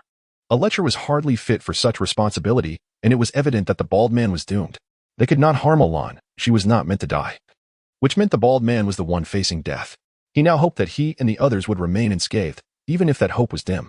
Chapter 62, Miscalculation. Deep in despair, the bald man dared not speak much. He had long been entrenched in the dark underbelly alongside his boss, having witnessed the latter's ruthlessness firsthand. Surviving this long was no trivial feat. Get your act together. Just hold on for 3 more days, and then we will be safe. The boss rallied his subordinates. Their previous reign of terror had been mere child's play, bullying ordinary cabin residents. However, this time they had ventured into dangerous territory, kidnapping 2 elites and killing 1, which left them in a state of constant tension. Although the incident involving Li Qin had been suppressed from above, those in the know understood that they were effectively being controlled. The choice to undertake such a risky endeavor was met with no dissent among them, as it was made for the greater good. With the law tightening, their past misdeeds would eventually be uncovered. While they might not face the death penalty, imprisonment was inevitable. Without backing, they might have already faced dire consequences. To evade the scrutiny of the surveillance system, they sought refuge in the forest of all things, a familiar hideout. The towering trees offered ample cover, making them difficult to detect, and the natural barriers within the forest provided ample concealment. As the boss surveyed the surroundings, he casually seated himself in front of Olan, gazing at the lush greenery. Yet, the towering trees cast a shadow of unease over him. A sense of impending calamity loomed. Though he dared not voice his apprehension, for he was the cornerstone of their group and could not afford to falter. "Who are you?" A sudden shout from a younger member startled the boss, nearly causing him to drop the bread he held. Turning, he was confronted by a towering figure in a suit, striding towards their hideout. This imposing figure was dubbed a humanoid behemoth due to his immense strength. Among their ranks, the bald man was the strongest. Yet he paled in comparison to this newcomer. The figure's muscular arms seemed ready to burst from the confines of his suit, and despite his attire, he exuded a primal ferocity. The boss had never encountered anyone from the force that supported him. At this moment, he was uncertain of the visitor's intentions, unable to discern friend from foe. The aura radiating from the individual made it clear he existed on a different plane altogether. "May I inquire about your purpose here?" Unsure of the stranger's origin, the boss remained cautious. He believed he had concealed their whereabouts effectively, as no one else should have known of this place. The stranger's appearance suggested ties to the central district, which raised alarm bells. They had not disclosed their location to anyone but themselves. The only possible knowledge of their hideout could stem from the mysterious force behind them, which might have employed various means to track their position through the tampering of their wristbands. However, the extent of the capabilities of such advanced entities remained uncertain. After posing the question, the boss fixed his gaze on the approaching stranger, signaling to the bald man to move closer to Elan. Should the newcomer harbor ill intentions, Elan would be their lifeline. Despite their numerical superiority, they were acutely aware that against overwhelming strength, numbers were but a jest. They had learned not to underestimate the combat prowess of the elites from the central district. Elan had already proven to be a formidable opponent, inflicting significant losses upon them. The sight of the approaching titan filled them with a profound sense of helplessness. "I advise you against the course of action. If you dare to approach her, I cannot guarantee that I will restrain myself from severing your head from your shoulders," the suited man warned, having sensed the bald man's intentions. "Attack!" With a shout, the boss swiftly retreated while the others converged towards Olan with practiced precision. They understood that delaying was not an option. The longer they lingered, the more perilous their situation would become. Seizing the initiative was crucial, for only then could they negotiate their way out. The suited man had not anticipated such a swift reaction from the bald man and his crew. Just a few more seconds, and he could have dominated the situation. But now he found himself at a disadvantage. A sheepish smile crossed his face. Though somewhat caught off guard, he still regarded this ragtag group with contempt, merely needing to employ a bit more effort to subdue them. However, to the boss and the bald man, his awkward grin radiated an eerie, oppressive energy. "Why the hostility? My sole interest lies in her. You lot are of no consequence to me. We could have been amicable, yet you insisted on conflict. Now I find myself quite displeased. What shall we do about it?" he lamented, shaking his head in feigned regret. "You would do well to stay back. If you insist on this course, you may have to sacrifice a beautiful woman in your wake. Understand that our lives combined do not equate to hers in value. By that logic, we stand to gain significantly," the boss replied confidently, now positioned near Olan. With the initiative in his grasp, he felt secure. The power of negotiation rested with him. Upon hearing the boss's words, the suited man did not falter. Instead, he accelerated towards them, undeterred by the warning. The sudden charge of the hulking figure momentarily stunned the boss, as it deviated from all expectations. He had anticipated a threat to Olan. Yet the stranger seemed wholly unconcerned with her safety, leaving him bewildered as to the source of such audacity. However, being a seasoned leader, the boss quickly regained his composure.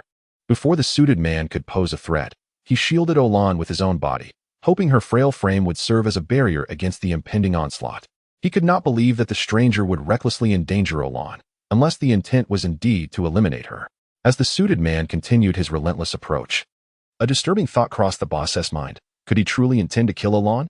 Realizing the gravity of the situation, he felt the weight of his misjudgment. He had assumed the intruder aimed to rescue her, only to discover that the true objective was her demise. This shattered his last hope.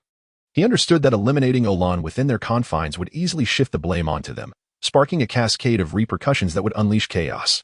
The warnings they had received about ensuring Olan's safety echoed in his mind. The fallout from her death would be unbearable, even for the powerful figures backing him. As Olan's existence intertwined with far-reaching implications. As he gazed upon his brothers, who were wailing in anguish, a sense of regret washed over him in that moment. Why had he foolishly chosen to entangle himself in the conflicts of those powerful figures? The worst that could have happened was a few years of confinement. But at least his life would have been spared. A brutish collision with the suited man sent nearly half a dozen individuals sprawling, stripping them of their ability to resist. A few frail souls even collapsed to the ground, motionless. Only a handful managed to evade the onslaught. Yet what solace did that provide? In the end, death was an inescapable fate. As they beheld the formidable figure in the suit, a profound despair enveloped nearly everyone present. Chapter 63, The Voice of the Reaper. What should we do, boss? The bald man shouted anxiously from the side. They had never encountered such a formidable opponent nor found themselves in such a state of despair, feeling utterly vulnerable. Calm down. The leader suppressed the despair brewing within him. At this critical juncture, chaos was not an option, for that would spell their doom. His mind began to race with thoughts. Should they sacrifice Olan? No, he quickly dismissed that notion. They had been instructed not to let anything happen to Olan until the end. The consequences were beyond what they could bear. Yet at this moment, surrendering Olan might offer them a glimmer of hope. The adversary's objective was solely Olan. They bore no ill will towards the rest of them. Continuing to resist could lead to dire consequences. The leader was engulfed in a profound dilemma. Olan had become a hot potato, no, more accurately, a ticking time bomb, capable of annihilating them at any moment. Whether they surrendered or not, calamity awaited them. Boss, what are you hesitating for? Seeing the leader silent for too long, the bald man was frantic. If they delayed any further, they would surely meet their end today. For the sake of one Olan, it was not worth it. Having followed the leader for many years, the bald man understood his thoughts better than anyone. He was unaware of who was behind the leader. He only knew that if they did not release Olan, they were on the brink of disaster. The bald man's words jolted the leader back to reality, and he quickly made a decision. All along, he had no idea who was backing him. Their communications were conducted through wristbands, rendering them nearly strangers. Sacrificing his brothers for an unknown individual was clearly not worth it. At this moment, pushing Olan away might be their only chance to survive. Even if it meant facing repercussions later, it was better than dying in this desolate jungle. Please spare us. I will give you Olan. I beg you to show mercy and let us live.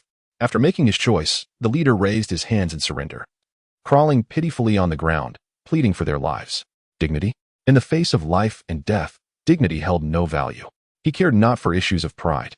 He only wished for a chance to live, hoping that the adversary's focus remained on Olan, thus allowing them to escape.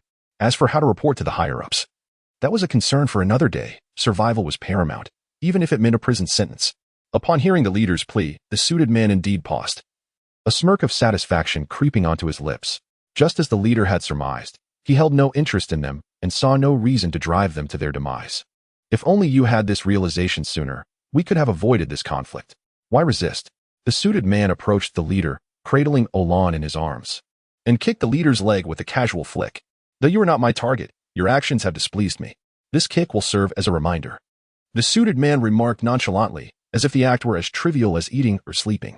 A sharp crack echoed as the leader felt his bone shatter. He realized he had rendered his leg useless. However, he remained silent, fearing the suited man's wrath. Yet, upon observing the suited man's demeanor, he felt as though he had swallowed a fly. He understood he had been outsmarted. The suited man held Olan in his arms, her frail form appearing helpless, devoid of any signs of impending doom. It seemed he had come to rescue her, or rather, to retrieve her. Using the leader's fear of death to effortlessly extract Olan from him, all while he remained on his knees. How terrifying. The leader, realizing he had been deceived, managed a bitter smile.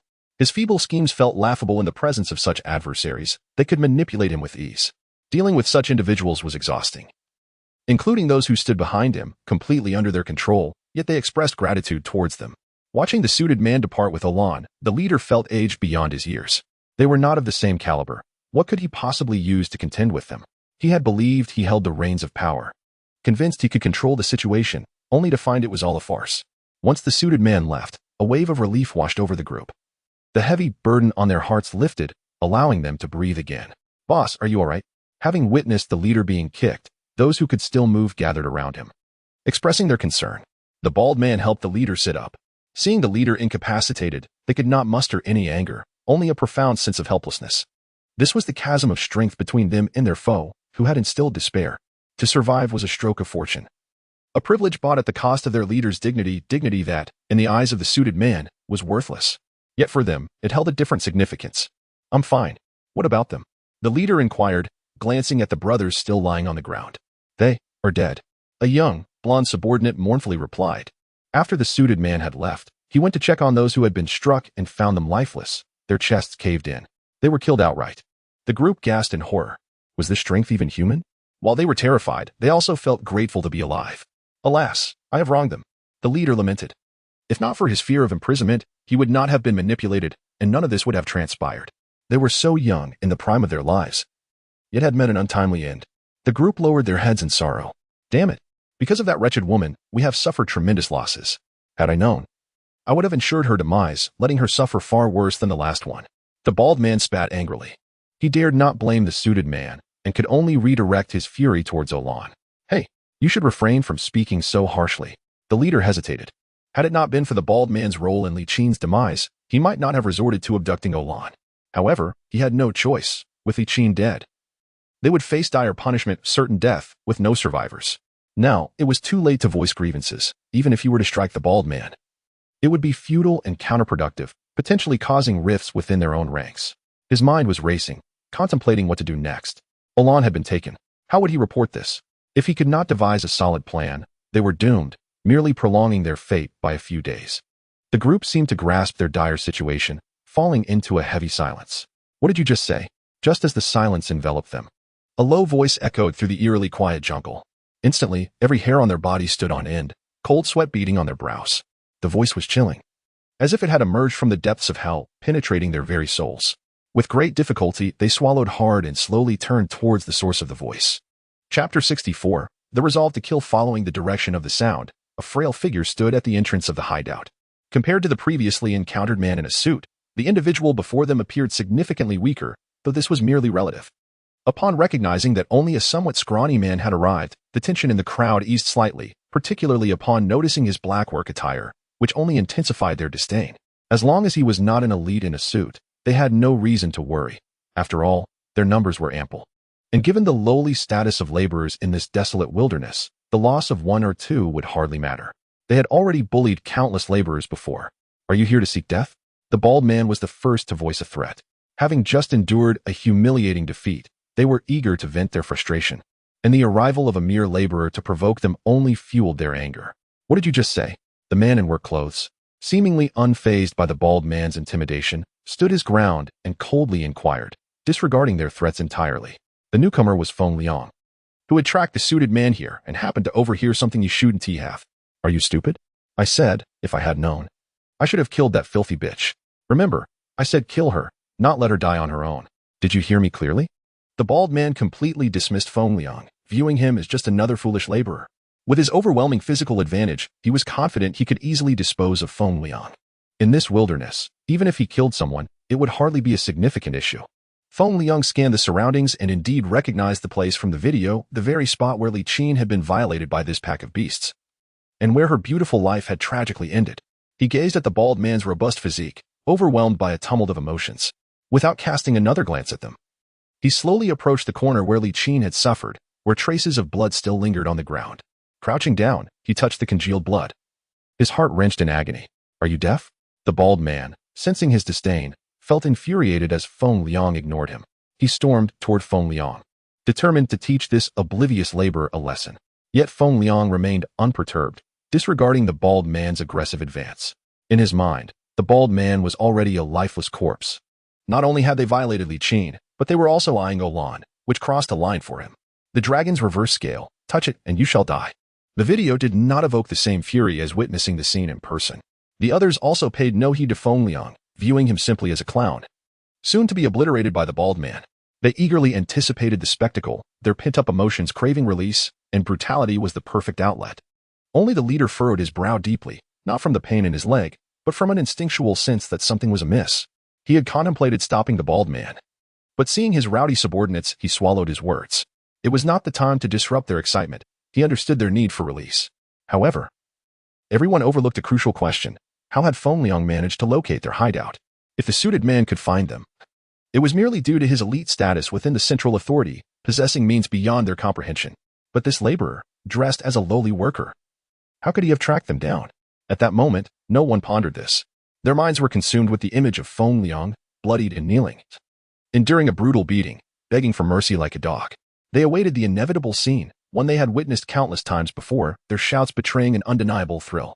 As the bald man closed in on Feng Liang, he suddenly accelerated and leapt, aiming a kick at Feng Liang's back. Yet Feng Liang remained crouched, hands gripping the bloodied earth, his thoughts consumed by Li Qin's plight, his teeth grinding audibly. Humph! Feng Liang did not flinch, taking the full force of the kick. He rolled 3 times on the ground before halting, blood trickling from his mouth, a large shoe print stamped on his blackwork uniform. Yet he still clutched the dirt tightly. The bald man's strike elicited cheers from the crowd. Feng Liang's disheveled appearance thrilled them. Although the bald man appeared relaxed, he was internally shaken. Feng Liang, not particularly strong, had withstood the full force of his kick, particularly to his back. For an ordinary person, that blow would have been sufficient to shatter the spine, leaving them groaning on the ground. Yet Feng Liang merely rolled a few times, slowly rising to his feet. Feng Liang's resilience astonished the bald man. When he met Feng Liang's gaze, an unprecedented sense of danger enveloped him. He had never felt this way even in the face of the suited man, as if plunged into a frozen abyss. Do you know why I took your kick? Feng Liang spoke slowly. It is because I failed her, allowing her to suffer, and I did not protect her from such inhumane treatment. This kick is my punishment. Gradually releasing the bloodied earth from his grip, he crumbled the dirt into powder, letting it slip through his fingers and scatter in the wind. What audacity, Biao. Break him. Let him crawl like a dog begging for your mercy. He looks down on you, and that cannot stand. Make him regret ever coming into this world. A cacophony of howls erupted behind him. Feng Liang's arrogant words seemed to ignite a powder keg, stirring the group of thugs into a frenzy. Collateral damage? The leader gasped, alarmed by Feng Liang's words. Collateral damage? Does that mean this laborer is Feng Liang? Just as he prepared to shout a warning to the bald man, it was too late. The bald man had already lunged at Feng Liang, intent on taking him out while he was unaware. His murderous intent surging as he unleashed a powerful punch aimed at Feng Liang's temple, vowing to kill him with a single blow. He felt a deep-seated sense of danger emanating from the laborer before him. In his mind, the outcome was already sealed. He believed that a surprise punch would catch most people off guard, and few would survive such a blow, revealing his ruthless nature. However, in Feng Liang's heart, the outcome had also been predetermined, not when the bald man threw the punch, but the moment he heard the bald man's words. It was then that he resolved that everyone here would pay with their lives for Li Qin's death and for the actions taken against Olan. The intent to kill was resolute. Chapter 65. The devil from hell. The leader noticed the murderous intent in Feng Liang's gaze and realized that it was too late to say anything. He could feel Feng Liang's unwavering determination to kill them. Since it was already too late, he could only hope that the bald man's lethal punch would resolve the situation. He failed to recognize that ever since the incident with Li Qin, their path had grown increasingly narrow and perilous, leaving them with no route of retreat. They had been reduced to desperate fugitives, and in the confines of the makeshift shelter, they found themselves utterly immobilized. Their only chance of survival lay in delving deeper into the forest, fleeing the human city, and clinging to life amidst the wilderness, relying on their own strength and the ferocity of wild beasts to seize the resources necessary for survival. Everyone held their breath, eyes wide with anticipation, as they envisioned Feng Liang being subdued by the bald man. They were on the verge of shouting when Feng Liang made his move. He observed the bald man's skilled maneuvers, realizing that this was not the first time such an encounter had transpired. Reflecting on how many others had suffered at their hands before, he found it irrelevant. Regardless of the past, today would mark their demise. From this day forth, this peaceful land would no longer harbor their existence. Feng Liang stepped back and simultaneously struck out, meeting the bald man's fist, as large as a sandbag, with his own. He intended to instill a sense of hellish terror in these individuals, allowing them a moment of psychological preparation before their descent into oblivion, as a twisted form of assistance to prevent them from being utterly petrified once they reached hell. Crack! The sharp sound of bones snapping shattered the silence, and everyone envisioned Feng Liang collapsing to the ground in agony. Ah! The bald man's scream shattered their illusions, and they stared in disbelief at the writhing figure on the ground. This cannot be real, they all thought. It was impossible. Feng Liang and the bald man were not on the same level. Despite their reluctance to accept it, the truth was undeniable. Run! Quick, run! The leader bellowed. Just as they had barely escaped the clutches of the suited man, the realization that the laborer was Feng Liang struck him like a thunderbolt. he understood that they had no chance of survival. The bald man's first-hand experience only solidified his belief that their only option was to flee.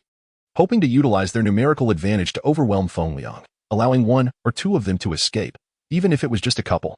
As everyone remained stunned and unresponsive, the leader's voice jolted them back to reality, and instinctively, they began to run without hesitation, not even pausing for a second. Huh? Do you think you can escape? Feng sneered, raising his foot to crush the bald man's leg, bending it at a grotesque angle. The bald man lost consciousness from the pain, but Feng paid him no mind as he commenced his relentless pursuit. These minions, even if uninjured, stood no chance against Feng, and with their injuries, their fate was sealed. Feng unleashed his speed, charging into the scattering crowd like a tiger among chickens. His strikes were precise and lethal. With each punch and kick, another individual fell. Feng was terrifying. Every move was fueled by his boundless rage. Yet, he refrained from delivering fatal blows. Even in his fury, he believed that allowing them to die so easily would be too merciful. In mere seconds, all but the leader lay sprawled on the ground, writhing in agony. Their contorted faces were a testament to their suffering, yet the atmosphere remained eerily silent. The leader stood frozen, paralyzed by fear as he witnessed the unfolding carnage. He could hardly believe that a single individual could incapacitate a dozen fleeing men in such a short span of time. His plan had failed. He was acutely aware of Feng's hatred towards them, but remained oblivious to the fact that Feng had set his sights on their annihilation. With all his minions downed, and one of his legs rendered useless by the suited man, the leader could only wait for Feng to approach him and deliver the final blow, offering no resistance, not even a fleeting thought of defiance. Feng surveyed the scene before turning to face the leader, whose bloodthirsty gaze caused a tremor of fear within him. Make yourself comfortable, leader. You deserve the treatment befitting your status. Just wait for me a moment. Feng grinned, revealing a set of pristine teeth. Screams filled the air as Feng targeted their spines with each strike, leaving them gasping for breath. Screaming was now a luxury they could not afford. Dragging one of the fallen like a lifeless dog, he tore at their spines, a searing pain coursing through their bodies, causing the weaker ones to faint from agony. Yet, Feng seemed oblivious, continuing to drag each person, piling them in front of the leader. Finally, he pulled the bald man over, who remained unconscious. Feng tossed him at the leader's feet, like refuse. Witnessing the bald man's grotesquely bent leg, the leader's fear became palpable, rendering him speechless. His mind a blank slate. Director Feng, please, I beg you, spare them, the leader pleaded, attempting to kneel, but collapsing to the ground due to his incapacitated leg. Feng ignored him, methodically dragging each individual over, treating them as mere objects rather than human beings.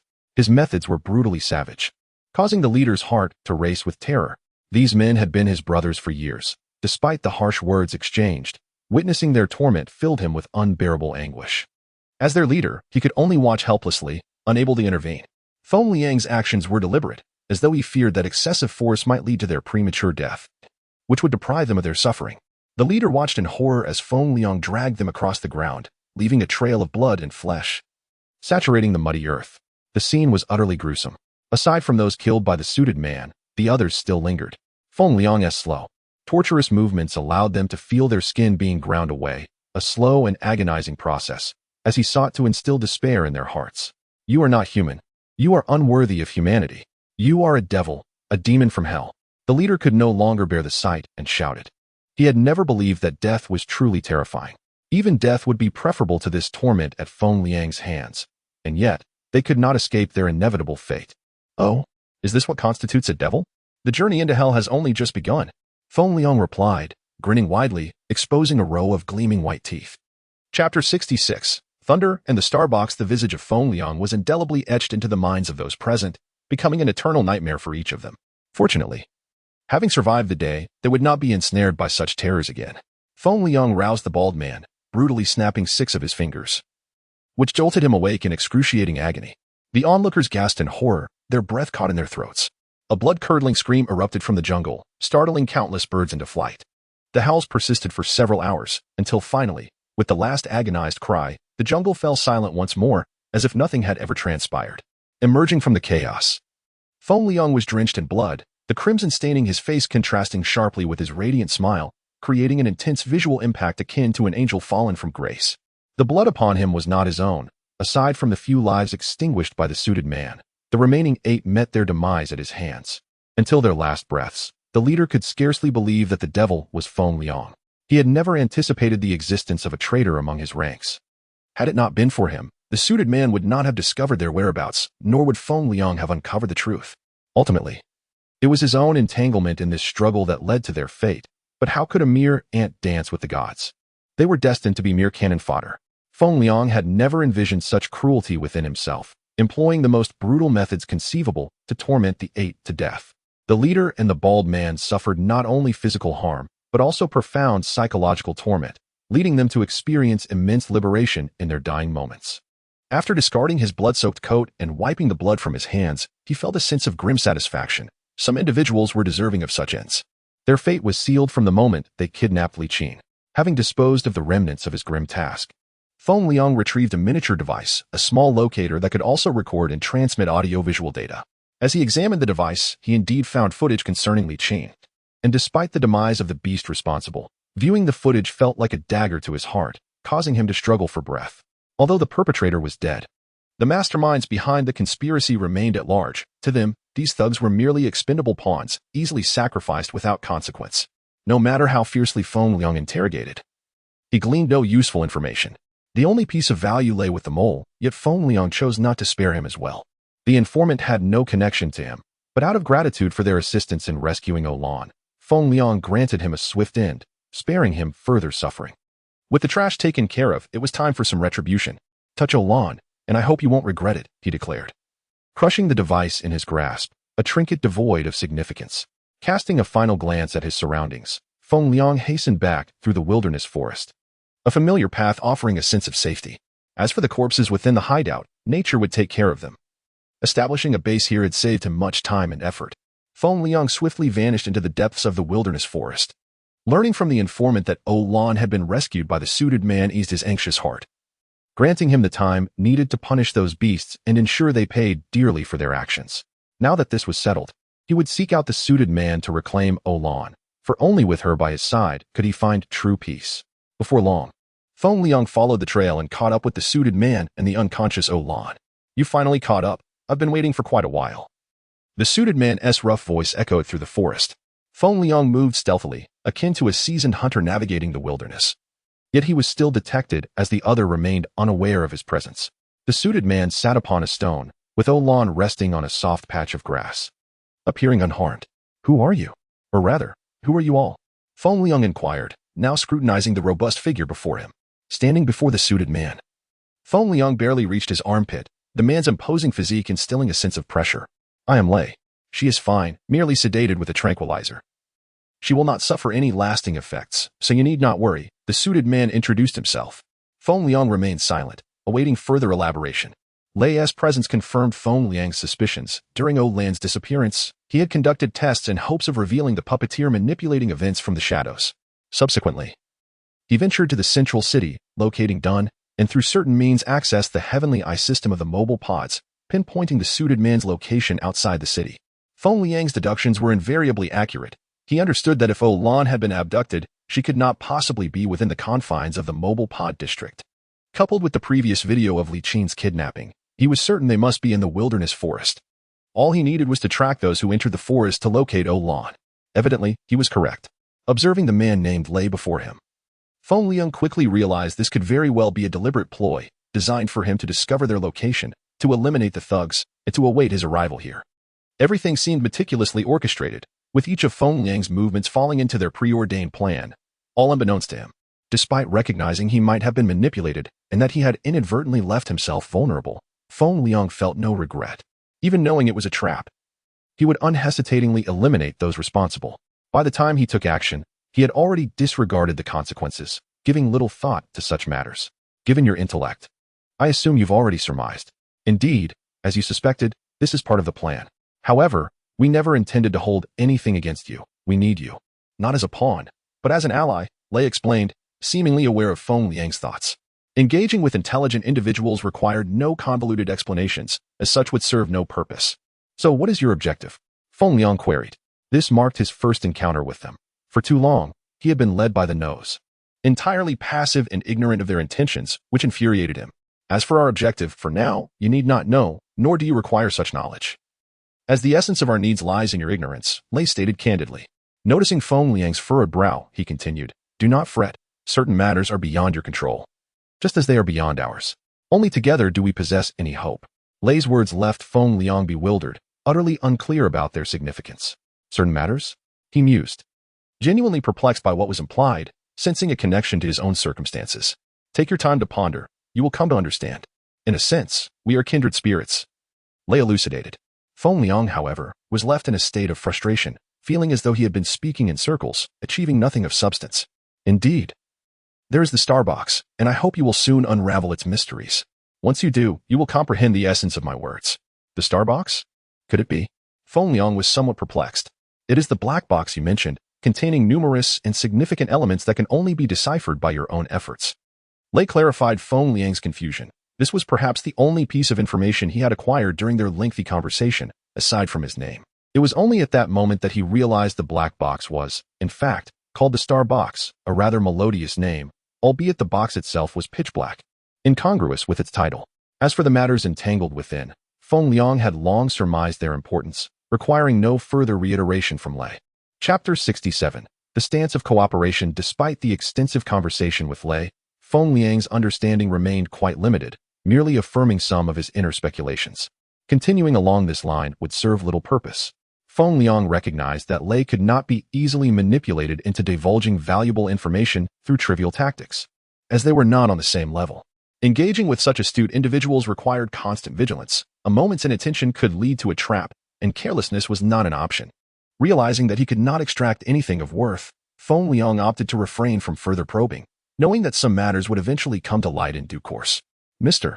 Lei, I sincerely appreciate your efforts in rescuing Olan, and I believe we can look forward to a fruitful collaboration.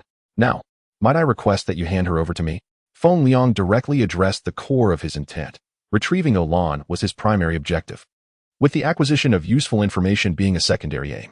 Feng Liang was aware that Lei had deliberately awaited his arrival, suggesting an ulterior motive. While our future collaboration promises to be enjoyable, I cannot hand her over to you at this moment, Lei stated candidly. His mission was solely to return Olan and relay some information to Feng Liang, nothing more. What do you mean by that? Do you have other plans?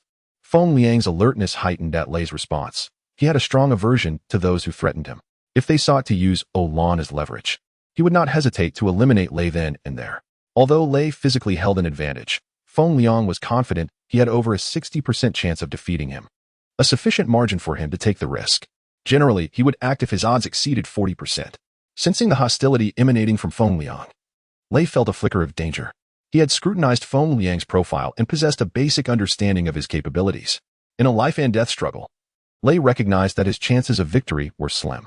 Feng Liang could perish, but not at that moment, and certainly not at his hands. This awareness left Lei feeling constrained, for he understood Feng Liang's significance to their cause. Even disregarding those factors, Lei doubted his ability to survive a duel with Feng Liang, particularly under the current constraints. Do not misconstrue my intentions. It is not as you imagine. This action is for both your sake and hers, Lei stammered, fear creeping into his tone. He was genuinely apprehensive that Feng Liang, a man capable of violence, might rush him in a reckless confrontation. After all, Feng Liang had recently taken lives more than one. In fact, and was likely still fueled by bloodlust. Lei knew that if he fell, others would take his place. However, if his negligence led to a confrontation with Feng Liang that jeopardized their future plans, the consequences would extend beyond his own demise. He was well aware of the weight of such decisions. Indeed, upon hearing Lei's words, Feng Liang regained his composure. He understood that impulsiveness often fails to resolve issues and may even lead to adverse repercussions, potentially incurring grave costs. As a researcher of legal order, he had never intended to engage Lei in a deadly battle.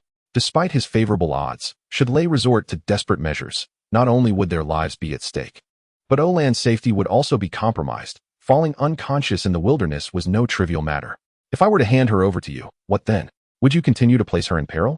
After the initial kidnapping, can you guarantee there will not be a second? Lei implored earnestly, genuinely anxious. Dancing with a madman was perilous, especially one as intelligent as Feng Liang, making it all the more dangerous. Feng Liang paused, realizing that he had acted impulsively. The concerns Lei raised were indeed matters he had not considered. While Olan was skilled, she was vulnerable to underhanded tactics. Otherwise, the kidnapping would not have occurred. After a moment of deep reflection, Feng Liang had to concede that he possessed no means to shield Olan from such threats, indicating that he would perpetually be at risk. Do you have a method to ensure her safety? Feng Liang countered. recognizing that his limitations did not necessarily reflect those of others. The power of an organization far exceeded that of an individual. Certainly. One of the reasons I am here is to assist you in resolving this issue, Lei said with a hint of pride. Feng Liang's eyes sparkled at Lei's confident tone, dismissing his arrogance. His sole concern was Olan's safety. As long as that was assured, he would be willing to listen.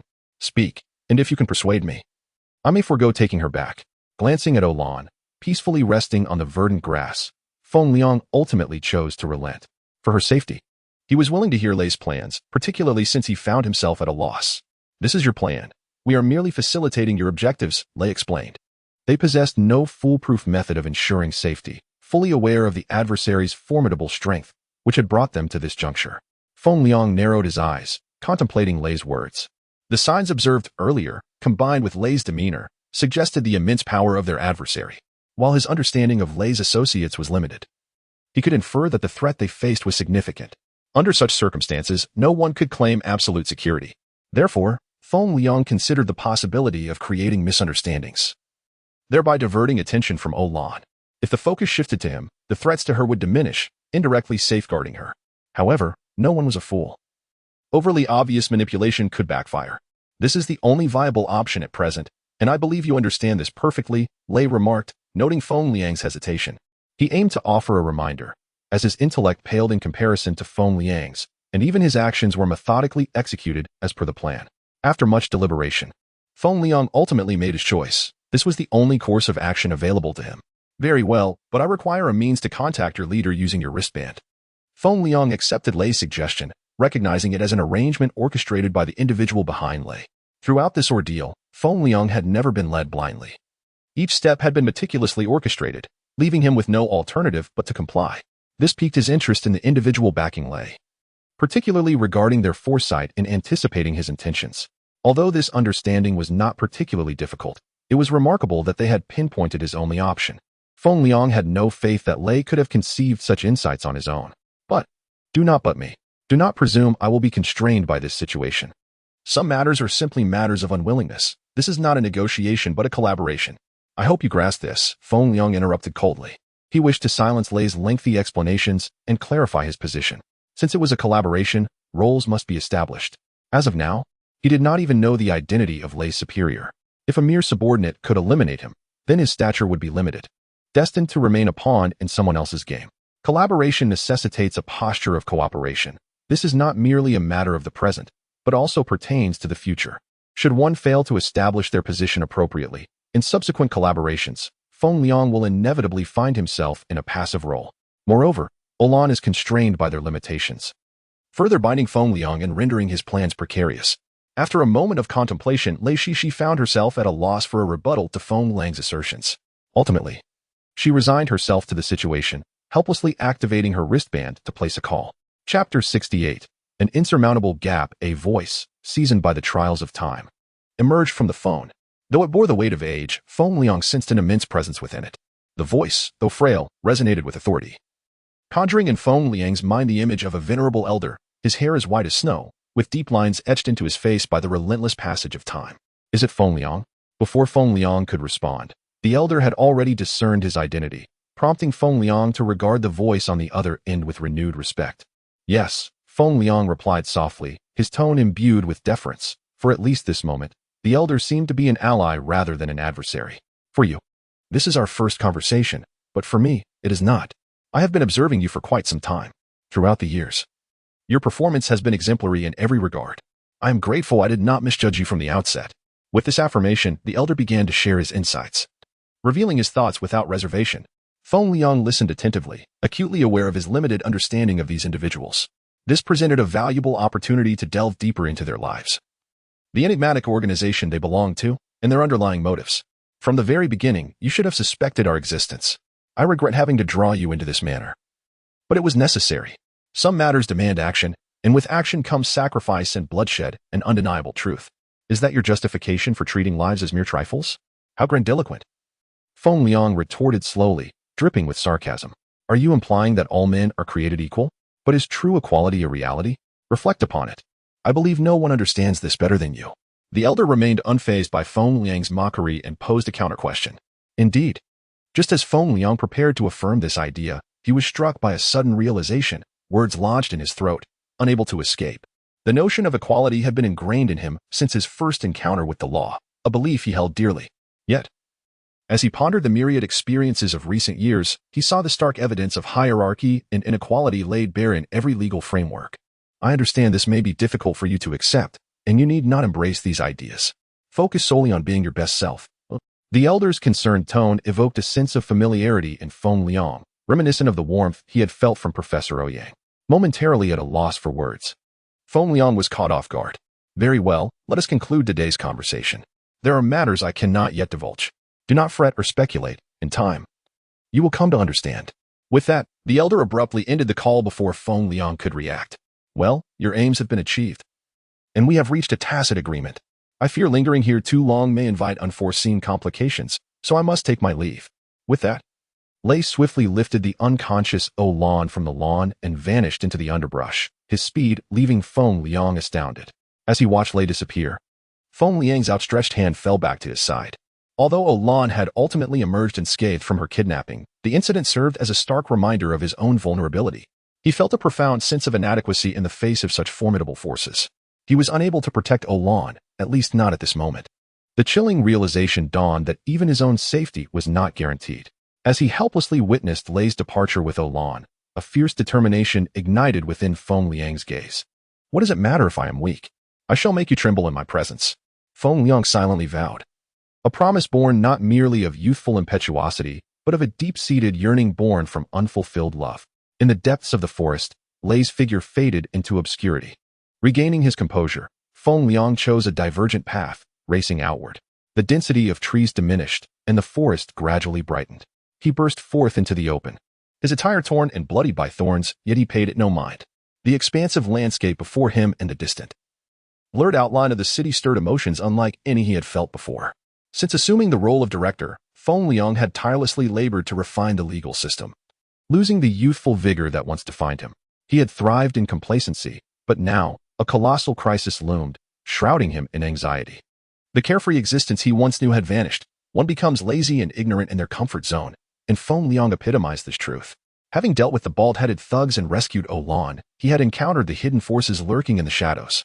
Feng Liang recalibrated his direction and sprinted ahead. He could not summon an airship at the forest's edge.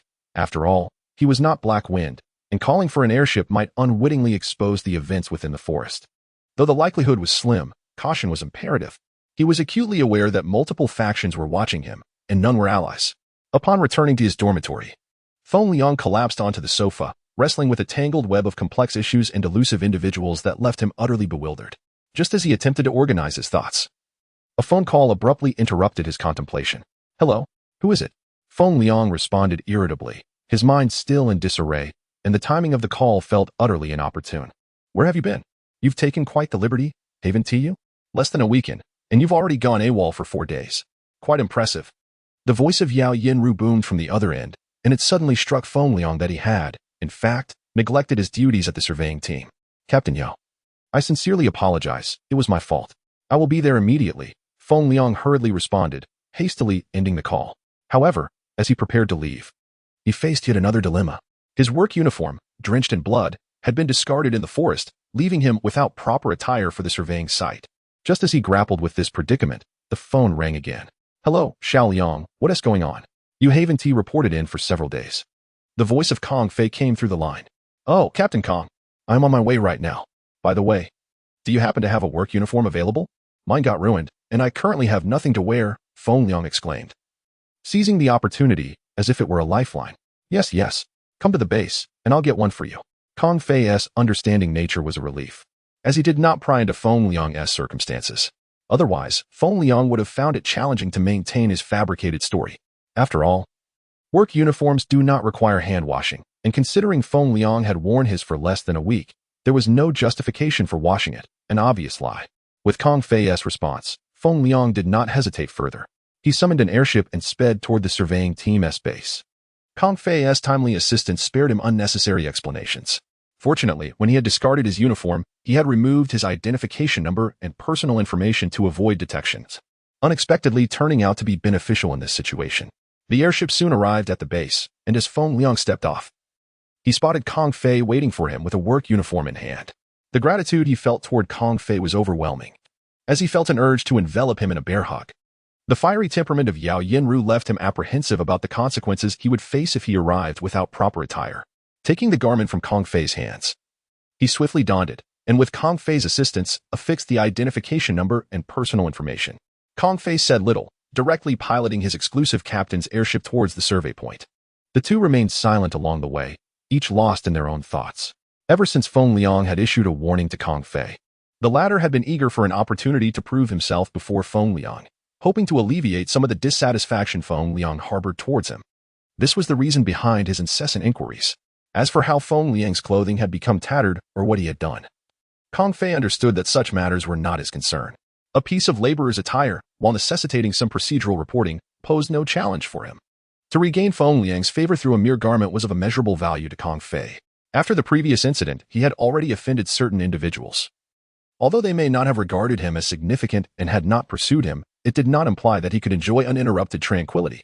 He now clung tightly to Feng Liang, like a sturdy tree, hoping for future support. Feng Liang, however, was entirely unconcerned with such matters. He felt no need to take any action against Kong Fei. In dealing with a person like Kong Fei, Feng Liang was an expert. He knew that even if he did nothing, Kong Fei would naturally align himself with him, which, although not beneficial, nonetheless spared him considerable trouble. Feng Liang had a firm grip on Kong Fei, illustrating the insurmountable chasm that lay between them. Chapter 69. The explosion that should not exist before long. The airship descended at Feng Liang's designated task location. Feng Liang hastily made his way towards the extraction site, while Kong Fei, recognizing his cue, piloted the airship back after Feng Liang's departure, understanding that he had accomplished his purpose and that his presence was no longer required. Upon reaching the ground, Feng Liang noticed the absence of Yao Yinru and Old Wang, indicating that they had already descended into the mine.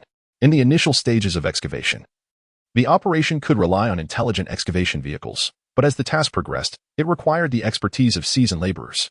Many unique circumstances could not be discerned by intelligent machinery, necessitating the application of human experience to determine the appropriate methods and angles for excavation. As Feng Liang approached the excavation site, he was taken aback by the scene before him. Having just disembarked from the airship, he had not fully grasped the situation due to the angle of his view. It was only upon arriving at the edge of the shaft that he encountered this astonishing sight, a roughly 3-meter-wide hole sloping downwards into the earth. Faint sounds of machinery echoed from within, and every 2 meters along the smooth walls, bright lights illuminated the darkness, casting a brilliant glow throughout the cavernous space. What struck him even more was the remarkably smooth walls reflecting the bright light, rendering the entire shaft reminiscent of a dazzling, sci-fi portal traversing time and space. Shielding his eyes from the brilliance, Feng Liang suddenly recalled something and retrieved a pair of goggles from his worksuit's pocket. Each labor suit was equipped with a pair, and initially he had questioned the necessity of goggles for underground work, deeming it foolish. However, upon witnessing the blinding passage before him, he realized his prior ignorance. He could not fathom the purpose of illuminating the tunnel so brightly, yet having learned from experience, he no longer considered it superfluous. After centuries of exploration, he found it hard to believe that such an approach lacked justification. Surely, there was meaning behind it that simply eluded him. Once equipped with the goggles, Feng Liang took a deep breath and stepped into the tunnel. In the monitoring room, Feng Liang's figure entered the passage. "I now understand why you hold Feng Liang in such high regard," remarked Lei, a robust man, standing behind the stooped elder, observing the surveillance. After parting ways with Feng Liang, he had returned to the monitoring room with Olan. An extraordinary young man, indeed. I underestimated him. What a pity, the elder sighed, leaving Lei puzzled, unable to discern the cause of the elder's lament. Yet, he refrained from inquiring further, knowing that even if told, he might not grasp it. So he chose silence. Take this girl outside. She should be waking soon. Proceed as planned, and in doing so, alleviate any concerns for Feng Liang, the elder commanded before disappearing into the shadows. Lei complied, lifting Olan and exiting. He no longer questioned the elder's judgment, having spent a brief time with Feng Liang. He sensed the man's formidable nature, seeing in him a glimmer of hope for victory. Feng Liang's presence evoked the same enigmatic aura as the elder, leaving him perpetually baffled by their thoughts. Not long after Lei's return, the surveillance footage of Feng Liang and Lei departing the All Things Forest was deleted, ensuring they had no cause for concern about being discovered. Unbeknownst to Feng Liang, who took a longer route to avoid detection, he was oblivious to the fact that he had not been recorded. Well, if it isn't Captain Feng, have you indulged yourself enough? If not, Feel free to enjoy a few more days. Yao Yinru remarked with annoyance as she noticed Feng Liang approaching from behind. At a loss for words, Feng Liang stood silent, fully aware of his fault and feeling quite awkward as he smiled sheepishly. Old Wang, however, maintained his serious demeanor, diligently controlling the excavation vehicle as it unearthed the earth bit by bit. During his approach, Feng Liang had discovered that the tunnel was not a straightforward passage. Estimating the distance, he realized that what should have been a mere 30 meters had extended beyond 50, winding underground. Without the illuminating lights, he would have likely encountered significant difficulties within the tunnel. Seeing Feng Liang refrain from making excuses, Yao Yinru chose not to press the matter further. Turning back to continue her discussions with Old Wang, Feng Liang remained rooted in place, once again feeling out of sorts and unsure of what to do. Boom. After an indeterminate period, the massive explosion jolted Feng Liang awake from his dozing state, instinctively curling into a defensive posture to brace for any unforeseen circumstances. Feng Liang. Feng. Yao Yinru's urgent voice pierced through the swirling dust. I'm here. I'm here. Feng Liang called back, rushing towards the staggering figure emerging from the cloud of debris. The narrow space was suffused with dried dust, creating a perilous atmosphere, especially considering that such dust should not have existed in the first place. Realizing the danger, Feng Liang swiftly grasped the person amidst the dust and dashed towards safety. While the explosion's force was not colossal, the combination of proximity and confined space inflicted significant harm. Fortunately, Feng Liang had been at a safe distance and sustained minimal injuries. However, as he pulled the individual from the tunnel and emerged into the open, another explosion rocked the ground below, sending him hurtling several meters into the air, crashing heavily to the ground. Thankfully, his labor suit absorbed much of the impact, preventing fatal injuries to his internal organs, yet the fall from 3 or 4 meters left him battered and disoriented. He coughed up a mouthful of blood. Despite the explosion's shockwave being partially mitigated by his suit and his robust physique, the fall had taken its toll. When he turned to look at the person he had rescued, he found it was Yao Yinru, who had also been thrown by the blast. Due to her weight, she had been propelled even higher than Feng Liang, and having been closer to the explosion, she was injured and had lost consciousness from the fall. Enduring the pain, Feng Liang dragged Yao Yinru to a location far from the extraction site, aware that another explosion could occur at any moment. If that happened, he feared for both their lives. Indeed, as Feng Liang caught his breath, the ground trembled again, and he watched in disbelief as the earth before him sank, kicking up clouds of dust and startling birds into flight. He stood frozen, overwhelmed by the scene, and it struck him that Old Wang had likely perished. The intensity of the explosion offered no hope for survival, especially considering they were still underground. Was this the inherent danger of extraction? No, absolutely not. This had to be deliberate, with a clear intention to eliminate Feng Liang. Though the reasoning felt somewhat tenuous, Feng Liang was certain that someone had orchestrated this. How could dust, suspended several meters underground, exist? Even if it did, there would be insufficient oxygen to facilitate an explosion within that confined space. None of the conditions necessary for a dust explosion were present, yet it had occurred, leading Feng Liang to harbor deep suspicions. Gazing at the unconscious Yao Yinru beside him, he pondered the implications. Was it possible that either Yao Yinru or Old Wang had played a role in this? He felt assured that one of the two was involved. No one else could have anticipated the preemptive placement of dust at the extraction site. The excavation site is in a constant state of flux, making it virtually impossible to precisely deposit the displaced earth in areas yet to be unearthed, all while ensuring it aligns perfectly with the excavation direction. This feat can only be achieved if the entire periphery of the mining site is enveloped in dry soil, a scenario that is even more improbable. The sheer magnitude of this operation is beyond imagination. However, based on the intensity of the explosions witnessed on-site, the volume of dust generated is substantial. It is not a trifling amount that could release such tremendous energy, collapsing the entire passageway. At the end of each workday, the surveying vehicles effectively seal the entrance, rendering it impassable. Aside from air, not even a cat could slip through, let alone a human. Except for Yao Yinru and Old Wang. Even Feng Liang finds himself unable to enter, as this serves as a protective mechanism to avert unforeseen incidents underground. If we discount the dust explosion, what then could have caused such an event? Feng Liang indeed observed a cloud of suspended dust. How did this dust make its way to the surveying point several meters underground? The only individuals he can suspect are Yao Yinru and Old Wang, with all evidence pointing towards them. Yet, Old Wang lies dead in the shaft, leaving only him and Yao Yinru alive. In Feng Liang's previous analyses, Yao Yinru would undoubtedly be the prime suspect, for he believed no one could be foolish enough to sacrifice their own life. However, after experiencing certain events, his perspective has shifted, Take Wang Dazhuang, for instance, who chose to take his own life to ensnare Feng Liang in a trap. This has deepened Feng Liang's confusion, blurring the lines between whether old Wang or Yao Yinru is responsible for this suicidal murder. Regardless of who is to blame, both he and Yao Yinru are in dire need of medical attention. He is somewhat better off, at least aware of his physical condition, but Yao Yinru's state is uncertain. Just after he made the emergency call for assistance, he spotted two teams rushing towards them from a distance. These were the closest two groups, who had hastened to their aid upon hearing the explosion. Among them, Feng Liang recognized Wei Chao. He wished to stand and reveal their location, but he was injured and, having dragged Yao Yinru several meters, he had exacerbated his wounds and could no longer rise. With only a few dozen meters separating them, Wei Chao and his team should be able to spot them.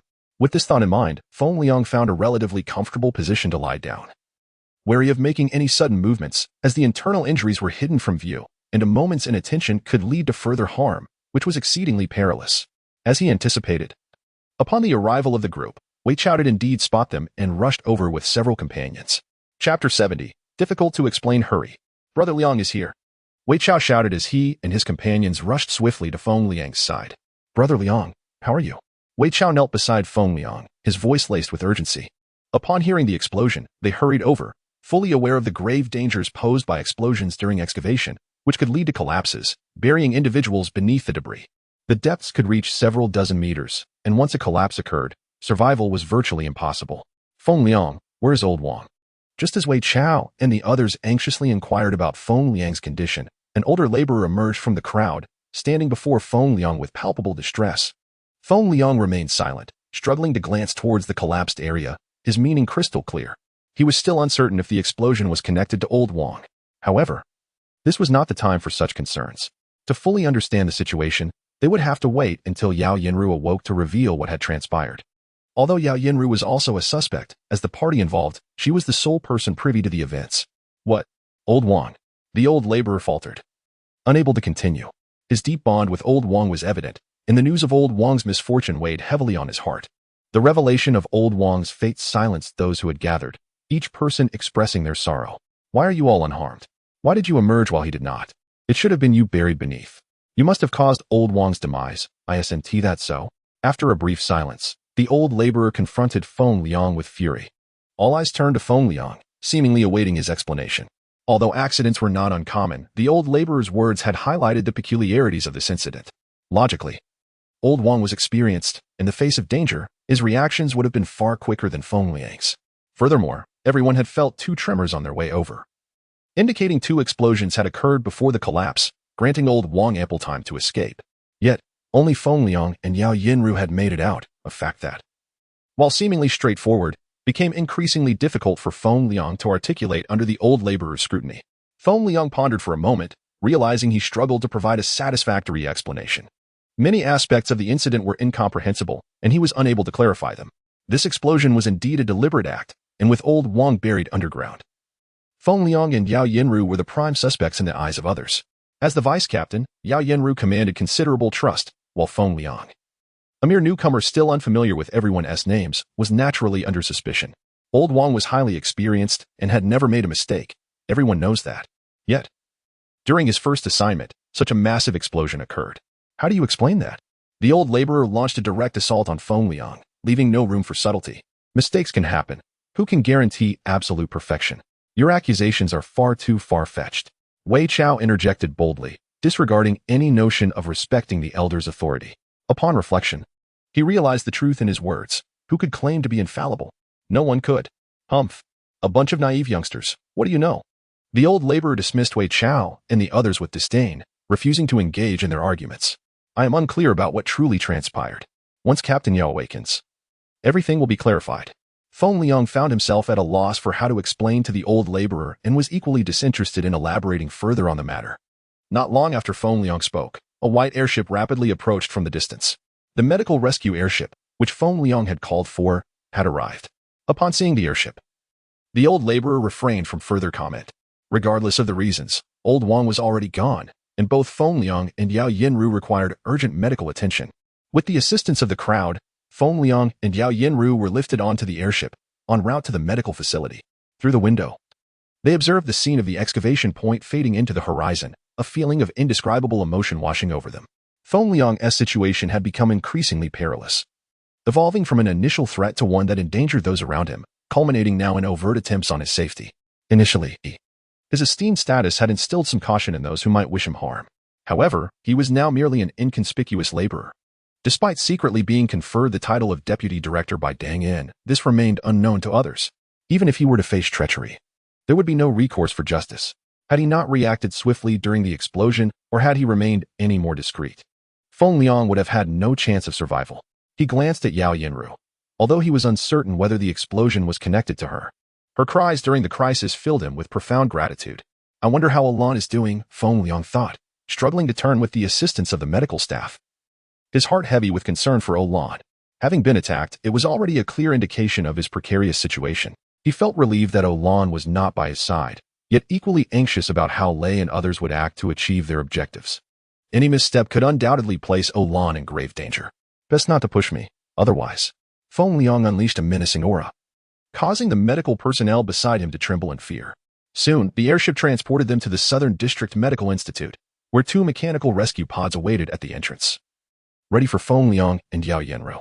They entered the medical facility for treatment, while the excavation site remained in a flurry of activity. Start digging from here. Kong Fei surveyed the large pit that had already caved in, gesturing decisively. As captain, with Yao Yinru still incapacitated in the hospital, he felt compelled to maintain control over the situation. 2 workers clad in blue uniforms stood beside him, operating 4 massive machines to excavate. Based on the clues provided by Wei Chao and others, it was confirmed that some laborers were trapped beneath the debris, although their deaths were largely assumed. The digging continued for dual purposes, to locate Old Wang and to analyze the cause of the explosion. The explosion that had occurred during Feng Liang's group did not adversely impact the work of the other teams, who continued with their excavation tasks as planned until the mineral sources could be inspected for danger. Kong Fei's brow furrowed deeply. His instincts honed over many years told him that this explosion was anything but ordinary, for reasons he could not articulate.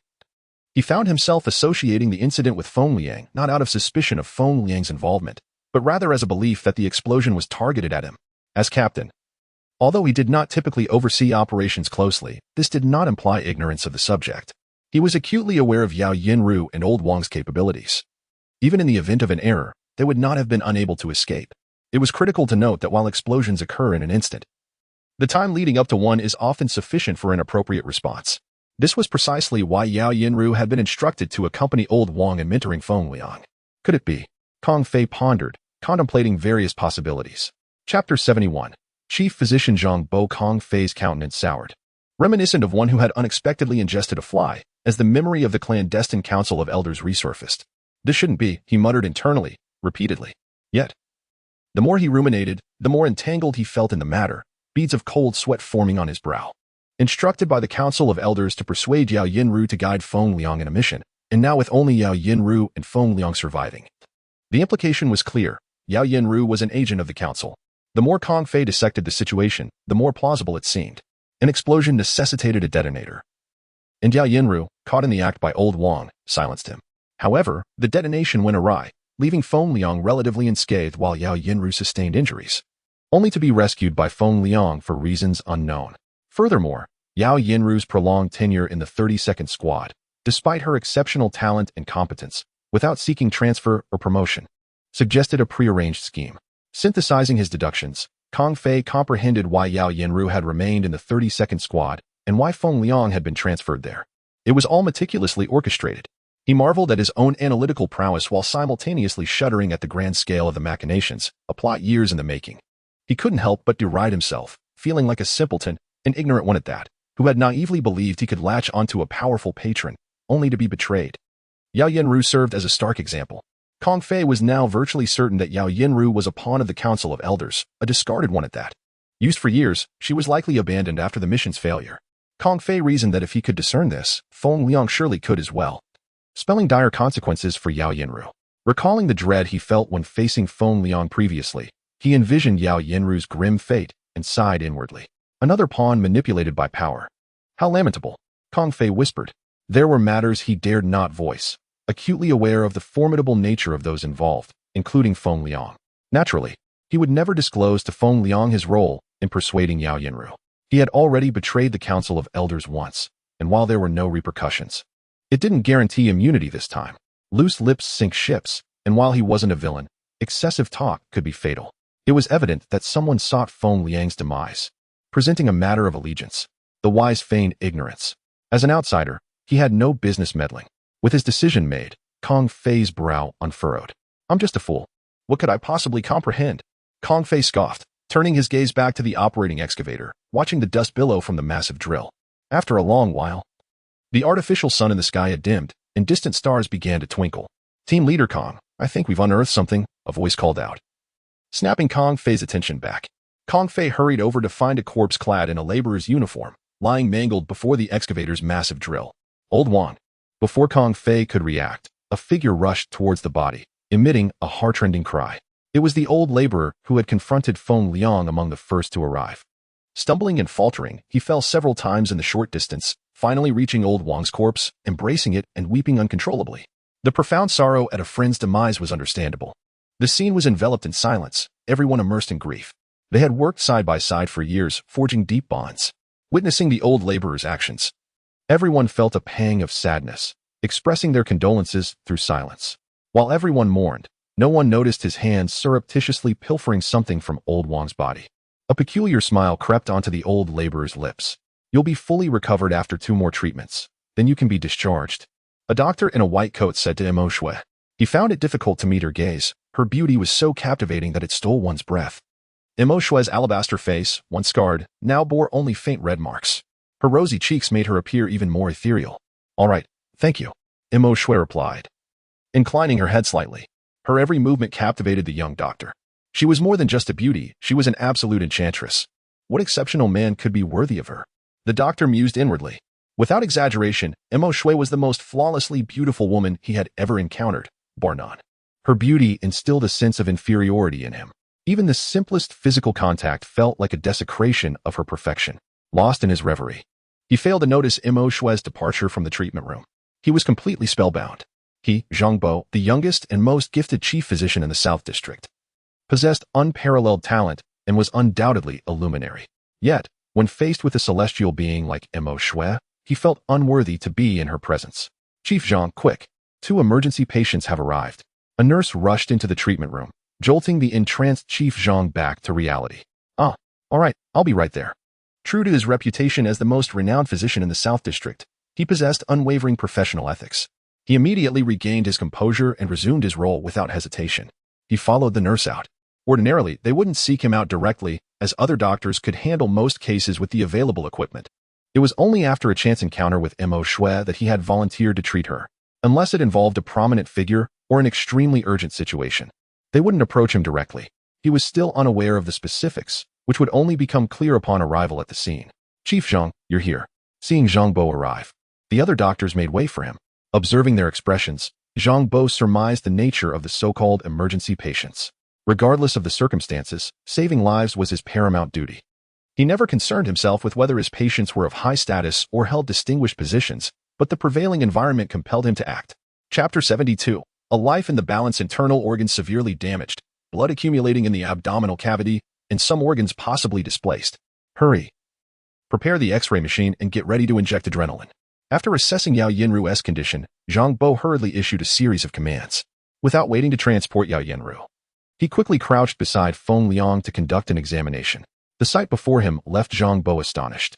Broken ribs, multiple fractures. He withdrew his hands from examining Feng Liang, recognizing the severity of the injuries. While not immediately life-threatening, they were undoubtedly excruciating. What had transpired? Zhang Bo turned to inquire, keen to understand how these 2 individuals sustained such grave injuries. In his years at the Southern District Hospital, he had rarely encountered patients in such critical condition, especially those of seemingly high status, stirring his curiosity. A construction site accident. An explosion occurred at the bottom of a well, resulting in 1 fatality and 2 injuries, answered a bespectacled doctor beside Zhang Bo. No wonder the injuries were so severe, Zhang Bo mused. Then arranged for Feng Liang's care before following the mechanical chamber carrying Yao Yanru. In comparison, Yao Yanru's injuries were far more critical than Feng Liang's. There was no need for contemplation. He knew where he needed to go. Director Zhang, the president has instructed you to prioritize saving him, a nearby doctor called out.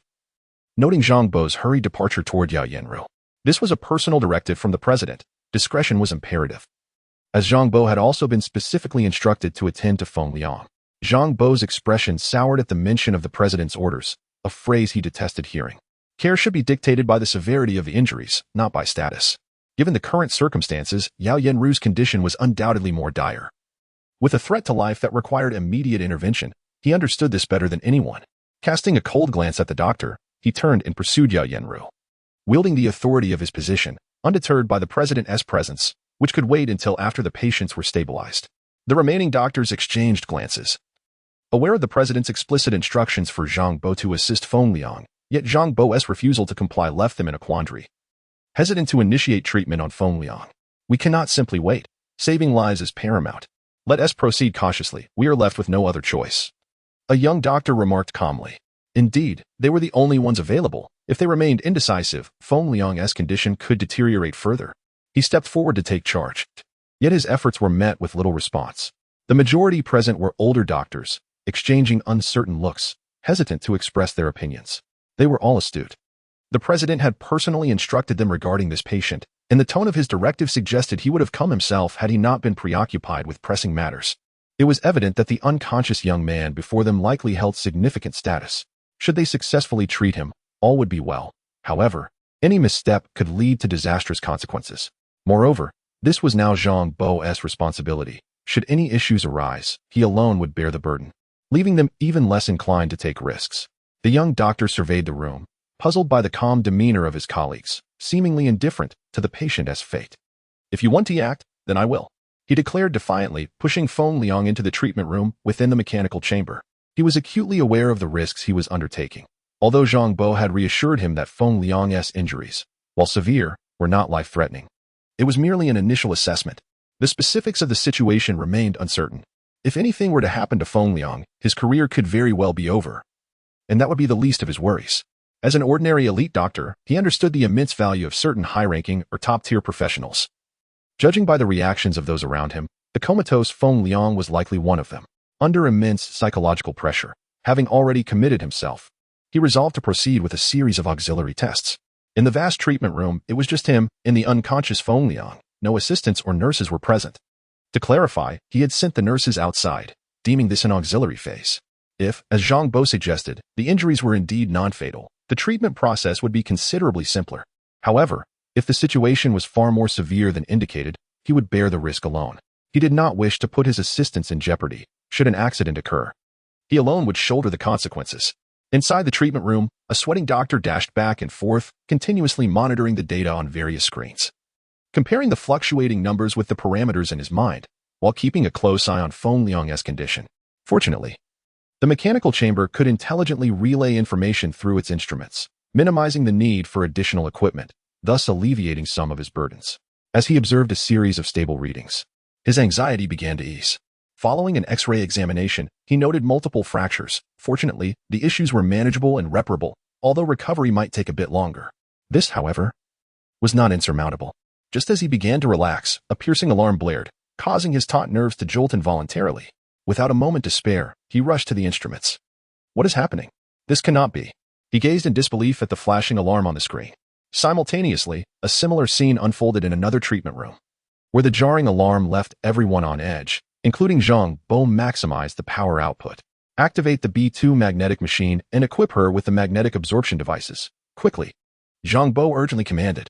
Had he not been intrigued by the unusual and explored novel concepts in his spare time, he would have never encountered such a situation.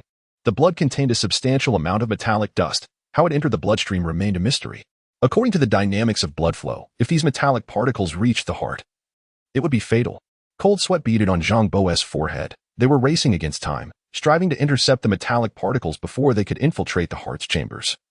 As only then could they devise a filtration method. This endeavor was perilous for the patient. The composition of the metallic material was unknown, and standard magnetic absorption techniques might not suffice. Zhang Bo activated the B2 magnetic machine, creating a specialized magnetic field. Although the exact nature of the metallic particles was unclear, he could intercept them using the magnetic field. However, this approach bore its drawbacks, as it would also affect other elemental particles, akin to inflicting harm upon oneself while wounding the enemy. Nevertheless, survival remained the utmost priority. As the magnetic machine whirred to life and the field was established, Zhang Bo breathed a sigh of relief upon witnessing the black particles representative of the metallic debris, begin to align and move according to the magnetic field. As long as he could maintain control, he could think of a method to filter out the particles. Just then, a realization struck him. After stabilizing Yao Yinru's condition, he suddenly remembered another patient. He was uncertain whether the other doctors had contemplated a solution to this predicament, or even if they were aware that such a situation had arisen. The membranes of living organisms possess a rejection function, capable of expelling foreign substances from the cell. Although the selectivity of blood vessel walls is notably low, they can still discern metals. Logically, such an occurrence should be improbable. Yet it is undeniably happening at this very moment. After confirming that Yao Yinru's condition was stable, he took off running, fearing he might be too late. He could not afford to gamble. What about the male patient? Zhang Bo urgently inquired, intercepting a nurse in the corridor. He refrained from searching the lobby, as thousands of treatment rooms had been constructed to ensure each patient received the finest care. When he escorted Yao Yinru for treatment, other physicians must have attended to Feng Liang in another treatment room. This was beyond doubt. He was already too late to check which room Feng Liang occupied, so he decided to directly pull a nurse aside to inquire, thus saving precious time. I don't know. The young nurse stammered in surprise at Zhang Bo's urgency, genuinely unaware of whom he was referring to. Director Zhang, you might want to ask other doctors. They should be informed, the nurse suggested, emphasizing that her ignorance did not imply that others were equally uninformed, given the numerous nurses present. Yes, there are other doctors, Zhang Bo responded, promptly activating his wristband to contact the physicians. He was in a state of frantic disarray. Soon, he learned the location of Feng Liang's treatment room and the attending physician. He rushed over without a moment's delay, fully aware that every second could mean the difference between life and death. Upon arriving at Feng Liang's treatment room and swiftly entering, Zhang Bo was met with a scene that ignited his anger while simultaneously evoking a sense of relief. Chapter 73. An ingenious solution. Are you the only one here? Zhang Bo asked coldly, observing Huang Jun, who was drenched in sweat. In the vast rescue room, only one doctor was present, and he was baffled as to why Huang Jun was alone in administering aid to Feng Liang. Before Huang Jun could respond, Zhang Bo hastily lowered the mechanical bed, swiftly activated the B2 magnetic device, reasoning that since both Feng Liang and Yao Yinru had sustained injuries simultaneously, their conditions should be comparable. After accomplishing this, he fixated on the dark specks on the screen, only to discover that Feng Liang's condition was far more critical than Yao Yinru's. Numerous metallic particles were densely adhered to his body, and although the particles in his blood had been somewhat controlled, the sheer number of those attached particles indicated Feng Liang's dire situation, teetering on the brink of death. Zhang Bo furrowed his brow in concern. He had not anticipated such a turn of events. However, he soon noticed an anomaly. The movement of those dark specks was not particularly vigorous. Rather, it was quite sluggish. While the problem remained unresolved, this afforded him precious time to eliminate the metallic particles. What measures have you taken? Zhang Bo inquired. As it was customary for an injured person's internal organs to exhibit heightened activity under hormonal stimulation, resulting in accelerated blood flow to supply essential substances to the body. He needed to ascertain what Huang Jun had done to accurately assess Feng Liang's current state. I administered 200 G of a sedative, Huang Jun replied without hesitation, fully aware of Zhang Bo's inquiry. Other matters, such as energy supply and oxygen production, were fundamental and did not require further elaboration. Zhang Bo quickly grasped the implication. The use of the sedative to slow down the body's metabolism, thereby reducing the blood flow to internal organs, was a strategic delay. Glancing at the life monitor, he noted that the heart rate had dropped to a mere 20 beats per minute, significantly diminishing vital signs. Were it not for the faint fluctuations in heart rate, Feng Liang would appear lifeless. Are you aware of the existence of such cases? Or, do you know any relevant information? Zhang Bo continued to adjust the data while questioning. I do not know. I have never encountered this before. From a biological perspective, it should be impossible, Huang Jun responded. Indeed, Zhang Bo silently praised the young doctor for his swift and accurate measures, marking him as an exceptionally talented physician. What do you plan to do next? Zhang Bo asked, eager to gauge the depth of Huang Jun's expertise. Simply implementing delay tactics did not speak to one's medical prowess.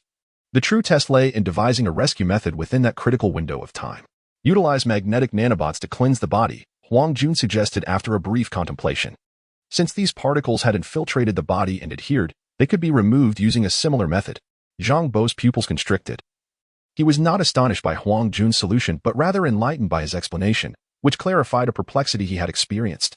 Upon seeing the micro-metal particles in Yao Yinru's blood, he had pondered how these metals had eluded the body's rejection mechanisms.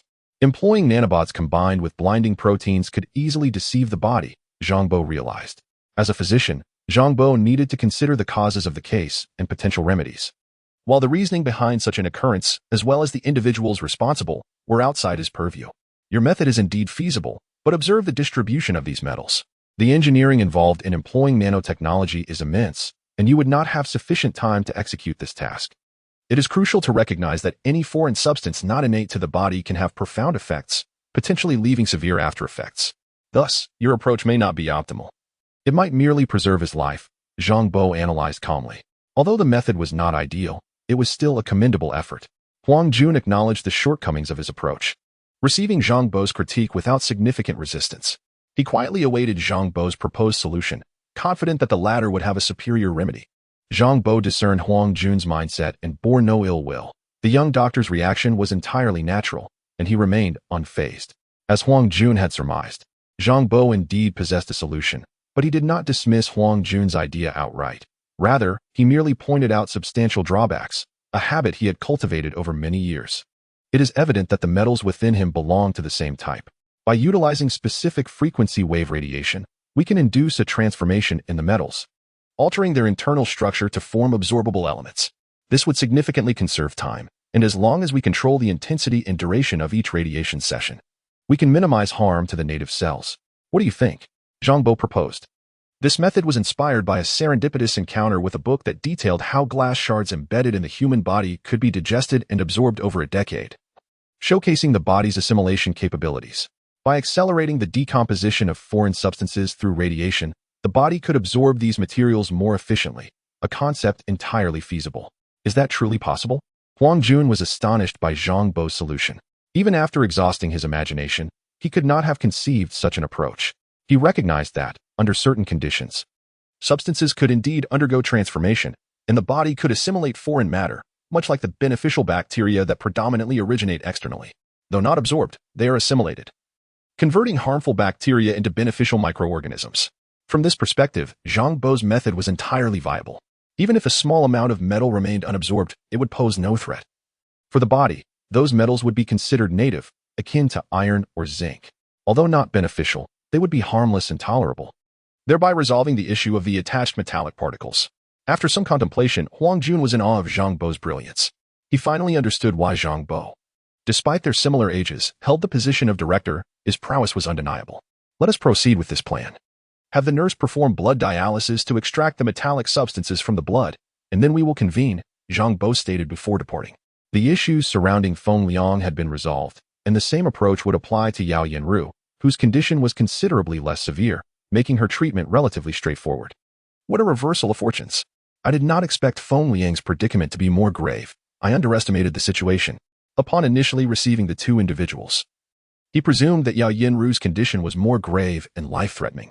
However, he did not anticipate the issue of the metal within her body. This oversight was a lapse in his judgment, had it not been for Huang Jun's timely intervention. Feng Liang would likely have been on the path to the realm of death. Chapter 74. You are a doctor after addressing the issues in the medical room.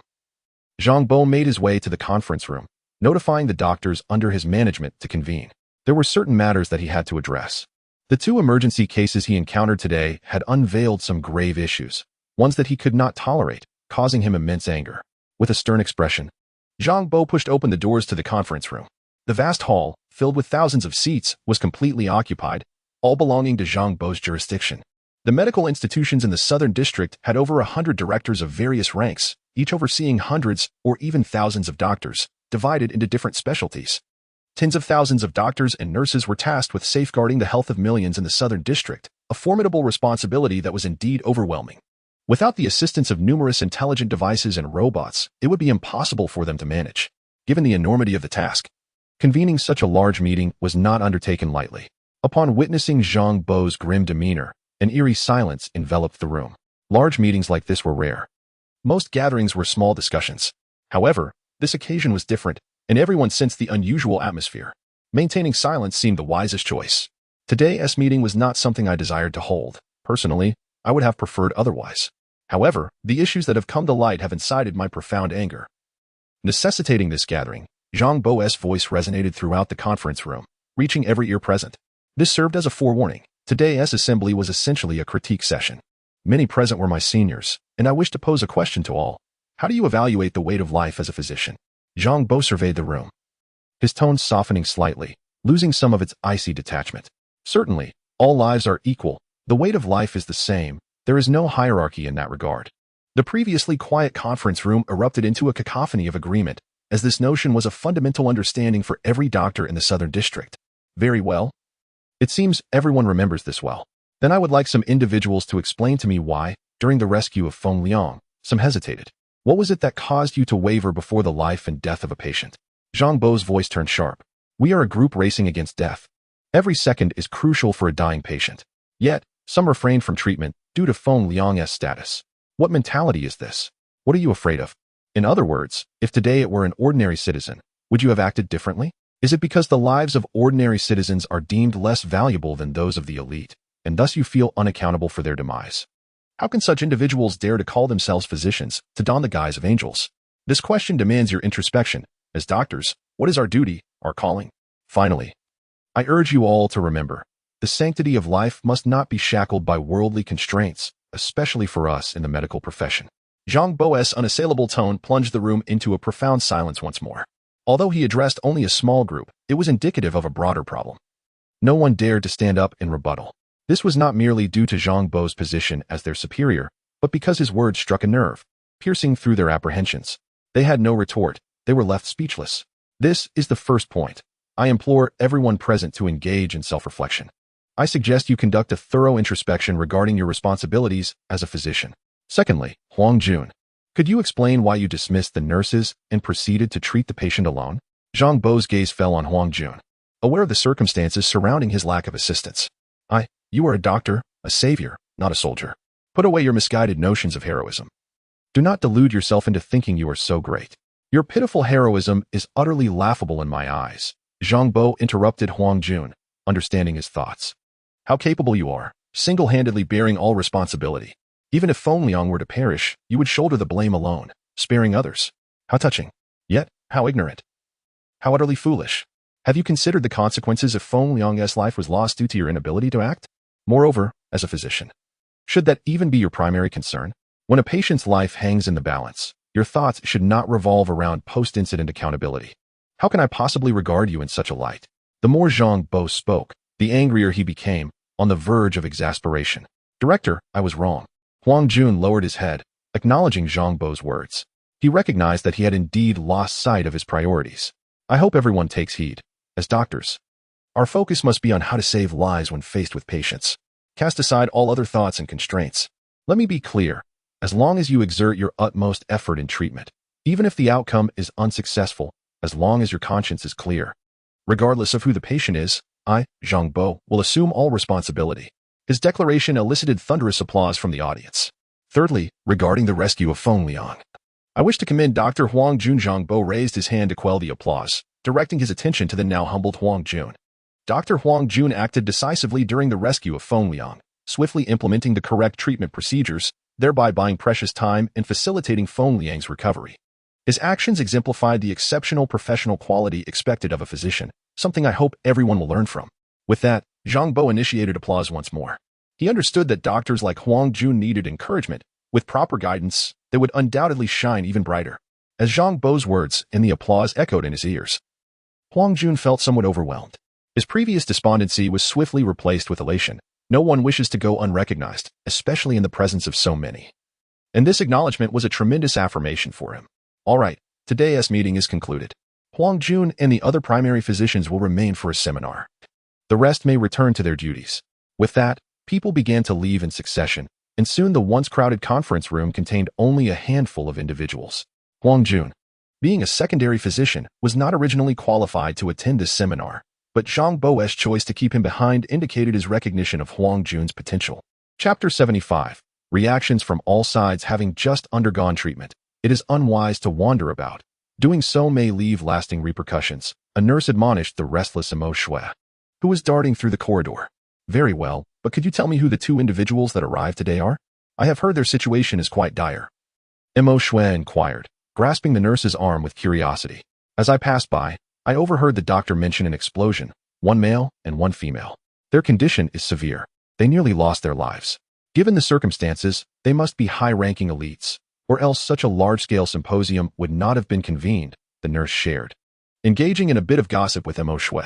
Do you happen to know their names? Mo Shui pressed, a sense of urgency rising within her as a familiar figure. Feng Liang flashed through her mind. I believe the male is named Feng Liang. As for the female, I did not catch her name. Do you know him? The nurse responded. Mo Shui stood frozen, Feng Liang's tall and handsome figure vividly appearing in her thoughts. She could hardly believe that someone as skilled as Feng Liang could be injured. It must be a case of mistaken identity. Certainly, there must be another with the same name. Where is he? I wish to see him. Can you assist me? Mo Shui implored the nurse. Could he truly be your friend? He is likely still in the medical room, and you cannot see him for now. I can inquire about him, and once he is out, you can visit. The nurse replied. Thank you so much. Please remember to inform me when the time comes. Mo Shui expressed her gratitude. Can you return to your hospital room and rest now? With that, the nurse guided Mo Shui back to her ward. Feng Liang lay quietly on a mechanical bed. A massive machine extracting his blood, filtering it, and reintroducing it into his body repeatedly. As the screen displayed the flow of blood, the small black dots diminished gradually. After a few more cycles, he would be nearly stable. Oblivious to the external events, he lay there, having been injured and injected with a sedative, resembling a corpse. In a dimly lit surveillance room, a stooped elder observed Feng Liang on the hospital bed, his piercing eyes narrowing as he rubbed a pair of round iron balls in his hands. Should we inform Olan? A figure resembling a small mountain lay, inquired softly from behind the elder. Not for now. It is likely she will find out soon enough without our intervention, the elder replied. During Feng Liang's recovery, keep a covert watch over Olan and alert you to prepare for any potential assassination attempts against Feng Liang in the southern district. With that, Lei vanished into the shadows without hesitation. Have you succumbed so quickly? This time, I shall relish witnessing your downfall. A glimmer of excitement ignited in the elder's eyes, as if he could already envision his adversary's disgrace. Now, this promises to be entertaining. Shall we retreat? Another figure emerged from the darkness, seemingly having been present all along. Have you accomplished the task I assigned? The elder did not need to turn around to recognize the voice, directly posing the question. Yes, came the affirmative reply, eliciting an even broader smile from the elder. Inform them to lay low for a while, find a suitable vantage point, and observe the spectacle. With that, the elder departed, the shadowy figure disappearing as if it had never existed. In a lavishly decorated reception hall, a man of imposing presence, clad in splendid attire, sat regally at the head of the table, flanked by two trembling individuals. He toyed with a wine glass, swirling the dark red liquid within, enveloped in silence. You understand what is required of you, do you not? After a lengthy pause, the man broke the oppressive silence. Indeed, we shall exert our utmost efforts to fulfill the task. We are grateful for the opportunity bestowed upon us, the two replied, hastily kneeling, their faces alight with the joy of survival from calamity. The man shook his head slightly, lifting the wine glass and taking a delicate sip. Suddenly, a barely audible sound erupted, and the kneeling figures collapsed to the ground, their expressions frozen in the ecstasy of their recent reprieve. Two individuals emerged from behind a pillar, coldly dragging the lifeless bodies away as if handling mere livestock, devoid of any semblance of humanity.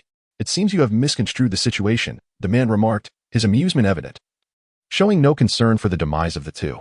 After watching the bodies being removed, he rose, and two alluringly dressed women immediately surrounded him, their bodies brushing against his arms and chest. The man smoothly slipped his hand into the neckline of one woman's garment, causing it to fall away, an action met with no hint of modesty from her, as she had long grown accustomed to such encounters. Go now. Ensure your work is thorough, he commanded, departing the hall with the two women in tow. It was unclear to whom his words were directed, for behind him, there was no one. In a quaint villa within the central district, Olan busied herself tidying up the space. Since Feng Liang's departure to the southern district, she had taken it upon herself to maintain his residence, despite there being little to clean. She simply relished the sensation of it. Ever since she had been expelled by Feng Liang, she had been kidnapped by a gang of ruffians on the road. Though they were no match for her, she had been ambushed and injected with a blue serum, narrowly escaping peril. Though she had been inexplicably rescued afterward, she was certain it was connected to Feng Liang. She understood all too well his intentions behind sending her away, filling her heart with warmth yet overshadowed by concern for him. To alleviate Feng Liang's worries, and in support of his plans, she had refrained from contacting him. Each time she felt compelled to reach out through her wristband, she hesitated, contemplating the potential jeopardy her actions could bring to his mission. She was acutely aware of her significance in Feng Liang's life, should she find herself in danger. It could place him at risk as well. Thus, she resolved to safeguard herself, having learned the depravity of those who had once abducted her. Initially, she had desired to confront those scoundrels herself, but realizing the potential consequences, she dismissed the notion. As her thoughts drifted, Olan found herself frozen in front of Feng Liang's black suit, as if he were donning it anew. Suddenly, she noticed that the black box Feng Liang had left on the cabinet was missing. She distinctly recalled it being there during her last cleaning visit. Could it be? Olan quickly accessed the surveillance footage, searching diligently, and indeed discovered that Feng Liang had returned, retrieving something amidst the shadows. This revelation left her perplexed, however. After taking what he needed, he departed without collecting the black box, which had vanished by then. Continuing her search, the black box seemed to have evaporated into thin air, seamlessly disappearing from the flawless surveillance footage. Soon, she detected something amiss. The surveillance had been tampered with. Yet, no matter how she traced the source, the trail abruptly ended, leaving her in disbelief, reminiscent of Li Qin's disappearance. The more she pondered, the more she felt that Feng Liang might be in danger, prompting her to hastily activate her wristband to notify him. Yet, when she activated the wristband, it felt as though she had been struck by lightning. She gazed in disbelief at the faint flicker of life emanating from the wristband belonging to Feng Liang. After Li Qin's incident, Olan had modified the hidden program within Feng Liang's wristband, infiltrating its built-in life detection system to continuously monitor his vital signs.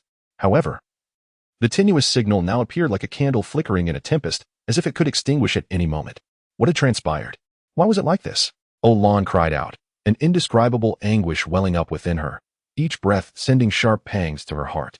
Unable to contain herself any longer, she disregarded all considerations. Feng Liang's condition must be dire. She could no longer afford to ponder strategies or plans. She simply knew that if she did not take action now, she might never have another opportunity. Without hesitation, Olan dialed Feng Liang's number on the wristband, yet it remained unanswered for an agonizingly long time, plunging her into a state of utter panic. Chapter 76. I am a good person. No one answered. Please hold on. Olan decisively hung up the call, hurrying out the door to board the airship, intent on finding Feng Liang. Her heart was a tumultuous storm of emotions. As she stepped outside, she was confronted by a burly man, as imposing as a hill. In her frantic state, Olan barely registered the threat, believing him to be yet another abductor. She charged at him without hesitation, unleashing her full combat prowess. Every moment was precious, and she aimed to strike with lethal intent. After her rescue, she had been taken to a nearby enforcement point while still unconscious, and it was before their second kidnapping plan could commence that Feng Liang had encountered trouble. Thus, it was understandable that Olan did not recognize Lei. Moreover, Lei's appearance coincided with Olan's most desperate hour, prompting her to attack with unrelenting ferocity.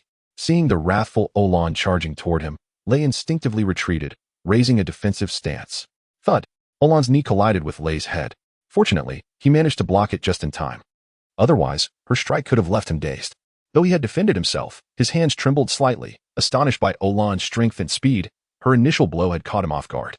Before he could fully react, Olan lunged at him again, even more ferociously this time. Feinting, she then aimed her elbow straight for Lei's throat, each move a lethal strike. Devoid of unnecessary flair, Lei leapt in a desperate attempt to evade, barely managing to withstand her onslaught. Olan's agility was overwhelming, and with each assault, she pressed him harder, forcing him into a defensive position. Stop! Lei exclaimed, struggling to keep pace. Although he could endure pain, the ferocity of Olan's attacks was beyond what he could handle. With every strike aimed at his vital points, one misstep could lead to his demise. It would be utterly humiliating to be defeated while trying to protect her. Olan hesitated at Lei's sudden shout. Evidently, her attacks had made an impact. He internally sighed in relief that she had paused, for he feared he might not survive the encounter otherwise. Olan took a step back, maintaining a vigilant gaze on Lei. Despite the intensity of her strikes, she sensed no malice from him. I am Feng Liang's friend. I am a good person, Lei declared, but before he could react further, Olan launched another punch directly at his face. Feng Liang is fine, he shouted just as the punch was about to land, desperate to convey his message before it was too late. The punch struck him squarely, and he instantly saw stars, darkness closing in around him. Olan's blow landed heavily on his cheek. Had he not been sturdy, it might have knocked him out cold. He collapsed to the ground, shaking his head, feeling the effects of her fierce attack. How did you know? Olan began to believe Lei might indeed be a good person. I told you I'm Feng Liang's friend. Yet you still attacked me with all your strength. What were you thinking? Lei protested, his expression innocent, though bruises adorned his face, creating a comical contrast. Typically, villains claim to be good people. Who can blame them? Olan mumbled. This woman is ferocious. Feng Liang must be quite a character to handle someone like her. Lei thought to himself, wary of voicing his thoughts. He had assumed Feng Liang was terrifying enough, only to discover there was someone even more formidable. What happened to Feng Liang? Olan demanded urgently. She had no time for lengthy explanations if she weren't so desperate for news about Feng Liang. She might have simply eliminated Lei. Rubbing his bruised face, Lei recounted, an explosion occurred at the mine, and Feng Liang was injured. He's currently being treated in the southern district. He had taken a moment to gather his thoughts, still reeling from the impact of Alan's punch. An explosion? Severely injured? His vital signs nearly flatlined. Alan exclaimed, her worry palpable as she activated her wrist device to check Feng Liang's health metrics. I need to find him, she declared, attempting to push past Lei. You won't achieve anything by going there. The medical facility has already begun treatment. If you rush over now, everything he has done will be in vain. Trust me, he will be fine. His low vital signs are due to the tranquilizer, the same kind you were injected with. Lei urged, knowing that this was the only way to deter her. He was reluctant to confront her directly, aware that he was outmatched. Olan paused, realizing that Lei was right. Going to the southern district would only attract attention and undo all the efforts made thus far. Seeing her halt, Lei sighed in relief. He had only sought to protect her. You should avoid lingering near Feng Liang. It's also inconvenient for me to be here, Lei stated plainly. His purpose was to safeguard Olan from the shadows, but after witnessing her combat abilities, he felt uncertain. She was simply too powerful. Few could pose a threat to her without resorting to stealth or overwhelming numbers. Did you say the tranquilizer was the same as the one I received last time? Does that mean you were the one who saved me? Olan inquired earnestly, her large, expressive eyes locked on Lei's. What did you expect? I didn't receive any gratitude. Only a pounding instead. You came at me with lethal intent, Lei replied with mock innocence, unconsciously touching his bruised face. How rude of me. Let me make amends, she said, playfully raising her fist, startling Lei into a flinch as he sought to evade her. Olan merely aimed to frighten him, not intending to harm him. Can you tell me what happened to those men? Especially the bald one? Olan inquired, her eyes burning with a desire for vengeance at the mention of the bald man. I was only responsible for your rescue. Feng Liang dealt with those thugs afterward. As to how he handled them, I cannot say, Lei explained, waving his hand dismissively. Now that the plan had shifted, he felt no need to continue deceiving Olan. However, I suspect they will meet a grim fate. They drove Li Qin to her death and plotted against you. I doubt Feng Liang will allow them to live, Lei added. Olan froze at the revelation, connecting the dots between those men and Li Qin's demise. The thought of the bald man's lecherous face filled her with a fury she could not contain. As a woman herself, she empathized with Li Qin's despair, igniting a fire of indignation within her. Upon beholding the visage of Olan, Lei involuntarily shuddered. Unable to fathom the dire fate that would befall those unfortunate souls should Olan take matters into his own hands, it would undoubtedly be a torment worse than death. Unbeknownst to him, Feng Liang's methods were far more sanguinary and ruthless than those of Olan. Chapter 77. It's you who are you? Olan inquired, perplexed. I know all of Feng Liang's friends, yet I have never encountered you before. Having known Feng Liang for over a decade, she was familiar with all his acquaintances. Not only did she know them, but figures like He Yuan and Li Wei addressed her as Sister Liang, indicating the depth of their relationship. Ah, my name is Lei. As for who I am, Feng Liang will reveal that to you in due time. Lei introduced himself. Olan had her suspicions, but refrained from voicing them. Feng Liang had previously mentioned that an unseen force was orchestrating the unfolding events.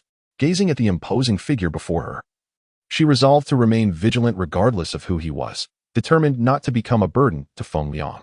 Feng Liang's actions to deliberately distance himself from me were a tactic to divert certain individuals' attention, weren't they? Olan questioned, convinced that Feng Liang would not alienate her without reason.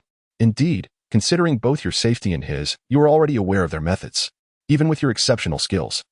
You were still ambushed, were you not? Thus, at this juncture, distancing you was the most prudent course of action.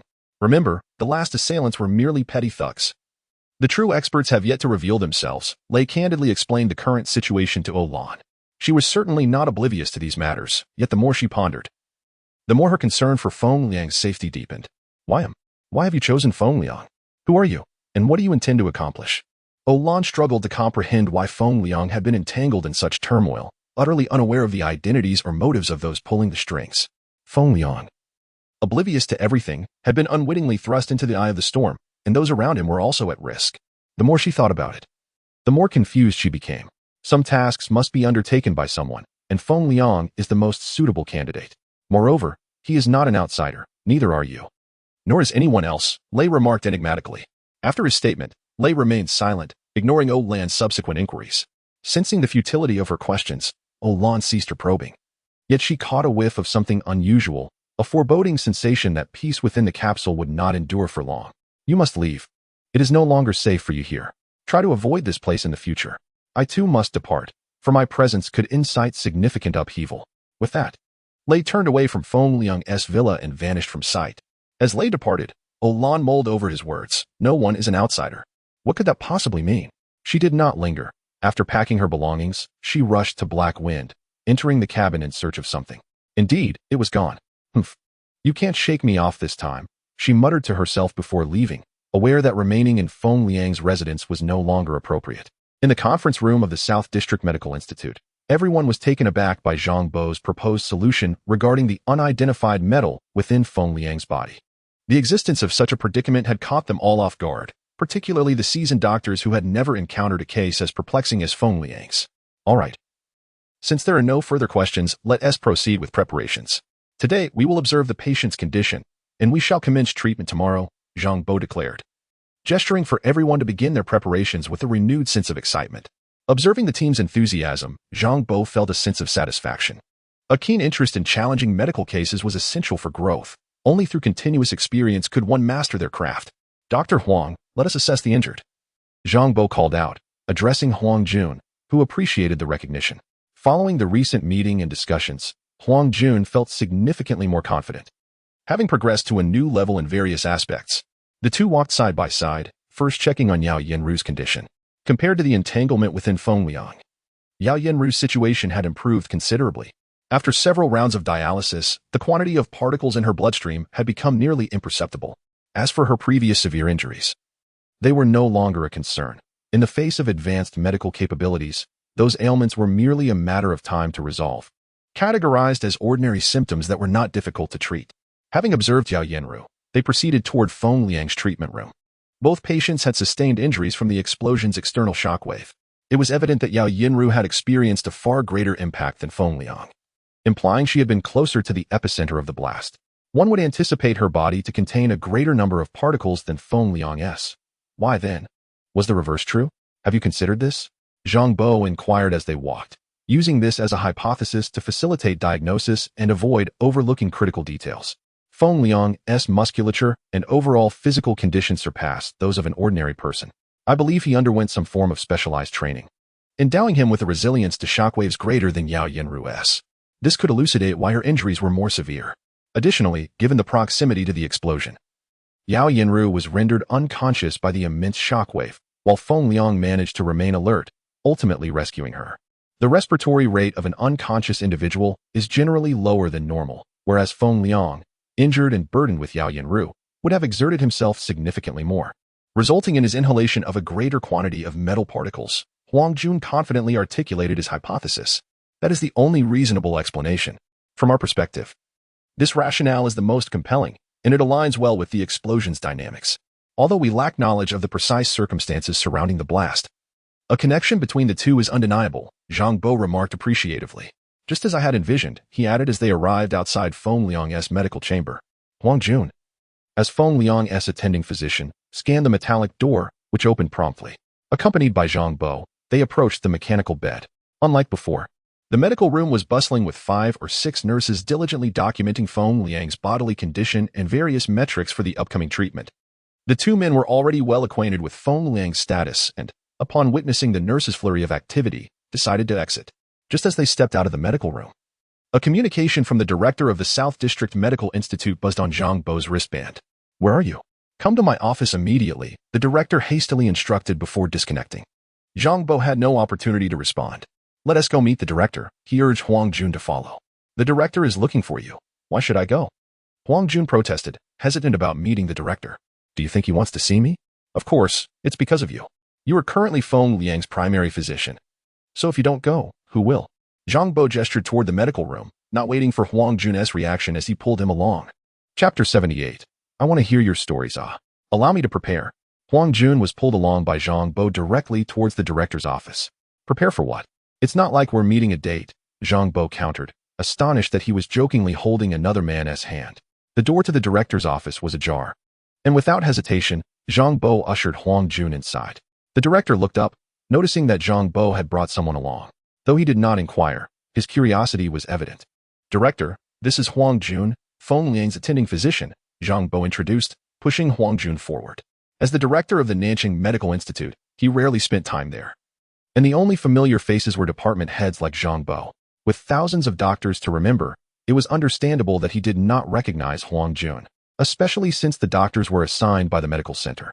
The director expressed his confusion.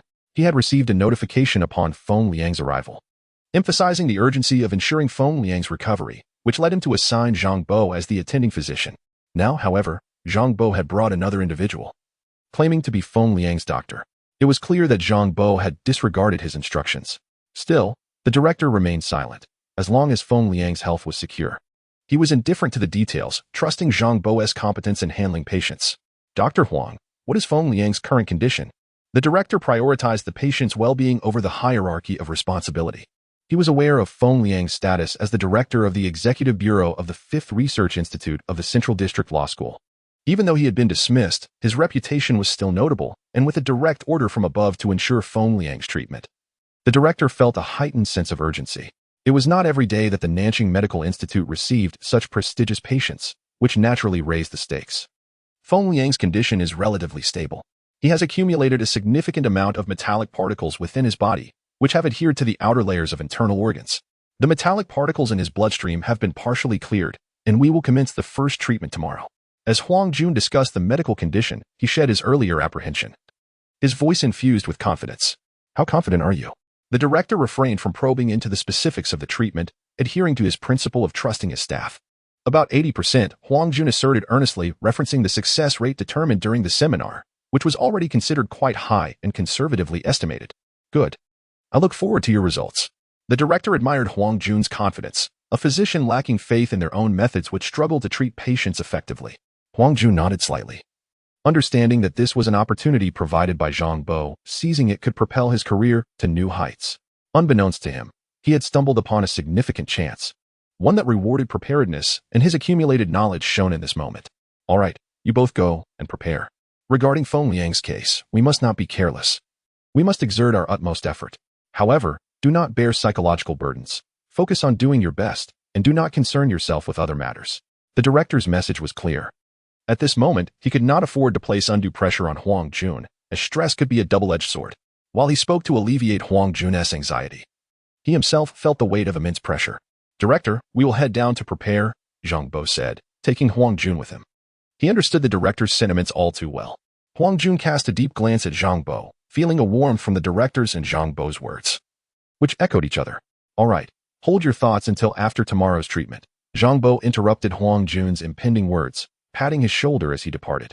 The remaining time was for Huang Jun to prepare. Tomorrow's treatment would primarily be his responsibility, and there were many tasks to attend to. Director, thank you. Huang Jun called out after him.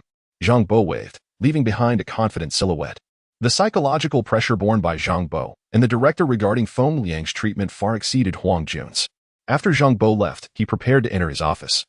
Passing by Mo Shui's ward, he contemplated briefly before pushing the door open. How are you feeling now? Zhang Bo gently inquired, feeling an inexplicable shyness when facing Mo Shui. Much better. By the way, is there an emergency patient named Feng Liang? Mo Shui asked, her gaze fixed on Zhang Bo. Upon hearing that the emergency patient was Feng Liang, she became anxious, as the nurse who had promised to provide information had not returned. She decided to directly ask Zhang Bo, knowing he, as the director, would be informed. How do you know him? Do you know him personally? Zhang Bo asked, intrigued. The woman with him. Her name is Olan, right? After Zhang Bo's response, Mo Shui felt a hint of panic. She was uncertain if the Feng Liang Zhang Bo mentioned was the same one she knew and thought that confirming the name of the woman could clarify things. No. The woman is named Yao Yenru, Zhang Bo patiently replied regarding Olan. That's good. It shouldn't be the Feng Liang I know. Mo Shui said with a slight sigh of relief. I have a photo. Take a look and see if it's him. Zhang Bo retrieved Feng Liang's photo from his wristband, taken during auxiliary examinations when the system recorded the image. How could this be? He is so capable. How could he be injured? Mo Shui panicked upon seeing the photo, tears welling up in her eyes. The image displayed Feng Liang with blood at the corner of his mouth, his once handsome face now exhibiting a pallid hue, rendering him hauntingly unrecognizable. Nevertheless, she recognized him instantly. What happened to him? How could he be so severely injured? Mo Shui asked, her voice quivering with emotion. She could hardly believe that the person who had rescued her was now in such a dire state. Yet the evidence before her was undeniable. There's nothing to worry about. You need not fret. We are already preparing, and treatment will commence tomorrow. Rest assured, we will do our utmost to heal him. Zhang Bo refrained from elaborating on Feng Liang's condition. On one hand, hospital regulations prohibited disclosing details. On the other, given Feng Liang's unique situation, even if Imo Shui were informed, she would not comprehend, only increasing her anxiety without necessity. Can I go see him? Imo Shui implored, rising to head outside. You wouldn't be able to see him now, and visiting at this time may hinder tomorrow's treatment. Please remain calm and wait for the treatment to conclude. I will be the first to notify you, Zhang Bo gently insisted, pressing her back down into her seat. After a moment's reflection, Imo Shui conceded. Realizing that her visit would be futile, not only would it serve no purpose, but it could also complicate Feng Liang's treatment. She wiped her tears and made an effort to compose herself. Upon observing Imo Shui's anxious demeanor, Zhang Bo found himself intrigued by the narrative between her and Feng Liang. Having perused their profiles, he noted that Feng Liang had only been in Nanqing district for less than half a month, which ostensibly rendered any connection between them improbable, given that they operated on entirely different planes of existence. Could you share the story you have with Feng Liang? And what about this Olan you mentioned? Zhang Bo inquired. His anticipation palpable, though he could not quite articulate what he was hoping to uncover. If it's inconvenient, please feel free to decline. I apologize for my abruptness, he added. Noticing a hint of hesitation in Imo Shui's expression, there isn't much of a story between us. He rescued me from dire straits, so he is my savior. As for Olan, she is presumably his partner, Imo Shui replied with a tinge of melancholy. The simplicity of the tale between Feng Liang and her was stark. During her rescue, she had fainted and could only vaguely recall Feng Liang's silhouette. Had it not been for Feng Liang and Olan's visit, she might not have even known his name. Oh, well, that is quite good, Zhang Bo remarked almost mysteriously, leaving Imo Shui perplexed. Rest assured. We will do our utmost to ensure Feng Liang's recovery, he added, suddenly aware of his own indiscretion, and hastily exited the room. Once outside, he touched his flushed face, reflecting on the nonsensical remarks he had made, which only deepened his embarrassment. Fortunately, no one had witnessed his folly, otherwise, he would have been thoroughly embarrassed. Yet, the thought that there was little between Imo Shui and Feng Liang brought him an inexplicable sense of joy. Chapter 79, The Night of Preparation. As the hours slipped away, night fell upon the South District Medical Institute, a night destined to be anything but tranquil, especially for Zhang Bo, who found himself busily engrossed in his duties. The method of treatment for Feng Liang was his own proposal, coupled with specific directives from above. Thus, he had to personally oversee many aspects, allowing no room for carelessness. Huang Jun, as the primary surgeon, needed to conserve his energy tonight to ensure he was in optimal condition for the following day. The doctors and nurses under Zhang Bo's command were equally occupied, as this was a new endeavor requiring extensive preparation. Not only Zhang Bo, but the hearts of many others were also taut with anticipation. Among them were Imo Shui from the Medical Institute, the director of the institute. And far away in the central district, Olan, along with the lurking presence of you within the institute. They were not alone, numerous unfamiliar faces hidden in the shadows. All felt the tension in the air, each for varying reasons, yet all resonated with the oppressive atmosphere. In the conference room of the Central District Law Research Institute, Dunn sat across from another middle-aged man, their conversation illuminated by the screen displaying the South District Medical Institute. Shouldn't we take some action? Otherwise, Feng Liang may not see the sunrise tomorrow, Dunn expressed his concern, perplexed by the calm demeanor of the man before him. Especially at such a critical juncture for Feng Liang. Have we not already dispatched a team of enforcers? What more is there to do? The man replied nonchalantly, seemingly unfazed by Dunn's worries. But what can a mere team of low-level enforcers accomplish? Dunn was bemused. Sending a 10-member team of junior enforcers to safeguard the vice president of the Law Research Institute sounded absurd. After all, these junior enforcers were only marginally superior to ordinary civilians, their capabilities predictable. Enough, Chairman Dunn. Worry not. Just sit back and enjoy the show. Our inaction does not equate to others remaining idle. Rest assured, your vice president will be unharmed, the man assured with a confident smile. A smile imbued with an irresistible charm that stifled Dunn's protests. Dunn regarded the enigmatic figure before him, his eyes revealing a complex mix of emotions. I hope so, he murmured before reverting to his habitual silence, quietly watching the screen. In a dark alley outside the South District Medical Institute, 10 well-equipped elites crouched in the shadows, blending seamlessly with the night. If it weren't for the faint glimmer of light reflecting off their gear, one might easily overlook their presence. Remember, this opportunity is singular. Success means promotion for all, failure results in anonymity. Understood? The leader whispered before donning a pitch-black mask. As the mask slipped into place, it fused with his attire. Creating a singular entity, the others followed suit without hesitation. At midnight, the medical institute system will undergo a reboot. We have only 10 minutes, the leader reiterated. His voice barely audible, indistinguishable from the others. Let us commence. With a swift gesture, the 10 moved towards the South District Medical Institute, their dark gear becoming almost ethereal, rendering them nearly invisible. This illusion was not true invisibility, but rather a clever manipulation of their attire's micro-cameras, which recorded the surrounding light and projected it onto their garments, creating an integrated appearance. Coupled with their eerie movements, they could easily escape notice if one did not look closely. Silently, they adhered to the exterior wall of the institute, their professional equipment allowing them to traverse the slick metallic surface with the ease of a gecko, waiting patiently for the system reboot. The reason for this reboot undoubtedly stemmed from some clandestine maneuvering behind the scenes. Director Zhang, are you all right? A doctor inquired, noticing Zhang Bo's distracted demeanor. I'm fine. Perhaps just a bit fatigued. A short rest will suffice, Zhang Bo replied, though he couldn't shake the feeling of impending calamity. He attributed his unease to exhaustion. As he had been busy since leaving Imo Shue's ward in the afternoon, hastily grabbing only a couple of bites to eat, and had not rested since. Meticulously checking every detail, his mind perpetually on edge. Glimpsing the clock, he noted that midnight was approaching and preparations were nearing completion. Not only he but all the medical staff involved were equally weary. Huang Jun, you must perform splendidly tomorrow, Zhang Bo silently wished as he gazed out the window. This treatment represented a monumental challenge not only for Huang Jun but for the entire medical institute, leaving no room for error. By choosing Huang Jun to lead, Zhang Bo had taken on immense pressure. This was not merely a test of Huang Jun but also a foundational medicine itself. Despite the advancements in technology propelling medical progress, foundational medicine remained pivotal, grappling with numerous issues that technology could not resolve. The advancement of foundational medicine relied on talented medical practitioners like Zhang Bo and Huang Jun, who were but a few among many. Both Zhang Bo and the director understood that Huang Jun needed this opportunity, should he succeed.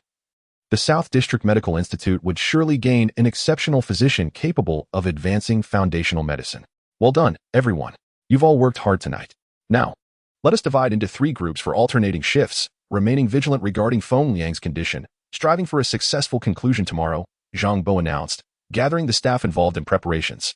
With the preparatory tasks winding down, only a portion of the personnel needed to remain on duty. There was no need for everyone to exhaust themselves, as the true test lay ahead. Upon receiving the order, the group orderly divided into 3 waves, the first led by Zhang Bo, comprised of seasoned physicians who would assist Huang Jun the following day and needed proper rest. Seeing Zhang Bo, the director, lead by example, filled the others with gratitude. Director Zhang, you should rest. There will be plenty of demands for you tomorrow, they urged. Such moments often reveal that what people need is not merely action but also attitude. Zhang Bo's choice to endure the night alongside his colleagues underscored his commitment. Whether he would truly follow through mattered little, for the others would not permit him to overexert himself. Very well, let it be arranged. The second and third groups should take this time to rest. This trial is not aimed at any one individual, but at every person present. We must all give our utmost, Zhang Bo declared passionately, his words invigorating the assembled staff, filling them with renewed vigor. Director Zhang is right. Let us proceed as planned and give our best. One doctor rallied the others, and thus, the night unfolded in an orderly and spirited manner. Chapter 80, a 10-minute nightmare bang. As the clock struck midnight, the entire medical facility was engulfed in darkness. System rebooting, intoned the eerie voice of the central controller. Damn it, Zhang Bo immediately sensed something was amiss. Enveloped in shadows, his complexion resembled that of a liver, ghastly and pale. The system should not have rebooted at this moment. Moreover, even if it did, the emergency apparatus would activate instantly to prevent chaos in the facility. What was happening? Why was the system rebooting now? Was it haunted? This accursed system, it shouldn't be like this. A cacophony of noises filled Zhang Bo's ears, and soon, various wristbands flickered to life, casting feeble beams of light to help ascertain their surroundings. Everyone stay calm. Investigate the cause immediately, he urged, while the others took defensive stances, particularly around Feng Liang's medical room. Zhang Bo quickly regained his composure. Panic was unwarranted at such a time. He had a foreboding feeling that this disturbance was linked to Feng Liang, and it was decidedly hostile. Above all, he had to ensure Feng Liang's safety. No mishaps could occur at this juncture. Before long, everyone had gathered outside Feng Liang's medical room, the first shift on duty. They assembled rapidly, acutely aware of the gravity of the situation, their heavy breaths resonating in the oppressive silence of the night. The dim light from the wristbands illuminated beads of sweat rolling down their faces and the rhythmic swallowing of their throats. Suddenly, a scream shattered the suffocating atmosphere. A warm spray hit Zhang Bo's face, and panic erupted among the group, himself included. He pressed himself tightly against the door of the medical room, gripping the minuscule decorative groove with all his might. Another scream pierced the air, accompanied by a heavy thud. As doctors, they were acutely sensitive to blood. The two instances of warmth, now mingled with the unmistakable scent of blood, made even the most ordinary person aware of the unfolding horror. Darkness magnified their fears. And though they were accustomed to life and death, none had ever encountered such brutality in the dark. Before a third scream could arise, their minds shattered. And they fled in a frenzy, heedless of what lay ahead, desperate to escape this cursed place. They scurried through the corridor like headless flies, chaos erupting in the dark. Their screams and the sound of trampling feet echoing around them. In mere minutes, the transition from darkness to pandemonium was complete. Yet Zhang Bo remained steadfast, clinging to the door's groove, piecing together the scene of devastation that must have unfolded. No matter how loudly he shouted, no one could hear him amidst the chaos. It was futile. He forced himself to remain calm, but no amount of willpower could quell the trembling of his legs or the chattering of his teeth, his eyes betraying utter terror. Nevertheless, his stubbornness kept his grip on the door unyielding. Suddenly, beams of light emerged from the end of the corridor. The darkness-clad individuals saw the illumination as a beacon of hope, rushing towards the source. The blinding light revealed the hidden figure of a killer, their garments radiating a harsh glow. However, at that moment, aside from Zhang Bo, who still clung desperately to the door, no one noticed them. Zhang Bo beheld the icy dagger gleaming with murderous intent approaching him, and for the first time, he felt the specter of death hovering near, so close that he could almost discern its malevolent grin. Though a doctor, he was not immune to the chilling dread that enveloped him. Was this how it would end? He lamented silently, wishing to witness Huang Jun's success. Forgetting his grip on the door, he succumbed to extreme terror, closing his eyes and bracing for death, even as his heart brimmed with reluctance. Why was there no pain? Zhang Bo wondered with his eyes still shut. Just before he dared to open them, he heard a series of ghastly cries. Had it not been for the chilling timbre of those cries, he might have believed himself dead. As he remained perplexed, the eerie howls continued, a stark contrast to the earlier panic of the doctors. These cries exuded a sense of despair before death. Zhang Bo opened his eyes, straining to discern the chaos unfolding in the darkness. The reflected light from the killer's garments illuminated a shadowy figure darting among the light-bearers. Each swift motion followed by a body collapsing, a true harbinger of death. The killers, too, must have felt a profound dread, oscillating between being the reapers of souls and the harvested ones in a mere heartbeat. The reversal was swift. As the voice of the central controller announced, "System reboot successful. All operations restored to normal." The medical facility was once again bathed in light. The sudden illumination blinded everyone momentarily, and when their vision adjusted, they gasped in horror, as if plunged into an icy abyss. Zhang Bo collapsed into a pool of blood, stunned. At the entrance of Feng Liang's medical room, he found not a single survivor. All lay lifeless, their fates gruesomely sealed. The scene resembled a hell's cape, drenched in blood, with splatters adorning the walls, floor, and even the ceiling lights. "Director Zhang, are you all right?"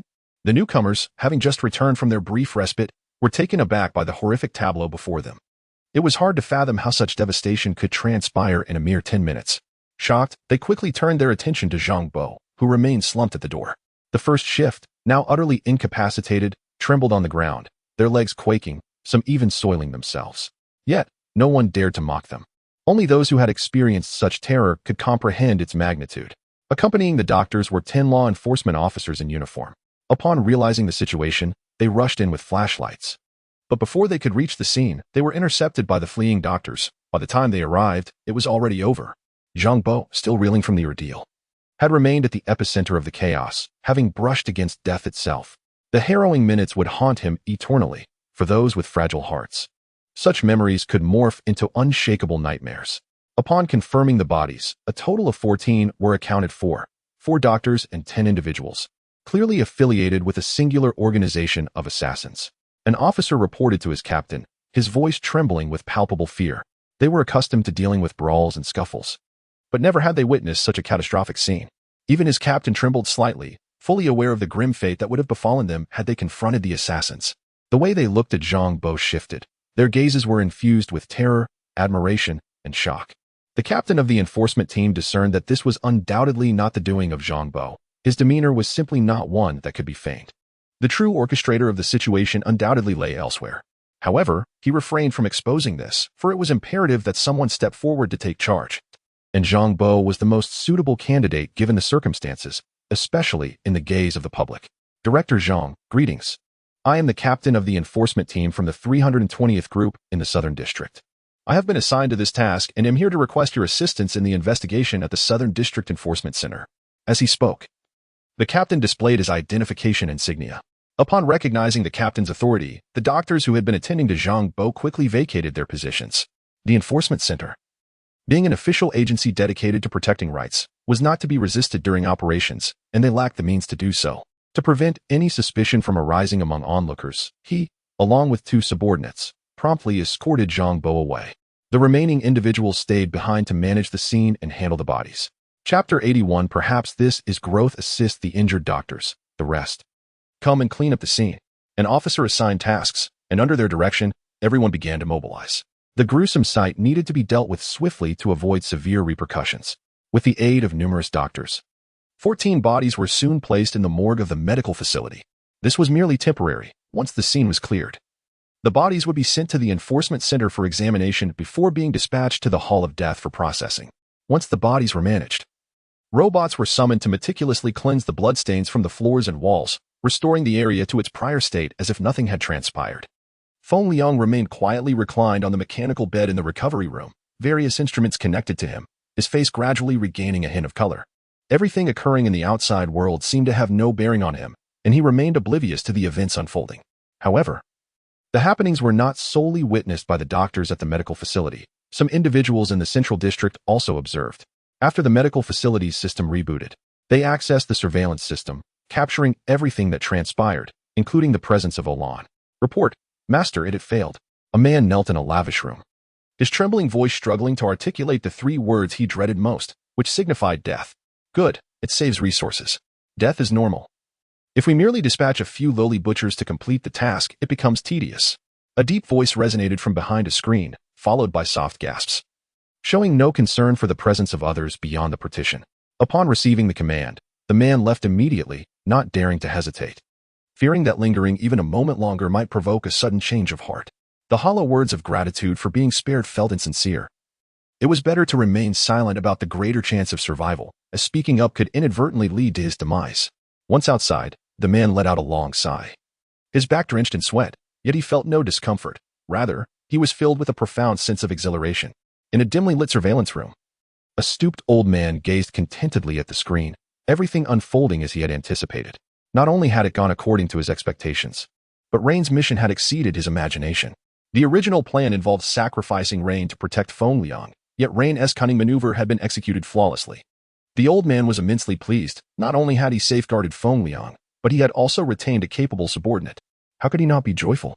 In a small villa in the central district, Olan searched coldly for a specialized stealth suit. How dare they infiltrate the medical facility to assassinate Feng Liang? She could no longer tolerate it. Though Feng Liang was unharmed, this had crossed the line for the Witch of Olan. Watching from outside, Lei felt a wave of sorrow for those involved. Simultaneously, he recognized the gap between himself and Rain. Had he been the one to enter the medical facility, he certainly could not have executed it so flawlessly, yet he was confident in his ability to protect Feng Liang. Ah, still no leads? I must see who dares. Olan spat, expecting that such equipment would be logged, given the stringent regulations on weaponry within the pod. To her surprise, the stealthy and lethal equipment had no record whatsoever. This only strengthened her resolve to uncover the truth. My dear aunt, you cannot pursue this. Lei quickly intervened upon witnessing Olan's actions. He could easily guess her intention to forcibly breach the Research Institute system. He had no doubt about her capabilities. She could hack into the system, and he believed she would dare to do so. After a brief encounter, he realized how fearless Olan was, especially regarding matters concerning Feng Liang. Lei felt that if allowed, she would dare to create a hole in the sky without a second thought. Why? Are you afraid it might lead back to you? Olan questioned suspiciously. Impossible. We can barely manage to protect Feng Liang. How could we send someone to eliminate him? Don't be ridiculous. Lei hastily clarified, fear evident in his voice. In just one afternoon, Olan had bested him twice using the same tactics. A giant like him had been outmatched by a frail woman, leaving him feeling utterly humiliated, especially since he could not retaliate. He was eager to avoid a repeat of that afternoon's humiliating experience. Even if you breach the Research Institute system, so what? Even if you uncover something, what then? Are you planning to take them all out? Lei countered directly, fully aware of Olan's mindset. Olan remained silent, her gaze fixed on Lei, her intentions unmistakable. If he failed to provide satisfactory answers today, she would resort to violence. She was seething with suppressed anger. Can't you see? The situation is tense. Everyone wants to act, but no one wishes to initiate. If you ignite a spark now, it will throw everything into chaos. And there will be no way to resolve it. Lei meticulously analyzed the current circumstances for Olan, fearing she might rashly charge out. Consider this. Even if you light the fire now, Feng Liang remains at the medical facility, incapable of self-defense. If you set that fire, what will become of him? Lei realized that only by appealing to Feng Liang could he calm Olan. He could not fathom how someone of her intellect became an engineer in the central database. Olan was not oblivious to the stakes involved, but since leaving Feng Liang, she felt as though she had lost her anchor. Her impulsiveness had led to numerous reckless situations, almost turning her into a burden for Feng Liang. In the empty room, Olan stared blankly at the virtual screen suspended in the air, reflecting on her thoughts. This night had taught her about growth. To become a support for Feng Liang, she must overcome this hurdle.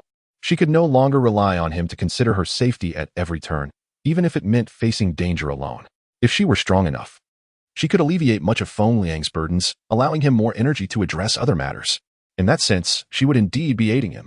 Feng Maniac, from now on. I will protect myself, Olan silently vowed, reminiscing about her past interactions with Feng Liang, her heart aching as tears welled in her eyes. She wiped her tears away and forced a smile, though it appeared strained. Upon witnessing this, Lei sensed a change within Olan, yet she still seemed like her old self. Perhaps this was what growing up entailed. The current circumstances compelled them to mature, whether it be Feng Liang, Olan, or others. Chapter 82. The treatment commences. The dawn arrived as expected, the cold moonlight gradually transforming into a fervent embrace, heralding the arrival of a new day. Life continued unabated. Unchanged by the presence of any individual, to the world, it was merely a fleeting ripple, a delicate bloom that blossomed only to vanish in the river's flow. Dr. Huang. I am your assistant, Zhaowen. You may call me Xiao Xiao. Everything is prepared and we can commence the treatment at any time. As Huang Jun entered the medical facility, a young assistant approached him, initiating a briefing on the work at hand. Huang Jun was taken aback, his expression betraying his astonishment. What was this? When did he acquire such privileges?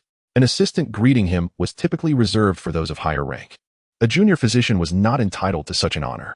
However, reflecting upon his position as Feng Liang's attending physician, having an assistant seemed reasonable. And thus Huang Jun felt a sense of relief. Feng Liang certainly had an air of sophistication about him. Inwardly, Huang Jun scolded himself for being so engrossed in Zhang Bo's notes regarding the absorption of substances within the body that he had neglected to investigate the true nature of Feng Liang. Dr. Huang, is something amiss? Have you forgotten something? The young assistant inquired, noticing Huang Jun's gesture of hitting his forehead. It's nothing, just a fleeting thought, of little importance. Huang Jun replied, recalling Zhang Bo's words that anyone who lay before him was his patient, irrespective of their status. As a physician, his foremost duty was to seek every possible means to heal his patients, regardless of their identity. Has Director Zhang arrived yet? Huang Jun asked as he made his way to the treatment room, confident that Zhang Bo would have already been at the facility, especially considering the day's significance. Yet, he had yet to catch a glimpse of Zhang Bo. Director Zhang worked late into the night and has returned home to rest. He asked me to convey his belief in your capabilities, urging you to proceed boldly, the assistant responded. In truth, he was unaware of Zhang Bo's whereabouts. He was merely relaying what the director had instructed. What preparations could warrant such late hours for Director Zhang? Huang Jun questioned, casting a doubtful glance at Zhaowen. He was aware that while this treatment was a pioneering case of internal transformation, the preparatory work could not possibly justify an all-nighter. The assistant displayed a hint of awkwardness, as he was entirely uninformed, having been instructed by the director to say such things. Now, faced with Huang Jun's inquiry, he found himself at a loss for words. Director Zhang indeed had a taxing night. When I arrived this morning, I observed he was in poor condition, so I advised him to rest, Zhaowen explained. Just as the director made his entrance, providing the necessary authority to stabilize the situation. Director Zhang highly recommends you and has assured me of your competence. I too believe in your abilities, Dr. Huang.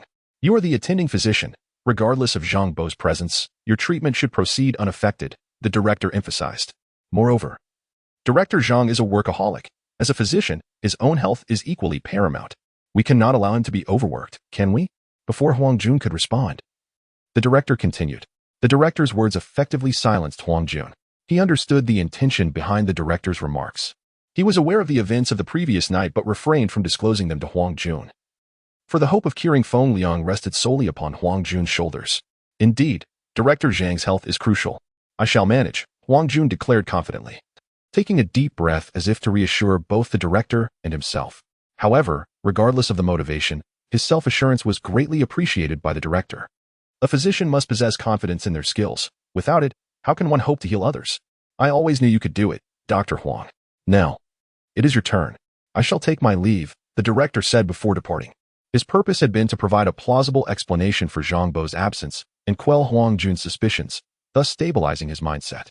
Having achieved his objective, the director did not leave the hospital but instead entered the observation room to monitor Huang Jun's treatment process closely. This treatment was not only a test for Huang Jun but also a trial for the entire Nan District Medical Institute. The director did not disclose to Huang Jun the significance of this treatment, as it was the first case of internal transformation therapy utilizing a mobile unit. Other major medical facilities were closely watching, and thousands of esteemed experts, along with influential figures from Central City, were also covertly observing this procedure. The director feared that informing Huang Jun might induce undue anxiety, so he opted to remain silent, allowing Huang Jun to maintain his optimal state. While this treatment should not have been publicized at this stage, circumstances dictated otherwise. Although the medical institute's security was exceptionally high, it primarily pertained to ordinary citizens and most elites. When faced with highly specialized professionals, such measures were trivial, particularly with top-tier talents like Olan, rendering security measures almost irrelevant. The director was acutely aware of this reality, rather than allow them to undermine the integrity of the medical institute system. It was better to open the process to those interested in observing, as the ultimate outcome would be the same. At this moment, the director stood alongside several other department heads in the observation room, intently watching the treatment room's every movement on the large projection screen. Though he had encouraged Huang Jun to remain calm, the pressure on the director was far greater than that on Huang Jun, his clenched fists betraying the sweat of anxiety. Thus, he felt the need to closely monitor Huang Jun's treatment process to ensure that any potential failure was not due to operational errors. Should the treatment fail, he could accept responsibility. After all, Feng Liang's condition was exceedingly rare, perhaps even unprecedented. Dr. Huang, we are ready, the assistant announced, fully equipped and observing Huang Jun, who was similarly attired. As the assistant, his role was to provide unwavering support throughout the treatment of Feng Liang. Those chosen by the director to assist were the Cr. Mi de la Sar Mi of the Medical Institute. In the treatment room, even the most junior caregiver was undoubtedly among the elite, and aside from the attending physician Huang Jun, everyone present was a top-tier professional in their respective fields, representing the pinnacle of talent within the Medical Institute. However, donned in protective gear, Huang Jun could not recognize any of them. Recognizing them might only add to his psychological burden. Yet, recognition was unnecessary. Today, the treatment room revolved around him. Commence the treatment, Huang Jun declared, taking a deep breath before issuing the command. Instantly, the treatment room sprang to life, various devices and instruments activating, rows of indicator lights illuminating. In the observation room, as well as among the many online viewers, the tension in the air grew palpable. Chapter 83, to the best of my ability. Keep you in this world. Preparations for the injection were underway, the instruments were preheated, and data on the patient's current condition was being reported. Huang Jun issued commands with a composed demeanor, having rehearsed this process in his mind countless times. Once the treatment commenced, he transformed into a figure of calm confidence, starkly contrasting his earlier anxiety. At this moment, Huang Jun resembled a seasoned veteran, unflappable and resolute. Heart rate normal, blood pressure normal, hormone levels normal. As he listened to the array of reassuring data, his expression remained inscrutable, devoid of joy or sorrow. He proceeded with the injection, activated the quantum radiation device, adjusted the parameters, and prepared for the critical step of administering the transformation radiation. Once he confirmed that everything was functioning as expected, he initiated the pivotal action. Received. Without unnecessary words, the needle, thick as a finger, of the robotic arm penetrated Feng Liang's jugular vein, delivering the bright yellow serum entirely into his body. The injection was completed without incident. Commence irradiation, Huang Jun commanded. The mechanical bed gradually elevated, lifting Feng Liang into the air, encased within a transparent alloy glass shield. As the machinery rotated, he was positioned within the violet light-emitting irradiation apparatus. The glass shield served a dual purpose during the irradiation process, protecting Feng Liang from unintended consequences while simultaneously mitigating radiation exposure to preserve his native cells. All present held their breath. This was an unprecedented treatment method, shrouded in uncertainty regarding its efficacy and the potential ramifications for Feng Liang, who served both as the patient and a guinea pig for this experimental procedure. As the intensity of the radiation increased, beads of cold sweat began to form on Huang Jun's forehead. He was not alone in his apprehension. The director's clenched fists pressed into his palms, oblivious to the discomfort. As director, he fully understood that if the radiation did not yield the anticipated results upon reaching a certain threshold, it would signify the treatment's failure. Failure was trivial compared to the gravity of Feng Liang's safety. Observing the escalating radiation intensity nearing its critical point, Huang Jun noted with growing concern that the metal within Feng Liang's body remained unchanged. Anxiety gripped everyone. Although those watching remotely from the city center were unaware of the specific dangers, they could infer from the expressions of those in the medical room that Feng Liang's condition was dire. The assistant's remarks seemed to confirm the treatment's failure. Without waiting for a report, Huang Jun had already discerned the data from the instruments, yet he hesitated. The peak value was a precise estimation based on the maximum radiation tolerance of human cells established by Zhang Bo. To ensure Feng Liang's safety, he had administered a measured dose of the anti-radiation serum, the very yellow liquid in question. Was the problem rooted here? Huang Jun pondered internally, aware that time was running out as the radiation continued to bombard Feng Liang's body. Patient's vital signs are declining. The assistant's warning became the decisive factor for Huang Jun. Increase the radiation intensity. He gritted out, knowing that halting the treatment would extinguish Feng Liang's last hope. As time passed, the metal drew closer to the heart. Should it breach that critical barrier, there would be no turning back. With Feng Liang's vital signs already in decline, Huang Jun resolved that it was better to take a desperate gamble than to let him languish and wait for death. Without hesitation, the assistant complied, amplifying the radiation levels as ordered. Continue to escalate. Huang Jun fixed his gaze on the screen, where Feng Liang's vital signs had become barely perceptible, mere breaths away from death. While the medical staff surrendered to despair, Huang Jun remained resolute, unwilling to yield. He placed his faith in Zhang Bo's methods, wagering everything on the possibility of saving Feng Liang. If Feng Liang were to remain forever confined to the mechanical bed, Huang Jun's medical career would be irrevocably over. But such thoughts were far from his mind. Even with the faintest glimmer of hope, he would not relent. In the observation room, the director released his clenched fists, exhaling a long, resigned sigh. It was evident to him that Feng Liang had reached the end of his rope. This was not a failure on Huang Jun's part, but rather a cruel twist of fate. Olan was already in tears, unable to accept the reality of Feng Liang's potential departure. As his vital signs weakened further, those observing from various points in the medical facility expressed a mix of sighs and relief, recognizing that Feng Liang's demise seemed inevitable. Maximize the dosage, Huang Jun roared, fully aware of the grim state Feng Liang had reached, one that warranted a declaration of death. He cast aside all reservations, making one last bet, not for his own future, but out of a profound responsibility for the sanctity of life. The assistant hesitated, perceiving Huang Jun as consumed by desperation, foolishly hoping to resurrect the deceased. Seeing the assistant's inaction, Huang Jun surged forward, pushing him aside to crank the dial to its maximum. The dial spun dramatically, and the radiation device erupted in blinding violet light, engulfing the entire medical room in a luminous haze. You're insane. Before Huang Jun could issue further commands, everyone abruptly vacated the medical room, fearing for their safety as the intense radiation posed an imminent threat, even through protective gear. To risk their health for the whims of a madman was sheer lunacy. Unperturbed, Huang Jun squinted at the screen, resolutely focused. He was prepared to sacrifice himself to validate this treatment method, believing it could elevate the standard of care in the facility to an entirely new echelon. Even in death, his efforts would hold immense value. The sudden surge of radiant purple light captured the attention of all observers, stirring the director's emotions. He comprehended why Zhang Bo had fervently recommended Huang Jun. He recognized the significance of Huang Jun's actions. Yet, not everyone shared this understanding. Many responded with scorn and vitriol. Within the confines of the medical room, Huang Jun remained oblivious to the external turmoil. His mind was consumed solely by data and Feng Liang's condition. It worked. Suddenly, Huang Jun noticed the small black dots within Feng Liang's body gradually fading, and at an impressive pace. This indicated that Zhang Bo's proposed radiation treatment was indeed viable. The method of utilizing radiation to induce a transformation in matter, rendering it absorbable by the human body, was feasible. While the method proved effective, Feng Liang's vital signs had yet to stabilize. Nevertheless, Huang Jun felt a surge of exhilaration. His perseverance had been vindicated, and his convictions proven correct. Having established the method's feasibility, his next objective was to ardently strive to restore Feng Liang's life. Huang Jun swiftly adjusted the radiation back to the critical threshold. Although the intense radiation had the capacity to transform the foreign substances within Feng Liang's body, prolonged exposure to such formidable irradiation would render even the most resilient materials vulnerable. He lacked the ability to cleanse himself solely through his physical form, and ultimately, he could not evade death. The assistant and other nurses had all withdrawn, leaving only Huang Jun and Feng Liang in the medical chamber. This scene bore a striking resemblance to a previous one, yet the differences were profound.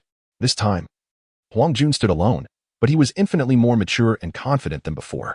As the violet glow gradually dissipated, the visage of the radiation chamber re-emerged into view. Huang Jun's persistence had sustained the process of radiation therapy until this very moment. His figure darted swiftly within the medical room, adeptly maneuvering various instruments. Even in solitude, he resolved to exert every ounce of his strength to keep Feng Liang tethered to this world. Chapter 84. A Desperate Gambit. Don't blame me in the observation room. Everyone watched Huang Jun's every move with bated breath. His actions moved all those present, fellow doctors who admitted they couldn't match his dedication. There's still hope. He hasn't given up. Feng Liang still has a chance. Lei exclaimed, his voice filled with fervor. Hearing this, Olan, who had resigned herself to despair, felt a spark of hope rekindle. The doctor hadn't abandoned him, so she had no reason to give up on the man she loved most. An intriguing fellow, truly persistent. The hunched old man murmured to himself in the dimly lit monitoring room. Over the years, aside from Feng Liang, Huang Jun was only the second person he had wholeheartedly praised. Since the assistants had left, Huang Jun's figure had remained tirelessly active, despite his relentless efforts. His attention never wavered from the two monitors, one displaying Feng Liang's vital signs and the other showing the internal material transformation. He was like a beacon of light, indefatigable. Seeing Feng Liang's vital signs failing to recover, Huang Jun initiated the emergency treatment plan. Before the treatment even began, Zhang Bo's notes had anticipated various potential emergencies and devised 3 emergency treatment plans. What he was implementing now was one of them. Fortunately, the internal material transformation was still progressing. The extreme intensity irradiation seemed to have opened the floodgates of transformation, and although the rate wasn't as rapid as before,